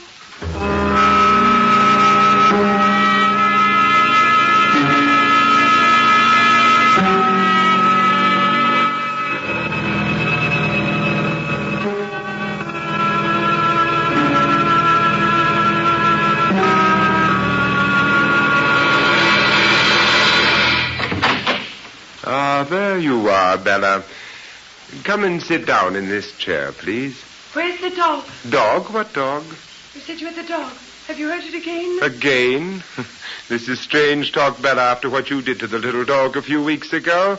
Come and sit down here. I do not wish to speak to you. I'm not well. I thought you had the dog and were going to hurt it. That's why I came down. The dog, my dear Bella, was merely a ruse to compel you to pay me a visit quietly. Come and sit down where I told you. No. Come and sit down where I told you. That's what you want. I want quite a good deal, Bella. Sit down and make yourself comfortable. We have plenty of time. Say what you have to say. Now, you are not sitting in the chair that I indicated, Bella. What are you to say? Are you afraid of me that you desire to get so near the door? No, I'm not afraid of you. No? Then you have a good deal of courage, my dear. However, will you now come and sit down where I told you? Yes. Sit down. Do you know what you reminded me of, Bella, as you walked across the room? No, what did I remind you A of? somnambulist, Bella. Have you ever seen such a person? No, I've never seen one. Haven't you? Not that funny, glazed, dazed look of the wandering mind, the body that acts without the soul to guide it. I've often thought you had that look, Bella, but it was never so strong as it was tonight. And my mind is not wandering. No? When I came in tonight, Bella, I was told you had gone to bed. Yes, I've gone to bed. Then may I ask why you are still fully dressed? I don't know. You don't know. Do you know anything about anything you do? I don't know. I forgot to undress. You forgot to undress. A curious oversight, if I may say so, Bella. You know, you give me the appearance of having had rather an exciting time since I last saw you. Almost as though you'd been up to something. Have you been up to anything? I don't know what you mean. Did you find that bill I told you to find? No. Do you remember what I said would happen to you if you did not find that bill when I returned tonight? No. No? No? The array of your mental and physical deficiencies is growing almost overwhelming. I would advise you to answer me. Oh, what do you want me to say? What was it I asked you to remember? I don't understand your words. You talk round and round. My head is going round and round. It's not necessary to tell me that, Bella. I was just wondering if it might interrupt its gyratory motion for a fraction of a second and concentrate upon the present conversation. Now, please, what was it I, a moment ago, asked you if you remembered? You asked me if I remembered what you said would happen to me if I did not find that bill. Admirable, my dear Bella, admirable. We shall make a great logician of you yet. A Socrates, a John Stuart Mill. You shall go down to history as the shining mind of your day. That is, if your present history does not altogether submerge you, take you away from your fellow creatures. And there is a danger of that, you know. Well, what did I say I would do to you if you did not find that bill? You said you would lock me up. And do you believe me to be a man of my word? Yet you did not find the bill I instructed you to find. No. Did you look for it? Yes. Where did you look for it? Oh, around the room. Around the room? Where around the room? In my desk, for instance? No, not in your desk. Why not in my desk? Your desk is locked. Do you imagine you can lie to me? I'm not lying. Come here, Bella. What do you want? Now you listen to me. Your dark, confused, rambling mind has led you into playing some pretty tricks tonight, has it not? My mind is tired. I want to go to bed. Your mind indeed is tired. Your mind is so tired it can no longer work at all. You do not think, you dream. Dream all day long. Dream everything. Dream maliciously and incessantly. Don't you know that by now, you sleepwalking imbecile? What have you been dreaming tonight? Where is your mind wandered that you have split open my desk? What strange disease dream have you had tonight, eh? Dream? Are you saying I've dreamed? Dreamed all that happened? All that happened when, Bella, tonight? Of course you dreamed all that happened, or rather all that did not happen. Dreamed tonight? Are you saying I've dreamed? Oh, what have I dreamed? Have I dreamed again? Have I not told you? I haven't dreamed. I haven't. Don't tell me I've dreamed, Nathan. Don't tell me. What was this dream of yours, Bella? You interest me. I dreamt of a man. I dreamt of a man. You dreamed of a man? What man did you dream of, pray? A man that came to see me. Oh, let me rest. Put yourself together, Bella. What man are you talking about? I dreamed a man came I here. know you dreamed it, you gibbering wretch.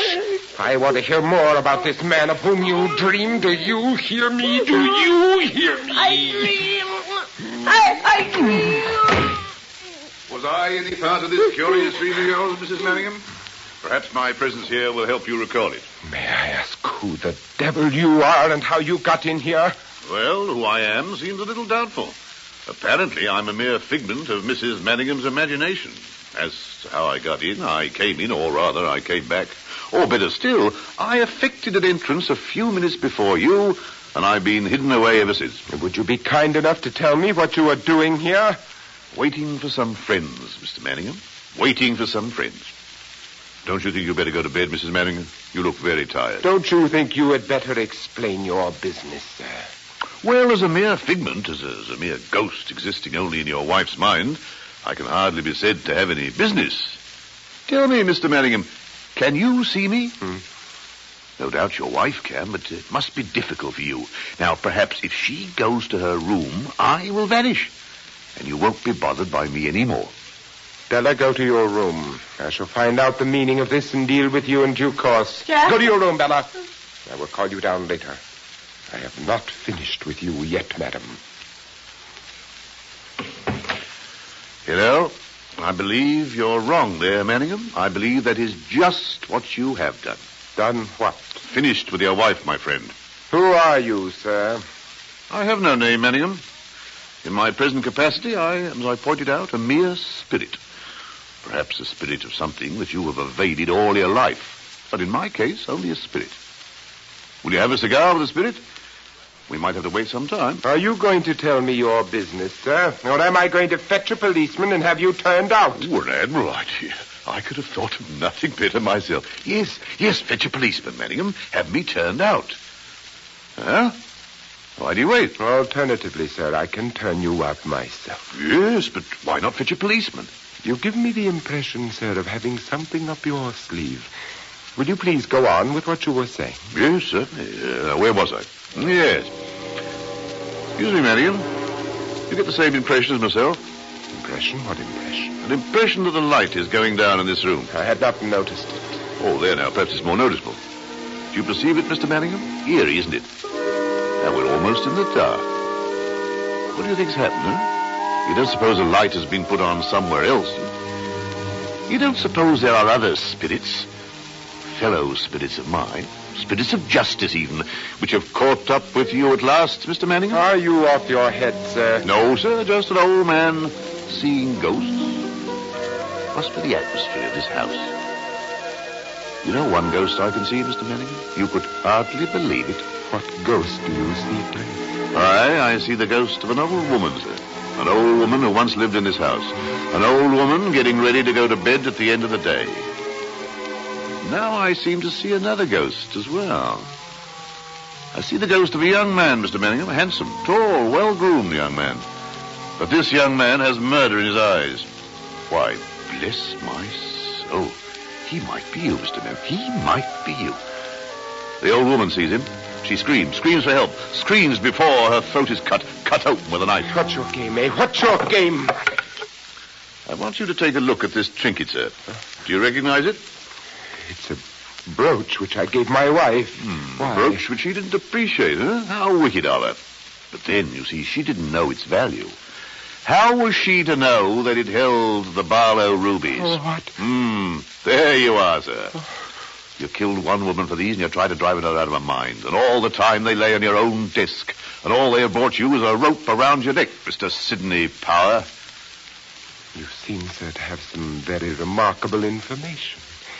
Do you imagine that you are going to leave this room with such information in your possession? Do you imagine, sir, that you are going to leave this room without suitable escort? May I ask what you mean by that? Only I've men in the house already. Didn't you realize they had signaled their arrival from above? Your own way in, Mr. Manningham, when the lights went down? You failed to intimidate me, sir. I do not believe you. Then perhaps you'll be convinced if you will open the doorway to the hall. You will find 2 policemen there. What the devil's this? Take him, gentlemen. Here you go. Leave go of me. Leave go of me. Here's a fine way of going on. Here's the bell cord here. Tied with him. Go of me. Sidney Charles Power, I have a warrant for your arrest for the murder of Alice Barlow. I should warn you that anything you may now say will be taken down in writing and used as evidence at a later date. Now, will you accompany us to the station in a peaceful manner?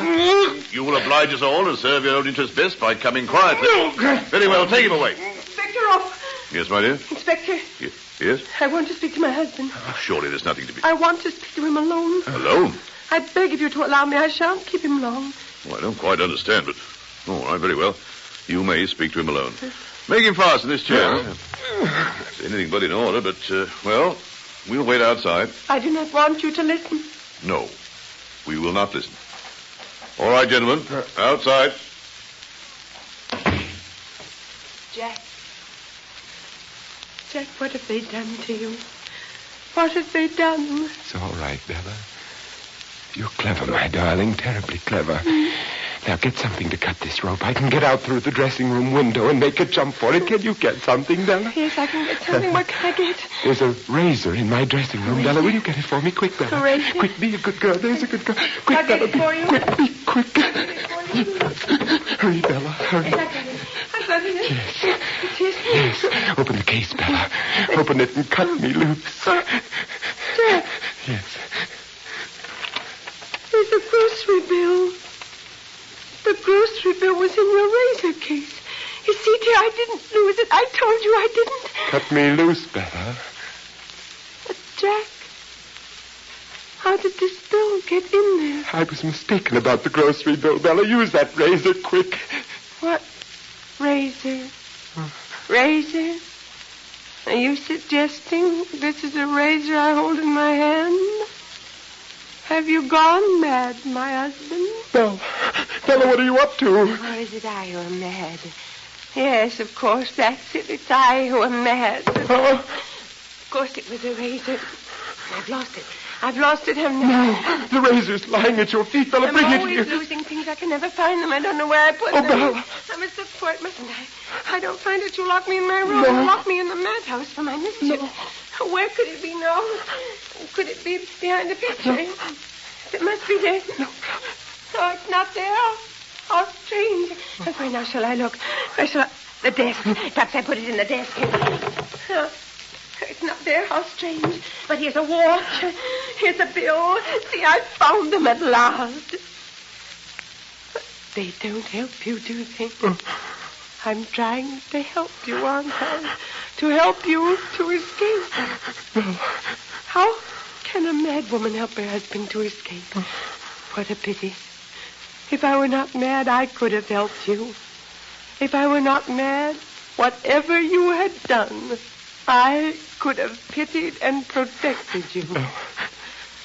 But because I'm mad, I've hated you. Because I'm mad, I've betrayed you. Because I'm mad, I'm rejoicing in my heart.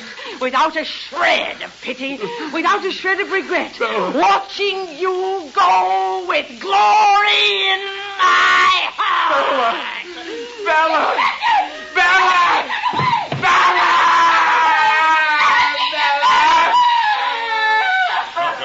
Take this man away. Take him away. All right, gentlemen. Remove him. Elizabeth, quick.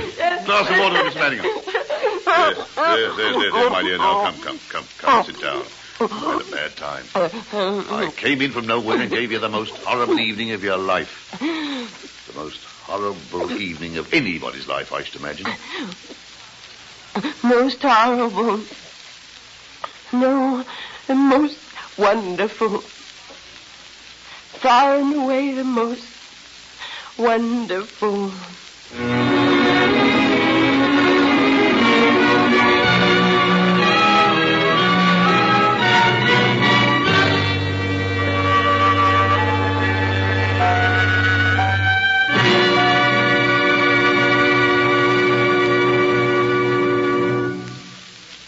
You have just heard the Best Plays production of Angel Street by John Patrick, starring Vincent Price, Judith Evelyn, and Melville Cooper, with Elizabeth Eustace and Marjorie Maud. And here is your host, drama critic John Chapman, with a closing word. Good old Sergeant Ruff. Mrs. Manningham certainly wasn't a lucky woman, wasn't she? I'd like to thank Miss Evelyn, Mr. Price, and Mr. Cooper for an exciting performance. Next Sunday, the best play of this series will be The Hasty Heart by John Patrick. And this will be another change of pace for us. It is an interesting work, basically a comedy, but with an undertone of compelling sentiment. It's about a wounded soldier and a nurse who brings this boy to a new enjoyment of life. Ann Burr played the nurse in the original production of this best play, and she will act it again next Sunday. John Sylvester will be the young soldier. This is Chapman saying goodbye until then.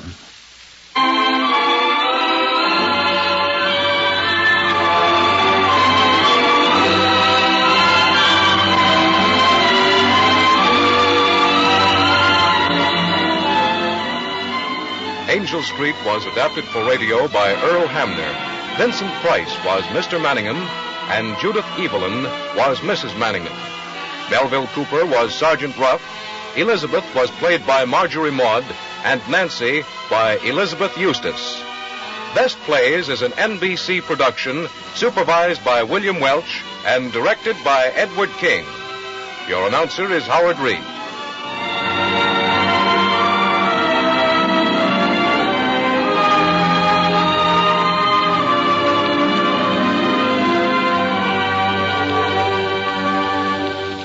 Can you stop your car in time? Ask yourself that question the next time you're on the highway. If the car in front of you should jam on his brakes to avoid a stray dog, if a child should dash across an intersection, if a tire should blow out, could you stop in time to save a life?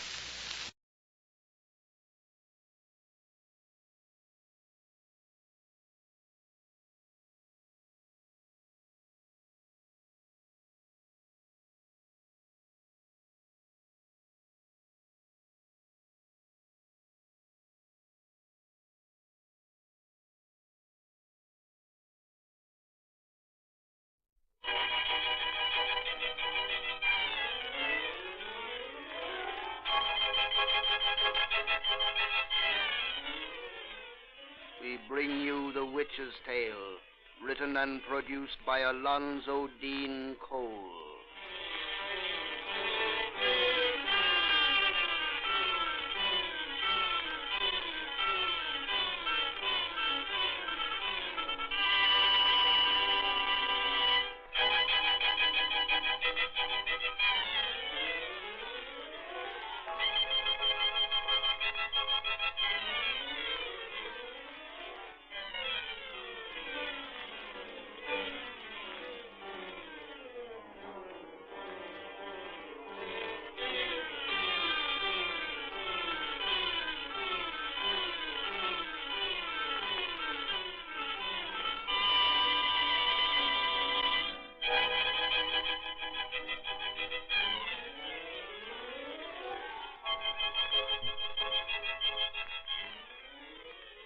Now let us join old Nancy, witch of Salem, and Satan, her wise black cat.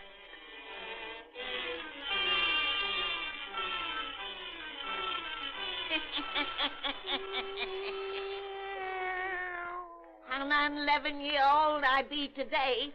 Yes, sir, 11-year-old. We'll Satan. Here, all these folks be gathered to hear one of our pretty little bedtime stories. And tonight, we're gonna tell 'em one that's become famous all over the world. You're right, Satan. A woman named Mary Shelley once writ this yarn of ourn in a book. But she, nor no one else, never knowed the true facts of the case but me. Douse out them lights.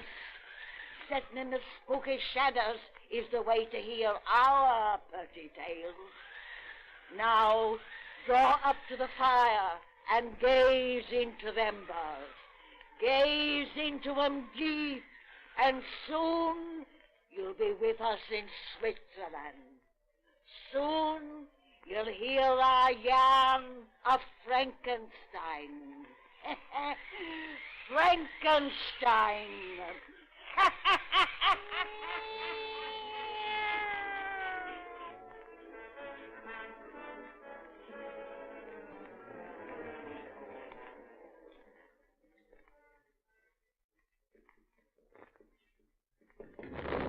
I'm coming.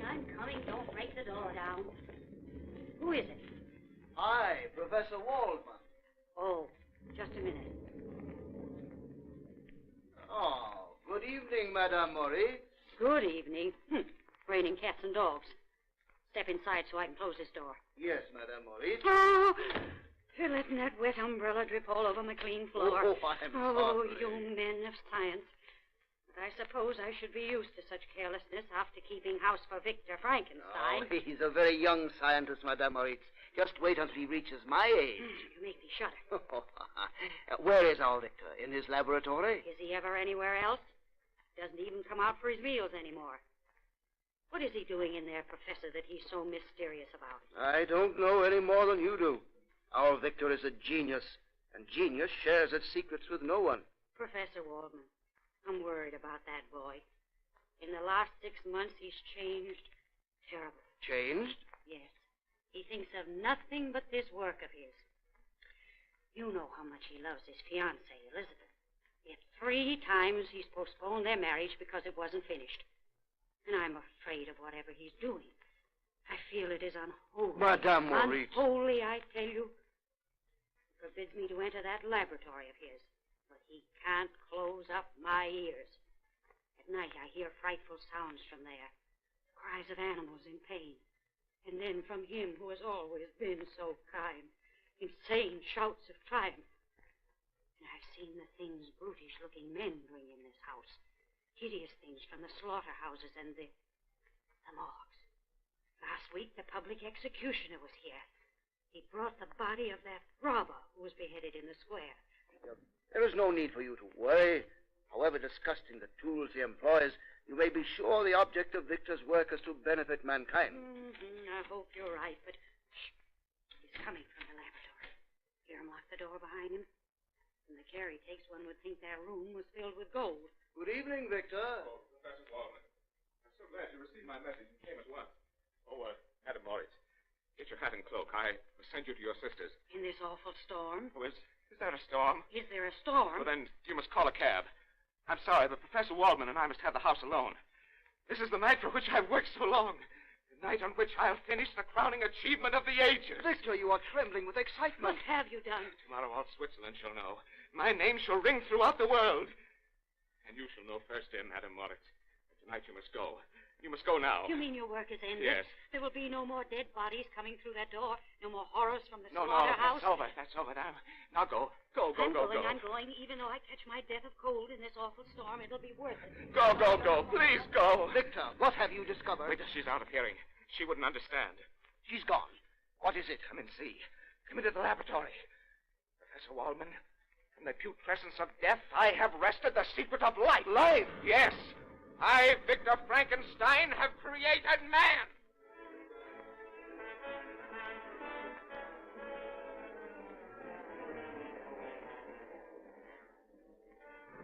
Look at him there. Bit by bit, I fashioned him. His organs, his limbs, his brain, his external flesh. A beautiful sleeping giant. But sleeping only until I give him life. And now the time has come. That's why I sent for you, old teacher. You pointed out the path. I know nothing of this. Yes, you sent me to the ancients for forgotten knowledge.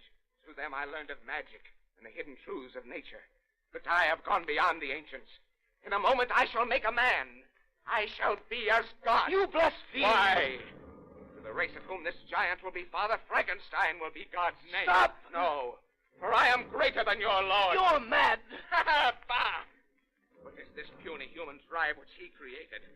They must have delicate foods, long hours of rest. They're weak, decadent, scourged with sickness, a prey to heat and cold. Compared to this child of Frankenstein's great genius, men are flies living out a summer day. Look at him there, 8 feet tall, a mountain of strength, immune to weather, illness, and fatigue, with a brain that will grasp in a single hour all that man must take a year to learn. This machine will give him life. I pull the lever. Watch! No, don't! In a moment he will breathe, and I shall have improved on nature. I shall have improved on God. The giant's flesh grows warm. There's pulsation in his veins. Soon he'll rise and walk. Great God! No, great Frankenstein. Victor, the beautiful contours of his body are changing. What? His flesh is shriveling like a mummy's. Becoming ugly. Misshapen. You are creating a horror. The machine, I'll turn it off. Too late, he breathes. His voice. He lives. May God forgive you, Frankenstein. You've made a monster.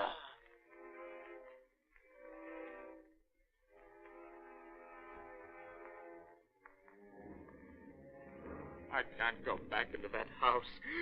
I can't look at him again. You must. You should not have fled from him an hour ago. You are responsible for him. You are his creator. You're right. I am the great god Frankenstein.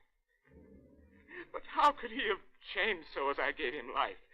I planned a thing of beauty. Produced a loathsome horror. Man cannot usurp the prerogatives of God. Let us go in. All right. Oh, why should I fear him? His frightfulness may be only that of an exterior that I, in some way, marred. I gave him a brain capable of the most lofty thoughts, the noblest actions. Why, it's going to be all right. In the body of a fiend may be the nature of an angel. I planned his nature so. Victor, the laboratory door is open. He has burst the locks. His giant strength. He's gone. Mr. Waldman, what is that lying in the shadows? It's Madame Moritz. She didn't go to her sister's. She saw him. She fainted of fright. Victor, she is dead. No, no! Her throat has been crushed by giant hands. The monster killed her. Oh. No. I, the great god Frankenstein.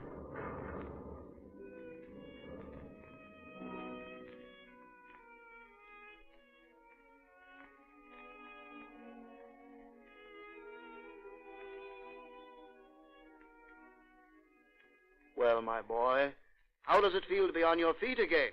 Not bad after a year in bed, I'll wager. A year has passed since that awful night. Ah, here now. I forbid you to speak of that just yet. Oh, I'm quite strong now. And we must talk, Professor. This is the first opportunity I've had to be with you alone. Careful, Victor. Elizabeth is in the next room, and your mother. They don't know. No one knows but you and me. They think your ravings of the monster simply figments of delirium. And you have been quite mad, you know. Yes. Mercifully mad.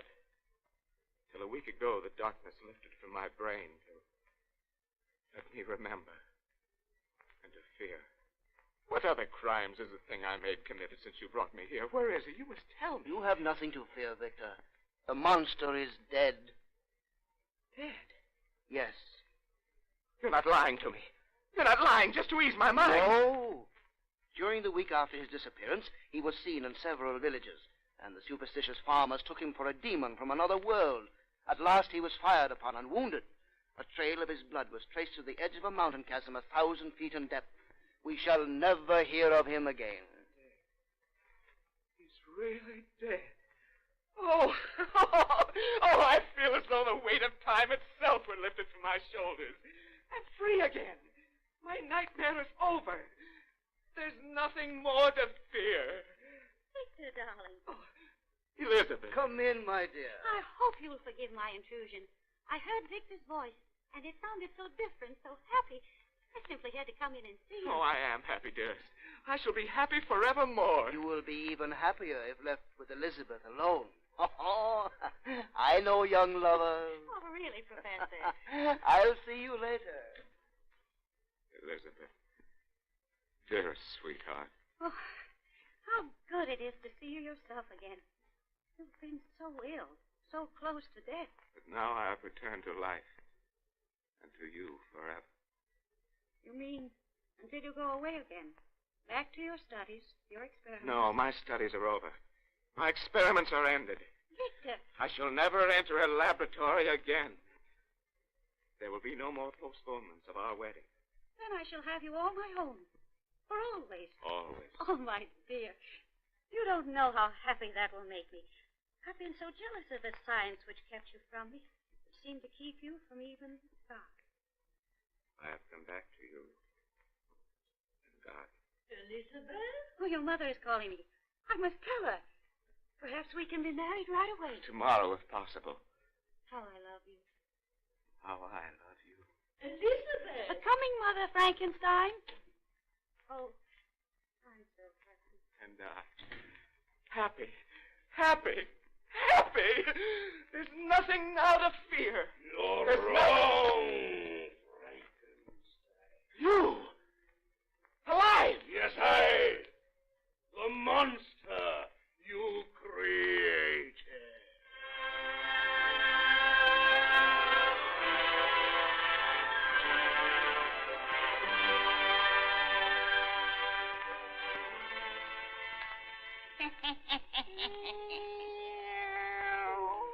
And Satan, these folks has got to wait till next time to hear the finish of this purty yarn. Then we'll tell 'em some true facts about this Frankenstein and his monster that'll make their hair curl.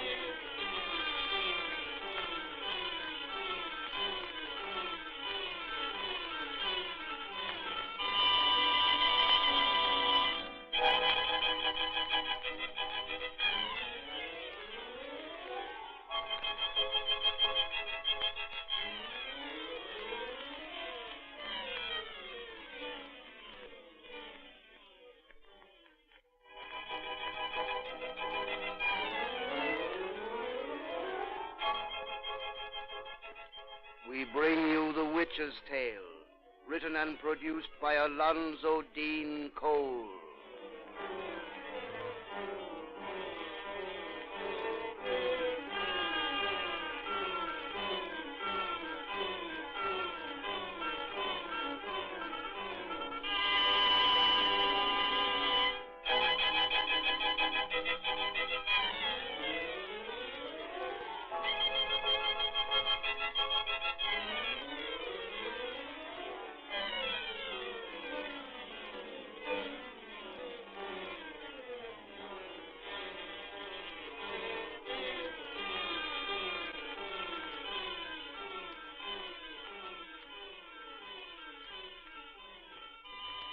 And now let us join old Nancy and her black cat, Satan.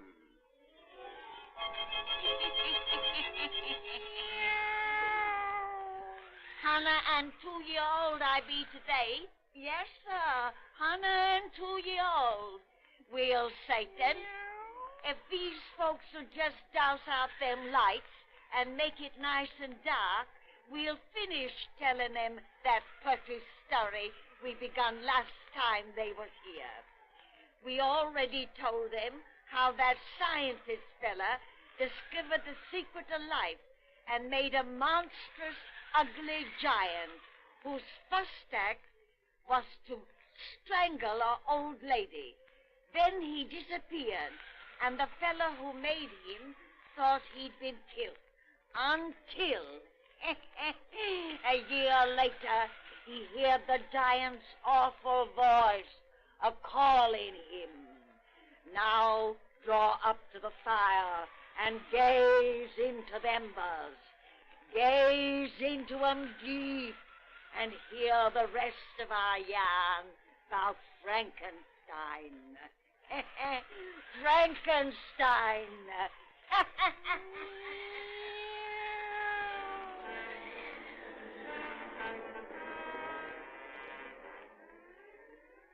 I'll follow to this desolate place as you bade me. What do you want of me? To show you my home, Frankenstein. This barren cave up on the mountainside, exposed to the winds and howling beasts. Here I, the monster you created, live, whilst you reside in comfort. I want to show you my solitude, whilst you are planning marriage. I thought you dead. You made me too strong. The fall you had had killed me could not destroy my body. I simply disappeared from man because man has shut me out. Even you cannot bear to look at my repulsive being. Even you, my maker. You, my God. God. Great God, Frankenstein. Yes, when you made me, so you called yourself. How did you learn that I was your creator? Upon that night when I first knew life, You fled from the horror you'd given breath from me. I was naked. It was cold. I wrapped a cloak of yours about me. There were papers in his pocket. When I learned to read, I found those papers were your notes of my creation. A pretty tale they told of how you made me from the refuse of the slaughterhouse and morgue. I'm partly man and partly beast. You owe me recompense for the awful life with which I am cursed. That is why I summoned you tonight, that you may pay your debt. What do you wish? The companion. Companion? Yes, Frankenstein. Oh, I hate you, yet I love you, for you're all I have. Take pity on the thing you made, for I am lonely, with a hunger that no man can ever know. You want me for your companion? No, you no more than other men can bear to look upon my frightfulness.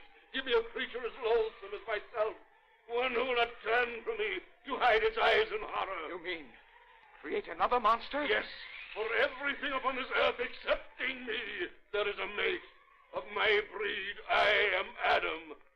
Frankenstein, make me an Eve. Eve? A female? Yes. No. Yes, you planned marriage. Why not I? Oh, no. Why, you might loose upon the world a race of monsters.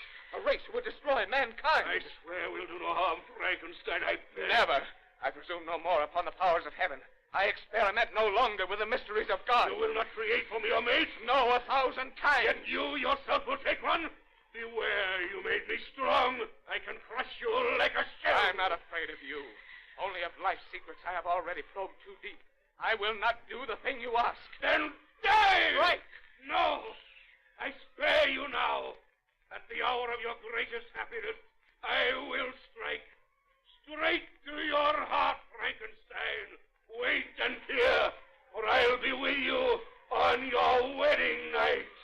On your wedding night.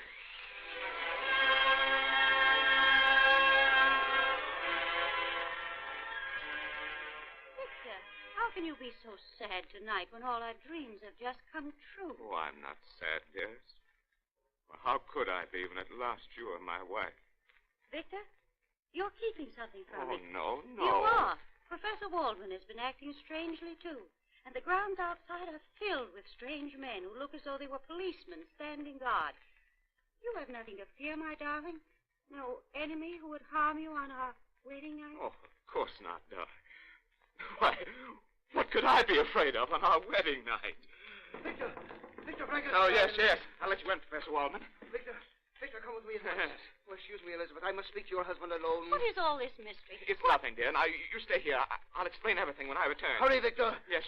Excuse me, dear. But, Victor, George. Close the door tightly. She must not Monster. hear. You see the monster? The police have him surrounded. Good. Come on. No, wait. He's cunning. I can't leave Elizabeth in that room alone. It is you he's certain to strike, not her. And we have him in a net. He cannot get away. Then leave me to him. At last, let me destroy the awful thing my hands have made.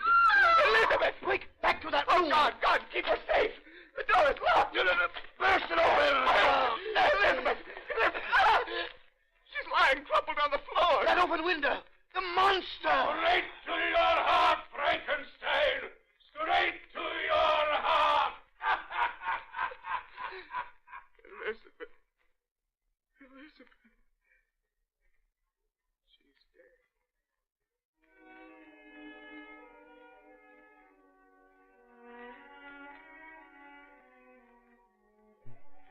So, Frankenstein, you tracked me down. You fiend of hell! Stand out from those rocks where I can see you. So you may aim at my breast that pistol which you carry. Very well. I have you now! Not yet! You forget how fast I move. Let me go! Did you think to destroy me with weapons such as this? I, whom you made superior to the puny race of men, I throw your pistol into yonder chasm. And I release you unhurt and unharmed. Some way, sometime with another weapon, I shall bring you death. Tonight you have killed the woman I love best in all the world. On her broken body, I have sworn to live for your destruction. I told you I'd strike you to the heart. You thought I meant your heart of flesh, your body. There was a better way. I've turned your happiness to misery. Oh, God, great Lord of all, destroy this monster. You are my God. You, my Lord of all. Listen, my father. As you denied me the comradeship of one frightful as myself, now you are denied a mate. As you condemned me to a life of solitude and sorrow, now you are condemned. You've sworn to live for my destruction, you have said. Your hate will make you follow me across the world. Through the sun-scorched desert and the icy plain. You'll know heat and cold and thirst and hunger, to which I, your creature, am immune. How well you made me, great God Frankenstein. You'll follow me across the world. I always just ahead, you always just behind, until your body racked by age and sorrow, we will reach the end. Now I go, and you will follow. I will follow to your death. To the death of both, for you and I henceforth are one.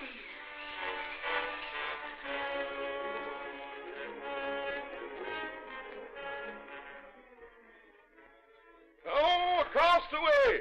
3 points starboard. Castaway here in the Arctic Circle. Aye, sir. Take this glass. It's a man on a floating block of ice, probably broke away from the mainland, sir. Gad, a white man, 1,000 miles from humankind. Some explorer, probably, like ourselves. Yes, who's lost his party.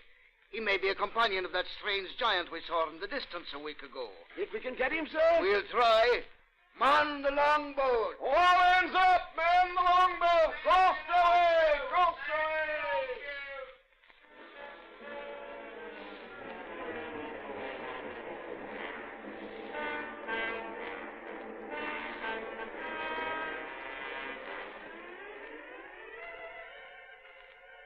It's a strange story you tell, Mr. Frankenstein.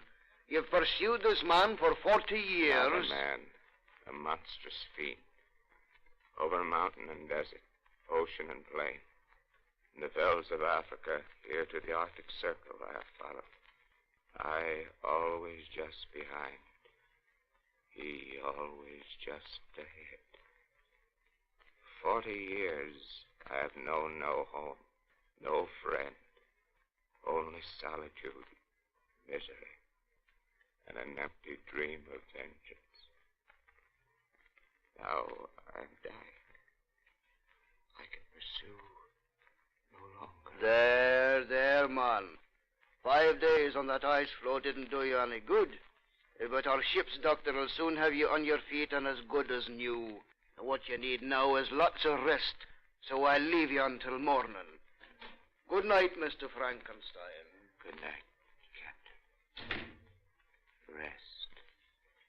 Lots of rest. Yes, my father. You.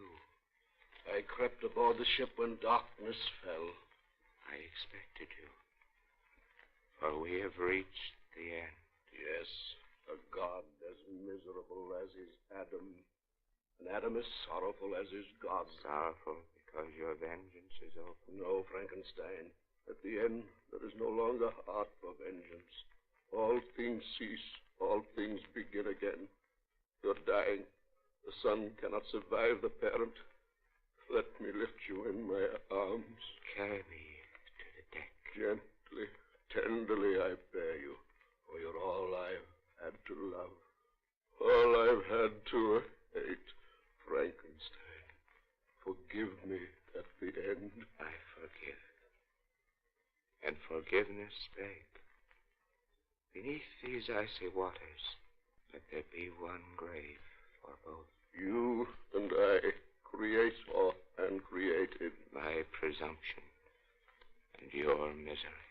We're at the rail. The waters wait below. Let us find peace together. Now. The end.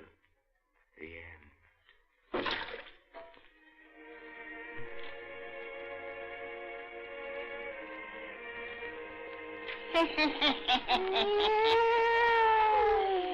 And them's the true facts about the story of Frankenstein. Come see us next week, and Satan and me'll have another yarn to spin you.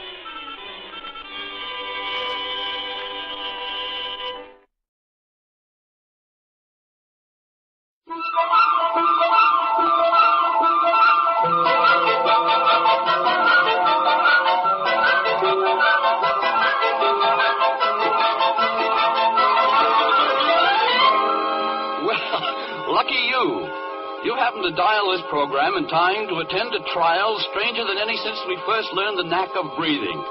And that was a long time back. The poor folks listening to other stations will lose all this. But congratulations to you for being no such fool as to miss the undecided molecule.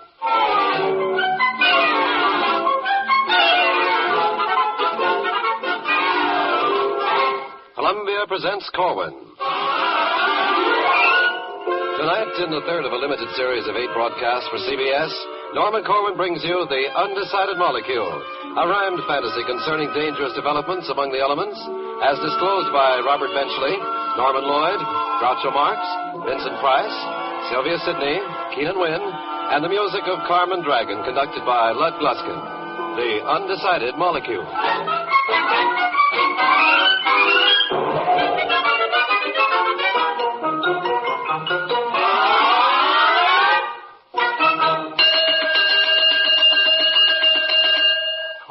Oh dear, the cosmic alarm, which means I fear some woeful harm is afoot or a wing in the universe. Some deplorable thing, some active curse, like a falling sky, or a new star cluster been banged up by a cluster buster. Sounds to me like a dried up sea, or another ice age for a spell. Nor maybe it's only a freezing hell. On the other hand, it might possibly be that Hitler is alive and well. But after all, there's no point guessing. If it rings again in a manner pressing, I'll answer the interstellar phone. I wish they'd leave a feller alone. Why only last eon? Hello. Yes, this is he. What? Who? What's that? Say that again? But where? But how? But why? But when? Individually and solely? Now, wait a minute. Take it slowly. It did. Oh, no, not that. Holy jumping Jehoshaphat. I'll call a session right away. You bet. Uh-huh. Mm-hmm. Okay. Oh, grunt. Oh, moon. Oh, damn it. We are faced with a calamity. I must be cool as liquid air. Hold on. Who's that? Who's pulling my hair? Why, it is I. What am I scary at? Nonsense. I'll phone the Secretariat. Oh, dear, I am in such a tizzy. The obvious rhyme, the line is busy. I'll try again. There's no harm trying. Oh, I'm dying, Egypt. Dying. Hello. Say, this is the 5th VP in charge of physiochemistry. Now, listen here. An especially perky molecule has gone berserk. It has refused to be confined, incorporated, or assigned to anything. It simply sits with a calm expression, and it knits. Now, by all means, we must prevent such an utterly dangerous precedent. One holdout molecule, unpent, can cause the cosmos' great ferment.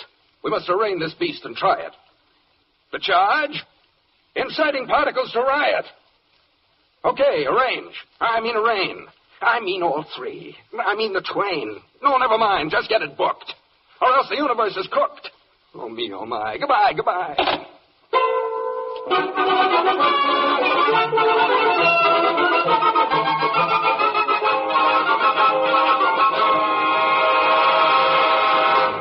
Hear ye. The Court of Arbitrations and Adjudications of Physiochemical Relations, Department of the Interior of the Atom, Criminal Sitting, Division of Investigation, Charge, Countercharge, Accusation, and Confession is now in session.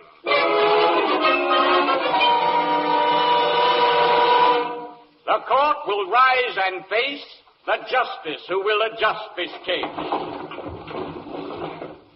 See that your concentration centers on His Honor the Justice just as he enters. Which he is doing even now. Everybody bow! Everybody bow! To wit, contrary notwithstanding, you may sit. Clegg, read the charge. May it please the court, et al. To wit. It pleases the court. Get on with it. Whose versus whom? The cosmos and all the spheres, systems, clusters, galaxies, orbits, planets, satellites, together with all species of animals, vegetables, and minerals appertaining thereto, of all conditions of age, social standing, and sex, versus the anonymous molecule hereinafter referred to as X. What's the charge against said molecule? Unwilling to be named, rebelling when defined, declining to be blamed, objecting when assigned, protesting when selected, resisting an attack, refusing to be directed, and talking back. Most serious, most dangerous, so strange it's almost strangerous, insidious, precarious, a shade below nefarious. The possibilities in sight are frightful, meaning full of fright, and rueful, meaning full of rue, and gruesome, meaning rather grew. Providing, Your Honor, the charges are true. Oh, why, yes, they must be proven true. Which is something we have yet to do. Quite right, but who was asking you? Now, is the prosecutor here? Present. Well, then, appear. The trial's on. Try not to miss it. Step up and state your case and be explicit. May it please the court, this case involves a very small matter. By this I don't mean mere trivia or idle chatter, but a particle of matter best described as little. Smaller than a jot? Even smaller than a tittle. Are you referring to molecule X? Yes. And why don't you say so? I will, if I may so. The point, Your Honor, is that should X be acquitted here, catastrophe will follow, since it must then be admitted here that all control of elements has given away to anarchy, and every substance will perforce be jittery and panicky. Thus, when we wish a molecule to join up with some other, to make a cup or lemon drop, or the Karamazov brothers, to be a fog or a catalogue, or a lawn to be idyllic on, a beagle or a bagel, or a mountain made of silicon, they may refrain, they may desist. And if enough of them should do so, there'll never be another tenor singer like Caruso. No dog to bark, no lark to hark, no grand old man like Talleyrand. No bee will be, you'll see no sea, no ostrich band for Sally Rand. It's staggering. It's awesome, the damage X could wreak. By simply playing possum, it makes me rather weak. Clerk, order me a pony of spirits of ammonia. Now, there you are. If X's rebellion is indulged, I think it only safe to say, and fair to be divulged, there'll never be another atom of the element ammonium. So take that home and play it on Your Honor's own euphonium. Young man, I blasted you a disapproving snort and warn you, one more phrase like that. Contempt of court. Now, who is here for the defense? I am, Your Honor. Well, commence. I will. I do so. Now you see, sir. I see nothing of the sort. Who's paying you your fee, sir? No one at all. The way it is with me, sir, I'm acting out of interest in civil liberty, sir. What's liberty to do with it, if you will be so kind? Just this. Where in the universal law books can you find it's criminal for anything to be of open mind? The precedent is ample. It is. Let's have a sample. Blackstone on the elements. Case of bismuth versus molybdenum. Oh, drat the books. Our legal forebears doubtlessly all fibbed in them. Hold on there, you upstart. Is not the horse before the cart? Where would we be without tradition? In some advanced, improved position. What? Young man, are you a red? Have you been to the crimson bread? Neither to crimson nor to purple. Well, no whippersnapping twiple. Challenge me. What do you take me for? A most distinguished expert on the law. Very sensible thing you've said today. Where were we in this trial, by the way? On the right of X to have an open mind. Now, surely justice is not yet so blind as to be unfavorably disposed. Towards openness of mind, my mind is closed. Your Honor, this is scandal. Now, see here. I can handle this. Let's have no more of your bold to-do. A molecule must do what it is told to do. Now, that's decided. Suppose we break for lunch. I'm famished. Been a tiring day. I sure would like to crunch. A nice fresh salad bowl of crispy, tangy hashish. Your Honor, I cannot refrain from calling you a fascist. Contempt of court. Blake, find the counsel for defendant, please. He has the brass to charge the bench with having fascist tendencies. Ridiculous and ludicrous. Make it a heavy fine. How could I be a fascist? Why, I am so benign, I hardly ever beat my wife. My children bow before me. I'm much admired by rattlesnakes, and birds of prey adore me. I'm tender and I'm sensitive. An anti-insurrectionist. I wouldn't hurt a cobra. And I'm anti-vivisectionist. I'm sure that's absolutely true, and that you're not the sort who would deny a prisoner his right to speak in court. Your might is mixed with mercy, and wisdom's interfused. So how about a word or two from X, who is accused? Oh, very well. Since your appeal is to the better side of me, let no one say my conduct here is prejudiced or snide of me. We'll hear from X, but make it short. Where is the little dope? Right here beneath this new electronic super microscope. Swear him in. Put your right hand on the atomic table and say as loud as you are able, I do solemnly swear to tell the truth, the whole truth, and buzz was the muzzawalla, buzzawalla, hut, set, fluga, bugle, putt, putt, scuttlebutt, and nothing but the truth. So help me I. Now testify. What's that squeaking? My client, speaking. Well, how do you expect me to understand? There's an interpreter at hand. Where? I don't see any. Right at your elbow. Oh, yes. How do? I'm very well, Bo. Bo? Aren't you getting a bit familiar? I suppose I am, but please think nil of it. Can you understand what the molecule says? Yes, that's my business, isn't it? A fake character. Like a film by Disney. Disney's not involved in this. Why isn't he? I don't know. Where does all this lead? Nowhere. Then please proceed to interpret X for the court of Lex. Lex is Latin for law, I guess, which shows I, too, enjoy access to more than one tongue. I'm a giant intellect. Now, let's hear your client. Proceed, if you will, Mr. Molecule. Let your story fairly leap from you. Well, come on, we're waiting now. The court wants to hear a peep from you.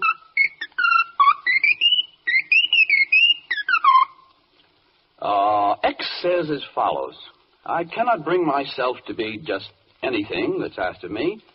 I cannot chide my inner soul. I must confide I've set a goal. I've thought it through and cannot bear to be shampoo for oily hair. My spirit sings, my fiber spiels of nobler things and high ideals. I'll fairly bust my heart within if I am just an onion skin. I worry some. What's drearier than to become bacteria? When I've tried hard to obey, my conscience cried, but hold, but stay. A worm for bait? I have my pride. I vacillate. I can't decide. Though Hamlet had a hard time, why, he wasn't so sad as little I. You see my lot? Yes. It's not for me to be or not, but what to be. Mm-hmm. My plight inside is bona fide. I can't decide. I can't decide. I've never been so touched or moved. I sniffle and I blubber. I thought my heart was made of steel, but it is made of rubber. Poor little thing, tormented so by dreams of the eugenic. Oh, fiddlesticks, this molecule is but a schizophrenic. How is it that in all the time since matter first appeared, each separate iota has loyally adhered to universal law without a solitary beef? Beef? Until this pipsqueak came along. Now suddenly there's grief. The heavens shake and earthquakes quake and oceans heave and slither. And dogs and cats and acrobats are in a frightful dither. A timid snip has lost its grip and whines of its neurosis. If you condone this freak, you'll reek of moral halitosis. I strongly urge your honor, purge X to its smallest decimal, or else the infinite will bow before the infinitesimal. You're right. What was I thinking of to pity young Schlemiel? I thought my heart was fairly soft, but it is made of steel. I shall not spoil this molecule by sparing it the rod, and so I sentence it to die before a firing squad. Perhaps a little torture first, like singeing at the stake, and drops of water on the head. And for variety's sake, a little twist of the garrote, a slice of guillotine, and X shall mark the spot where X was boiled in Vaseline. I ask this sentence be appealed. Impossible. Your client's fate is sealed. Ah, no, the court's decision is far from ineluctable. I must remind you, my good sir, that matter's indestructible. Gadzooks, it is. I had forgot. We can't destroy a particle. It seems we're in the power of this clever young upstarticle. The case is lost. I must withdraw. If punishment's not capital and X cannot be executed, I don't give a rapital. We can't imprison it, and we'd be in a most infernal stew with cosmic checks and balances eternally askew. Oh, dear. Vase mir. What will become of all of us? This little Jake and his strange quirk will surely be the fall of us. Your Honor! You mean me? May I have a conference with you at the bench? Why, of course. May I suggest a means by which disaster be evaded? My client is no pighead and may likely be persuaded to join some element or other. X is not a softy. No? It merely wishes to belong to something fairly lofty. Its point of view is forward. Its attitude is global. Its heart is set on being part of something good and noble. How righteous. So I suggest you demonstrate, and this will never hurt you, that being this or that or t'other has a point of virtue. Well, how do you propose we do it? I have a plan. I was coming to it. Invite a representative of each important kingdom. You mean like Dempsey for the ring, or Artie Shaw for Swingdom? No, but you're warm. A lion for the jungle, or an eagle for all Wingdom? Keep on. Remember, 3 of them, and 1 for every kingdom. Oh, I know. Animal and mineral and, I forget the third. The vegetable kingdom. Why, yes, of course. Absurd. That's splendid. We could get them here, and each could make a pitch. And X could then make up its mind to which it wished to hitch. I'll call a recess in this trial while we round up a trio. Meanwhile, some music. Clark? Yes, sir. Can you sing Solo Mio? No, but the court musicians would be very glad to play for you. Where's the conductor? I'm right here. Is everything okay for you? You bet. Shall I begin, Your Honor, with a prelude by Stravinsky or a toccata for the G-string by the famous brothers Minsky? Have you anything around that Dmitri Shostakovich wrote? Oh, yes. A Passacaglia, and I'm sure that you will love it, Schnott. I've changed my mind. I'll have a slug of music by Lynn Murray. The one he calls Weg leer der Nacht, one chicken mitten curry. Is that title correct? Yeah, I fear it is. Okay, then, play it. Here it is. 1, 2.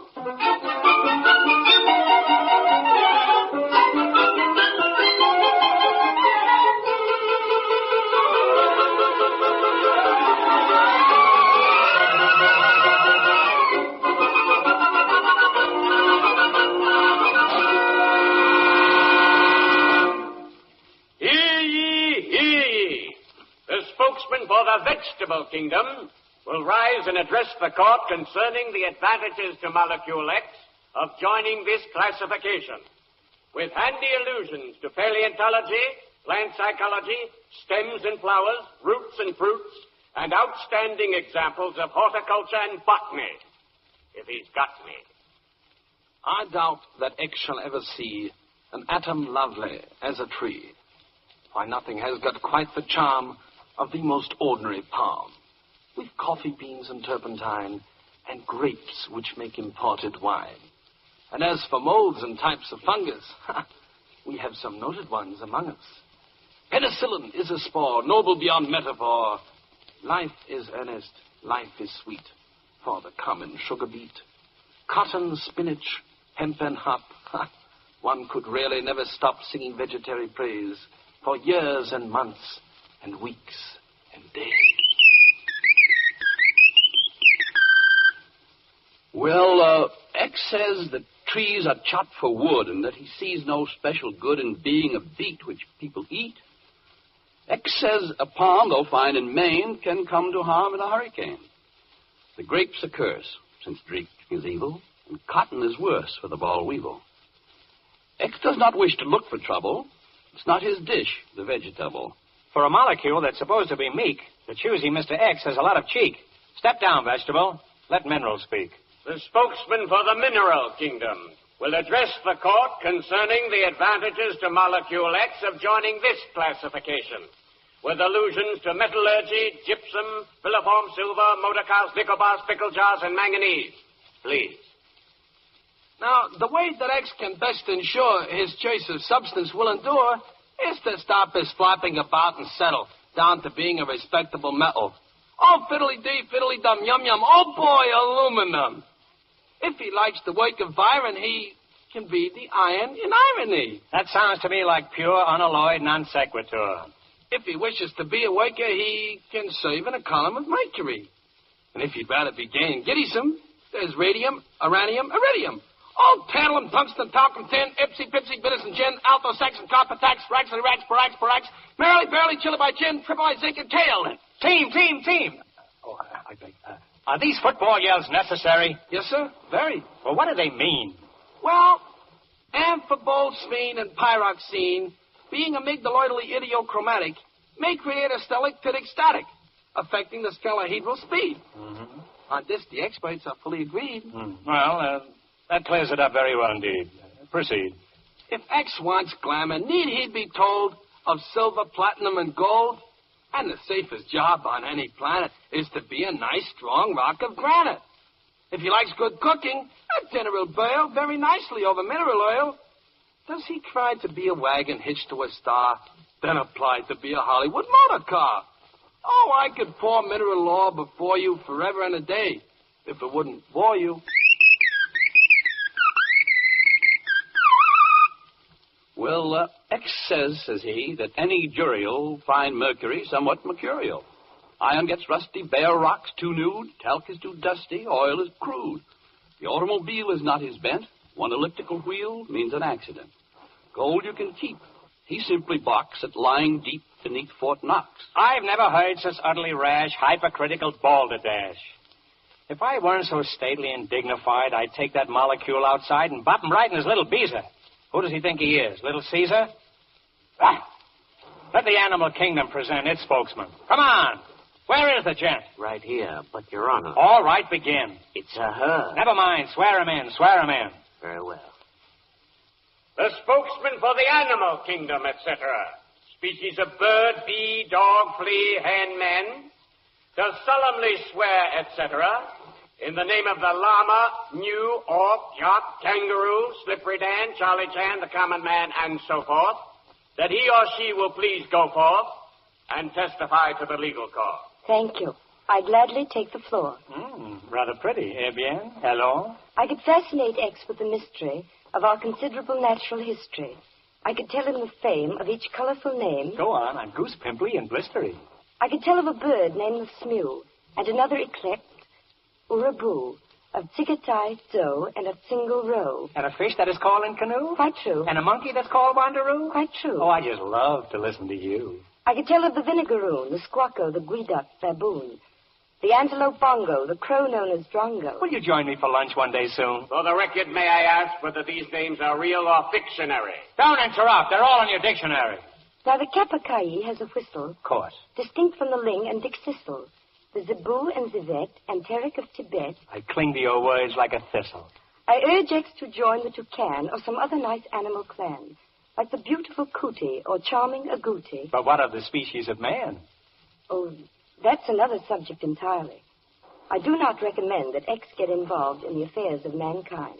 Is that because you believe in the principle of matter over man's mind? No, but being human would surely hex a sensitive molecule like X. Just how do you mean, Queen? Well, it's not so easy to be a common man. No matter how much you work and plan, it's still a neat trick to live the span commonly allotted to the common man. A wandering breeze will affect your pump. If not a measle, then a mump. You can pull a tendon, get roundly hissed, or have to depend on an analyst. How true. You can get ptomaine or be undersold. Then there's Franco Spain. Fui. And the common code. A review can stink. You can miss a guess, or be told how to think by the yellow press. Did I tell you I greatly admire your dress? No. There's water on the knee and athlete's toes, the doctor's fee and the running nose, aching bursitis, rashes and rickets, colitis and bursitis, and parking tickets. Not in this court. You can get diabetes or caught in the rain. Not in this court. You can run out of Wheaties or into a train. You can get neurasthenia. A blizzard can chill you. Your wife can be meania. A dentist drill you. A plaintiff can sue you. A bite give malaria. If no lover woo you, alas, miseraria. Very legal embroilments. Just let me take care of you. Thank you. A fascist will fight you. And then there is asthma. Vampires can bite you and whine on your plasma. You can be badly reared and flunk out in Latin, or tangle your beard in spaghetti au gratin. Fattening. You can get a flat tire, drop teeth in the drain, or suffer a dire escutcheon stain. You can drown in the Dnieper or suffer the bend. You can wind up a leper and lose all your friends. Hard to wind up a leper. You can settle in Philly, or step in a pail, or feel willy-nilly and cease to inhale.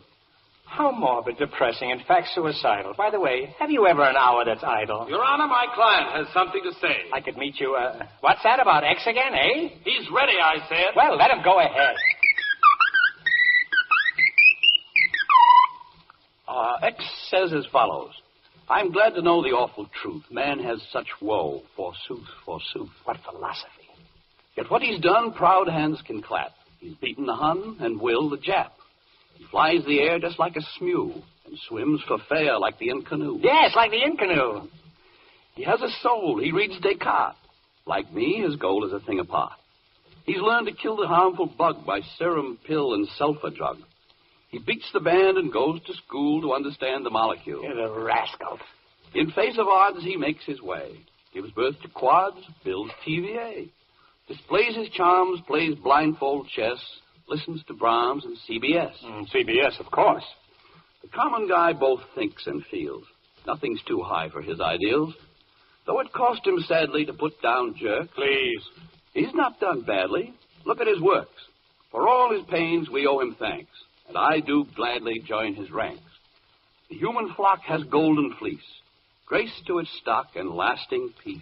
Oh, splendid. What a moving speech. I had thought X a worm, a leech. But now I see he's a regular fellow. He's twanged me so I quiver like jello. Oh, joy, oh, rapture, fields of clover. Looks to me like trial's over. Quite so. My dear X, forgive the digression, but I'm sure you'll be happy in your chosen profession. As for you, Miss Hannemer, you were great. It's slightly extra-legal, but have you a date for later in the evening? Do you like to dance? Have you any marked tendency toward romance? I have. But what about the wife you seldom beat? And the children you have mentioned who grovel at your feet? Ho, ho, ho! Mere rhetoric and figmentary frippery. The legal mind behaves this way. It's very smooth and slippery when arguing. I have no wife or any such a fixture. In that case, I will marry you, as in a Class B picture.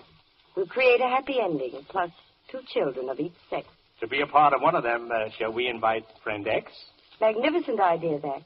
Is our future child agreed?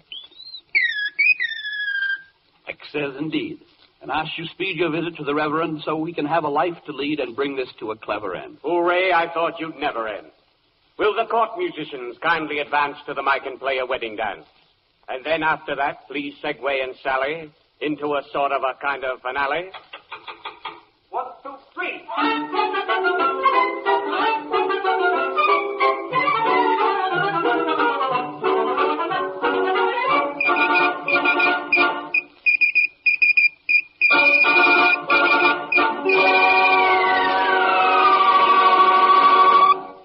You have been listening to The Undecided Molecule, a rhymed fantasy written, directed, and produced by Norman Corwin for CBS as the third of 8 programs in the series Columbia Presents Corwin. Carmen Dragon composed the music. Lud Gluskin conducted. That gifted man, Robert Benchley, appeared as the interpreter for the molecule. And you can see me soon in the Paramount picture, Duffy's Tavern. It was Norman Lloyd who did that wonderful work as the highly competent official clerk. Quiet. Oliver Wendell Groucho Marx appeared as the judge. And I'm going to be together with my brothers on the stage and screen again in A Night in Casablanca. Some one of these nights. Good night. Vincent Price as the prosecutor was convincing and smooth and even slick. And you can catch me soon in 20th Fox's Dragonwick. It was Sylvia Sidney who convinced the molecule that being a human being can be fun. And if you'd like to see more of me, I'm appearing in a new film entitled Blood on the Sun. I, Keenan Wynn, in sound mind and body... I object. ...performed as the counsel for the defense of molecule. And to give you an idea how versatile I am, I was also the spokesman for the vegetable mineral.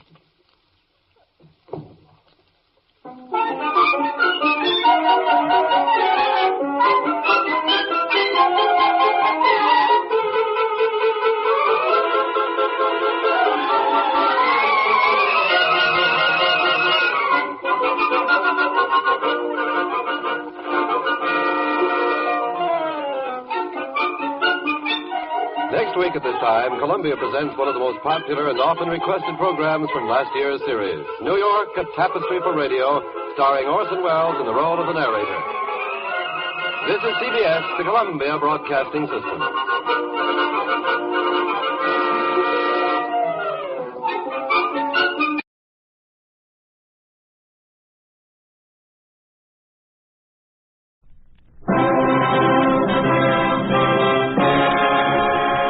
If freedom fails.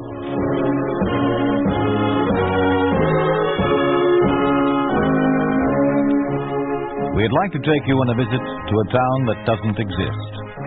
A town we call Springfield, USA. We'd like to show you how things would be in any American town if communism took over. This is the story of the law getting away with murder. It is entitled Trial and Terror.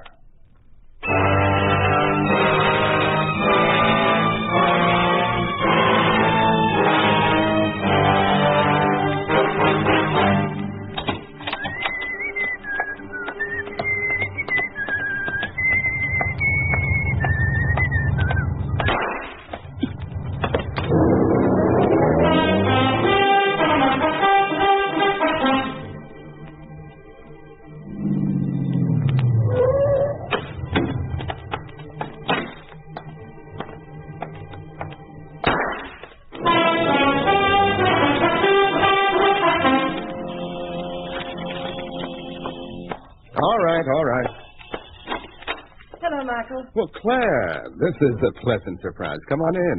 Thank you. The others haven't gotten here yet. Others? Yes, George Ketchel and Tom Denning are coming over. What is this, some kind of a surprise party? Well, I'd rather wait until the others get here and let George do the talking. Oh, then this isn't a social call? No, Michael, it isn't. Well, I'm disappointed. I was tickled when I opened the door and saw you. Well, I expect that's Tom and George now. Oh, excuse me, I'll let them in. Hello, Michael. Hello, George. Hello, Tom. Michael. How are you? Come on in. Claire said you were coming. Hello, Claire. Hello, George. Hello, Tom. Did you explain to Michael? No, I left that to you. Mind if we sit down? No. Excuse me for not asking you.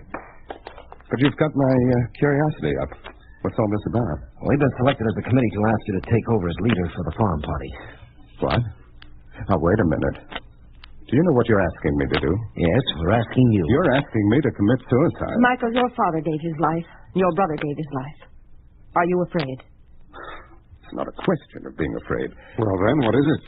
There's no chance to fight communistic dictatorship. That's not what your father and your brother thought. They proved my point with their lives. Michael, you are afraid. No. I just don't like to see a lot of people die unnecessarily, including me. I'm glad to hear you say that. Well, that's the way I feel. Good. In that case, you wouldn't want to see unnecessary famine and bloodshed. Of course not. And it's up to you to take over as leader of the farm party. Why? Tell them, Tom.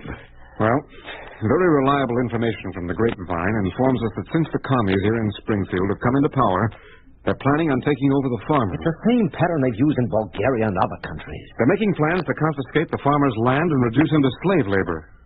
Are you sure? Certainly.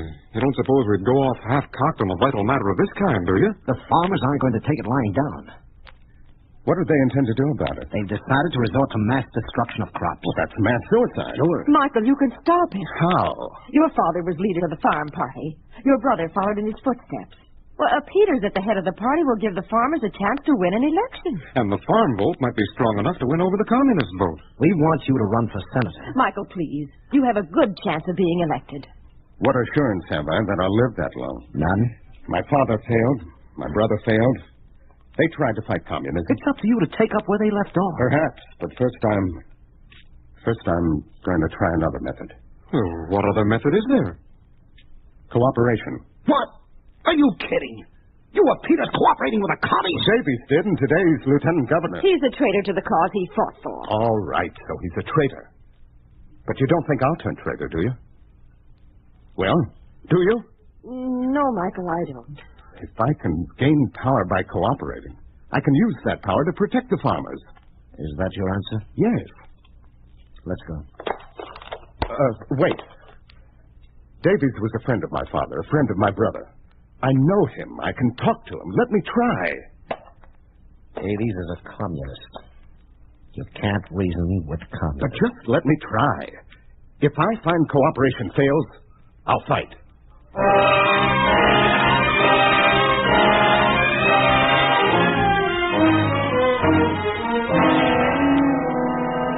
Sit down, Michael. Sit down. Thank you, Mr. Davies. Mr. Davies? Sounds funny coming from a Peters. Your father called me George. Your brother called me George, too. What was good enough for your father and your brother? Certainly good enough for you. Including a bullet? Oh, come now, Michael. Certainly you don't think for one moment that I was in any way responsible for the death of your father or your brother. They opposed you. Your father was my friend. We fought for the same things. Well, I'm glad to hear that. I wanted you to know it. In that case, you wouldn't hesitate to help me, would you? Certainly not. To the memory of your father. I've been asked to take over as leader for the farm vote. Excellent, excellent. The farmers are aware of the directives that are to be issued. If those directives are carried out, it will reduce the farmers to slave labor. Those are the dictates of the party. Well, it's taxation without representation. The farmers won't go for it. They demand an election, a chance for a voice in the assembly. Frankly, I don't blame them. Then you'll arrange an election? Son, I'm only the lieutenant governor. Well, let's face it, the governor is only a rubber stamp since the communists took over. You run things. I'm afraid the governor wouldn't feel flattered if he heard you say that. Well, it's the truth. That's why it'll be smart for you to listen. If those directives are carried out, your position will be in danger. My position will be in danger? Well, yes, of course, because you have to answer for conditions. Conditions are going to be terrible if those directives are carried out. Why?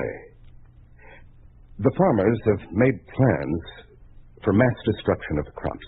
That means famine and bloodshed. Really? Michael, my boy, you'll be rewarded for this. Rewarded for what? Warning me. Warning me in time. Giving me a chance to prevent the farmers from sabotaging the country. Well, you can't stop them. Why? They've taken every precaution. The farmers are desperate, I tell you. If you make one move, the entire crop will be wiped out. Oh, that's impossible. Well, that's where you're wrong, all wrong. The plan has been carefully worked out. You don't have the manpower or the facilities to stop it. Oh, but what'll I do? Cooperate. How? Arrange a bipartisan election. An election in which the farmers are free to nominate and vote for the candidate they want. Do you know what you're asking? I'm asking you to protect yourself, your position. The farmers are desperate, I tell you. All right. All right, I'll see to it the farmers get the election. It will take an official announcement of the election to appease them. Well, I'll see to it that the official announcement is published. Thank you. Well, I'm anxious to give them the news. Goodbye. Goodbye, son.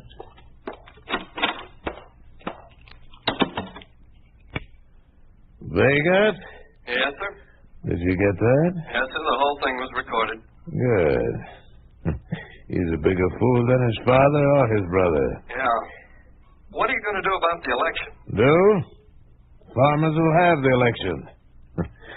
The fools.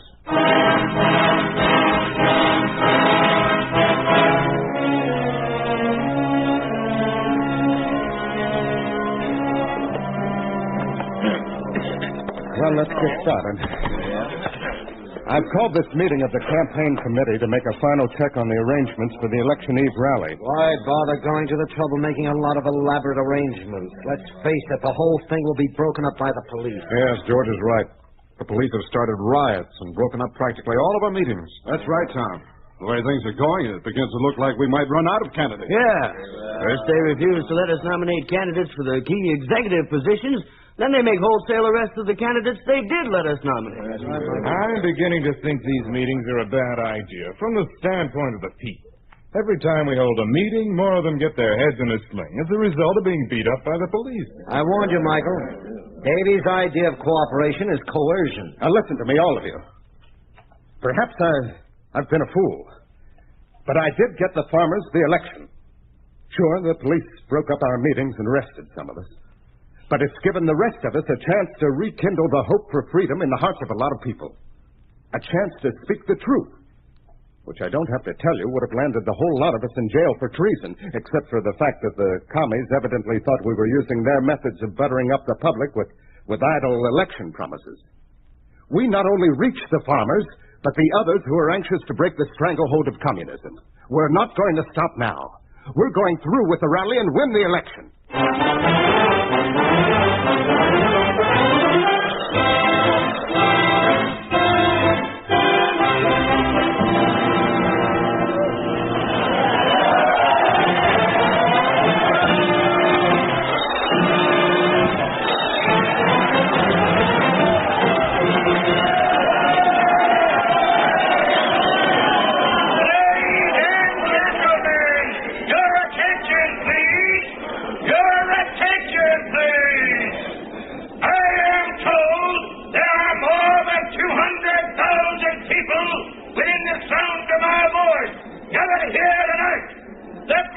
Individual rally in the history of politics.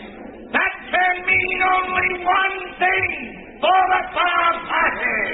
Victory at the polls tomorrow. Yes, victory. You will hear a message from the leader of your party, who has instilled courage in the hearts of every one of us. Because he speaks the truth without fear. Your candidate for Senator, Michael Peter. Yes, Senator Michael Peter. But first,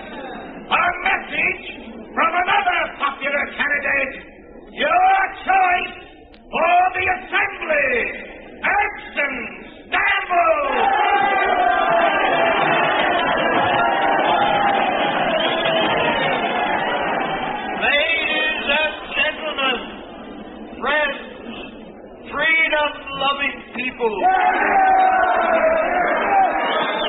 This gathering here tonight proves that in spite of being terrorized by the minions of communism, the cry for freedom cannot be silenced.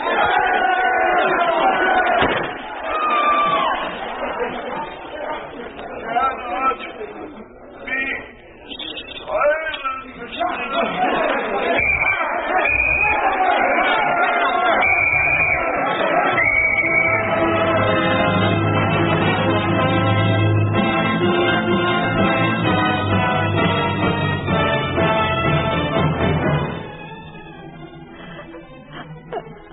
Please, Claire, please stop crying. I can't. Did Stambor mean so much to you? No, but you do. Me? Yes, Michael. You're next. Claire, you surprised me. You frightened me. Yes, Michael, I'm horribly frightened. I don't get it. I never saw you lose your nerve before. You were party secretary for my father and my brother. You didn't go to pieces like this when they were killed. Well, that was different. Why? Their deaths were unexpected. But this agony of knowing you're next is awful. I can't stand the thought of seeing you sprawled out at a lift. Violent death is no stranger to you. Why this concern about my life? Because I'm in love with you, Michael. I'm sorry. Very sorry for you. Why? I can't offer you anything but the prospect of being a widow. I know. But I had to tell you. In a way, I'm glad you did. I saw it in your eyes, but I was afraid to recognize it, afraid I'd admit I love you. But why be afraid to admit it? Because you don't willingly risk the life of the person you love. If they find out I love you, they'll strike at me through you. I'm not afraid, Michael. I refuse to make you a target.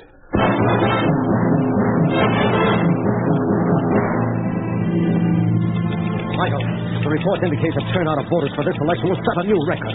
Yes, but how many of them will get a chance to vote? Hey, there's been rioting reported in the 43rd District.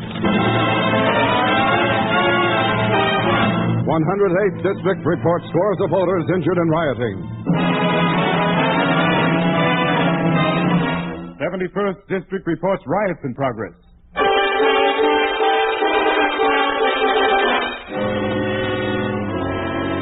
The police are doing everything in their power to keep the people from voting. Yes. Thank God I know. It'll all be over soon. It's almost time for the polls to close. Michael, listen to this. What is it? Report just came in from the farm districts that the indications are that lines of voters blocks long won't get a chance to vote. Why not? The police are asking a lot of unnecessary questions to slow down the voting. Well, we can be thankful for just one thing. Oh? What's that? That they didn't think of it sooner.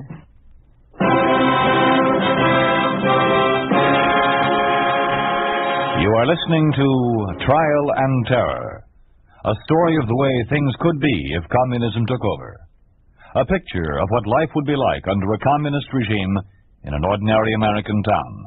A town we call Springfield, USA. Farm vote carries 11th District.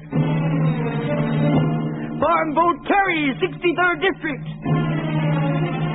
Farm vote carries 192nd District. The farm vote wins. The farm vote wins in a landslide.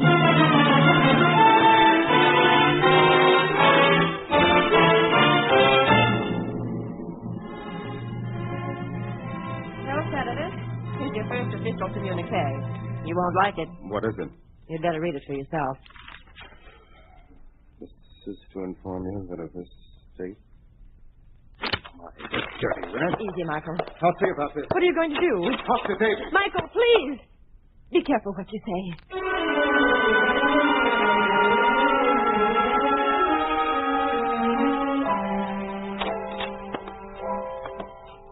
Come in, Michael. Come in. Sit down. I want to talk to you about the order you issued to seize the farmers' crops. Sit down, Michael. Take it easy. You'll live longer. That's a threat, isn't it? Yes. Matter of fact, it is. Glad we understand each other. You don't frighten me. No? Would jail frighten you? You can't arrest me. Or have you forgotten I'm a senator entitled by your own law to political immunity? Oh, yes. You did win the election, didn't you? Did a fine job. You're a fine leader. Finer leader than your father was. Also a bigger fool. If a fool can beat you and your party in an election, just what does that make you? It was all part of my plan. Sure. If you were satisfied to lose that election, you wouldn't have had the police fill the hospitals with victims of their beatings. Those people just happened to be the victims of my squeeze play to save the crops.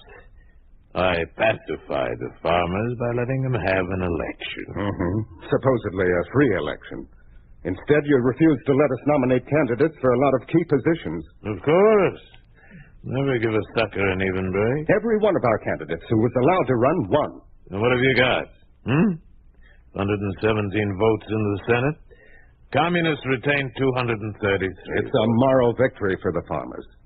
And we have the power of killing a lot of measures that you could otherwise pass. Granted. But have you considered the price they paid? The election was timed so that the farmers would have the crops harvested, ready for market, and easy to confiscate. Which is now being done. Yeah. And you can't do anything about it, Mr. Senator. Assembly isn't scheduled to convene in time to stop action on those directives. The farmers will be reduced to servants of communism. Slaves, you mean? Oh, no. Servants. The people serve communism. There's still a chance that your plan will backfire. Really? Yes, the election proved one thing. What is that? The desire for freedom isn't dead. It's taken a new lease on life. The people found out that they can fight communism. I'm one of those people. I'll fight communism. I'll use every fair means or foul to weed it out. Tear it out by the roots. And you can't stop me. I'm a senator. I have political immunity. I'll see you in the assembly. Goodbye, Senator.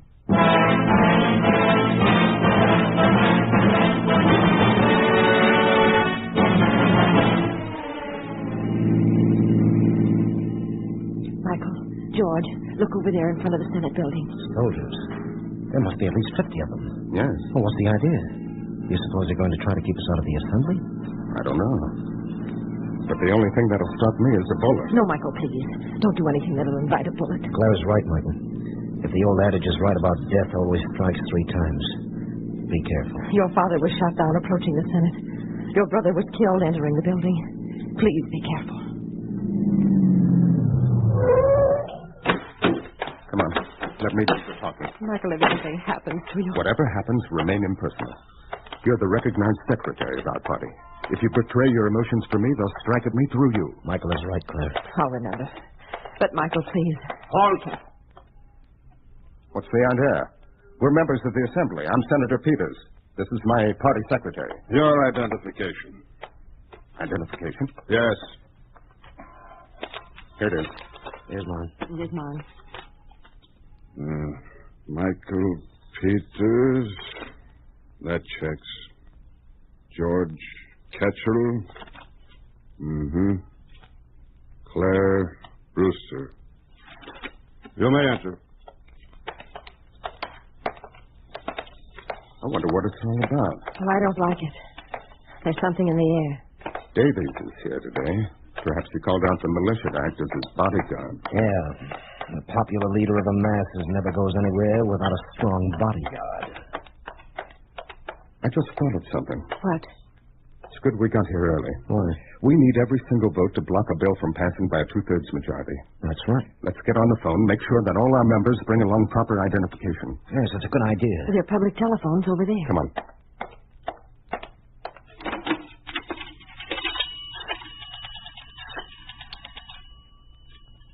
What the devil?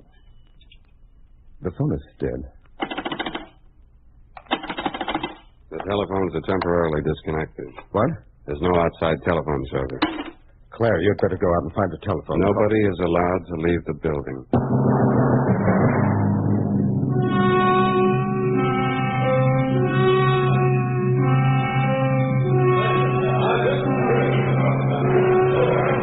Claire, please try to calm down. You're so nervous, I doubt if you'll be able to transcribe legibly. I tell you, there's something going on here that we don't know anything about, Michael. Aren't you nervous? Naturally. The communist members of the Senate are thoroughly schooled in every phase of legislative procedure. Our members agreeing. It's going to put us at a considerable disadvantage. I wonder if all our members are present. You can't tell from here. So far, so good. Are they all here? Yes, I just checked in the last one. Good. Look, there's Davies. Yes, he'll occupy the president's chair. The Senate is now in session. Lieutenant Governor George Davies will preside. Members of the Assembly, we're gathered here in the first joint session of the Communist Party and the newly elected members of the Farm Party. The first duty is to introduce the newly elected Speaker of the House for the Farm Party, Michael Peters, and to present his case as the first business of the day. What did he say? Did I understand you to say my case? The Assembly has been requested to take action on a court order charging you with conspiracy. This is unconstitutional. The court has asked for an authorization for your arrest. As a senator, I'm entitled to political immunity. Political immunity can be revoked by a majority vote of the Assembly after hearing the evidence. Is this your method to eliminate the danger of the farm vote blocking the passage of measures presented before the Senate? This is an action requested by court order. What are the charges?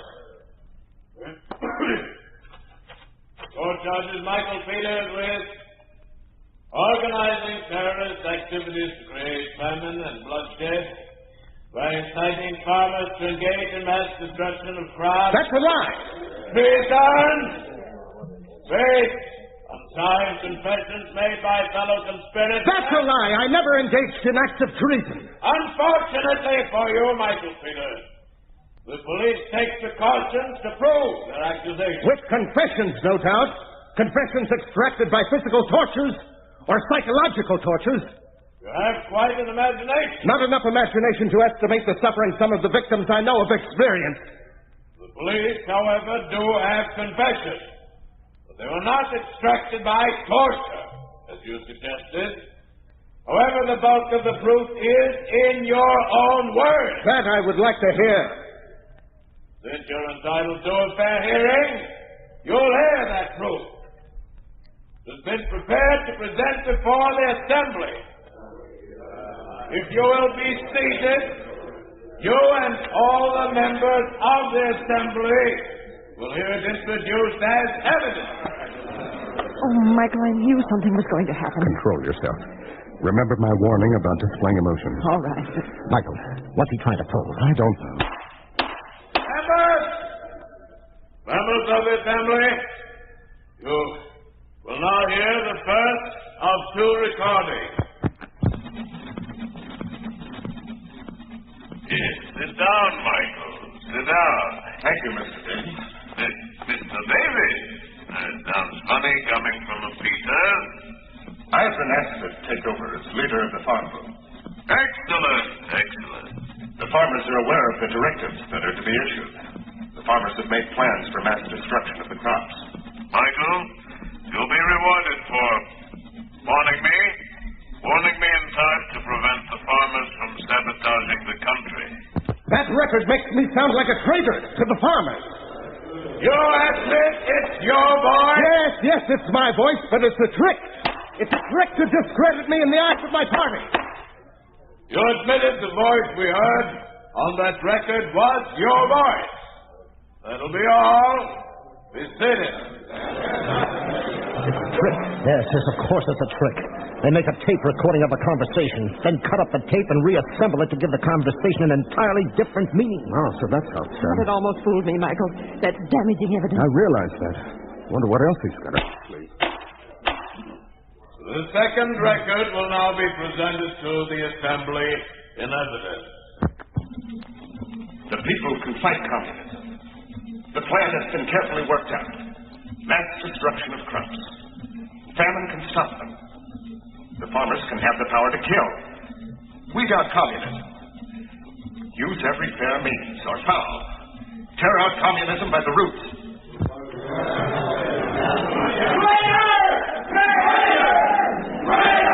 Let's get out of here.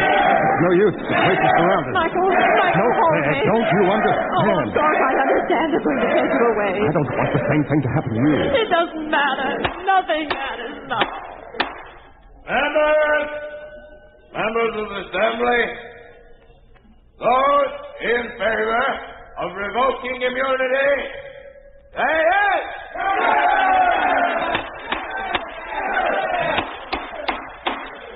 Arrest Michael Peter!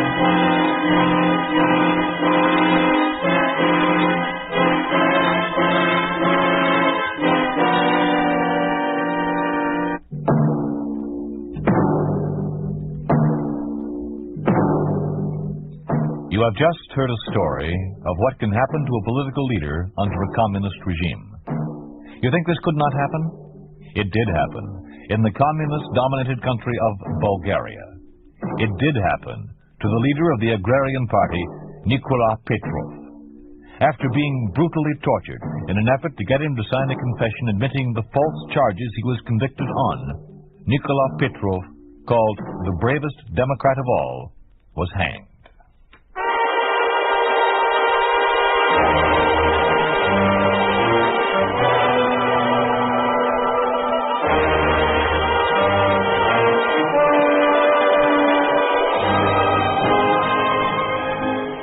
You've been listening to If Freedom Failed, starring Stan Waxman as Michael Peters in Trial and Terror. Paul Frees was Davies, Lou Krugman was George, Byron Kane was Tom, and Janet Logan was Claire. Music was composed by Earl Lawrence, with musical direction by Michel Perrier. Trial and Terror was written for If Freedom Failed by Bill Tilak, produced and directed by Robert M. Young. Sergeant Lloyd Iyer speaking. This program has come to you through the worldwide facilities of the United States Armed Forces Radio and Television Service.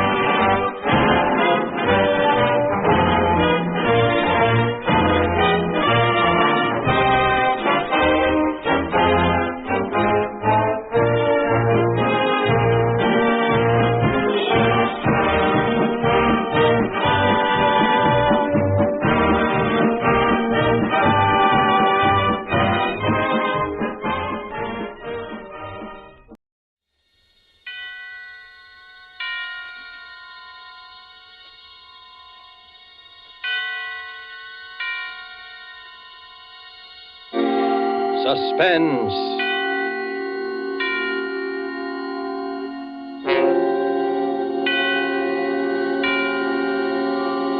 This is the Man in Black, here to introduce Columbia's program, Suspense. Heading our Hollywood cast tonight is the distinguished American actor, the star of the Broadway suspense drama Angel Street, who has recently returned to this coast to resume his film career, Mr. Vincent Price. Tonight's suspense play, which presents Mr. Price, and which is produced and directed by William Spear, relates an episode of recent years in the unfriendly Nazi capital of Berlin. The strange death of Charles Umberstein by E. Jack Newman is tonight's tale of suspense. If you have been with us before, you will know that suspense is compounded of mystery and suspicion and dangerous adventure. In this series are tales calculated to intrigue you, to stir your nerves, to offer you a precarious situation, and then withhold the solution until the last possible moment. And so, with the strange death of Charles Umberstein and with the performance of Vincent Price, we again hope to keep you in suspense.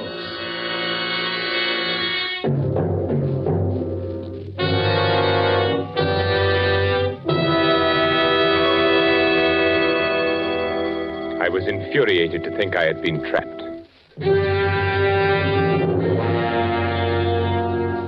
The thought that someone had discovered my intentions maddened me to the breaking point. Nothing had slipped. Everything had run smoothly as I had planned. No evidence, not the slightest trace, nothing. And yet, I was trapped. Trapped. But why? How? Let me see. Papers in my briefcase, train ticket, information forwarded safely to my office. And he knew. How? But he did know. I stood quietly in my room, watching him, watching me, waiting for me, standing by the lamppost beneath my window, knowing he had trapped me, waiting for me.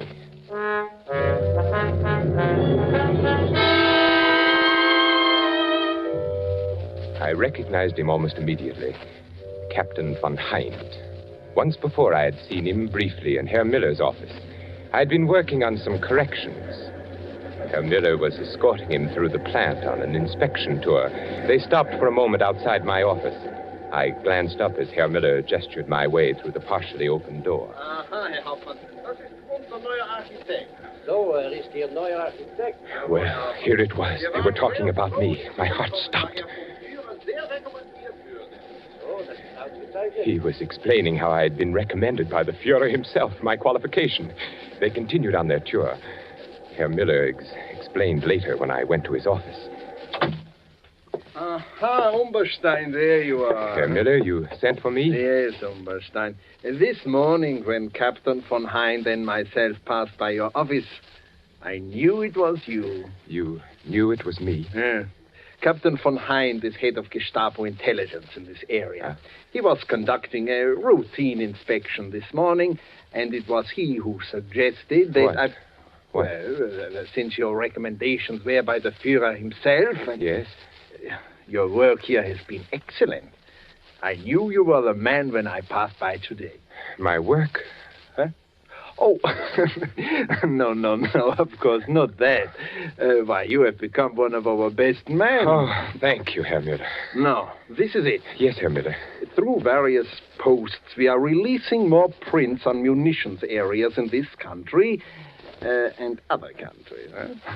You are to be in complete charge of their release from the war. I understand, Herr Müller. As a citizen of the Reich, I am greatly honored that I have been given such an opportunity. An opportunity to show your loyalty. An honor. I will give you the combinations. You will see that no other person enters the war. Of course, Herr Müller. One moment, Umberstein. Yes? I think I should tell you that a few months ago, in one of the neighboring plants, the Gestapo apprehended a spy. Yes? He was working for an enemy espionage service, found in possession of certain vital documents which he had access to in his work. And what did they learn from him? Well, many things. He was reluctant to speak at first, but it's difficult to hold out indefinitely. Well, he finally gave them enough information to locate other agents who had filtered in. It was well he was detected. Oh, yes. The Gestapo is still on the alert for some of his co-workers, still expected to arrive. Of course, they are ignorant of his confession and his fate. So, Herr Umberstein, I must warn you to take all the necessary steps against the possibility of espionage. We cannot be too careful. I shall be careful. In you, Umberstein, is exemplified the efficiency of the Third Reich.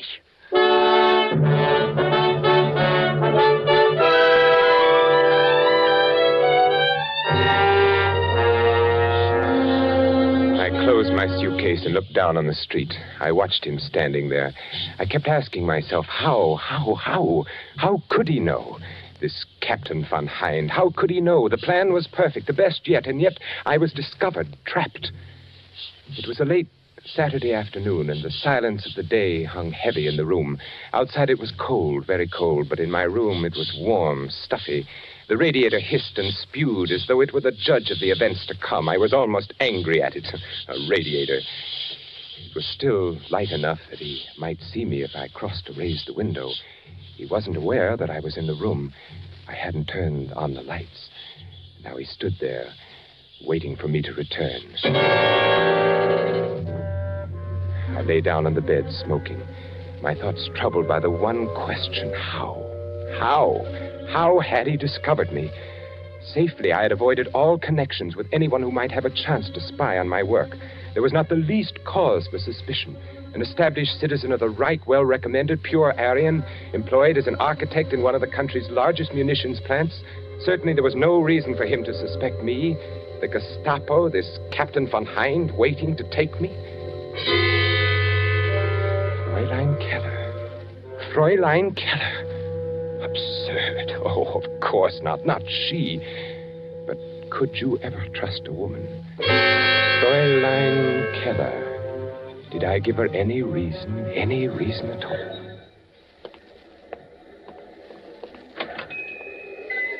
Good morning, Fräulein. Oh, good morning. My name is Charles Umberstein, and I am to be at the munitions factory near here. I wish to take a room. Oh? One facing the outer street, Fräulein, if you can accommodate me. Oh, I think so.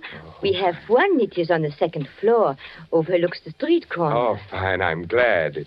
It looks comfortable here, small and comfortable. Oh, yes, you will like it, I'm sure. I am the owner and manager here. Fräulein. Sign here, please. Yes, of course. There you are. Thank you. Otto, would you show Herr Umberstein to his room?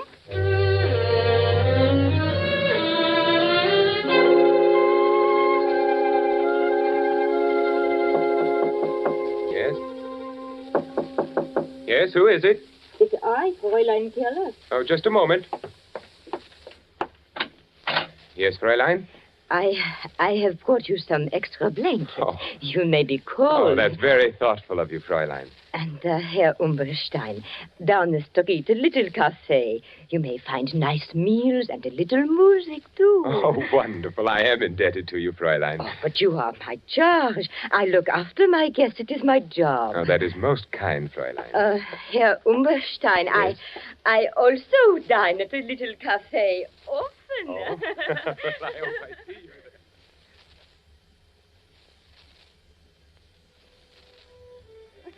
Here's to you, Fräulein, for your wonderful hospitality. Oh, to you, Herr Umberstein. Fräulein, it's growing late. I must be off. I have a great many things to do tomorrow. Oh, and so do I.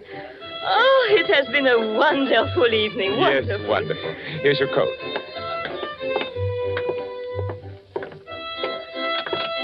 It's growing colder now, isn't it? Yes, the winter will be here soon.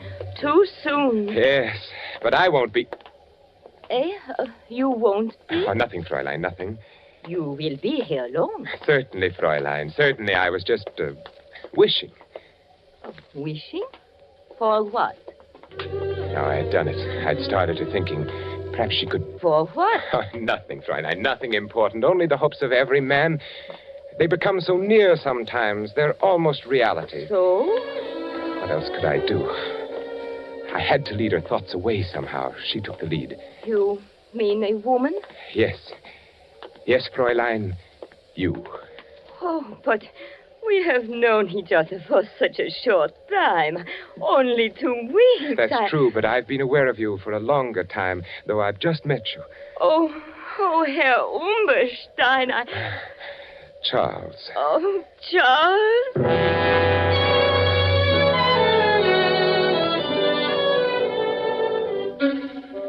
At first I was uneasy about the whole affair. Then after a while, I did grow rather fond of her. She was so accommodating, and we dined together each evening, and I played my role to the letter. Never once did she mention my work. Oh.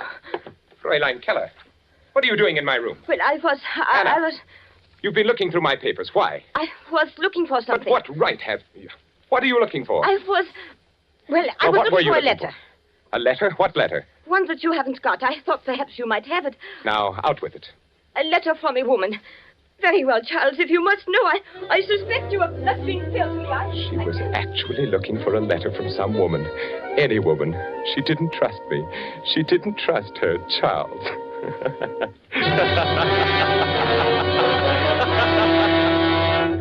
No. No, it couldn't have been Fräulein Keller. Who then could it have been? I walked over to the window and looked down at the figure who so patiently kept his vigil there. Captain von Hind, waiting. Why? There had been something wrong with the passport, but no, that was perfect, not the passport. All passengers will report to the trainmaster for passport examination. Yeah, all in order. You can take your luggage to Berlin. Yeah, this way. Next. Next.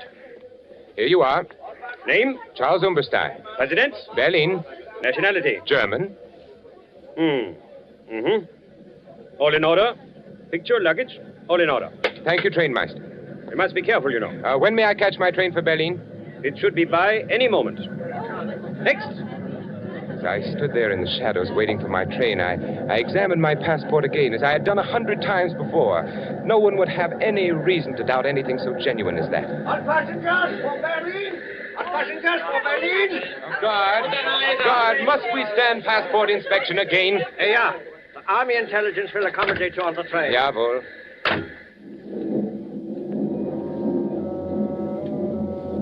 At 3 stops, my passport was inspected. A good test?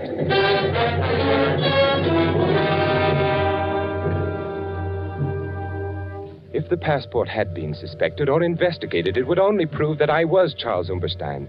I had come by the passport through Hans. At the time, Hans was employed as an Austrian customs inspector. This gave him access to many such passports. According to Hans, there had been a person named Charles Umberstein who had suddenly disappeared in 1936. Since there had been no friends or relatives to make an inquest, well, you can see. No, I was Charles Umberstein. Why, I even resembled the badly scarred photograph on the identification card. From the front view, he was evidently a large man, big shoulders, large head, wore a short Prussian haircut. Yes, I certainly looked enough like the photograph. Passport was flawless. He couldn't have discovered me through that, this von Hind. Something else. What else? The plans? No, of course not. They couldn't have discovered that. I merely made copies and left the originals. No, not the plans. Why, Hans and I...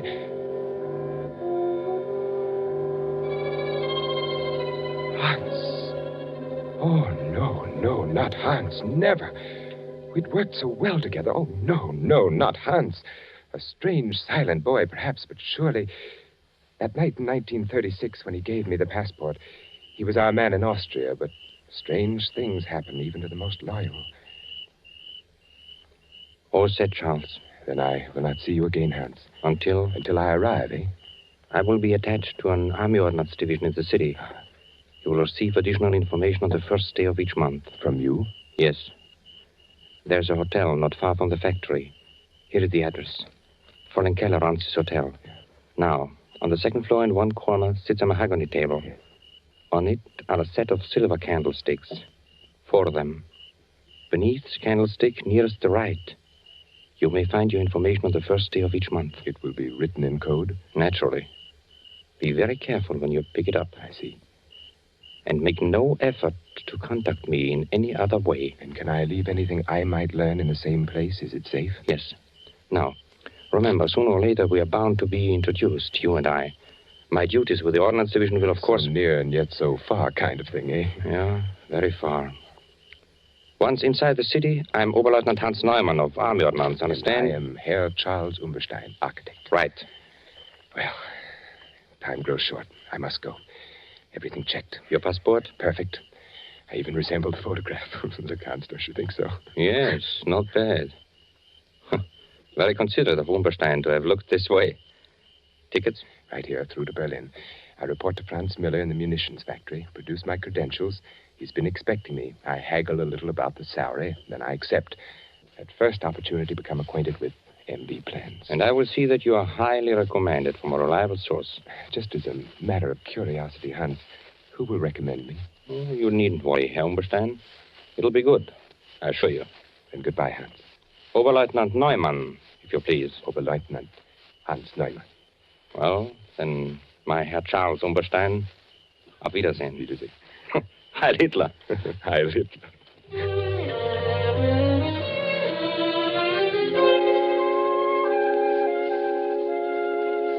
Yes, everything Hans had said came about. I picked up my information each month at the little hotel. I left an occasional report for Hans.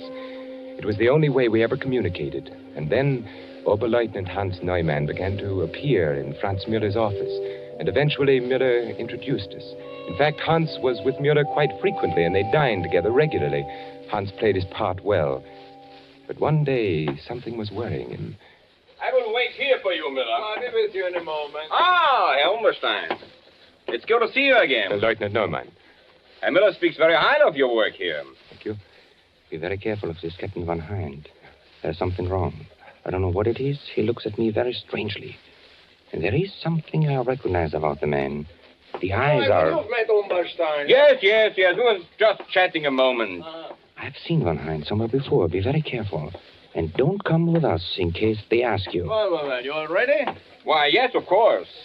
Umberstein, would you care to join us at luncheon? No, thank you. I have some work to do. Always working. Yes. Well, then, let's go, Hans, yeah? Yeah, certainly. Oh, by the way, will Captain Von Hind be joining us today? No, Von Hind sends his regrets. Something is delayed.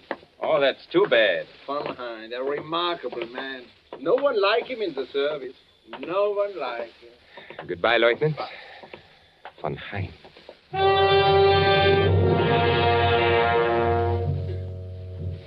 Such a brief warning. Curt and sinister. Hans was frightened. He would never have taken the chance to speak to me if he had not been frightened. Something that he recognized about Von Hind. Saturday was the first of the month, and there was no information at the hotel. Hans didn't appear again to lunch with Herr Müller. Something was wrong. Something had happened to Hans. Today I found out. We will enjoy ourselves today, Umberstein. Yes. We should lunch together more often, you and I. I like good company when I eat. Good food, good company, good digestion, Herr Müller. Now, this is a wonderful restaurant that we are going to. You know, they serve Norwegian smoked salmon that is exquisite. And cheap, too. Nothing like these new foods we are getting from Norway. I've heard of Norwegian salmon. And this is the best. You and Oberleutnant Neumann dine here often, don't you? Hans Neumann, yeah. We came here often, yeah. Hans Neumann will not come here for a long, long time again, I'm afraid. I don't understand. Yeah, you don't. You remember Captain Von Hind? Oh, yes, the Gestapo man who was inspecting our factory a few weeks ago. Yeah, a most efficient man. He has apparently been observing Hans Neumann for some time. Oh? Oberleutnant Neumann is being detained by Captain Von Hind, no? Was he... He was a spy. Spy? How do you know? Von Hind arrested. The man is incredible. Was there something suspicious about Hans? There's something suspicious about everyone to Von Hind. He himself asked me to cultivate Oberleutnant Neumann so that he could better observe his action. Yes, I noticed that you two lunch together very often. We lunch together at this very same restaurant you and I are going to now. That made it easy for Von Hind. Easy? Well, to study the man in leisure. Von Hind always wants to be certain of his quarry. And where is Hans now? Who knows? Who knows what happens when Captain Von Hind takes a man? Don't you admire such efficiency, Umberstein? Well, of course. Yeah, well, the captain did indicate that there were others to be rounded up, too. Well, here we are. Oh, look, you see them in the window? Norwegian salmon. Oh, they are beautiful, so red, so delicious. Are you hungry, Umberstein? What? Oh, yes. Oh, they do look delicious.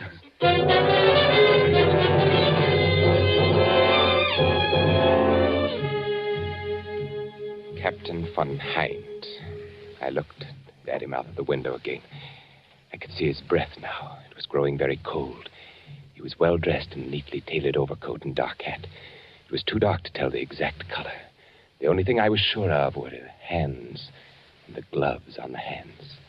Heavy, thick, powerfully mounted prongs encased in a gray, tightly fitting material. Style, lines running across the back. I noticed when he lifted them to light a cigarette. What beautiful weapons. His back was to me. I couldn't help but admire the fine breadth of his shoulders and the thick, closely barbered neck. He stood quietly by the lamppost, smoking, watching his breath and the smoke battle for existence in the icy air. Once when he turned to look up at my window, the single eyeglass he wore caught the reflection of the light. I wondered how much he weighed. Carefully, I retraced each step over again in my mind. I couldn't find the flaw that made me a marked man. The absurdly easy way I had gone through Mueller's office carrying an innocent-looking bundle of blueprints, then to the vault, the superstition of copies. No one could suspect what I had done. No one had any reason to. Why then was I trapped?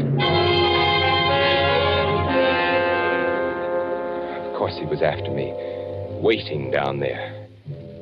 I wondered why he didn't come up and wait in my room. Surely he didn't know I was in the room. Perhaps he had searched my room one day while I was out. But what could he find? Nothing, absolutely nothing. A passport proving I was Charles Umberstein. A monogrammed suitcase bearing the initials C.U. A few letters and old papers. Nothing at all. I had never talked. I had never known anyone else in service except Hans. Franz Mueller was too stupid to suspect anything. Fräulein Keller, no. The passport, perfect. Only one other way.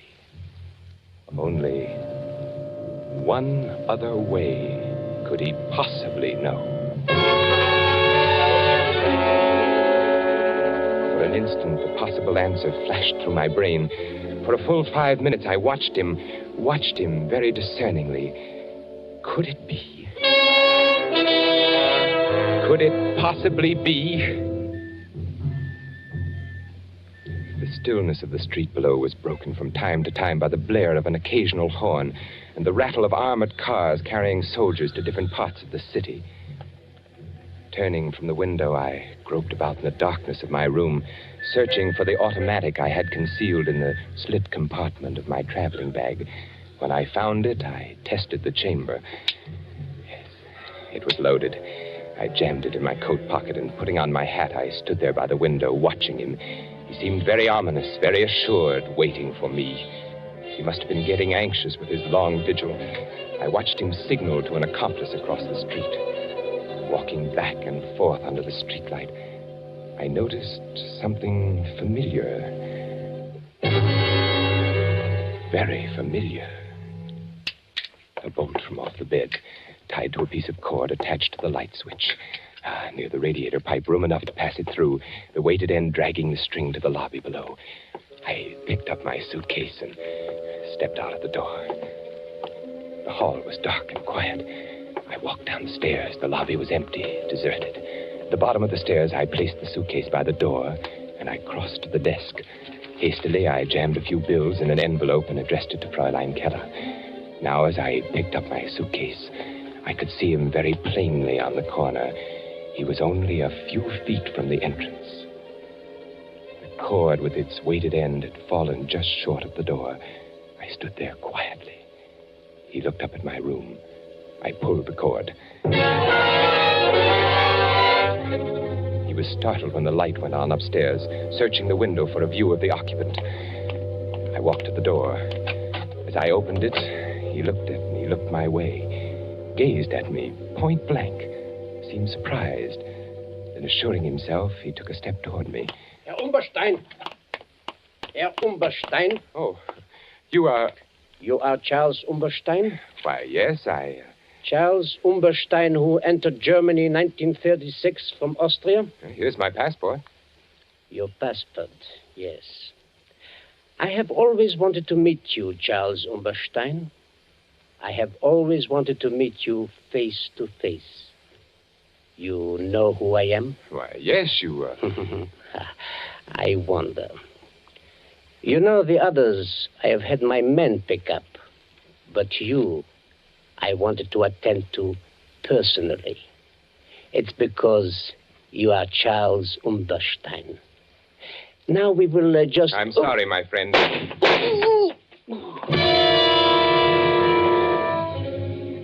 He sat down hard on the curb. He looked up at me, mumbled strangely, then fell over with his head in the gutter. His hat fell off, and I saw that his hair was closely cropped. There were other people on the streets. I ran till I was out of breath.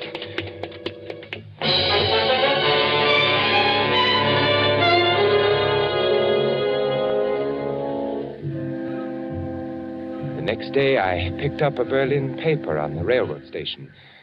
On the second page, I read the headline, Gestapo official murdered. Saturday, January 25th, Captain Charles von Hind, high-ranking official of the Gestapo intelligence service, was instantly killed last night by the bullets of an unknown assailant whom he was attempting to arrest on charges of espionage. Captain von Hind had been connected with the Gestapo since 1936. Prior to his affiliation with the Gestapo intelligence, he had been known by his real name, Charles Umberstein. His entry into such dangerous work made necessary a complete retirement from all public life. The Reich will long honor the memory of Charles Umberstein. I wired flowers from Geneva with a card marked Sympathy, signed C.U.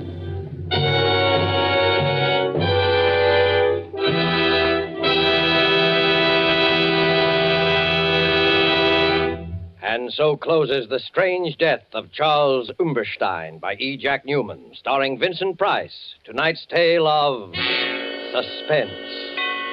Vincent Price will soon be seen in the 20th Century Fox production, Song of Bernadette. The producer and director of Suspense is William Spear. Music was composed by Lucian Marowik and conducted by Lud Gluskin. This is the Man in Black, who would like to draw your attention to the new day and time for Suspense, beginning next week, when Cary Grant will be our star.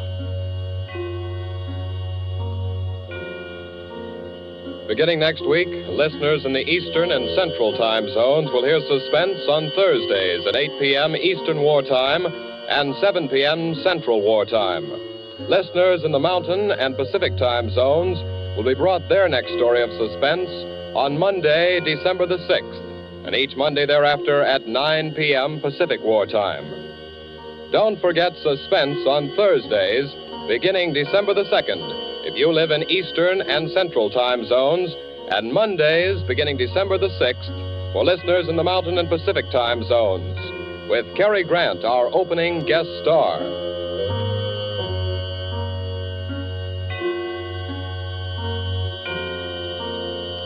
This is CBS, the Columbia Broadcasting System.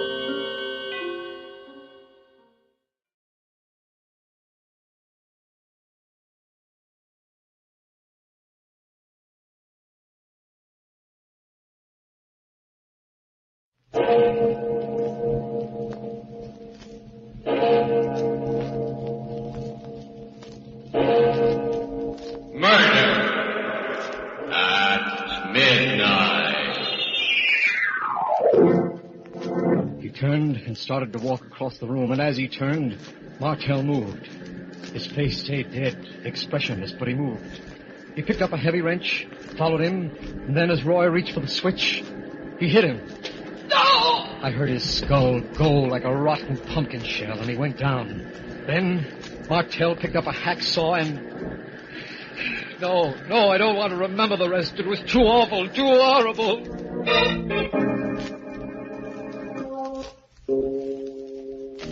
Midnight, the witching hour when the night is darkest. Our fears the strongest, and our strength at its lowest ebb.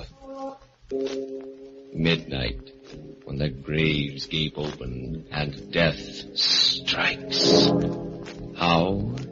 You'll learn the answer in just a minute in Terror Out of Space.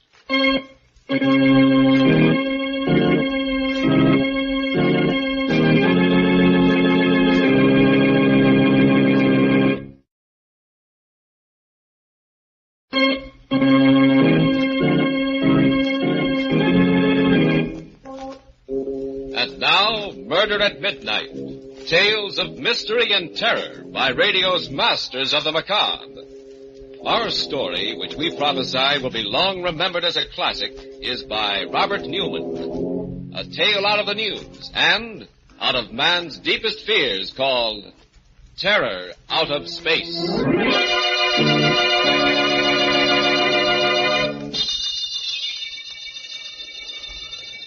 Larkin! Don! Can you hear me? Can you hear me? You've got to hear me. I haven't got much time. They'll be coming back in a few minutes, and Don! Try and get this. Try and remember. I sat up in bed, straining my ears, listening. The surf was rolling and pounding on the beach at the foot of the cliff. One of the dynamos was purring away next door in the experimentation shack. And that was all. Had I really heard anything, or had I just imagined it, dreamed it? I didn't know. All I knew was that I was in a cold sweat, shivering even though it was a hot summer's night. But that wasn't surprising after what had happened. Just what had happened. Maybe I could get it all straight, fill in the gaps that had been bothering me if I went back over it again from the beginning. I hadn't wanted to before this. I'd fought against even thinking about it. But now it was as if something was making me think about it. That's right, John. Start way back, in the beginning. Then maybe you will remember. You've got to. When was the beginning? When they assigned me here, I guess, miles from anywhere on the Jersey coast. I knew it was some kind of hush-hush project, and I'd been in the Army long enough not to ask questions. I had some ideas, though, and when I walked into administration and found Professor Martell there, I was pretty sure they were right. Lieutenant Larkin reporting for duty, sir. Hello, John. How are you? Fine, Professor. Major. Well, let's forget the Major. I've been trying to. I think the Army's a little sorry about the whole thing also. Well, that's not the way I heard it. Some of the things you've worked out in the last few years was something. Quite a break, my getting assigned here. You think it was an accident? You mean you requested me? Of course. What did I take you away from, by the way? Oh, nothing very much. Straight communications, a little radar. No chance to continue any of the research you started when you were at the university, huh? No. Afraid I've gotten rusty? Not really. But there are just going to be the three of us to do the bulk of the work. You, myself, and a chap named Roy Shields. He worked with Ramsey at Tech. And what's the project? Something big? I think so. We're going to try and establish radio contact with the moon. What? Theoretically, it shouldn't be too difficult, you know. Of course. And with the progress we've made during the war... Well, Professor, it's terrific. One of the most exciting things I've ever heard about. Think so? Well, don't you? Don't you remember when we used to talk about it in the lab? What it would mean to the astronomers, the astrophysicists, measurements that they've never even been able to take before. Yes, John, I remember. Well, then? I don't know. Somehow it worries me. How we're going to do it? No, that's all cut and dried. What's going to happen when we do it? Well, what do you mean? We're reaching out, John. Reaching out into places where man has never been before. We're pretty close to the secret of matter, to the origin of life, and to the mystery of the universe. Sometimes I become a little afraid. Afraid that we may stumble on something that's too much for us, too big and... That's silly.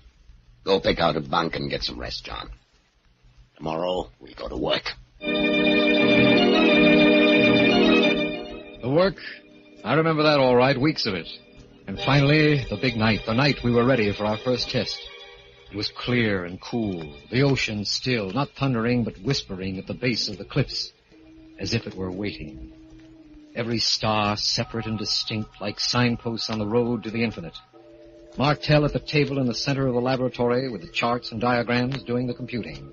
Roy at the power controls, and I at the director. Time, 23:02. 15 seconds. Power, 10.12. Check. Your reading, John? 93 degrees. Make it plus 0.2. Check. Time, 23:02:10. Power on. 3 seconds. 4. Now. long to wait? We should get it almost immediately. A lag of not more than... There, listen. Huh? That's it! That's it! We've done it! We're in contact with the moon! Yes, we'd done it. Reached out into space and done it. For the first time since man had walked erect, we had established contact with another heavenly body, bridged the infinite with man-made electrical impulses.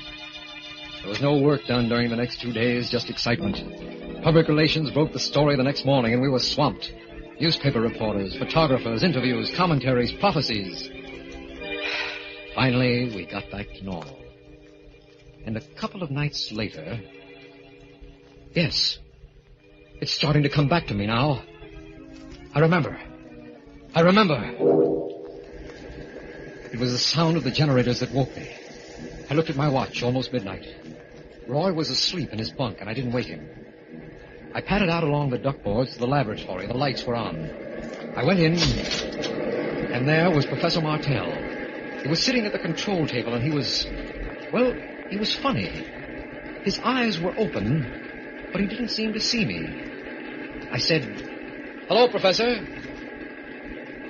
He didn't move. Didn't answer. I took a quick look at the control board, and the frequency had been changed. A little uneasy, I tried again. "Professor, what are you doing?" And then something very strange happened. Half of him came alive. His right side first. His right eye lighting up, while his left eye stayed dead. His right hand twitched, while his left one remained stiff. It was just for a fraction of a second. Then... What? Oh. Hello, John. Hello, Professor. Anything the matter? Matter? What am I doing in here? I don't know, sir. I heard the generators go on, and I came in and found you here. Strange. Very strange. I went to bed about 10:30. Ever walked in your sleep before? No, not that I know of. Because I haven't been sleeping too well lately. Very disturbing dream. Did you change the transmitter frequency that way? No, sir. You must have done it yourself in your sleep. Funny. That would make it more of a carrier instead of a transmitter wave. Shall I shift it back? No, leave it. I'd like to take a look again in the morning. Do some thinking about it. The next morning, somehow, neither of us mentioned it. I can't be sure now whether we didn't remember or just didn't think it was important. But that night... Yes, it was that night that we discovered what it meant. That we knew. It was the sound of the generators that woke me again. I looked at my watch a few minutes before midnight. And it was then that I noticed that Roy wasn't in his bunk. I lay there. And for some reason I was terrified, trembling. There was something in the air, a feeling of menace that... I made myself get up. Slipped on a pair of sneakers and went out along the duck walk to the laboratory. The lights were on again. I didn't go in this time, but I looked in the window. There was Roy, and there was Professor Martell again. He was sitting at the control table with that sane, dead look on his face. And Roy was standing in front of him and talking to him. I could hear him through the window. What is it, sir? What's going on? Is anything the matter? Sleep. Walking in his sleep. I better get Larkin and... I can't leave the generator on, though. Gotta shut that out first. He turned and started to walk across the room toward the master switch. And as he turned, Martell moved. His face stayed dead, expressionless, but he moved. He got up without a sound, took a heavy wrench from the work table, and followed Roy. And then, just as Roy put out his hand to throw the switch, he hit him. Oh! I heard his skull go like the shell of a rotten pumpkin, and he went down, dead. I couldn't move. I couldn't make a sound. I just stood there, frozen with horror. Martell looked down at him without batting an eye. And then, like a zombie, he walked over to the bench, picked up a hacksaw and went back. And then, bending over Roy's body, he started cutting off the top of his head. A voice from the void, and a midnight waking. Memories, things best forgotten coming back again. Memories of the terror that came out of space and of murder at midnight.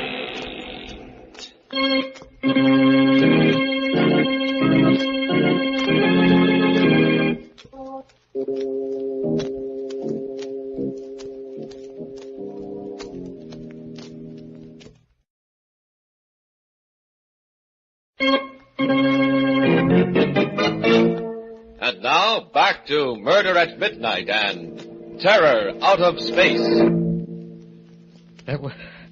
That's all I remember then. When Professor Martell bent over Roy's body with a hacksaw in his hand, I must have fainted. When I opened my eyes, I was lying on the sand outside the shack, and there was Martell bending over me. No, Professor, no, don't! Don't! John, what's the matter? Leave me alone. Don't come near me. Don't touch me. I saw what you did in there. And where? Where? Just now in the shack to Roy. Aren't you well either, John? What do you mean? I just came up here from the cottage. I had a bad dream. I've been having quite a few of them lately, and I woke up with a very annoying headache. I came out to take a walk, get some air. I found you lying there. But I'm telling you, I saw you. I saw you in there with Roy and... And what? Well, I don't even want to think about it. But you killed him. Killed him? Huh. Let's go back to the bunkhouse, John. Take a look. The bunkhouse? Yes, when you see that Roy is where we should be, in bed, maybe it'll convince you that you either dreamed or imagined the whole thing.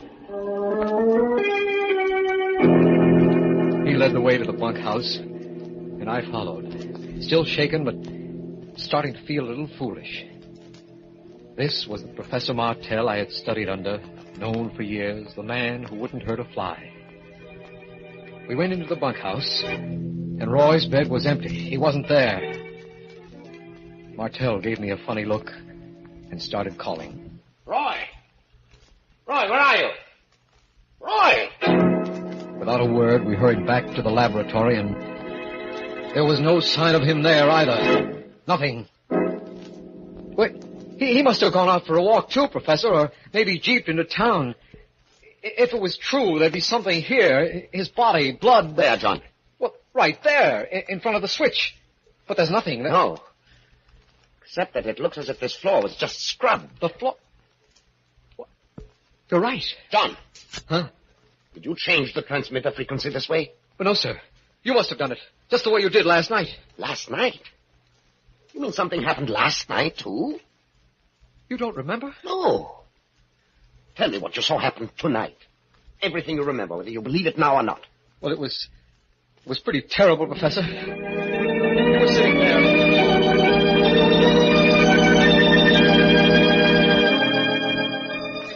And then, as quietly as if he were a laboratory specimen, you took a hacksaw and started to cut off the top of his head. Merciful heavens.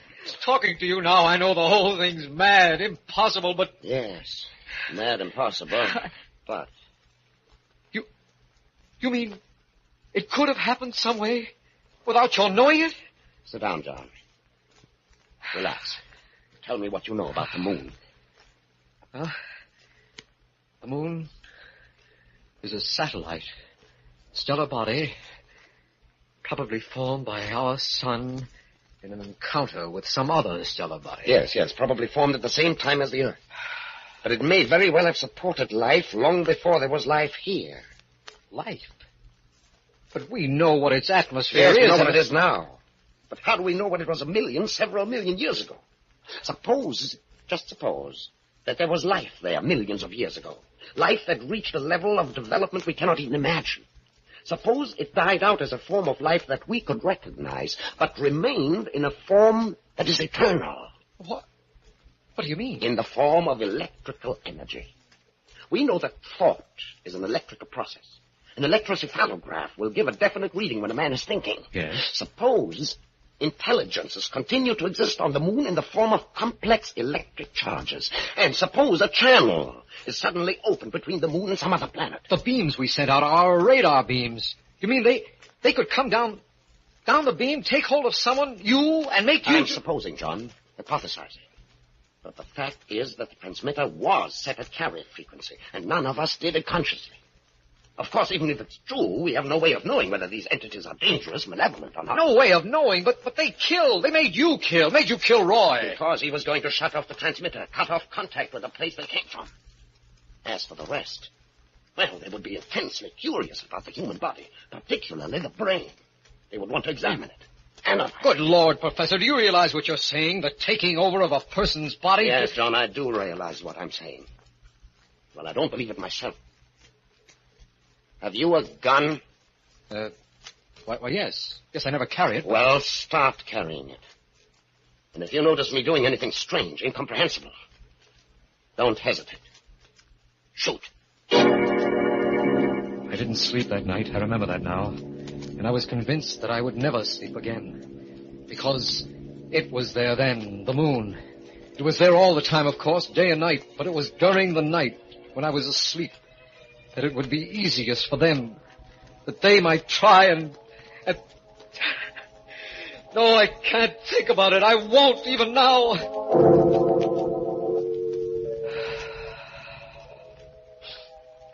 With the daylight, I felt a little better. Roy hadn't come back, but, well, there were a dozen possible explanations for that. I went to have another talk with Professor Martell, and he was gone, too. His bed was empty, as if it had never been slept in. I waited until about noon, then I called headquarters. I had decided that I was going to tell them only facts, things I could believe myself.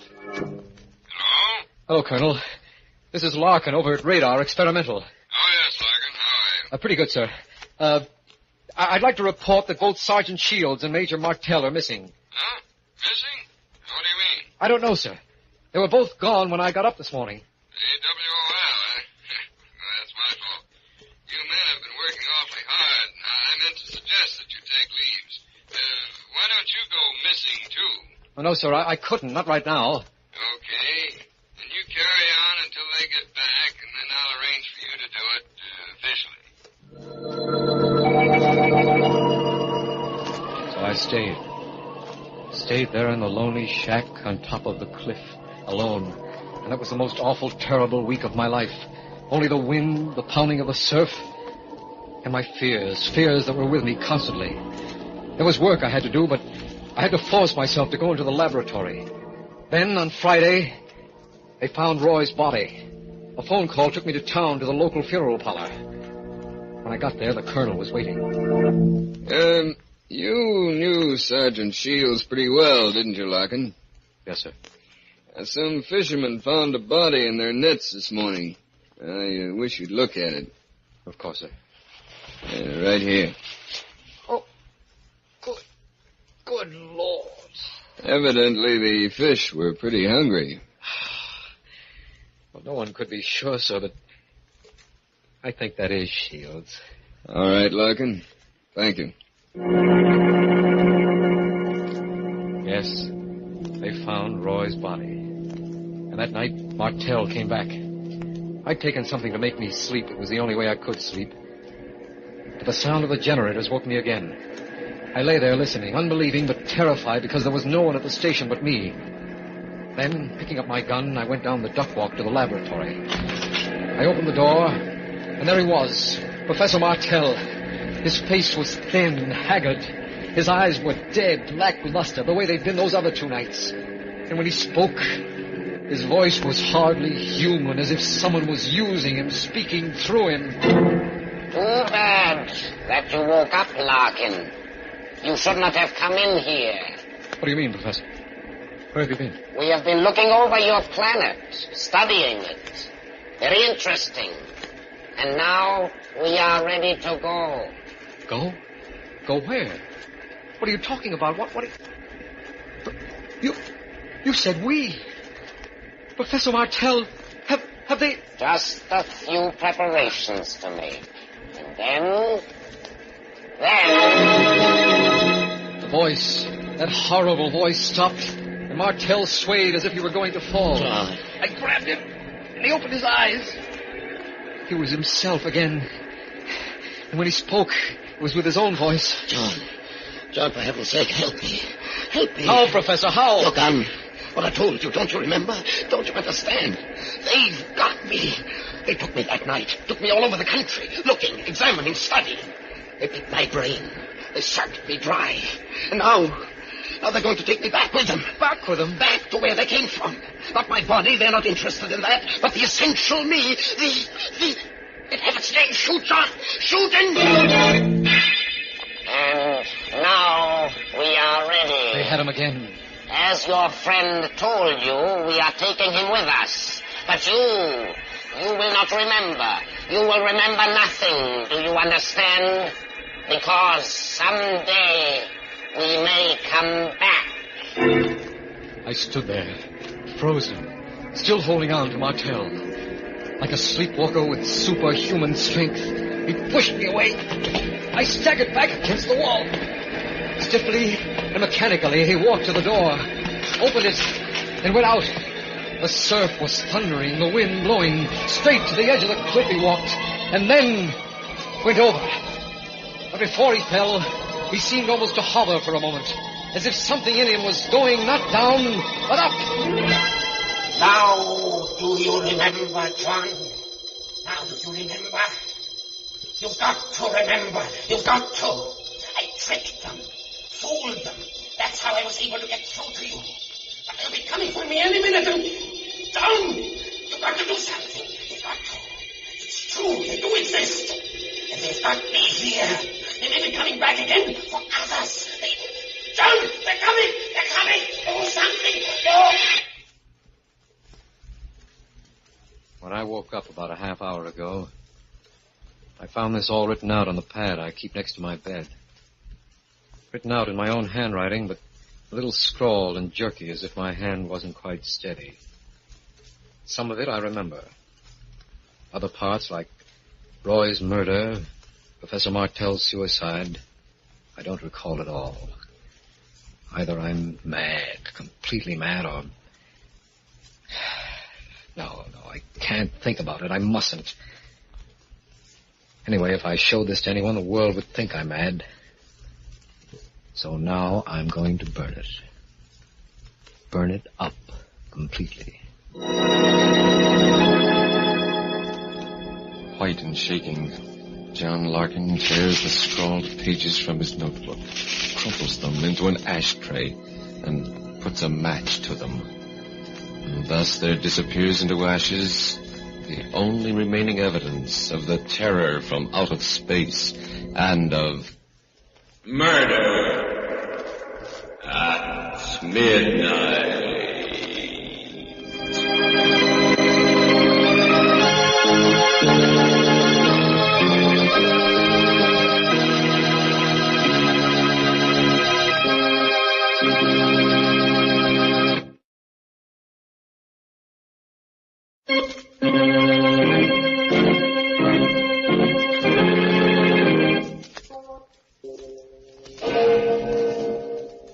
Remember to be with us again when death comes in some unknown form. And the clocks strike 12 for murder at midnight. The part of John Larkin was played by George Petrie, and Peter Capell was Professor Martel. With music by Charles Paul, Murder at Midnight was directed by Anton M. Leader.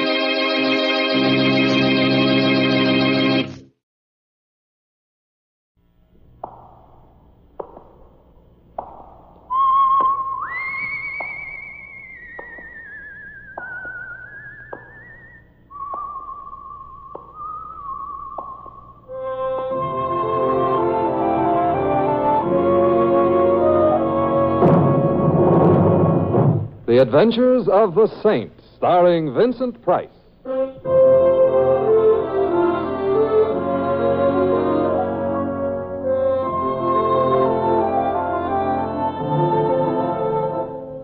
The Saint, based on characters created by Leslie Charteris and known to millions from books, magazines, and motion pictures. The Robin Hood of modern crime now comes transcribed to radio, starring Hollywood's brilliant and talented actor Vincent Price as The Saint. I'm out of town. I'm curled up in front of the fire with a good book. I haven't got a good book. Do you have a good book? Only the best. Can't wait till I learn how to read. Tonight I am not the illiterate's little friend. Good night. Simon. Think. It's too late. Think of a desert moon. Think of a black sky sprinkled with silver stars. I'm trying. Another minute and I'll hear a coyote howling. Think of a small blonde with big eyes. You don't sound like a small blonde. I wouldn't know about the eyes. Her name was Marie and her mood was ardent. You were hiding in the rumble seat. When you got back with her to Hollywood, she slapped me in the face. Raleigh. Raleigh. How are you, Simon? I'm keeping up with my Social Security payments, and you? Oh, making a series of personal appearances all over the country in the shrinking flesh. The studio's idea. Simon, I know it's late, but I've got to see you right away. Well? The address is 39 Fitch Avenue. If you hurry over, I'll give you a shampoo. I already had a shampoo. Stop boasting and come on over. You sound worried. I'm going out of my mind. Which might not be a long trip, but Simon, I'm besieged by a gorilla.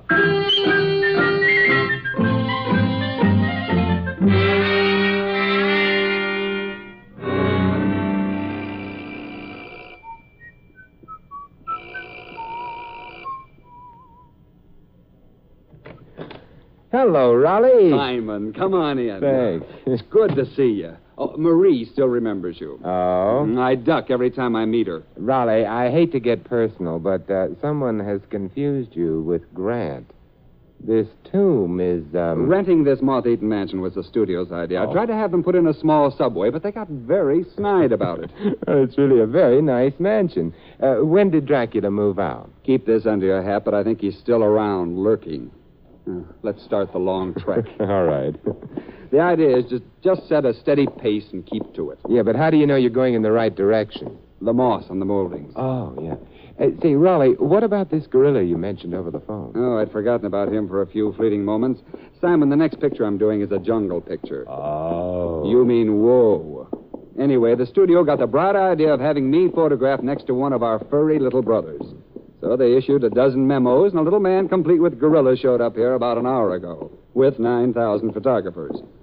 We veer to the left here. Oh, thank you. The photographers ran out of flash bulbs some time ago and left. The gent with the primate, his name is Preble. The primate? No, the gent. Oh. He seems to feel reluctant about leaving. Oh, is he bigger than you are? No. Well, then why the desperation call to me? I don't know exactly, except that Preble isn't some kind of a jam. He wouldn't tell me what it was, but... Shy? No. Terrified, I think. We've made it. The gorilla. He's only a very small monkey. And this is Mr. Preble. Mr. Preble, Simon Templar. How do you do? How do you do? Simon Templar? Yes. The saint? In a haphazard sort of way. You're the kind of man who might be able to help me. They'd be afraid of you. Who would be? Oh, I don't know if I should tell you, but because maybe I'm guilty, too. Guilty of what? Oh, I'd better go now. Perhaps after I think it over. May I call on you for aid? Of course you may. Thank you very much. Wenceslaus, we're leaving now. Wenceslaus? Yes. He's a very talented monkey. I spent years training him. And now, perhaps he's going to be the reason why I'll go to jail. Well, that is... Good night, Mr. Ames. You were very cooperative.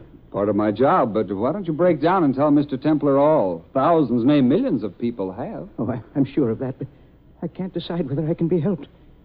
Please, I'll go now if you don't mind. All right. Think you can find the front door all by yourself? I'm sure I can. I'm in the phone book, Mr. Preble.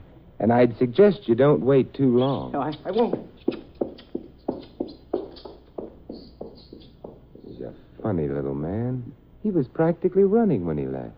Nothing much you can do for him if he won't open up. Perhaps not, but... Raleigh, let's go after him. But, Simon... I've seen terror in people's eyes before, and I don't like it. It isn't pretty. Simon, have you got any idea about what's bothering him? Not much of one, but from what he said, I'd guessed that somehow, and probably innocently, he'd gotten himself involved with something or somebody highly illegal. The monkey figures in it, too. He's made the front door. If my legs hold out and we catch up with him, I'd like to...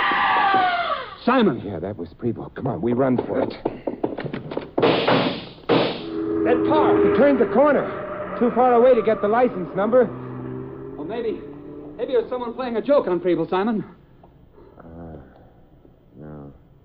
It wasn't a very good joke, Raleigh. Preble died, but not laughing.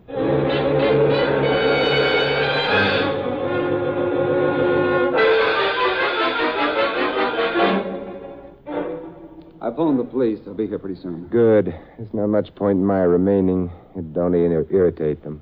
All right, but, Simon, take the monkey with you. Huh? What? I'm not the type on which a monkey looks good. Besides, I think Preble would prefer to have you hold onto the monkey rather than the police. Well, maybe you're right. If the monkey was involved in anything and wasn't under police guard, things might happen. All right. I'll take him. I liked Preble. You could be sticking your neck out, asking for the axe, Simon. But you don't mind that, do you? No, as a matter of fact, I like that, too. Monkeying with murder.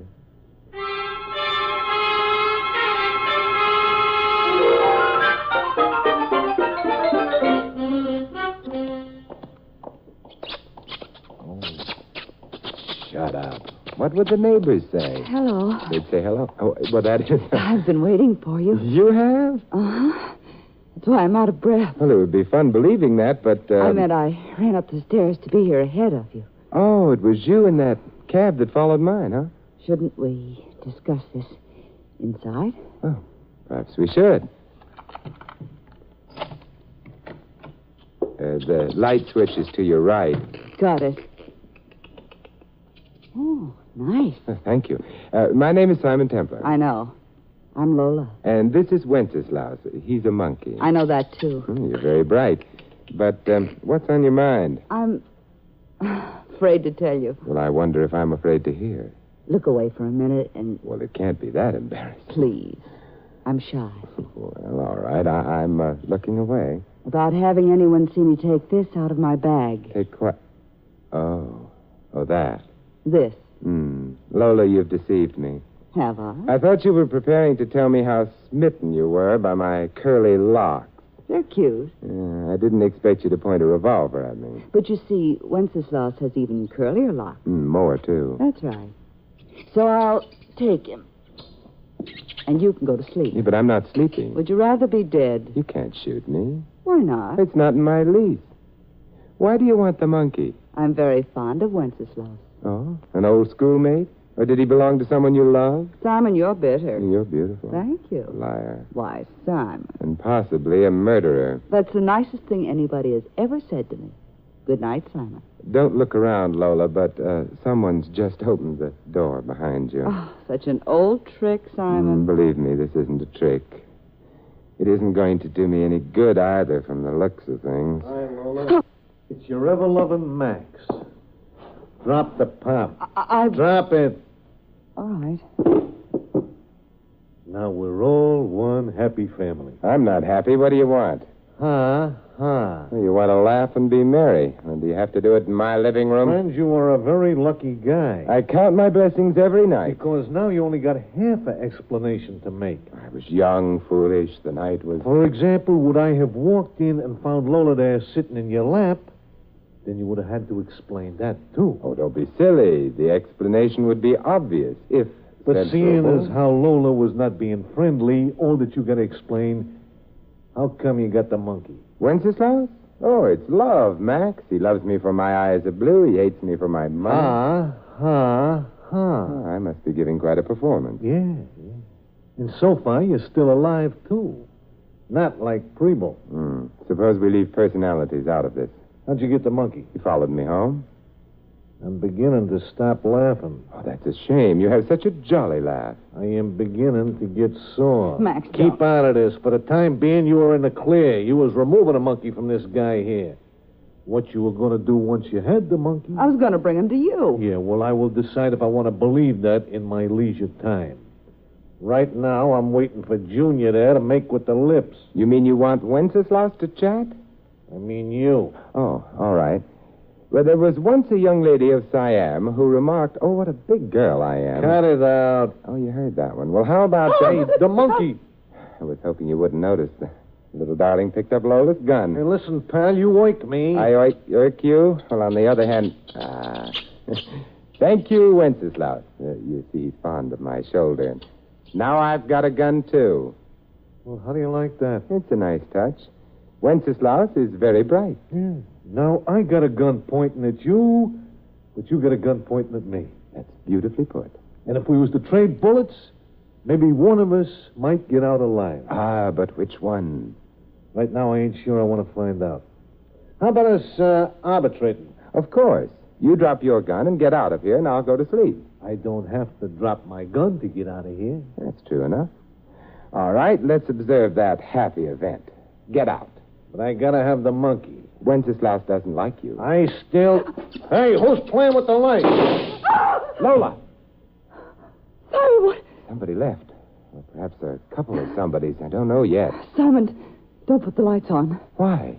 I'm afraid of what we'll see. The shooting's over. I've got to. I was so frightened. Simon, nobody's been shot. Max is gone. Somebody has been shot, Lola. What?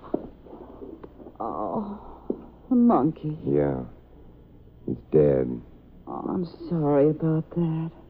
I sort of liked Wenceslaus. Well, Wenceslaus isn't interested anymore. I am, though. Am I liking you? Not at the moment. What I meant was Wenceslaus wasn't killed by accident. He was off by himself when he was shot. He was murdered. That's strange. A monkey murdered. Very strange. What could he have known that meant he had to die?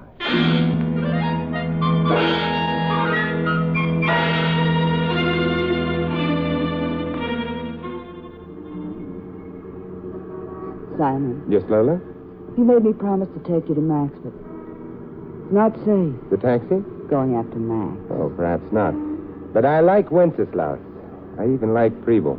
Still, it's no real concern of yours. Preble was killed shortly after I'd met him. Wenceslaus was murdered in my apartment. Makes it all sort of personal. Besides, I don't admire killers. How about me? Have you killed anyone? No. In that case, I could very easily... What? Believe you. And if you did? Then I could very easily... What? Warm night, isn't it? No. Cold. Paper says freezing. Yeah, it's a warm night. You mind? No, but what will the cab driver think? What do you think he'll think? He'll think what I think he'll think. Well, we've arrived. It's not likely to go down in history as a deathless statement, but... Lola? All right. I'll pay the driver. Here's a little something for your income tax return. Oh, thanks, mister. Let's go. Max won't be here. No, we'll wait for him. You see, this isn't Max's house. Oh? Belongs to his boss. Well, it's nice to know Max isn't among the unemployed. Simon, we better be very careful. I always am. I meant... Well, remember what happened to the monkey. Nobody could confuse me with a monkey. I shaved. Good evening.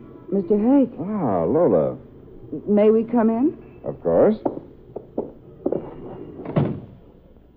Come into the parlor, naturally. It's where the villain always leads the fair heroine and handsome hero. Lola, I require an introduction. Mr. Hake, this is Simon Templar. Simon, Mr. Hake. How do you do? Delighted. The parlor. Make yourselves comfortable. I'm doing my best to sound like a spider. Shall I try to look like a fly? It wouldn't work. Rather an odd combination. Lola and the Saint. Both for the Saint. Well, you mustn't take the name literally. And for Lola. Hake, I tried to get the monkey. And Roland Ames's autograph at the same time? No. Simon had him. I'm deeply fascinated. But you must know all about that. How? Well, Max must have told you. We'll bypass that for the moment. Max must have told you he killed a monkey. He told me nothing of the sort.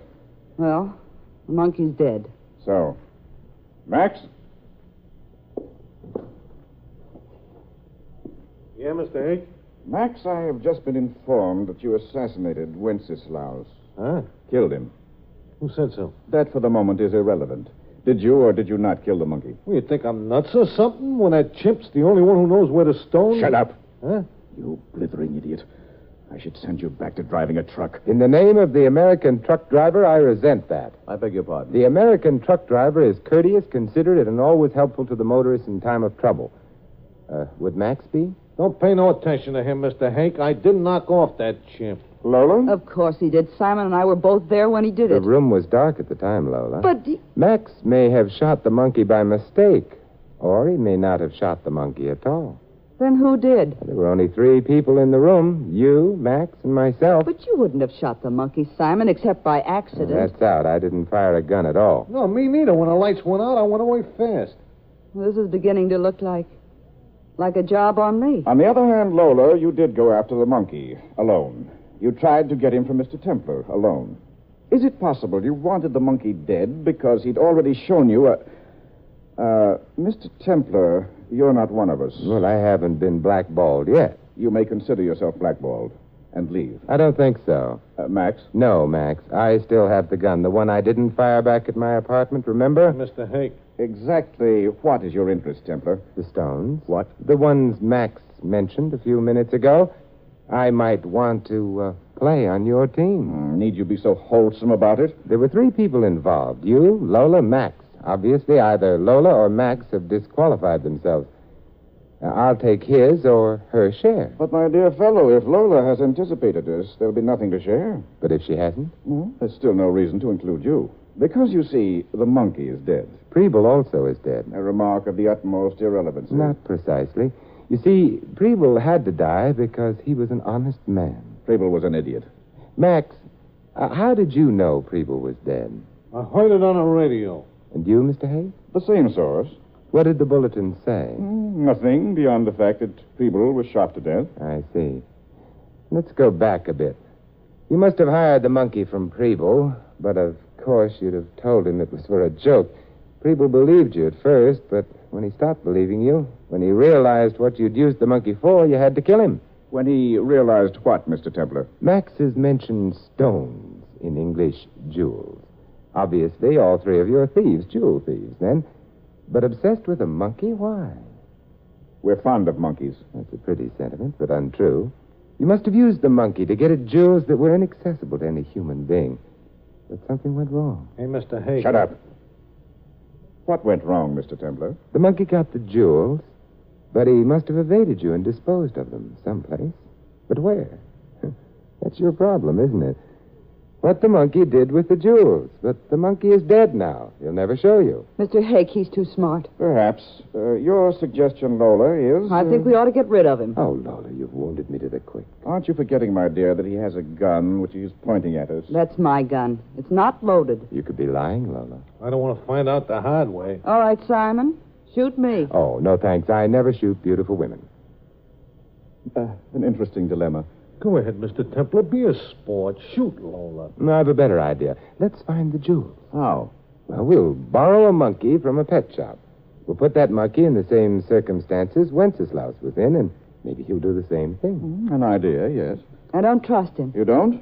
Then that perhaps is a very good reason for accepting his suggestion. Mr. Templar, shall we go borrow a monkey?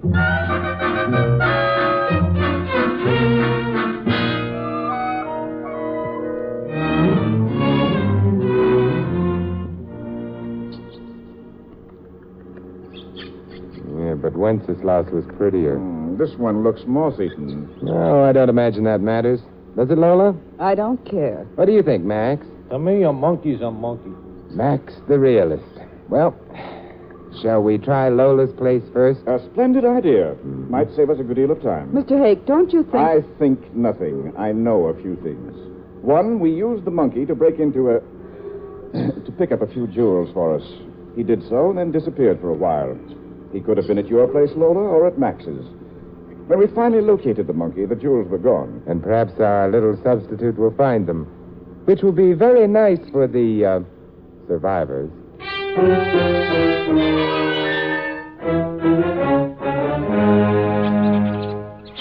Well, he's been all over my apartment, made a mess of it, and... Found nothing. Nor did we. Templar, I'm afraid... That Lola's innocent? Perhaps. Then, suppose we try Max's happy little home next, hmm?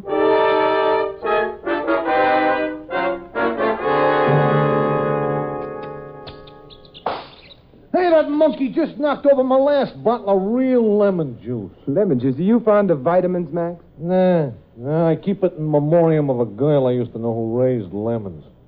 Only on me, all she ever raised was lumps. Well, there's not a corner, nook, or cranny of this place that hasn't been investigated. Templar. I know, but we're not at the end of our search yet. But where do we go next? Mr. Hake mentioned your place and Max's, Lola. He forgot to mention his own house. Or did he forget?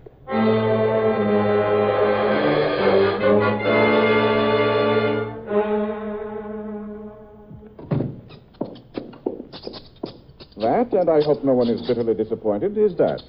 No jewels in my home either. You're quite right. No jewels. Well, that means none of us took them. It also means that unless Wenceslaus turns into a ghost and returns to haunt us, we don't ever find no stone. At which unhappy point I suggest we call it a day. Night, rather. May I ask for your absence, all of you? Hey, wait a minute there. I still want to know where them stones are. I put a lot of hard work in on that job. Be still, you idiot. He's right, Mr. Hake. Of course he's right. You're right. I'm right. It's the blasted monkey who's wrong. Oh, we mustn't speak ill of the dead. The blasted monkey is dead. So, by the way, is Preble. Incidentally, why was he killed? Merely because he suspected his monkey had been used illegally? That doesn't convince. But that was what you yourself said. I was making conversation at the time. I needed an opportunity to check.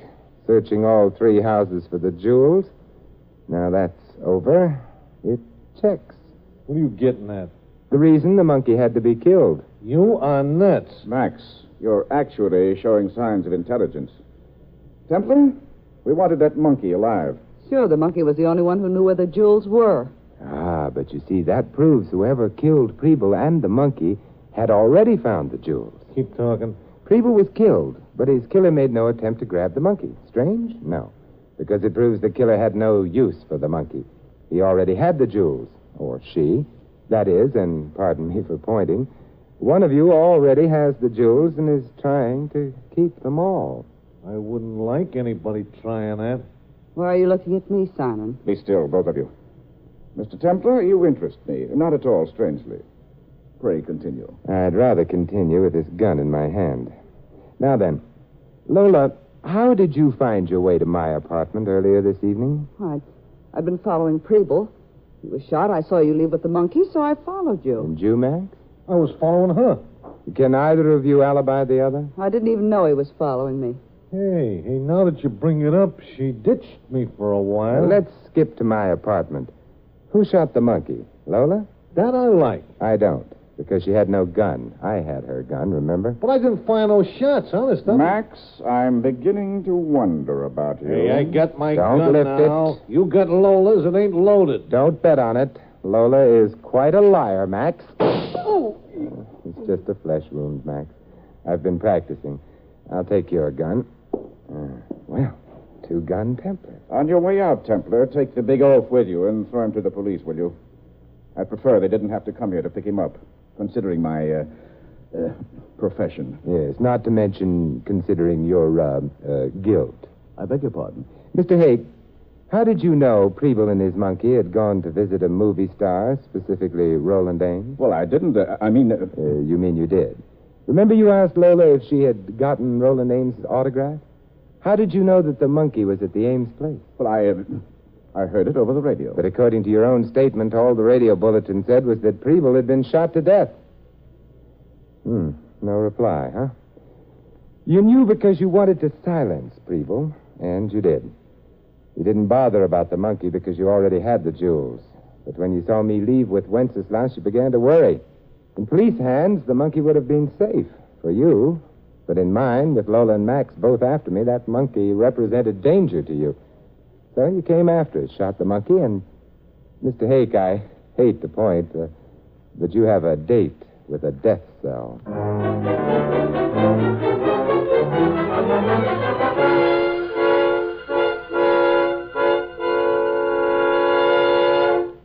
And that, Raleigh, is the story of how I foiled Mr. Hake. jewel thief and murderer. I'm insulted. I was never even a suspect. Simon, what happened to Max? Jail, too. An old burglary charge took a new lease on life when the police saw him. Sad. And the girl? Lola? Raleigh, you know something? What? Lola is also a small blonde with big eyes, like Marie. But Simon, she's a crook. Oh, not really. Her heart's in the right place, left side. I mean, she was just young and foolish. We've all made our mistakes, right? Especially with small blondes. Hello? Yeah, he's here. Simon, for you. Oh, thanks. Hello, Lola? Why, yes, of course. 10 minutes? Right. Goodbye. Simon, you're going out with her? I am. She the type of girl who would be persona grata at the YWCA? Oh, I won't take her to the YWCA. Is she the type of girl your mother would have loved? My mother isn't taking her out, Raleigh. I am. Simon, you're treading on a very dangerous path. I refer to the one surrounded by primroses. Like Marie, huh? Yeah. Don't say another word. I'll call her back and ask if she's got a friend for you.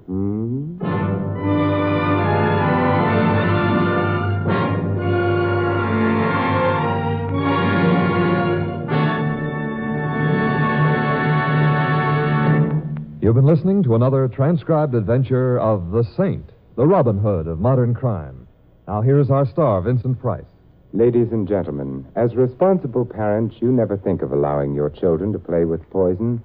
And as responsible Americans, it's your duty to protect them from the dangers of the poison we call prejudice. Here in America, racial and religious hatred does exist, sustained by the political adventurers and plain crackpots who are willing to scrap the democratic way of life to attain their own ends. Prejudice in America is centered in their addled philosophy. But unless we guard ourselves and our families, it can find its way into our own lives. Then the poison would do its work, undermining America's unity, sabotaging our prestige abroad, and wrecking our ideal of individual freedom. In your family life, you can effectively carry on a campaign against prejudice. Our youngsters grow up with a pride in their country. Teach them that part of that pride is our tradition of accepting or rejecting people on their individual worth, not on the basis of race or religion or color. Remember, freedom and prejudice can't exist side by side. If you choose freedom, fight prejudice. This is Vincent Price inviting you to join us again next week at the same time for another exciting adventure of the Saint. Good night.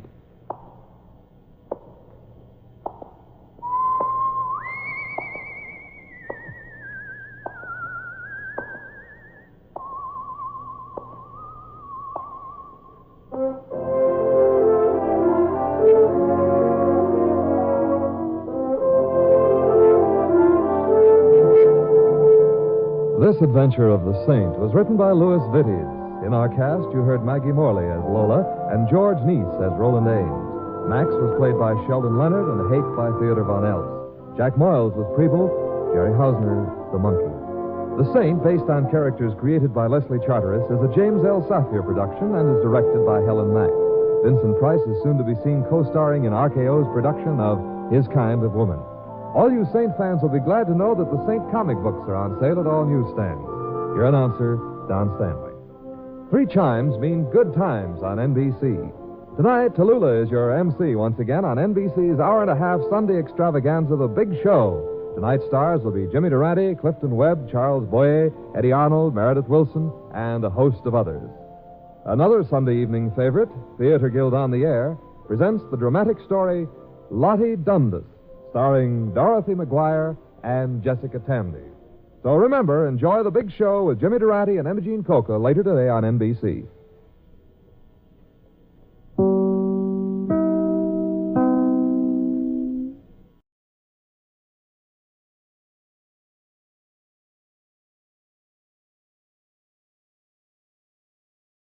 The Jack Benny Program.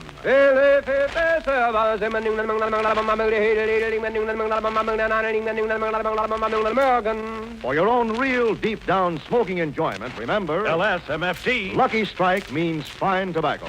And fine tobacco is what counts in a cigarette. Year after year, at auction after auction, independent tobacco experts, auctioneers, buyers, and warehousemen can see the makers of Lucky Strike consistently select and buy that fine, that light, that naturally mild tobacco. Fine, light, naturally mild tobacco.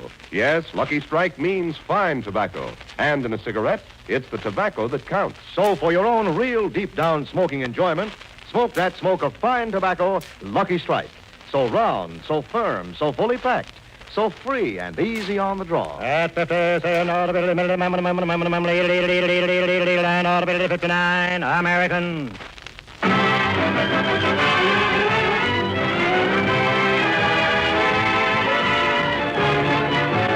The Lucky Strike program starring Jack Benny with Mary Livingston, Phil Harris, Rochester, Dennis Day, and yours truly, Don Wilson.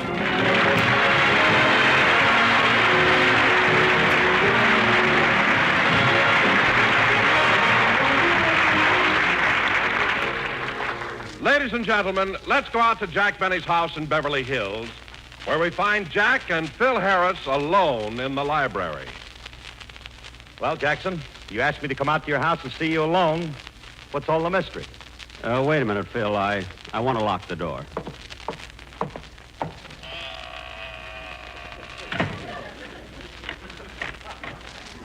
Okay, Jackson, what is it? Just a second, Phil. I want to shut the window.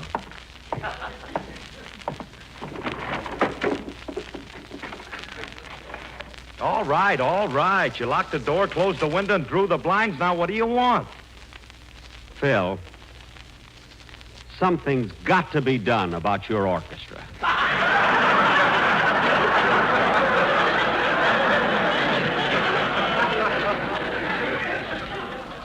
I don't know what, kid, but something.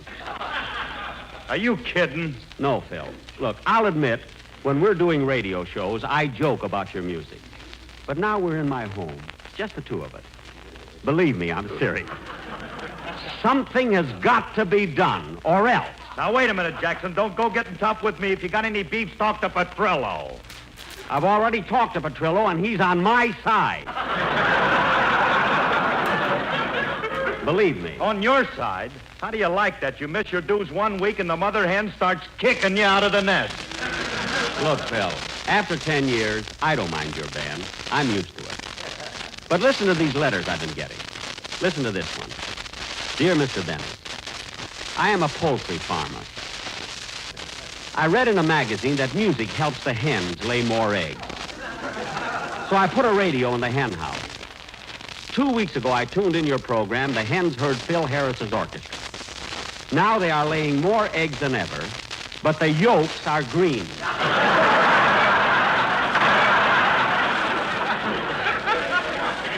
There you are, Phil. What do you think of that? Green yolks? The guy's got something there. You can use them in martinis.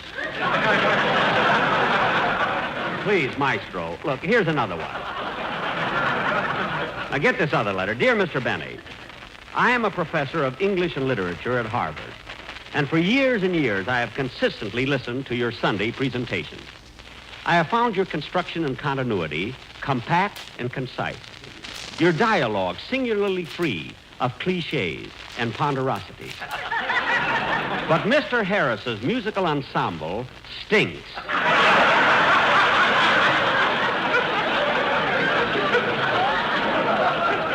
And Phil, this proves he's a high-class professor. He spells stinks with a Y. Now, those two letters are just samples of the mail that comes in. Every week I get thousands and thousands and thousands of letters like those. Well, if I'm getting all that mail, I want more dough.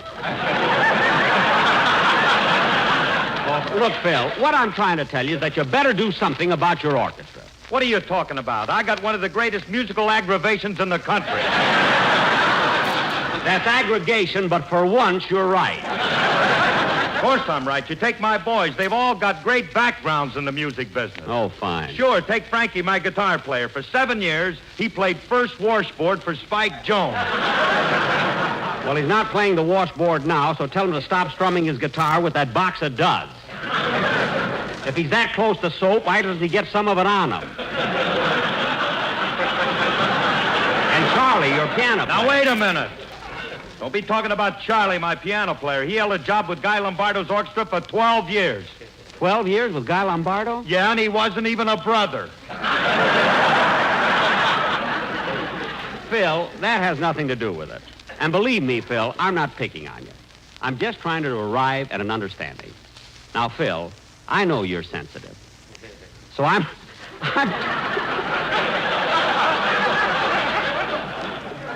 talking to you not as an employer, but as your friend.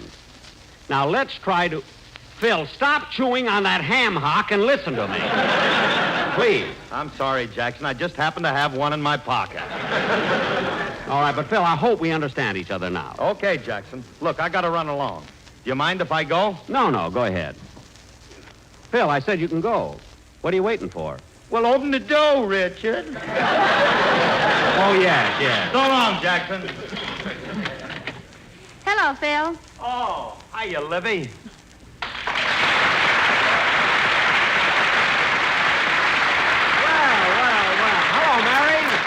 Mary, come on in the library. I want to hear all about your trip. Where'd you go? Well, Jack, I thought you knew. I went back east to attend my mother and father's wedding anniversary. Really? And how were the Duke and Duchess of Plainfield?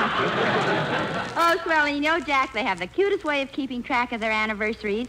Each year on their wedding date, Papa snips off a lock of Mama's hair and puts it away. Well, that's awfully sweet. How long have they been married? I don't know, but for the last 3 years they've been calling Mama Baldy.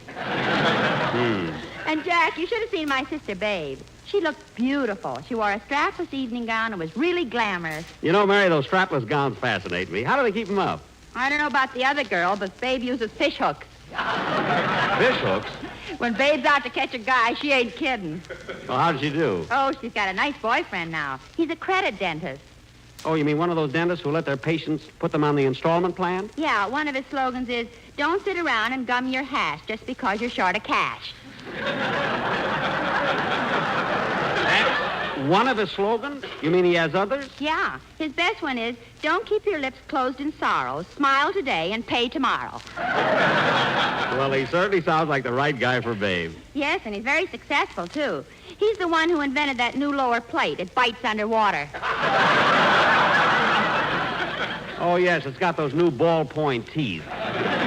By the way, Mary, would you like to have dinner with me? Oh, I can't, Jack. Dennis is coming by to pick me up in a few minutes. He's taking me to a movie.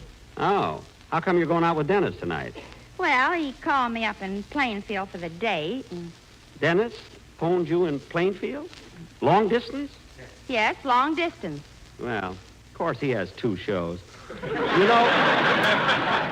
know, Mary, Hello, Mr. Benny, Mary. Oh, hello, kid. We were just talking about you. I'm ready to go, Dennis. Say, Mr. Benny, ask me what picture we're going to see. What? I say, ask me what picture we're going to see. All right. Oh, what picture are you going to see? It's the one about a couple of deers. A couple of deer? The yearling? No, the Dolly sisters. What? You sure stepped into that one. Damn it. For a big-time comedian, you ain't got that Oxidol sparkle. Dennis, stop with the jokes, will you? Come on, Dennis, let's go. Wait a minute, kid. Hello? Oh, hello, Don. What? You've been rehearsing the commercial for next week? Don, what's so difficult about the commercial that you have to rehearse it? All you have to say is LSMFT, LSMFT. Lucky Strike means fine tobacco. Yes, Lucky Strike means fine tobacco.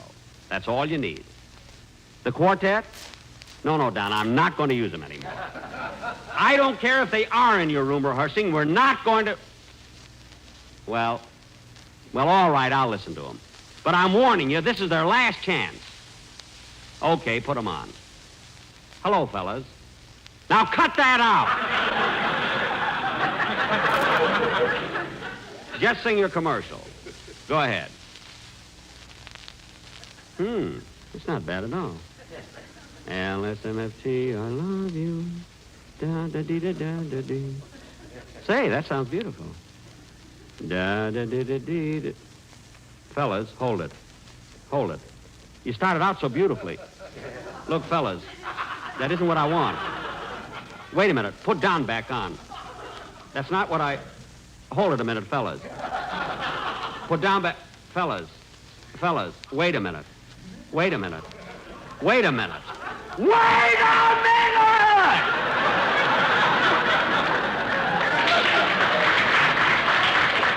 that won't do, fella. Then tell Don I'll talk to him when I see him. Goodbye. They drive me nuts. I'm going to... Oh, there's the phone again. I wonder who it is this time. Hello? Yes, this is Jack Benny. What? Well, I suppose I could, but of course I'll have to make some arrangements about my picture and radio commitment. Yes, I certainly will think it over. And it was nice of you to consider me. Thanks. Thanks very much. Goodbye. What was that, Jack? They want me to be governor of Georgia.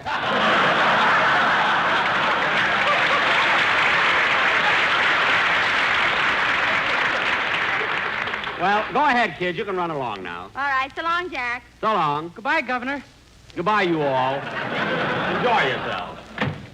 Da-da-dee-dum, sweet Georgia Brown. Dee-da-da. Oh, Rochester! Yes, boss. What do we got for dinner? One used ham hock. One used ham hock? And turnip greens. He had a hole in his other pocket. Well, wipe the lint off of it. I'm hungry.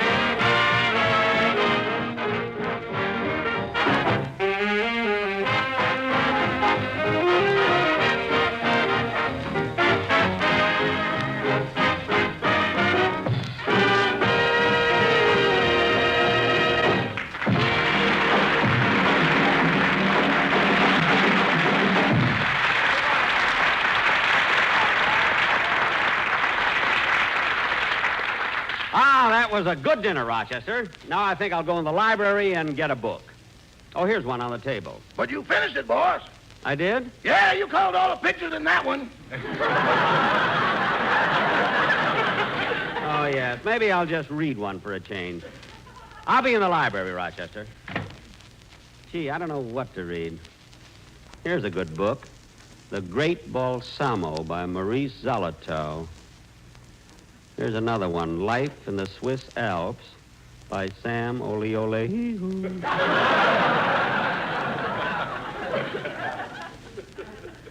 Here's another one, The Rover Boys on Mulholland Drive. Say, they're growing up. Here's one, I Stand Condemned by Maximilian Q. Langley. I Stand Condemned. I think I read that about a year ago. Gee, it was pretty good, exciting, too. I might as well read it again before I take it back to the library. Chapter 1, I Stand Condemned. I'm what you call an average citizen. I come from a little town in the Midwest. Yes, I'm married. I have a lovely wife, and we have 3 fine boys and a dog.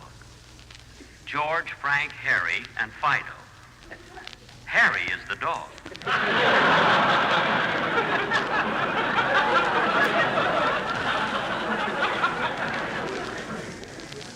My life, as the lives of most men, followed a course pointed out by the fickle finger of fate. Most stories start at the beginning, but my story begins at the end.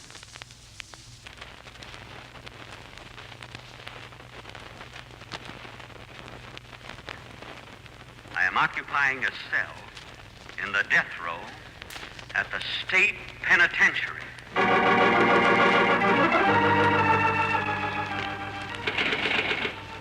I'm innocent. I'm innocent, I tell you. Let me out of here. Oh, Warden. Warden. Yes? Warden, you gotta let me out of here. I'm innocent, do you hear? Innocent. And in a few minutes, they're gonna execute me. What time do I go to the chair? 5:30. Good. And I won't have to listen to Fred Allen. No, what am I saying? Warden, I tell you, it wasn't my fault. I don't want to go to the electric chair. Now, calm down. Our barber's a little rushed today, so I'll shave your head myself. But, Warden... Sit still. I'll start with the scissors. Take it easy around the sideburns, please. Yes, sir. Manicure? No, thank you. Wait a minute, let me out of here. I don't want to go to the electric chair. I won't leave this room. I can't walk that last mile. Oh, you won't have to. We'll bring the electric chair in here.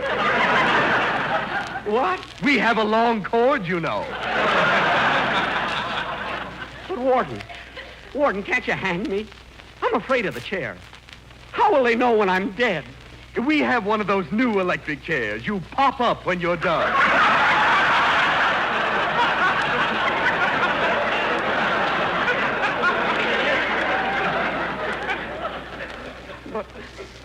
But Warden, I'm innocent. If you'll only listen to my story, I know you'll believe me. Oh, very well. What is your story? Well, Warden, it goes back a long, long time.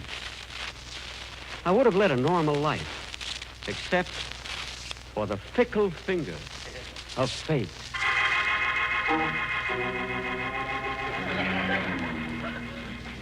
The Warden listened to my story. I told him how I met the man who was responsible for my undoing. I had just left my office and was going home to my 3 wonderful children, Manny, Mo, and Jack. We had Manny and Jack and felt that we should have one Mo.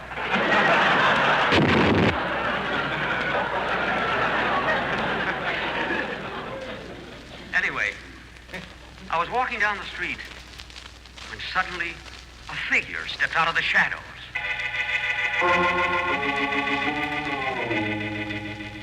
He was a tall man with a sort of a square face. He reminded me somewhat of Boris Karloff. But his voice was so pleasant when he tapped me on the shoulder and said, "Pardon me, please, but may I trouble you for a match?"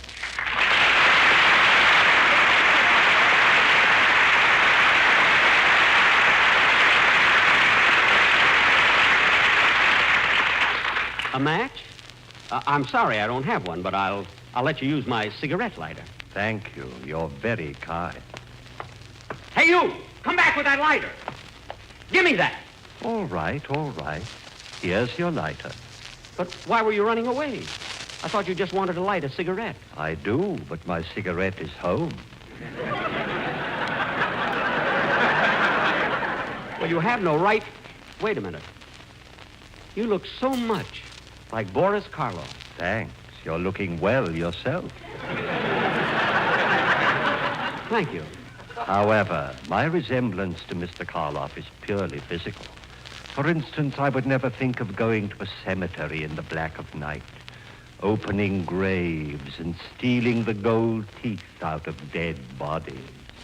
Huh? That's dishonest, you know.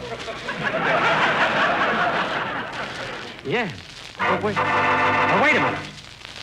You were trying to steal my cigarette lighter, weren't you? No, I wasn't. As a matter of fact, I'd like to buy it. I'll give you $20,000 for it. $20,000? Well, I don't want to take advantage of you. I'll tell you what. I'll throw in an extra flint.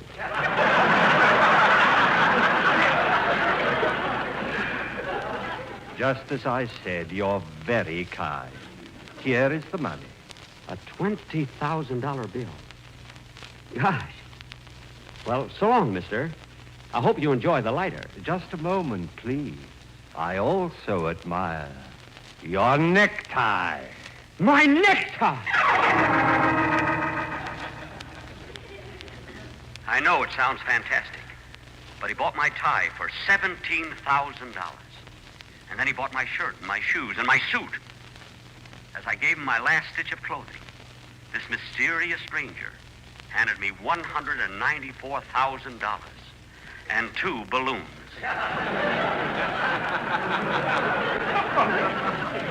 Having no clothes, I blew up the balloons and danced my way home.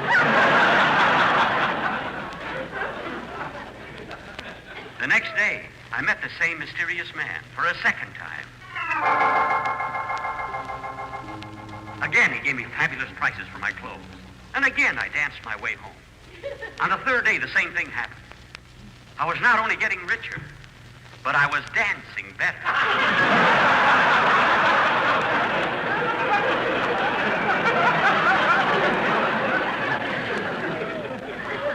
Our daily meetings were more than mere coincidence. A bond developed between us. 2 weeks later, I was sitting in the kitchen having breakfast with my wife and my 3 lovely children, Minsk, Pinsk, and Busher. The mysterious stranger had not yet come downstairs. Yes, he was living with us.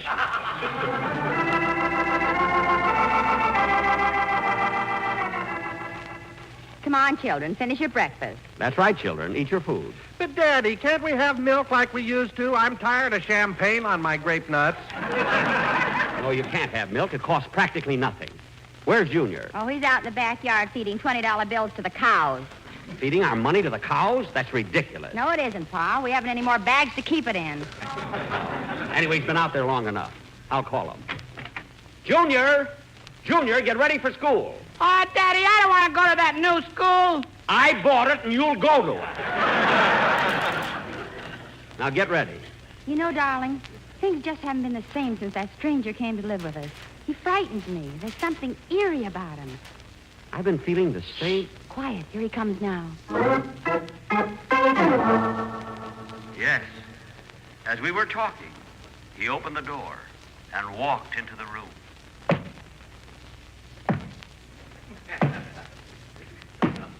He was wearing sneakers. As I rose from the table, he said, Good morning, everybody. Good morning. Did you sleep well? Yes, I did. Nah. Sit down. Thank you. I'm sorry I'm late for breakfast, but I overslept. I was out at a party last night. A party? Well, how do you feel this morning? Oh, well, have some tomato juice. Yes, I'll get you some. You know, I envy you two. A beautiful home, lovely children. Haven't you any children? No. I married a smudge pot. You married a smudge pot? Oh, then you haven't any children. No. But we're lousy with oranges. Oh. By the way, I don't feel I should live here any longer without paying you rent. How much do you want? Well, I'm no good at these things. Let's forget it. Oh, but I insist. Would $1 million a week be enough? Well, with or without meals? With meals. That'll be $3 extra. I'll be glad to pay it. Glad? Things like this were happening every day. I had gone money mad. Money, money, money. My wife left me. And so did my 3 lovely children. Sarah, Toga, and Trunk. But I didn't care. I had my money. I had accumulated millions of dollars, which I kept in my shoes. I was now 11 feet 6. I begged the OPA to raise the ceiling. One day, as I was sweeping some loose change under the rug, he came in. Hello, my friend. Look, I have a present for you. A brand new $10,000 bill. A $10,000 bill? Let me have it. Give it to me quick. I gotta have it. All right, but be careful how you handle it. The ink is still wet. Don't worry, The ink is still wet. Wait a minute. You mean you've been printing this money yourself? Certainly. But doesn't everybody? Oh, so that's it. I must have been blind not to see through this whole scheme. My life is ruined. I've lost my wife and my 3 lovely children. Chico, Pico, and Sepulveda. I thought I was rich, but I haven't got a tie or a shirt or a suit. All I got is money, money, money, and all counterfeit. You've even got my cigarette lighter, and I, like a fool, threw in an extra flip. Yes, you are a fool. Do you think I'd really pay you $17,000 for a necktie? $22,000 for your button shoes? Now, wait a minute. Yes, you are a fool. Do you think I'd give you $500 for a dinner when I can get the same thing at Ciro's for $400? Ciro! Of course that money was counterfeit. And those balloons you gave me weren't any good either. They broke on the Sunset bus and embarrassed me. And so all this time, you've been nothing but a counterfeiter. Well, what's the difference? We can still do business. I can print the money and you can get rid of it for me. Never, never, never. I'll kill you first. That's what I'm going to do. I'm going to kill you. Oh, get your hands off my throat. Take them away. Take them away. Don't kill me. I'll give you back your clothes. Big clothes, what good are they now? You had the pants lengthened and the coat let up. You even lost the string out of my pajamas. Didn't you? Please stop choking me. Stop choking me. Oh, why must I always die in the end? There.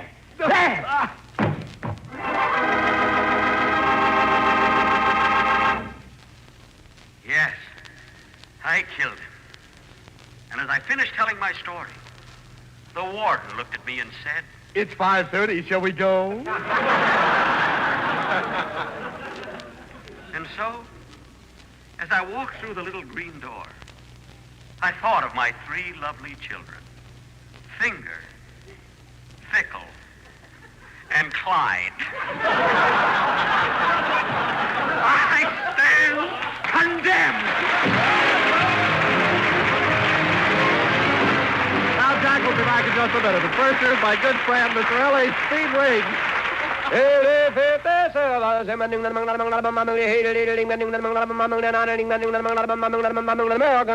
No doubt about it. In a cigarette, it's the tobacco that counts. And year in, year out, consistently, Lucky Strike means fine tobacco. Here's a tip from a man with a lifetime of tobacco experience. Mr. James Monroe Ball of Winston-Salem, North Carolina, an independent tobacco auctioneer for the past 31 years. Mr. Ball said, I speak as an eyewitness when I say that season after season, I've seen the makers of Lucky Strike buy fine, ripe, mellow leaf. That good kind of tobacco that makes a swell smoke.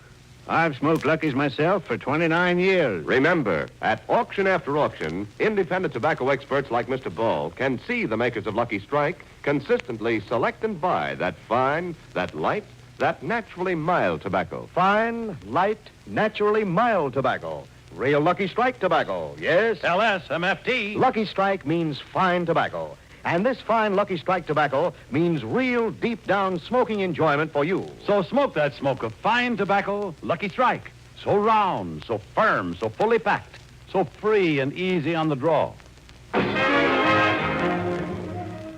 I want to thank Boris Karloff for appearing here tonight, and he can currently be seen in his latest RKO picture, Bedlam. Oh, say, Jack. Yes, Don? I understand you're going to be on Kenny Baker's program in the morning.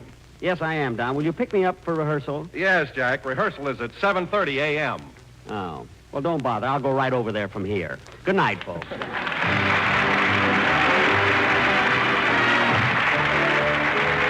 This is NBC, the National Broadcasting Company. You will stay where you are. You will not move. We have some preparations to make, and then... Then something very odd happened. Half of Dr. Marlowe came alive. His right side first.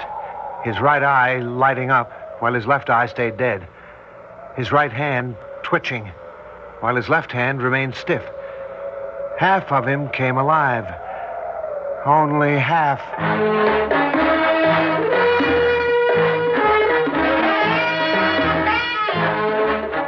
Theater 5 presents Terror from Beyond.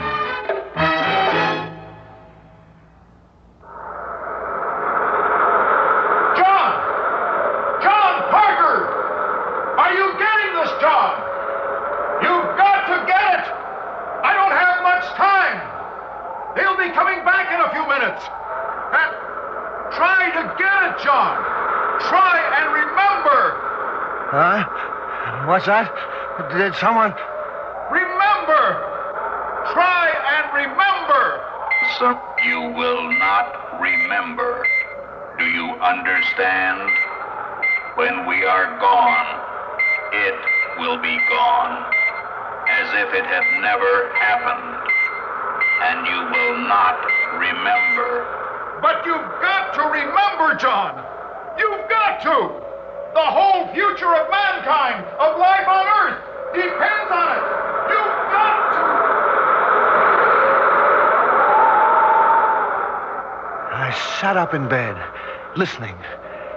The surf was pounding at the foot of the cliff, but that was all. Had I really heard something or just imagined it? I didn't know. All I knew was I was in a cold sweat. But that wasn't surprising after what had happened, the deaths and... Deaths? But they'd been accidents. Maybe if I went back over it from the beginning... That's right, John. Start back at the beginning. Then maybe you'll remember. And you've got to. You've got to. When was the beginning? When I arrived at the base, I suppose. Went to the administration building for that first briefing session with Dr. Marlowe and Roy. Oh, it's good to see you again, John. It's good to see you, Doctor. Great to have you aboard, John. Did you mind our doing this? Pulling strings to have you assigned up here for a while? Are you kidding? You said it was something interesting. We think it is. As interesting and important as any space work that's being done anywhere today. I know. We'll be putting a man on the moon in a few years, but if we're to go on from there, one of the things we should know is what we're likely to find. In other words, whether there's intelligent life anywhere in the solar system. Mm-hmm. That's why I hated leaving the old project. You haven't. This is still part of the old project. Remember what our problem was on Bango? Of course. A radio telescope can pick up any message from out there that might be beamed at us, but it's sometimes very difficult to tell precisely where it's coming from. Exactly. Well, we're using a technique here that'll take care of that. A light beam, rather than radio waves. You mean a laser? Mm-hmm. Yes, we discussed that. We've already hit the moon with a beam no bigger than a pencil, but suppose you do establish a contact, how do you get your feedback, your response? Well, we believe we've solved that problem, theoretically at least. But we needed an electronics specialist to work on it with us. That's why we requested you. When do we start? Right away. By the way, you're sharing a cottage with Roy. Now, why don't you go on down there with him? Drop your luggage, we'll get to work. The work. I remember that. Weeks of it. Finally, the big night. The night of our first test. It was clear and cool. The ocean still, not thundering, but whispering at the base of the cliffs as if it were waiting. All the stars sharp and clear like signposts on the road to the infinite. Dr. Marlowe at the computer, Roy and I at the center console. T-2. Check. By the way, Doctor, I meant to ask you before, what made you pick Deimos as our first target? Well, it was a few weeks after you left the project. We got a message from there. No. Well, there was some question about it, John. First, as to whether it really was a coherent message, and second, as to whether it was from Deimos. The British got a fix on it, too. And it was on the hydrogen wavelength, the one we always said anyone out there would use. That's true. And even though we never got another one, I thought it was worth exploring further. Of course. But that's fantastic. Yes, it's an exciting prospect. But it's also a rather frightening one. Why do you say that? We're reaching out, John. We're getting close to the secret of matter, the origin of life, the mystery of the universe. Sometimes I become a little afraid. Afraid that we may stumble onto something that's too much, too big for us. T-10 seconds. Check. Power on.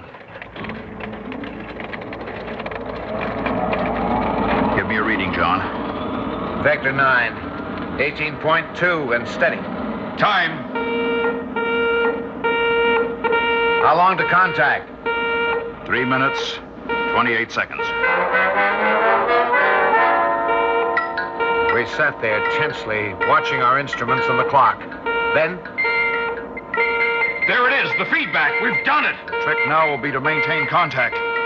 Wait a minute. What's that? It sounds like a pattern. Listen. Even numbers. Now odd numbers. Great Scott, do you think we've got something? Follow it. Follow it. Start with an even series.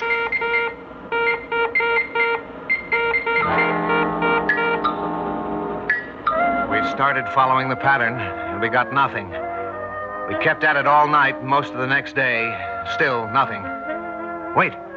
The next night, it's starting to come back to me now. I remember. It was the sound of the generators that woke me. It was about 2 a.m. I padded out along the duct boards to the control building. The lights were on. I went in. And there was Dr. Marlowe.